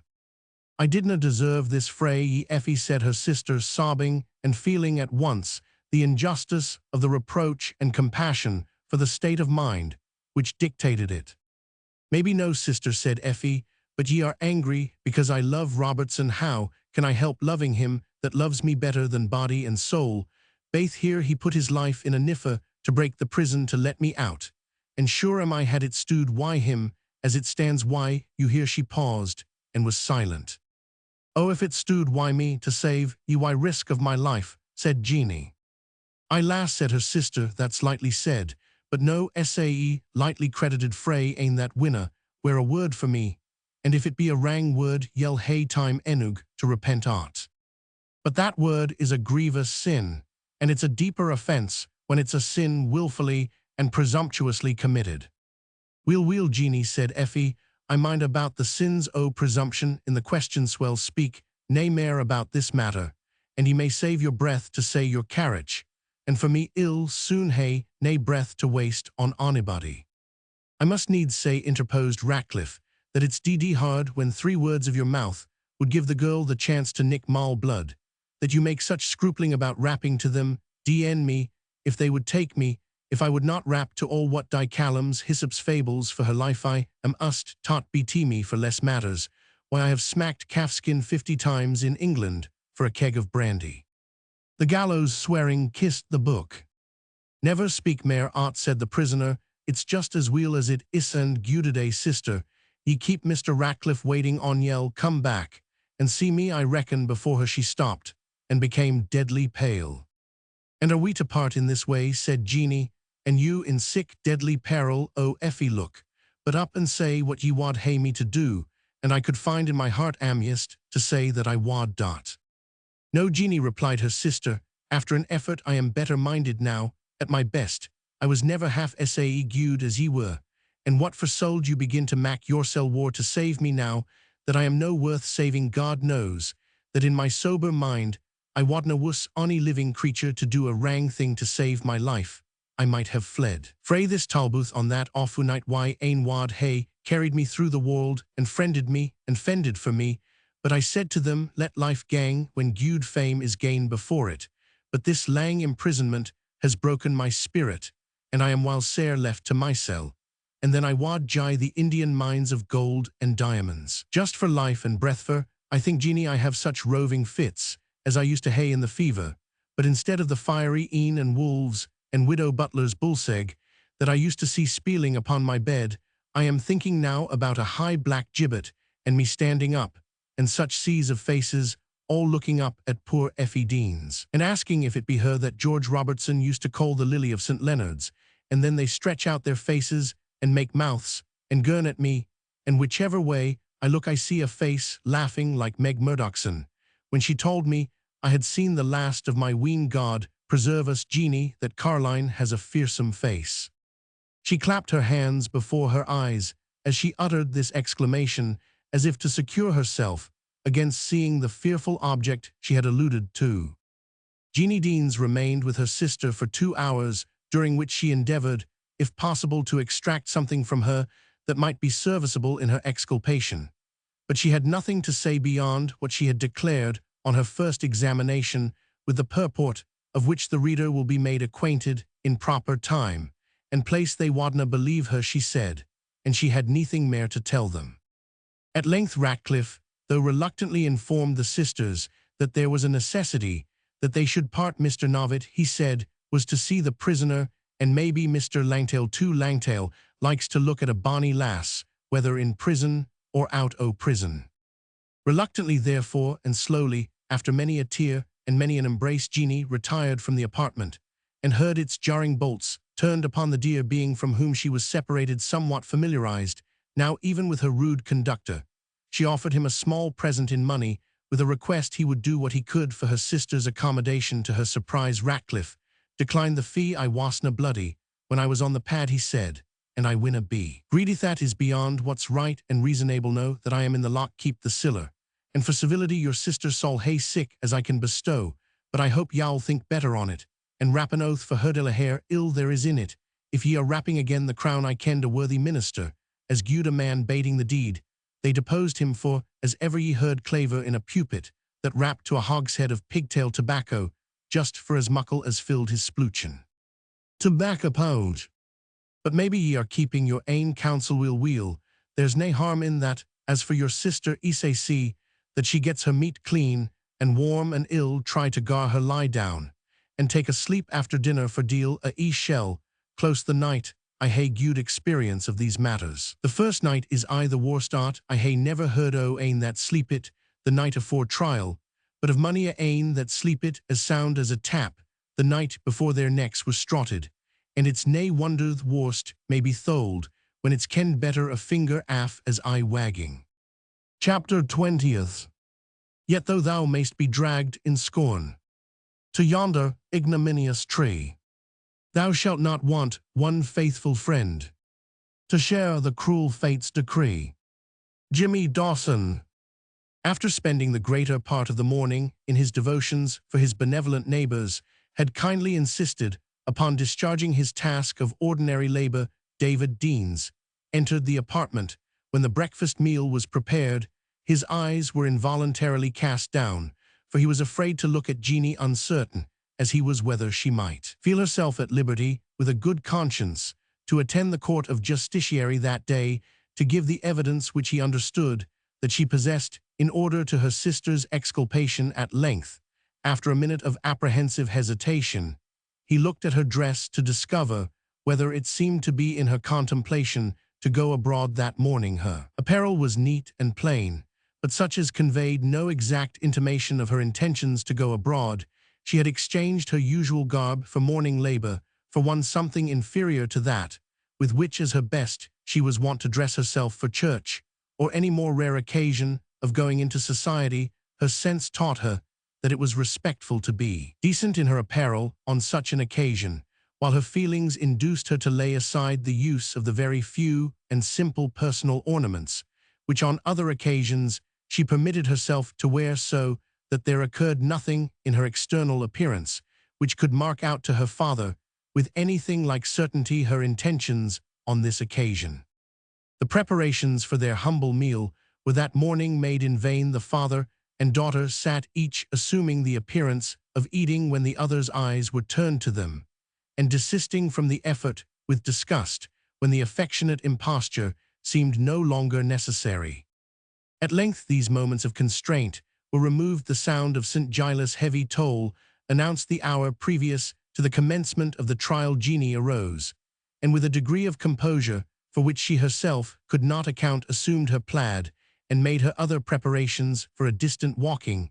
It was a strange contrast between the firmness of her demeanor and the vacillation and cruel uncertainty of purpose indicated in all her father's motions, and one unacquainted with both could scarcely have supposed that the former was in her ordinary habits of life, a docile, quiet, gentle, and even timid country maiden, while her father, with a mind naturally proud and strong and supported by religious opinions of a stern, stoical, and unyielding character, had in his time undergone and withstood the most severe hardships and the most imminent peril without depression of spirit or subjugation of his constancy.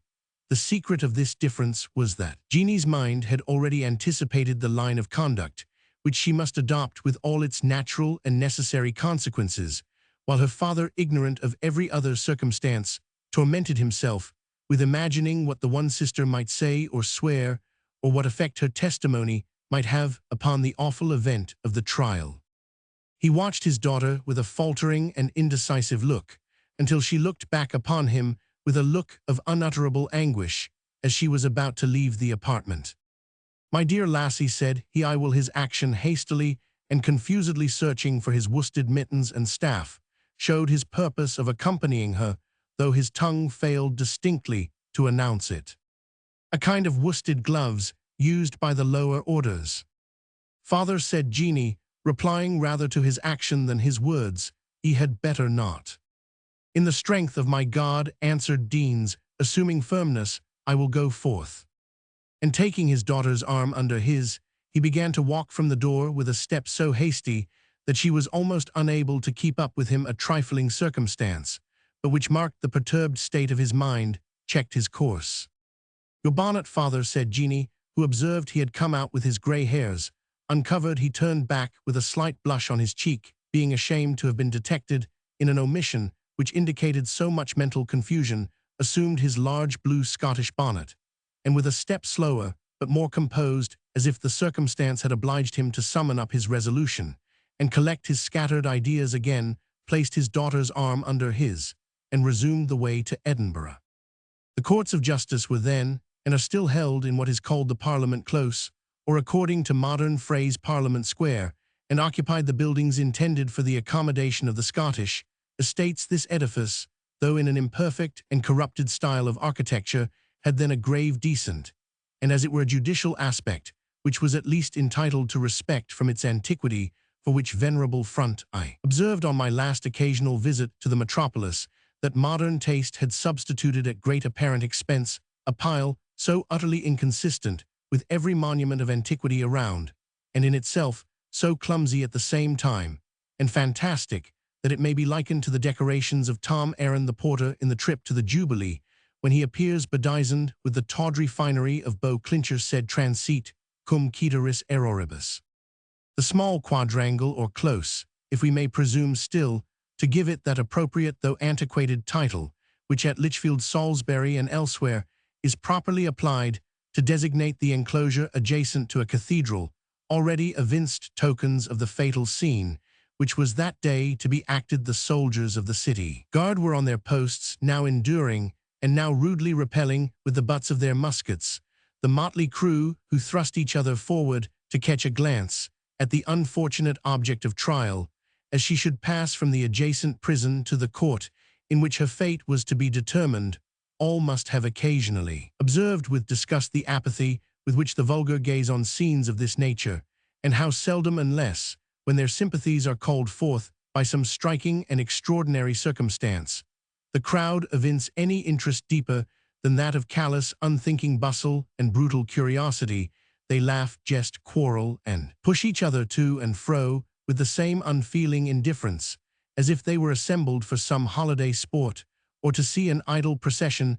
Occasionally, however, this demeanor, so natural to the degraded populace of a large town, is exchanged for a temporary touch of human affections, and so it chanced on the present occasion. When Deans and his daughter presented themselves in the close, and endeavored to make their way forward to the door of the courthouse, they became involved in the mob and subject, of course, to their insolence, as Deans repelled with some force the rude pushes which he received on all sides. His figure and antiquated dress caught the attention of the rabble, who often show an intuitive sharpness in ascribing the proper character from external appearance. "You're welcome, Whigs. Fray Bothwell Briggs," sung one fellow, for the mob of Edinburgh were at that time Jacobitically disposed, probably because that was the line of sentiment most diametrically opposite to existing authority. Mass David Williamson, chosen of 20, ran up the pulpit stair and sang Killiecrankie, chanted a siren whose profession might be guessed by her appearance, a tattered cadie or errand porter, whom David Deans had jostled in his attempt to extricate himself from the vicinity of these scorners, exclaimed in a strong north country tone, "Ta deal ding out her Cameronian, in what jais her titles to dunch gentlemen's about." "Make room for the ruling elder," said yet another, "he comes to see a precious sister glorify God in the Grassmarket." "Wished shames in ye, sirs," said the voice of a man very loudly, which, as quickly sinking, said, in a low but distinct tone, "It's her father and sister." All fell back to make way for the sufferers, and all, even the very rudest and most profligate, were struck with shame and silence in the space thus abandoned to them by the mob. Dean stood holding his daughter by the hand, and said to her with a countenance strongly and sternly expressive of his internal emotion, "Ye with your ears, and ye see with your eyes where and to whom the backslidings and defections of professors are ascribed by the scoffers, not to themselves alone, but to the kirk of which they are members, and to its blessed and invisible head. Then weal may we take why patience our share and portion of this outspreading reproach." The man who had spoken, no other than our old friend Dumbadykes, whose mouth, like that of the prophet's ass, had been opened by the emergency of the case, now joined them, and with his usual taciturnity escorted them into the courthouse. No opposition was offered to their entrance either by the guards or doorkeepers, and it is even said that one of the latter refused a shilling of civility money tendered him by the Laird of Dumbadykes, who was of opinion that siller wad make a easy, but this last incident wants confirmation. Admitted within the precincts of the courthouse, they found the usual number of busy office-bearers and idle loiterers who attend on these scenes by choice, or from duty. Burghers gaped and stared, young lawyers sauntered, sneered, and laughed, as in the pit of the theatre, while others apart sat on a bench retired, and reasoned highly inter apices juris on the doctrines of constructive crime and the true import of the statute. The bench was prepared for the arrival of the judges. The jurors were in attendance. The Crown Counsel, employed in looking over their briefs and notes of evidence, looked grave and whispered with each other.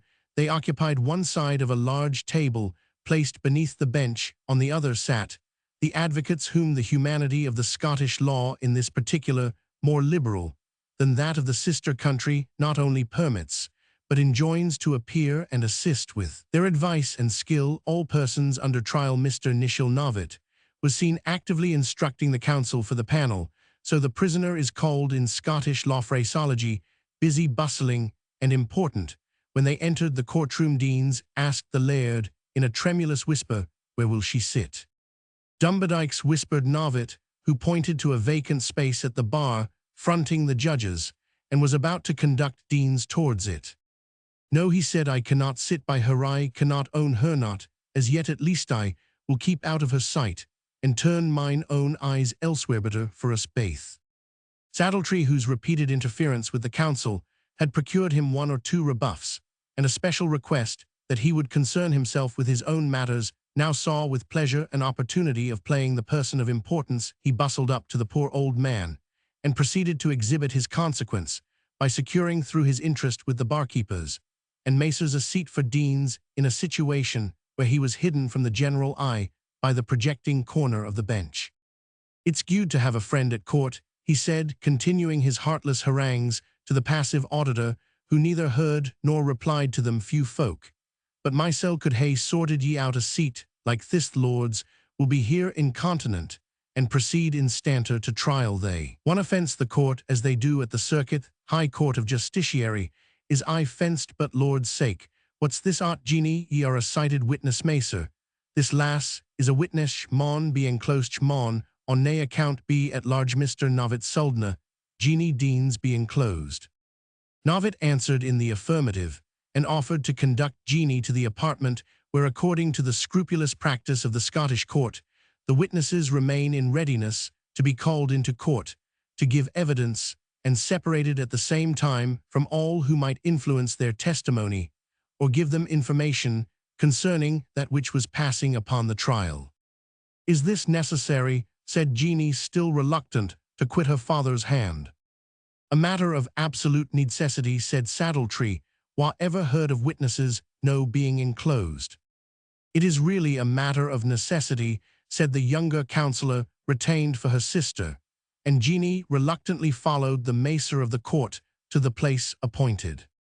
"This Mr. Deans," said Saddletree, "is cad sequestering a witness, but it's clean different whilk maybe ye wadna fund out o' yoursel frae sequestering anes, estate, or effects, as in cases of bankruptcy, I hae aften been sequestered as a witness for the sheriff. Is in the use whiles to cry me in to witness the declarations at precognitions, and so is Mr. Sharpitlaw, but I was near like to be sequestered o' land and gudes, but ance, and that was lang syne afore I was married, but wisht, here's the court coming." As he spoke, the 5 lords of justiciary, in their long robes of scarlet, faced with white, and preceded by their mace-bearer, entered with the usual formalities, and took their places upon the bench of judgment. The audience rose to receive them, and the bustle occasioned by their entrance was hardly composed, when a great noise and confusion of persons struggling and forcibly endeavoring to enter at the doors of the courtroom, and of the galleries, announced that the prisoner was about to be placed. At the bar this tumult takes place, when the doors at first only open to those either having right to be present, or to the better and more qualified ranks, are at length laid open to all whose curiosity induces them to be present on the occasion, with inflamed countenances and dishevelled dresses, struggling with, and sometimes tumbling over each other, in rushed the rude multitude, while a few soldiers, forming as it were the centre of the tide, could scarce, with all their efforts, clear a passage for the prisoner to the place which she was to occupy by the authority of the court. And the exertions of its officers, the tumult among the spectators was at length appeased, and the unhappy girl brought forward and placed betwixt 2 sentinels with drawn bayonets as a prisoner at the bar, where she was to abide her deliverance for good or evil, according to the issue of her trial. Chapter 21. We have strict statutes and most biting laws, the needful bits and curbs for headstrong steeds, which for these 14 years we have let sleep, like to an o'ergrown lion in a cave, that goes not out to prey. Measure for measure. Euphemia Deans, said the presiding judge in an accent in which pity was blended with dignity, stand up and listen to the criminal indictment now to be preferred against you. The unhappy girl, who had been stupefied by the confusion through which the guards had forced a passage, cast a bewildered look on the multitude of faces around her, which seemed to tapestry, as it were the walls in one broad slope, from the ceiling to the floor, with human countenances, and instinctively obeyed a command which rung in her ears like the trumpet of the judgment day.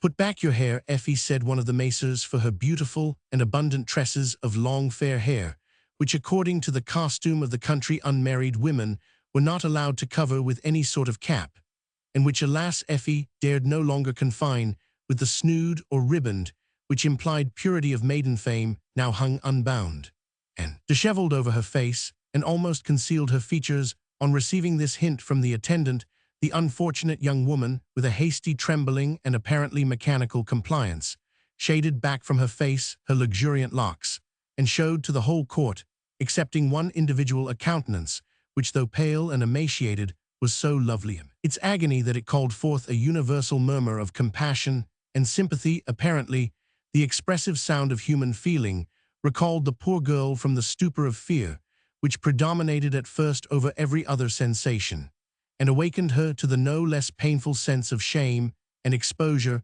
attached to her present situation. Her eye, which had at first glanced wildly around, was turned on the ground. Her cheek, at first so deadly pale, began gradually to be overspread with a faint blush, which increased so fast that when in agony of shame she strove to conceal her face, her temples, her brow, her neck, and all that her slender fingers and small palms could not cover, became of the deepest crimson.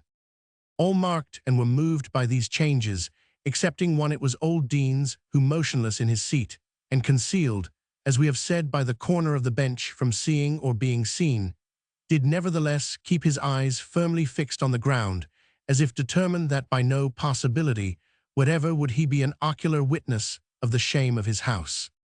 Ichabod, he said to himself, Ichabod, my glory is departed. While these reflections were passing through his mind, the indictment, which set forth in technical form the crime of which the panel stood accused, was read as usual, and the prisoner was asked if she was guilty or not guilty. Not guilty of my poor bairn's death, said Effie Deans, in an accent corresponding in plaintive softness of tone to the beauty of her features, and which was not heard by the audience without emotion. The presiding judge next directed the counsel to plead to the relevancy, that is to state on either part the arguments in point of law and evidence in point of fact against, and in favor of the criminal, after which it is the form of the court to pronounce a preliminary judgment, sending the cause to the cognizance of the jury or assize. The counsel for the Crown briefly stated the frequency of the crime of infanticide, which had given rise to the special statute under which the panel stood indicted. He mentioned the various instances, many of them marked with circumstances of atrocity, which had at length induced the King's advocate, though with great reluctance, to make the experiment whether, by strictly enforcing the Act of Parliament, which had been made to prevent such enormities, their occurrence might be prevented. He expected, he said, to be able to establish by witnesses, as well as by the declaration of the panel herself, that she was in the state described by the statute. According to his information, the panel had communicated her pregnancy to no one, nor did she allege in her own declaration that she had done so. This secrecy was the first requisite in support of the indictment. The same declaration admitted that she had borne a male child in circumstances which gave but too much reason to believe it had died by the hands, or at least with the knowledge or consent of the unhappy mother. It was not, however, necessary for him to bring positive proof that the panel was accessory to the murder, nay, nor even to prove that the child was murdered at all. It was sufficient to support the indictment that it could not be found, according to the stern but necessary severity of this statute, she who should conceal her pregnancy, who should omit to call that assistance which is most necessary on such occasions, was held already to have meditated the death of her offspring as an event most likely to be the consequence of her culpable and cruel concealment. And if under such circumstances she could not alternatively show by proof that the infant had died a natural death, or produce it still in life, she must under the construction of the law be held to have murdered it, and suffer death accordingly. The counsel for the prisoner, Mr. Fairbrother, a man of considerable fame in his profession, did not pretend directly to combat the arguments of the King's advocate. He began by lamenting that his senior at the bar, Mr. Langtail, had been suddenly called to the county of which he was sheriff, and that he had been applied to on short warning to give the panel his assistance in this interesting case.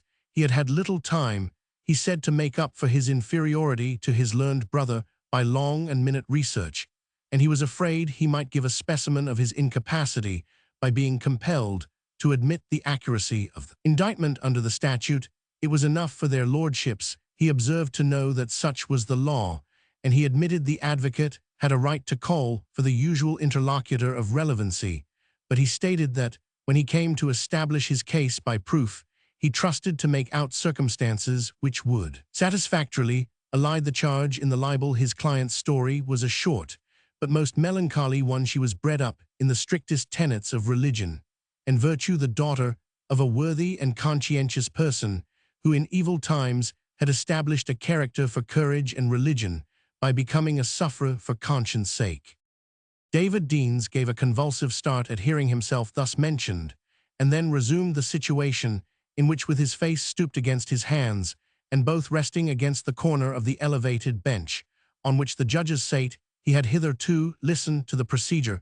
In the trial, the Whig lawyers seemed to be interested. The Tories put up their lip.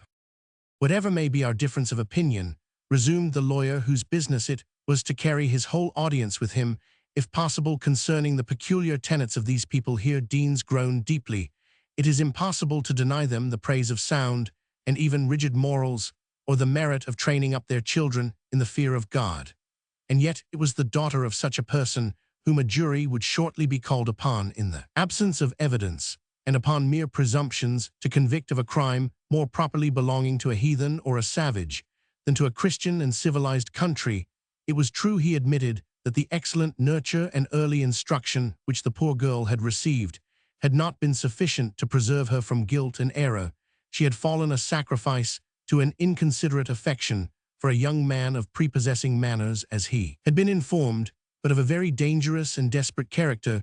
She was seduced under promise of marriage, a promise which the fellow might have perhaps done her justice by keeping, had he not at that time been called upon by the law to atone for a crime violent and desperate in itself, but which became the preface to another eventful history, every step of which was marked by blood and guilt, and the final termination of which had not even yet arrived. He believed that no one would hear him without surprise when he stated that the father of this infant, now a missing, and said by the learned advocate to have been murdered, was no other than the notorious George Robertson, the accomplice of Wilson, the hero of the memorable escape from the Tolbooth church. And as no one knew better than his learned friend, the advocate, the principal actor in the Porteous conspiracy.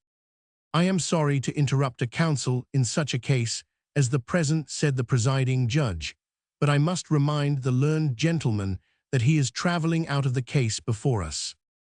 The counsel bowed and resumed. He only judged it necessary, he said, to mention the name and situation of Robertson, because the circumstance in which that character was placed went a great way in accounting for the silence on which His Majesty's counsel had laid so much weight, as affording proof that his client proposed to allow no fair play for its life to the helpless being whom she was about to bring into the world. She had not announced to her friends that she had been seduced from the path of honor, and why had she not done so? Because she expected daily to be restored to character by her seducer, doing her that justice which she knew to be in his power, and believed to be in his inclination. Was it natural, was it reasonable, was it fair to expect that she should in the interim become felo de se of her own character, and proclaim her frailty to the world, when she had every reason to expect that, by concealing it for a season, it might be veiled for ever? Was it not, on the contrary, pardonable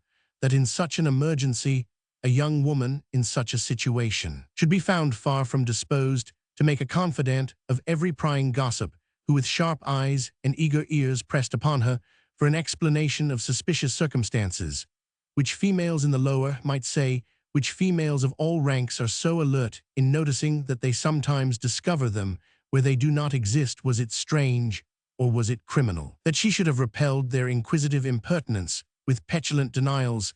The sense and feeling of all who heard him would answer directly in the negative.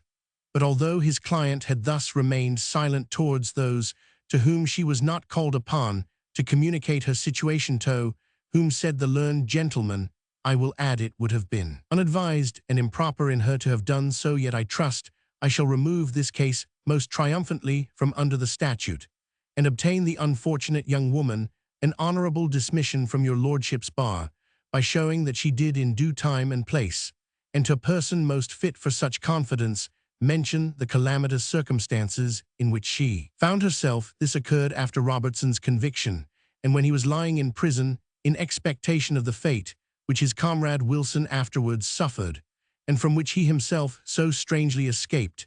It was then when all hopes of having her honour repaired by wedlock vanished from her Icewind and union with one in Robertson's situation, if still practicable might perhaps have been regarded rather as an addition to her disgraceit, was then that I trust to be able to prove that the prisoner communicated and consulted with her sister, a young woman several years older than herself, the daughter of her father, if I mistake not by a former marriage, upon the perils and distress of her unhappy situation. If indeed you are able to instruct that point, Mr. Fairbrother, said the presiding judge.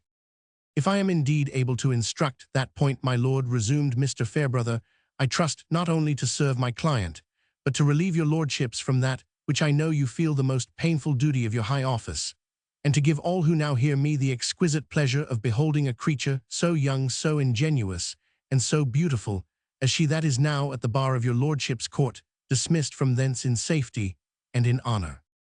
This address seemed to affect many of the audience, and was followed by a slight murmur of applause. Deans, as he heard his daughter's beauty and innocent appearance appealed to, was involuntarily about to turn his eyes towards her, but recollecting himself, he bent them again on the ground with stubborn resolution.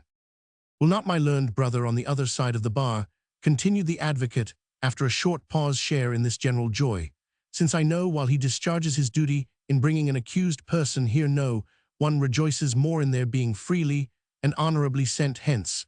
My learned brother shakes his head doubtfully and lays his hand on the panel's declaration. I understand him perfectly. Would insinuate that the facts now stated to your lordships are inconsistent with the confession of Euphemia Deans herself. I need not remind your lordships that her present defence is no whit to be narrowed within the bounds of her former confession, and that it is not by any account which she may formerly have given of herself, but by what is now to be proved for or against her, that she must ultimately stand or fall. I am not under the necessity of accounting for her choosing to drop out of her declaration. The circumstances of her confession to her sister, she might not be aware of its importance. She might be afraid of implicating her sister. She might even have forgotten the circumstance entirely in the terror and distress of mind incidental to the arrest of so young a creature on a charge so heinous. Any of these reasons are sufficient to account for her having suppressed the truth in this instance, at whatever risk to herself, and I incline most to her erroneous fear of criminating her sister, because I observe she has had a similar tenderness towards her lover, however undeserved on his part, and has never once mentioned Robertson's name from beginning to end of her declaration.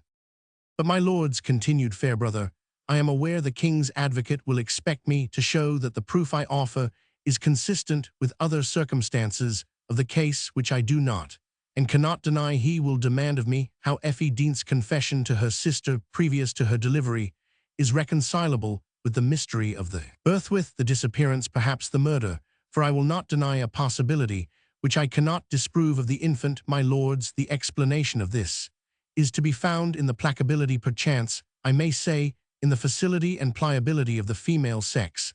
The dulcis amarilides iri, as your lordships well know, are easily appeased, nor is it possible to conceive a woman so atrociously offended by the man whom she has loved, but that she will retain a fund of forgiveness upon which his penitence, whether real or affected, may draw largely, with a certainty that his bills will be answered.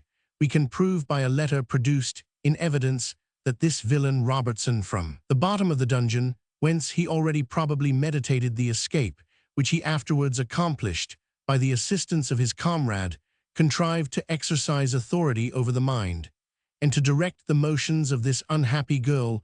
It was in compliance with his injunctions expressed in that letter that the panel was prevailed upon to alter the line of conduct which her own better thoughts had suggested, and instead of resorting, when her time of travail approached, to the protection of her own family, was induced to confide herself to the charge of some vile agent of this nefarious seducer, and by her conducted to one of those solitary and secret purlieus of villainy which, to the shame of our police, still are suffered to exist in the suburbs of this city, where with the assistance and under the charge of a person of her own sex, she bore a male child under circumstances which added treble bitterness to the woe denounced against our original mother.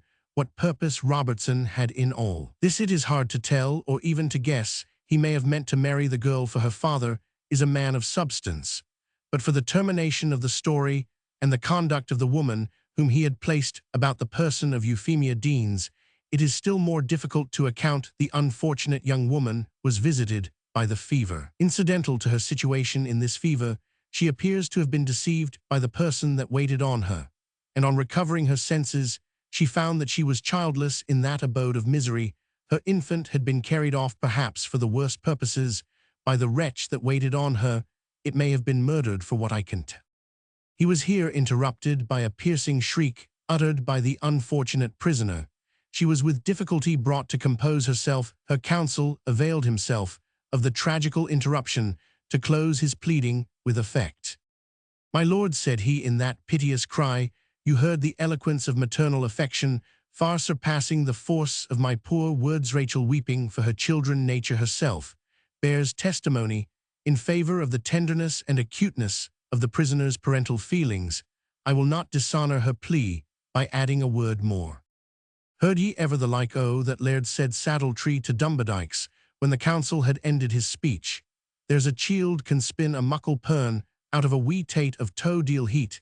He kens mair about it than what's in the declaration, and a surmise that Jeanie Deans sold hay been able to say something about her sister's situation. Wilkes surmise Mr. Crossmaloof says rests on smar authority, and he's cleckit this great muckle bird out o' this wee egg. He could wile the very flounders out o' the firth. What gad my father no send me to Utrecht, but wished the court is gone to pronounce the interlocutor of relevancy." And accordingly, the judges, after a few words, recorded their judgment, which bore that the indictment, if proved, was relevant to infer the pains of law, and that the defense that the panel had communicated her situation to her sister was a relevant defense, and finally appointed the said indictment and defense to be submitted to the judgment of an assize. Chapter 22. Most righteous judge, a sentence come prepare. Merchant of Venice. It is by no means my intention to describe minutely the forms of a Scottish criminal trial, nor am I sure that I could draw up an account so intelligible and accurate as to abide the criticism of the gentleman of the long robe. It is enough to say that the jury was impaneled, and the case proceeded. The prisoner was again required to plead to the charge, and she again replied not guilty in the same heart-thrilling tone as before. The Crown Counsel then called 2 or 3 female witnesses, by whose testimony it was established that Effie's situation had been remarked by them, that they had taxed her with the fact, and that her answers had amounted to an angry and petulant denial of what they charged her with. But as very frequently happens, the declaration of the panel or accused party herself was the evidence which bore hardest upon her case. In the event of these tales ever finding their way across the border, it may be proper to apprise the southern reader that it is the practice in Scotland, on apprehending a suspected person, to subject him to a judicial examination before a magistrate. He is not compelled to answer any of the questions asked of him, but may remain silent if he sees it his interest to do so. But whatever answers he chooses to give are formally written down, and being subscribed by himself and the magistrate are produced against the accused in case of his being brought to trial. It is true that these declarations are not produced as being in themselves evidence properly so called, but only as adminicals of testimony tending to corroborate what is considered as legal and proper evidence. Notwithstanding this nice distinction, however introduced by lawyers to reconcile this procedure to their own general rule, that a man cannot be required to bear witness against himself, it nevertheless usually happens that these declarations become the means of condemning the accused, as it were out of their own mouths. The prisoner, upon these previous examinations, has indeed the privilege of remaining silent if he pleases, but every man necessarily feels that a refusal to answer natural and pertinent interrogatories put by judicial authority is in itself a strong proof of guilt, and will certainly lead to his being committed to prison, and few can renounce the hope of obtaining liberty by giving some specious account of themselves, and showing apparent frankness in explaining their motives and accounting for their conduct. It therefore seldom happens that the prisoner refuses to give a judicial declaration, in which nevertheless, either by letting out too much of the truth, or by endeavoring to substitute a fictitious story, he almost always exposes himself to suspicion and to contradictions which weigh heavily in the minds of the jury. The declaration of F.E. Deans was uttered on other principles, and the following is a sketch of its contents given in the judicial form in which they may still be found in the books of a journal. The declarant admitted a criminal intrigue with an individual whose name she desired to conceal. Being interrogated what her reason was for secrecy on this point, she declared that she had no right to blame the person's conduct more than she did her own, and that she was willing to confess her own faults, but not to say anything which might criminate the absent interrogated. If she confessed her situation to anyone or made any preparation for her confinement, declares she did not. And being interrogated why she forbore to take steps which her situation so peremptorily required, declares she was ashamed to tell her friends, and she trusted the person she has mentioned would provide for her. And the infant interrogated, if he did so, declares that he did not do so personally, but that it was not his fault, for that the declarant is convinced he would have laid down his life sooner than the bairn, or she had come to harm. Interrogated what prevented him from keeping his promise, declares that it was impossible for him to do so, he being under trouble at the time, and declines farther answer to this question. Interrogated where she was from the period she left her master Mr. Saddletree's family until her appearance at her father's at St. Leonard's the day before she was apprehended, declares she does not remember, and on the interrogatory being repeated, declares she does not mind muckle about it, for she was very Roman 99. On the question being again repeated, she declares she will tell the truth if it should be the undoing of her, so long as she is not asked to tell on other folk, and admits that she passed that interval of time in the lodging of a woman, an acquaintance of that person who had wished her to that place to be delivered, and that she was there delivered accordingly of a male child. Interrogated what was the name of that person, declares, and refuses to answer this question. Interrogated where she lives, declares she has no certainty for that she was taken the lodging aforesaid under cloud of night. Interrogated if the lodging was in the city or suburbs, declares, and refuses to answer that question. Interrogated whether when she left the house of Mr. Saddletree she went up or down the street, declares, and refuses to answer the question. Interrogated whether she had ever seen the woman before she was wished to her, as she termed it, by the person whose name she refuses to answer, declares, and replies not to her knowledge. Interrogated with this woman was introduced to her by the said person verbally or by word of mouth, declares she has no freedom to answer this question. Interrogated if the child was alive when it was born, declares that God help her, and it certainly was alive. Interrogated if it died a natural death after birth, declares not to her knowledge. Interrogated where it now is, declares she would give her right hand to ken, but that she never hopes to see more than the banes of it. And being interrogated why she supposes it is now dead, the declarant wept bitterly and made no answer. Interrogated if the woman in whose lodging she was seemed to be a fit person to be with her in that situation, declares she might be fit enough for skill, but that she was an hard-hearted bad woman. Interrogated if there was any other person in the lodging excepting themselves two, declares that she thinks there was another woman, but her head was so carried with pain of body and trouble of mind that she minded her very little. Interrogated when the child was taken away from her, declared that she fell in a fever and was lightheaded, and when she came to her own mind, the woman told her the bairn was dead, and that the declarant answered if it was dead, it had had foul play. That thereupon the woman was very sare on her, and gave her much ill language, and that the deponent was frightened, and crawled out of the house when her back was turned, and went home to St. Leonard's Crags, as well as a woman in her condition doubt Roman 1a was able to do. Interrogated why she did not tell her story to her sister and father, and get forced to search the house for her child dead or alive, declares it was her purpose to do so, but she had not time. Interrogated why she now conceals the name of the woman and the place of her abode, the declarant remained silent for a time, and then said that to do so could not repair the scathe that was done, but might be the occasion of more. Interrogated whether she had herself at any time had any purpose of putting away the child by violence, declares never, so might God be merciful to her. And then again declares never, when she was in her perfect senses, but what bad thoughts the enemy might put into her brain when she was out of herself she cannot answer. And again solemnly interrogated, declares that she would have been drawn with wild horses rather than have touched the bairn with an unmotherly hand. Interrogated declares that among the language the woman gave her, she did say sure enough that the declarant had hurt the bairn when she was in the brain fever, but that the declarant does not believe that she said this from any other cause than to frighten her and make her be silent. Interrogated what else the woman said to her, declares that when the declarant cried loud for her bairn and was like to raise the neighbours, the woman threatened her that they that could stop the ween's skirling would stop hers if she did not keep the founder.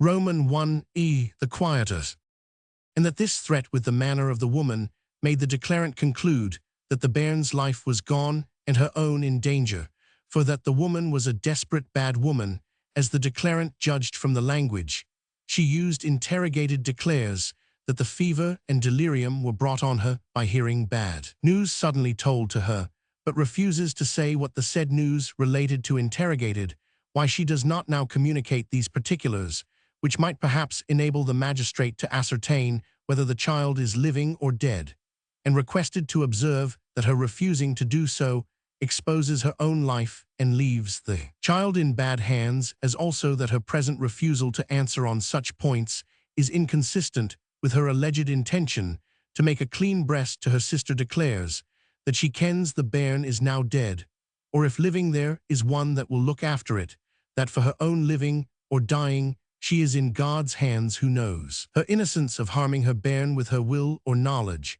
and that she has altered her resolution of speaking out which she entertained when she left the woman's lodging on account of a matter which she has since learned, and declares in general that she is wearied and will answer no more questions at this time. Upon a subsequent examination, Euphemia Deans adhered to the declaration she had formerly made, with this addition, that a paper found in her trunk being shown to her, she admitted that it contained the credentials in consequence of which she resigned herself to the conduct of the woman at whose lodgings she was delivered of the child. Its tenor ran thus: Dearest Effie, I have got the means to send to you by a woman who is well qualified to assist you in your approaching strait. She is not what I could wish her, but I cannot do better for you in my present condition. I am obliged to trust to her in this present calamity for myself. And you too, I hope for the best, though I am now in a sore pinch, yet thought is free, I think handy-dandy, and I may queer the stifler for all that is come and gone. Avoid the gallows. You will be angry for me writing this to my little Cameronian Lily, but if I can but live to be a comfort to you and a father to your baby, you will have plenty of time to scold once more. Let none know your counsel me. Life depends on this hag. D.N. Hirsch is both deep and dangerous, but she has more wiles and wit than ever were in a beldam's head, and has cause to be true to me. Farewell, my Lily, do not droop on my account. In a week I will be yours, or no more my own. Then followed a postscript: if they must trust me, I will repent of nothing so much, even at the last hard pinch, as of the injury I have done my Lily. Effie refused to say from whom she had received this letter, but enough of the story was now known to ascertain that it came from Robertson, and from the date it appeared to have been written about the time when Andrew Wilson called for a nickname Handy-Dandy, and he were meditating their first abortive attempt to escape, which miscarried in the manner mentioned in the beginning of this history. The evidence of the Crown being concluded, the counsel for the prisoner began to lead a proof in her defence. The first witnesses were examined upon the girl's character.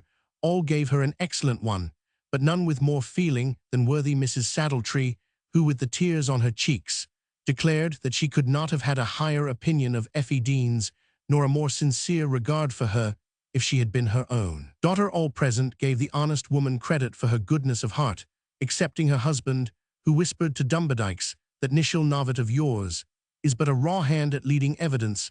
I am thinking what signified his bringing a woman here to snotter and snivel, and bather their lordships. He should hae seated me, sir, and I should hae gene them sic a screed o' testimony, they shaldna hae touched a hair o' her head. Hadna ye better get up and trit? Yet said the laird, ill mak a sign to Novet. Nona, said Saddletree, thank ye for neething, neighbour, that would be ultronious evidence, and I ken what belangs to that, but Nishil Novet sold hae had me seated debito tempor, and wiping his mouth with his silk handkerchief with great importance, he resumed the port and manner of an edified and intelligent auditor. Mr. Fairbrother now premised in a few words that he meant to bring forward his most important witness, upon whose evidence the cause must in a great measure depend what his client was, they had learned from the preceding witnesses, and so far as general character, given in the most forcible terms, and even with tears could interest every one in her fate, she had already gained that advantage. It was necessary, he admitted, that he should produce more positive testimony of her innocence than what arose out of general character, and this he undertook to do by the mouth of the person to whom she had communicated her situation, be the mouth of her natural counsellor and guardian, her sister Macer, call into court Jean, or Jeanie Dean's daughter of David Dean's cowfeeder at St. Leonard's Crags. When he uttered these words, the poor prisoner instantly started up and stretched herself halfway over the bar towards the side at which her sister was to enter, and when slowly following the officer, the witness advanced to the foot of the table, Effie, with the whole expression of her countenance altered from that of confused shame and dismay to an eager imploring and almost ecstatic earnestness of entreaty, with outstretched hands, hair streaming back, eyes raised eagerly to her sister's face, and glistening through tears, exclaimed in a tone which went through the heart of all who heard her, "O Jeanie, Jeanie, save me, save me." With a different feeling, yet equally appropriated to his proud and self-dependent character, old Deans drew himself back still farther under the cover of the bench, so that when Jeanie, as she entered the court, cast a timid glance towards the place at which she had left him seated, his venerable figure was no longer visible. He sate down on the other side of Dumberdykes, wrung his hand hard, and whispered, "Ah, Laird, this is worst of afe I ken, but when o'er this part I feel my head unco dizzy, but my master is strong in his servant's weakness." After a moment's mental prayer, he again started up, as if impatient of continuing in any one posture, and gradually edged himself forward towards the place he had just quitted. Jeanie, in the meantime, had advanced to the bottom of the table, when, unable to resist the impulse of affections, she suddenly extended her hand to her sister. Effie was just within the distance that she could seize it with both hers, press it to her mouth, cover it with kisses, and bathe it in tears with the fond devotion that a Catholic would pay to a guardian saint descended for his safety, while Jeanie, hiding her own face with her other hand, wept bitterly. The sight would have moved a heart of stone, much more of flesh and blood. Many of the spectators shed tears, and it was some time before the presiding judge himself could so far subdue his emotion as to request the witness to compose herself and the prisoner to forbear those marks of eager affection which, however natural, could not be permitted at that time, and in that presence. The solemn oath, truth to tell, and no truth to conceal as far as she knew or should be asked, was then administered by the judge in the name of God, and as the witness should answer to God at the great day of judgment, an awful adjuration which seldom fails to make impression even on the most hardened characters, and to strike with fear even the most upright Jeanie, educated in deep and devout reverence for the name and attributes of the deity, was, by the solemnity of a direct appeal to his person and justice, awed, but at the same time elevated above all considerations save those which she could with a clear conscience call him to witness. She repeated the form in a low and reverent but distinct tone of voice after the judge, to whom, and not to any inferior officer of the court, the task is assigned in Scotland of directing the witness in that solemn appeal which is the sanction of his testimony. When the judge had finished the established form, he added in a feeling, but yet a monitory tone, an advice which the circumstances appeared to him to call for.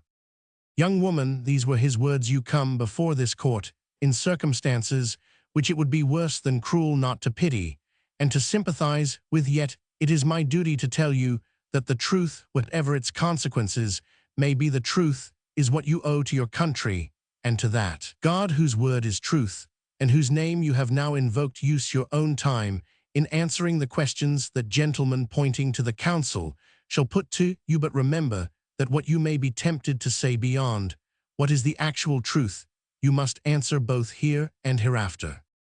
The usual questions were then put to her: whether anyone had instructed her, what evidence she had to deliver, whether anyone had given or promised her any good deed, hire or reward for her testimony, whether she had any malice or ill will at His Majesty's advocate being the party against whom she was cited as a witness, to which questions she successively answered by a quiet negative, but their tenor gave great scandal and offense to her father, who was not aware that they are put to every witness as a matter of form. Nunna, he exclaimed loud enough to be heard, my bairn, is no like the widow of Techony man, has putten words into her mouth. One of the judges, better acquainted perhaps with the books of a journal than with the book of Samuel, was disposed to make some instant inquiry after this widow of Techo, who, as he construed the matter, had been tampering with the evidence. But the presiding judge, better versed in scripture history, whispered to his learned brother the necessary explanation, and the pause occasioned by this mistake had the good effect of giving Jeanie Deans time to collect her spirits for the painful task she had to perform.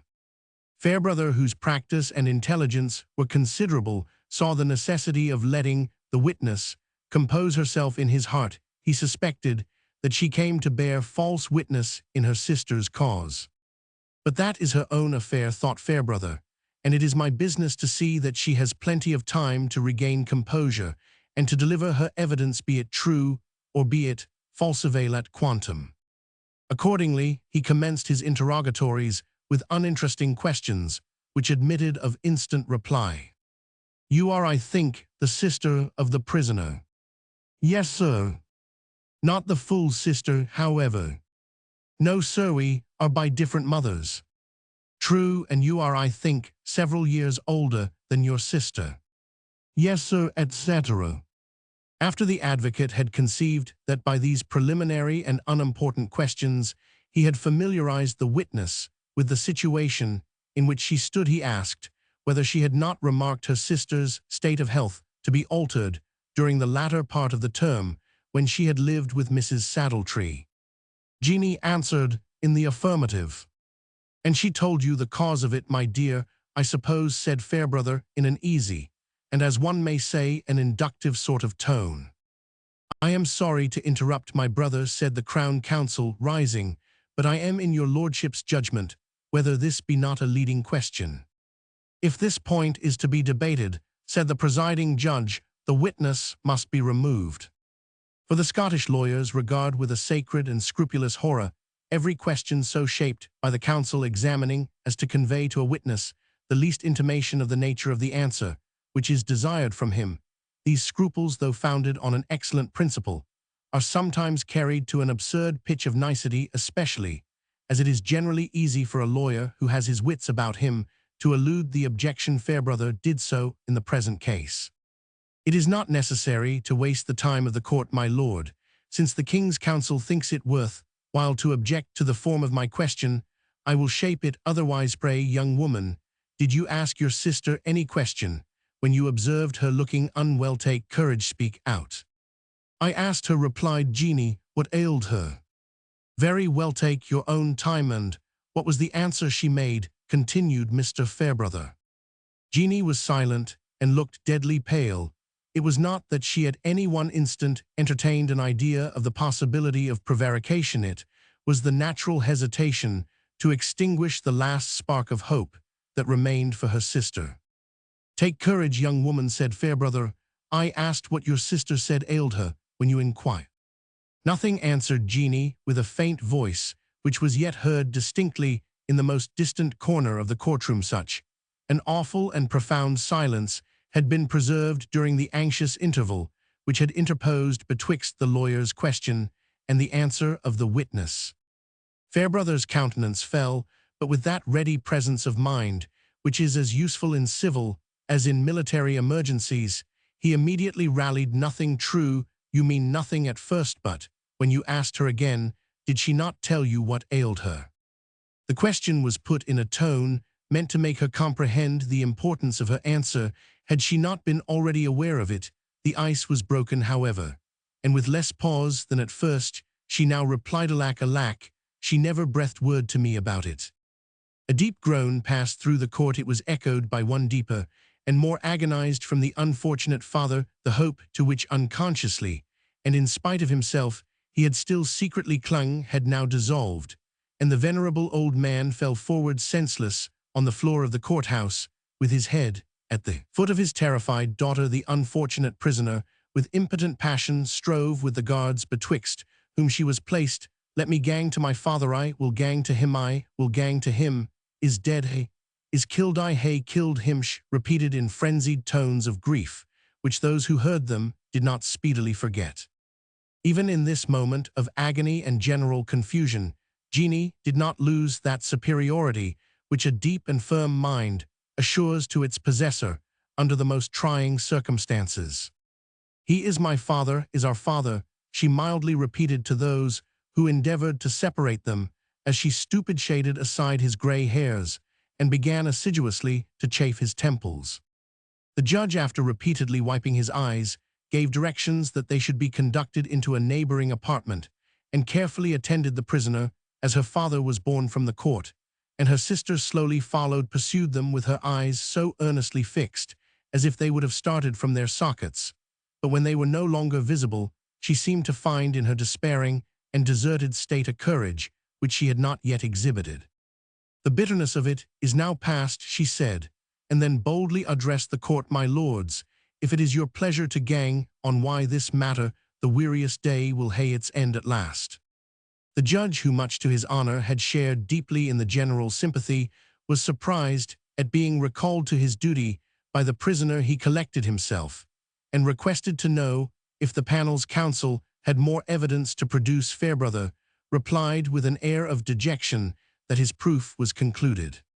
The king's counsel addressed the jury for the crown. He said in a few words that no one could be more concerned than he was for the distressing scene which they had just witnessed, but it was the necessary consequence of great crimes to bring distress and ruin upon all connected with the perpetrators. He briefly reviewed the proof, in which he showed that all the circumstances of the case concurred with those required by the act under which the unfortunate prisoner was tried, that the counsel for the panel had totally failed in proving that Euphemia Deans had communicated her situation to her sister, that respecting her previous good character, he was sorry to observe that it was females who possessed the world's good report, and to whom it was justly valuable, who were most strongly tempted by shame and fear of the world's censure to the crime of infanticide, that the child was murdered. He professed to entertain no doubt the vacillating and inconsistent declaration of the prisoner herself,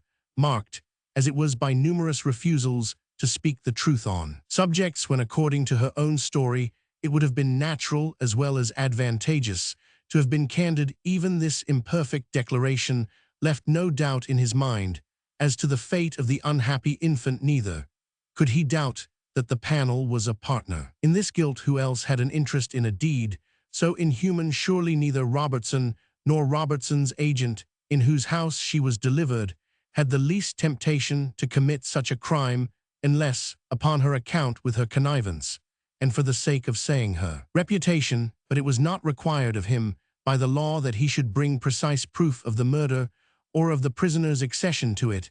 It was the very purpose of the statute to substitute a certain chain of presumptive evidence in place of a probation, which in such cases it was peculiarly difficult to obtain. The jury might peruse the statute itself, and they had also the libel and interlocutor of relevancy to direct them in point of law. He put it to the conscience of the jury that under both he was entitled to a verdict of guilty. The charge of Fairbrother was much cramped by his having failed in the proof which he expected to lead, but he fought his losing cause with courage and constancy.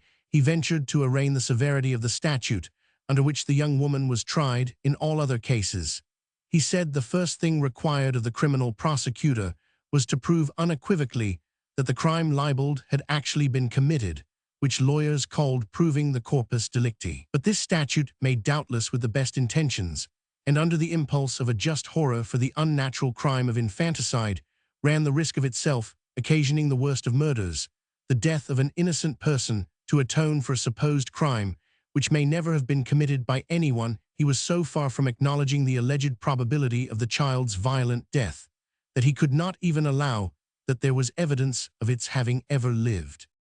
The king's counsel pointed to the woman's declaration, to which the counsel replied a production concocted in a moment of terror and agony, and which approached to insanity, he said his learned brother well knew was no sound evidence against the party who omitted it.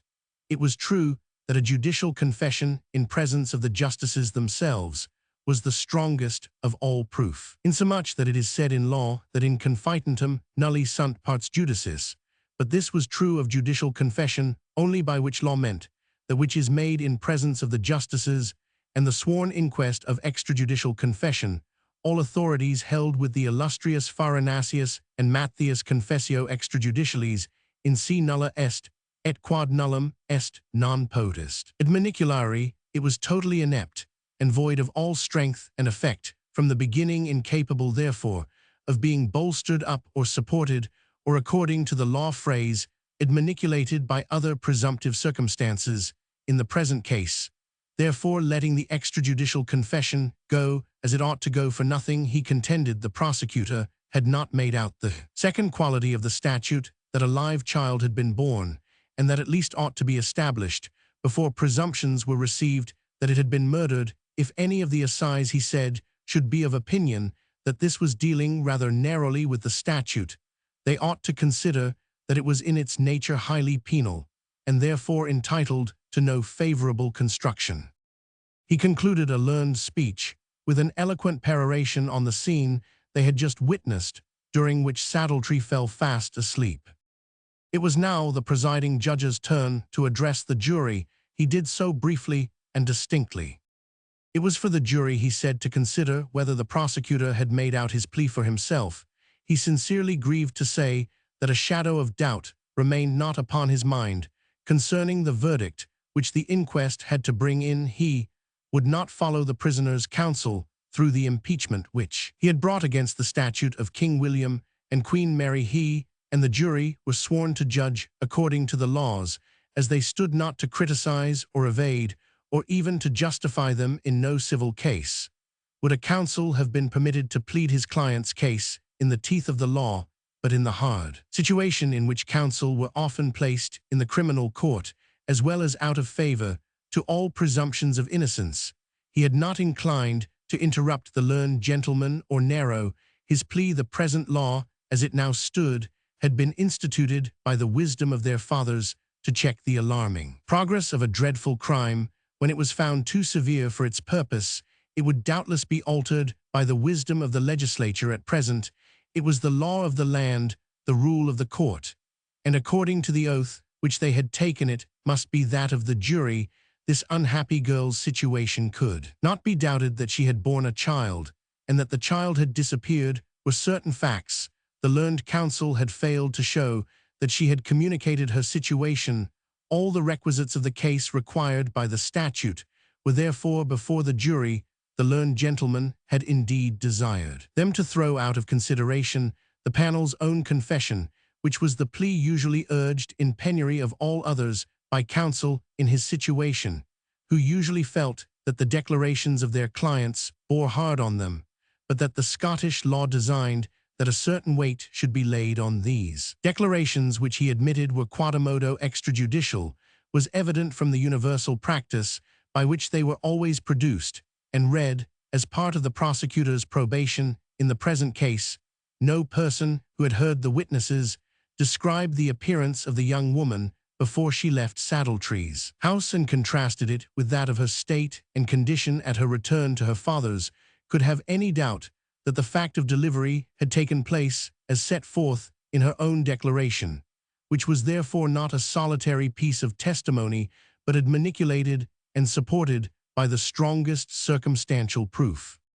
He did not, he said, state the impression upon his own mind with the purpose of biasing theirs. He had felt no less than they had done from the scene of domestic misery which had been exhibited before them, and if they, having God and a good conscience, the sanctity of their oath, and the regard due to the law of the country before their eyes, could come to a conclusion favorable to this unhappy prisoner, he should rejoice as much as anyone in court, for never had he found his duty more distressing than in discharging it that day, and glad he would be to be relieved from the still more painful task which would otherwise remain for him.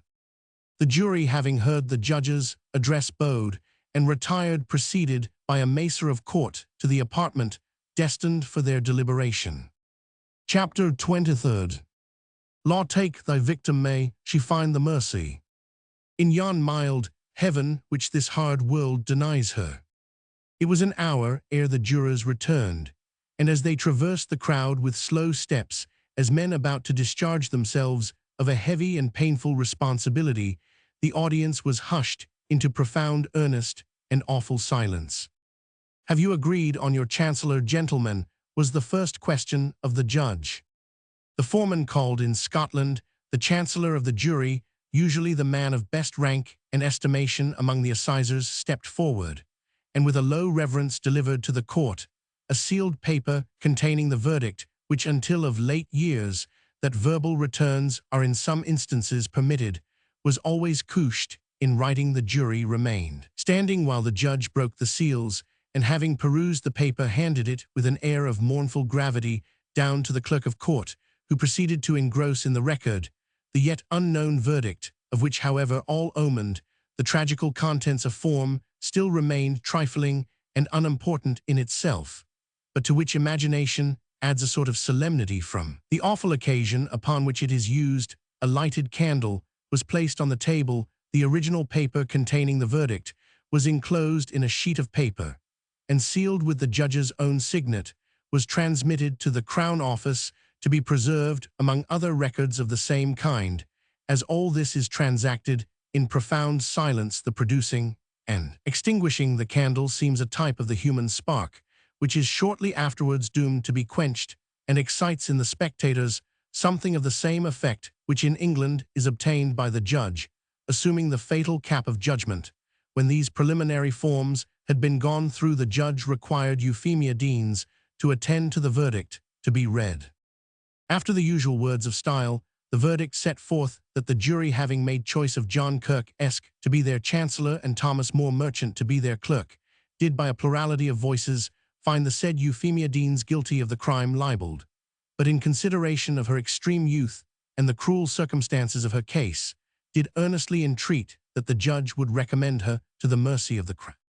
"Gentlemen," said the judge, "you have done your duty, and a painful one it must have been to men of humanity like you. I will undoubtedly transmit your recommendation to the throne, but it is my duty to tell all who now hear me, but especially to inform that unhappy young woman, in order that her mind may be settled accordingly, that I have not the least hope of a pardon being granted in the present case. You know the crime has been increasing in this land, and I know farther that this has been ascribed to the lenity in which the laws have been exercised, and that there is therefore no hope whatever of obtaining a remission for this offense." The jury bowed again, and released from their painful office, dispersed themselves among the mass of bystanders.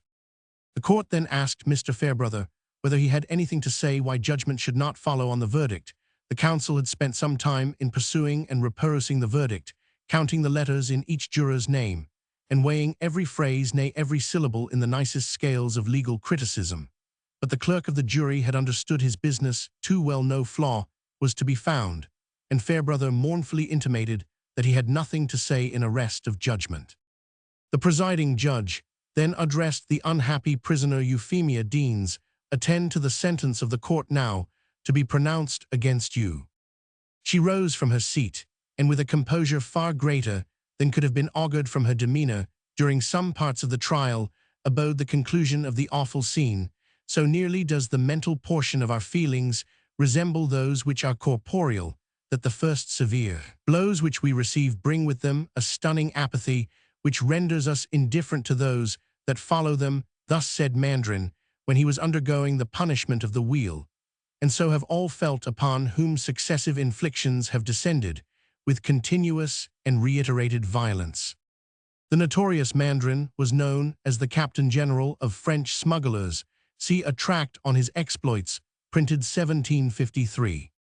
"Young woman," said the judge, "it is my painful duty to tell you that your life is forfeited under a law which, if it may seem in some degree severe, is yet wisely so, to render those of your unhappy situation aware what risk they run by concealing out of pride or false shame their lapse from virtue, and making no preparation to save the lives of the unfortunate infants whom they are to bring into the world. When you concealed your situation from your mistress, your sister, and other worthy and compassionate persons of your own sex, in whose favor your former conduct had given you a fair place, you seem to me to have had in your contemplation at least the death of the helpless creature for whose life you neglected to provide. How the child was disposed off whether it was dealt upon by another or by yourself, whether the extraordinary story you have told is partly false or altogether. So is between God and your own conscience.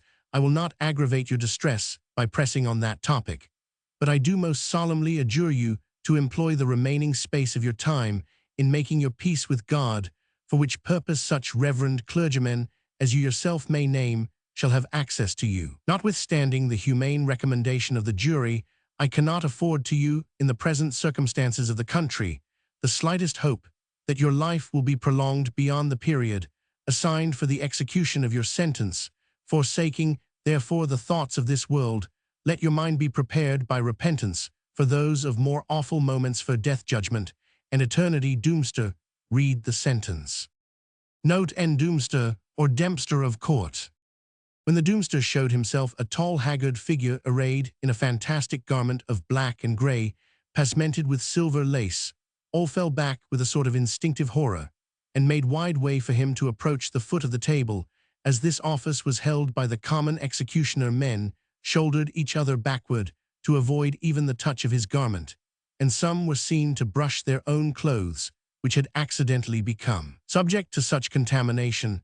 A sound went through the court, produced by each person drawing in their breath hard, as men do when they expect or witness what is frightful, and at the same time affecting the caitiff villain, yet seemed amid his hardened brutality to have some sense of his being the object of public detestation, which made him impatient of being in public, as birds of evil omen are anxious to escape from daylight and from pure.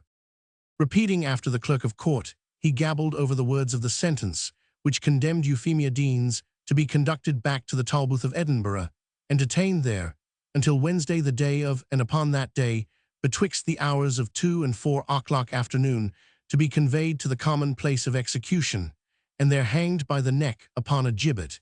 And this said the doomster, aggravating his harsh voice, I pronounce for doom. He vanished when he had spoken the last emphatic word, like a foul fiend, after the purpose of his visitation had been accomplished, but the impression of horror excited by his presence and his errand remained upon the crowd of spectators. The unfortunate criminalfa, so she must now be termed, with more susceptibility and more irritable feelings than her father and sister, was found in this emergence to possess a considerable share of their courage. She had remained standing motionless at the bar while the sentence was pronounced, and was observed to shut her eyes when the doomster appeared, but she was the first to break silence when that evil form had left his place. God forgive ye, my lords, she said, and dinna be angry why me for wishing it we a need forgiveness. As for myself, I canna blame ye, for ye act up to your lights, and if I havena killed my poor infant, ye may witness that hae seen it this day, that I hae been the means of killing my grey-headed father. I deserve the worst frae man, and frae God too, but God is mair merciful to us than we are to each other. With these words, the trial concluded. The crowd rushed bearing forward and shouldering each other out of the court in the same tumultuary mode in which they had entered, and in excitation of animal motion and animal spirits soon forgot whatever they had felt as impressive in the scene which they had witnessed. The professional spectators, whom habit and theory had rendered as callous to the distress of the scene as medical men are to those of a surgical operation, walked homeward in groups, discussing the general principle of the statute under which the young woman was condemned, the nature of the evidence, and the arguments of the counsel, without considering even that of the judge as exempt from their criticism. The female spectators, more compassionate, were loud in exclamation against that part of the judge's speech which seemed to cut off the hope of pardon. Set him up, indeed, said Mrs. Howden, to tell us that the poor lassie behoved to die, when Mr. John Kirk, as civil a gentleman as is within the ports of the town, took the pains to prig for her himsel.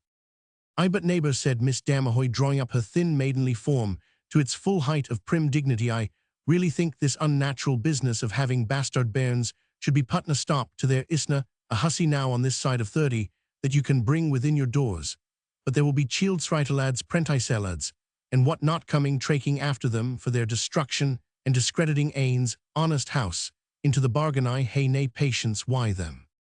Hout, neighbour, said Mrs. Howden, we sold live and let live who hae been young ourselves, and we are no I to judge the worst when lads and lasses forgather.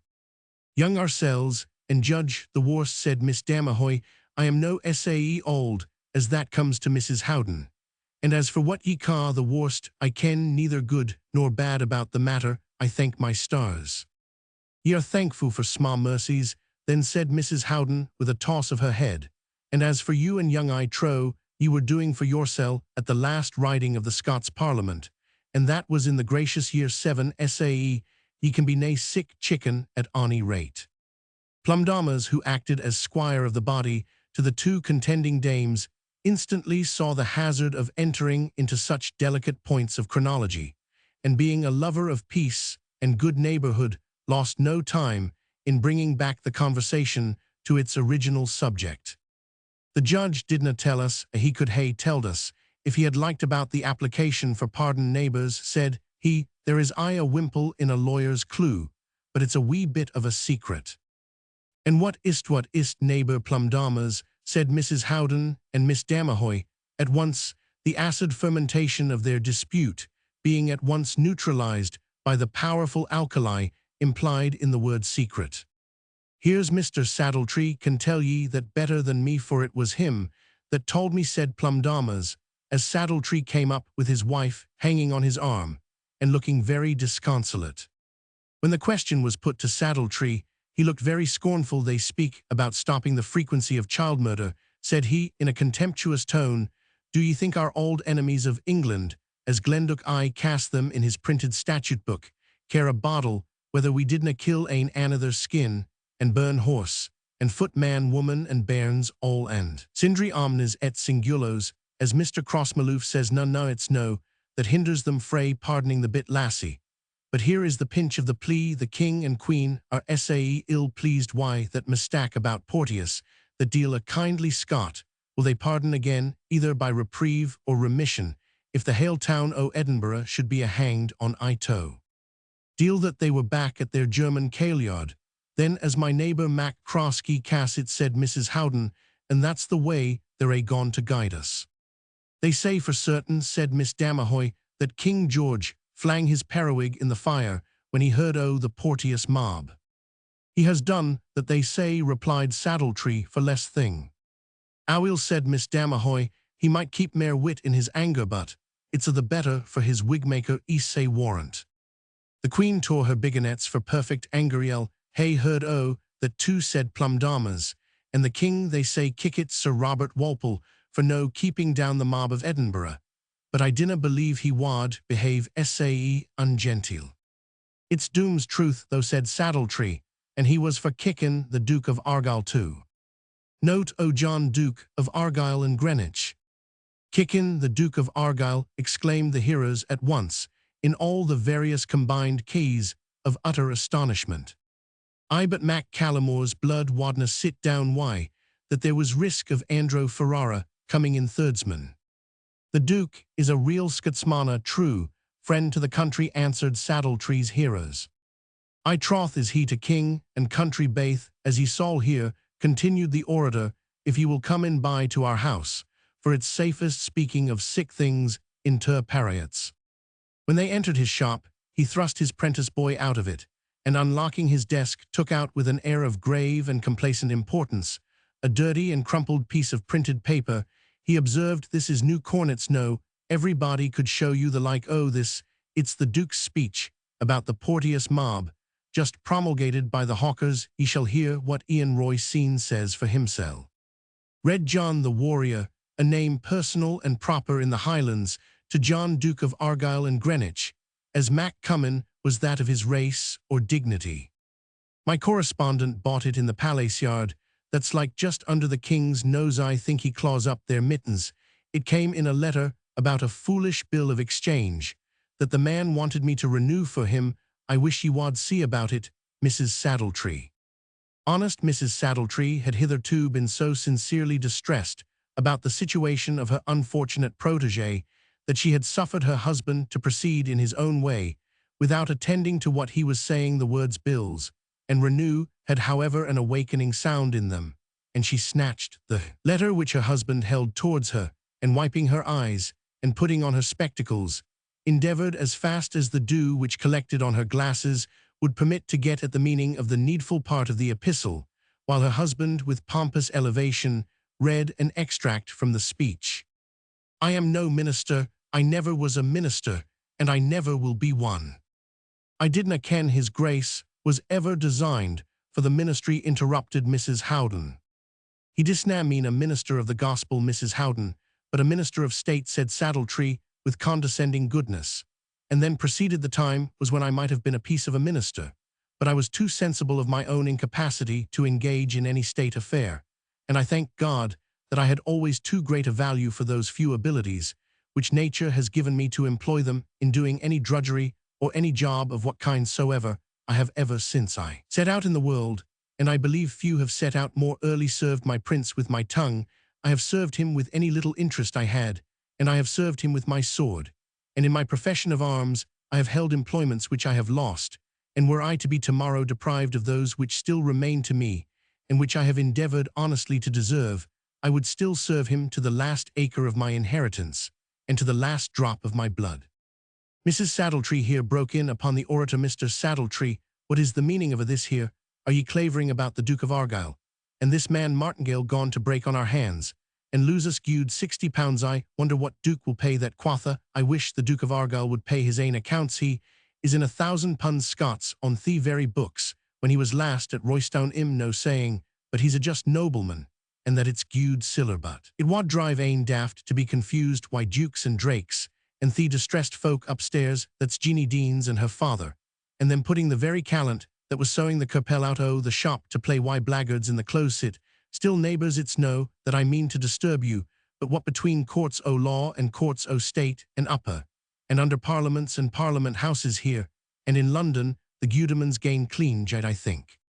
The gossips understood civility, and the rule of doing as they would be done by too well to tarry upon the slight invitation implied in the conclusion of this speech, and therefore made their farewells and departure as fast as possible, Saddletree whispering to Plundamas that he would meet him at Mac Crosskey's, the low-browed shop in the Lucken booths already mentioned in the hour of cause, and put Mac Callamore's speech in his pocket for the gudewife's din. When Mrs. Saddletree saw the house freed of her importunate visitors, and the little boy reclaimed from the pastimes of the wind to the exercise of the awl, she went to visit her unhappy relative David Deans, and his elder daughter, who had found in her house the nearest place of friendly refuge.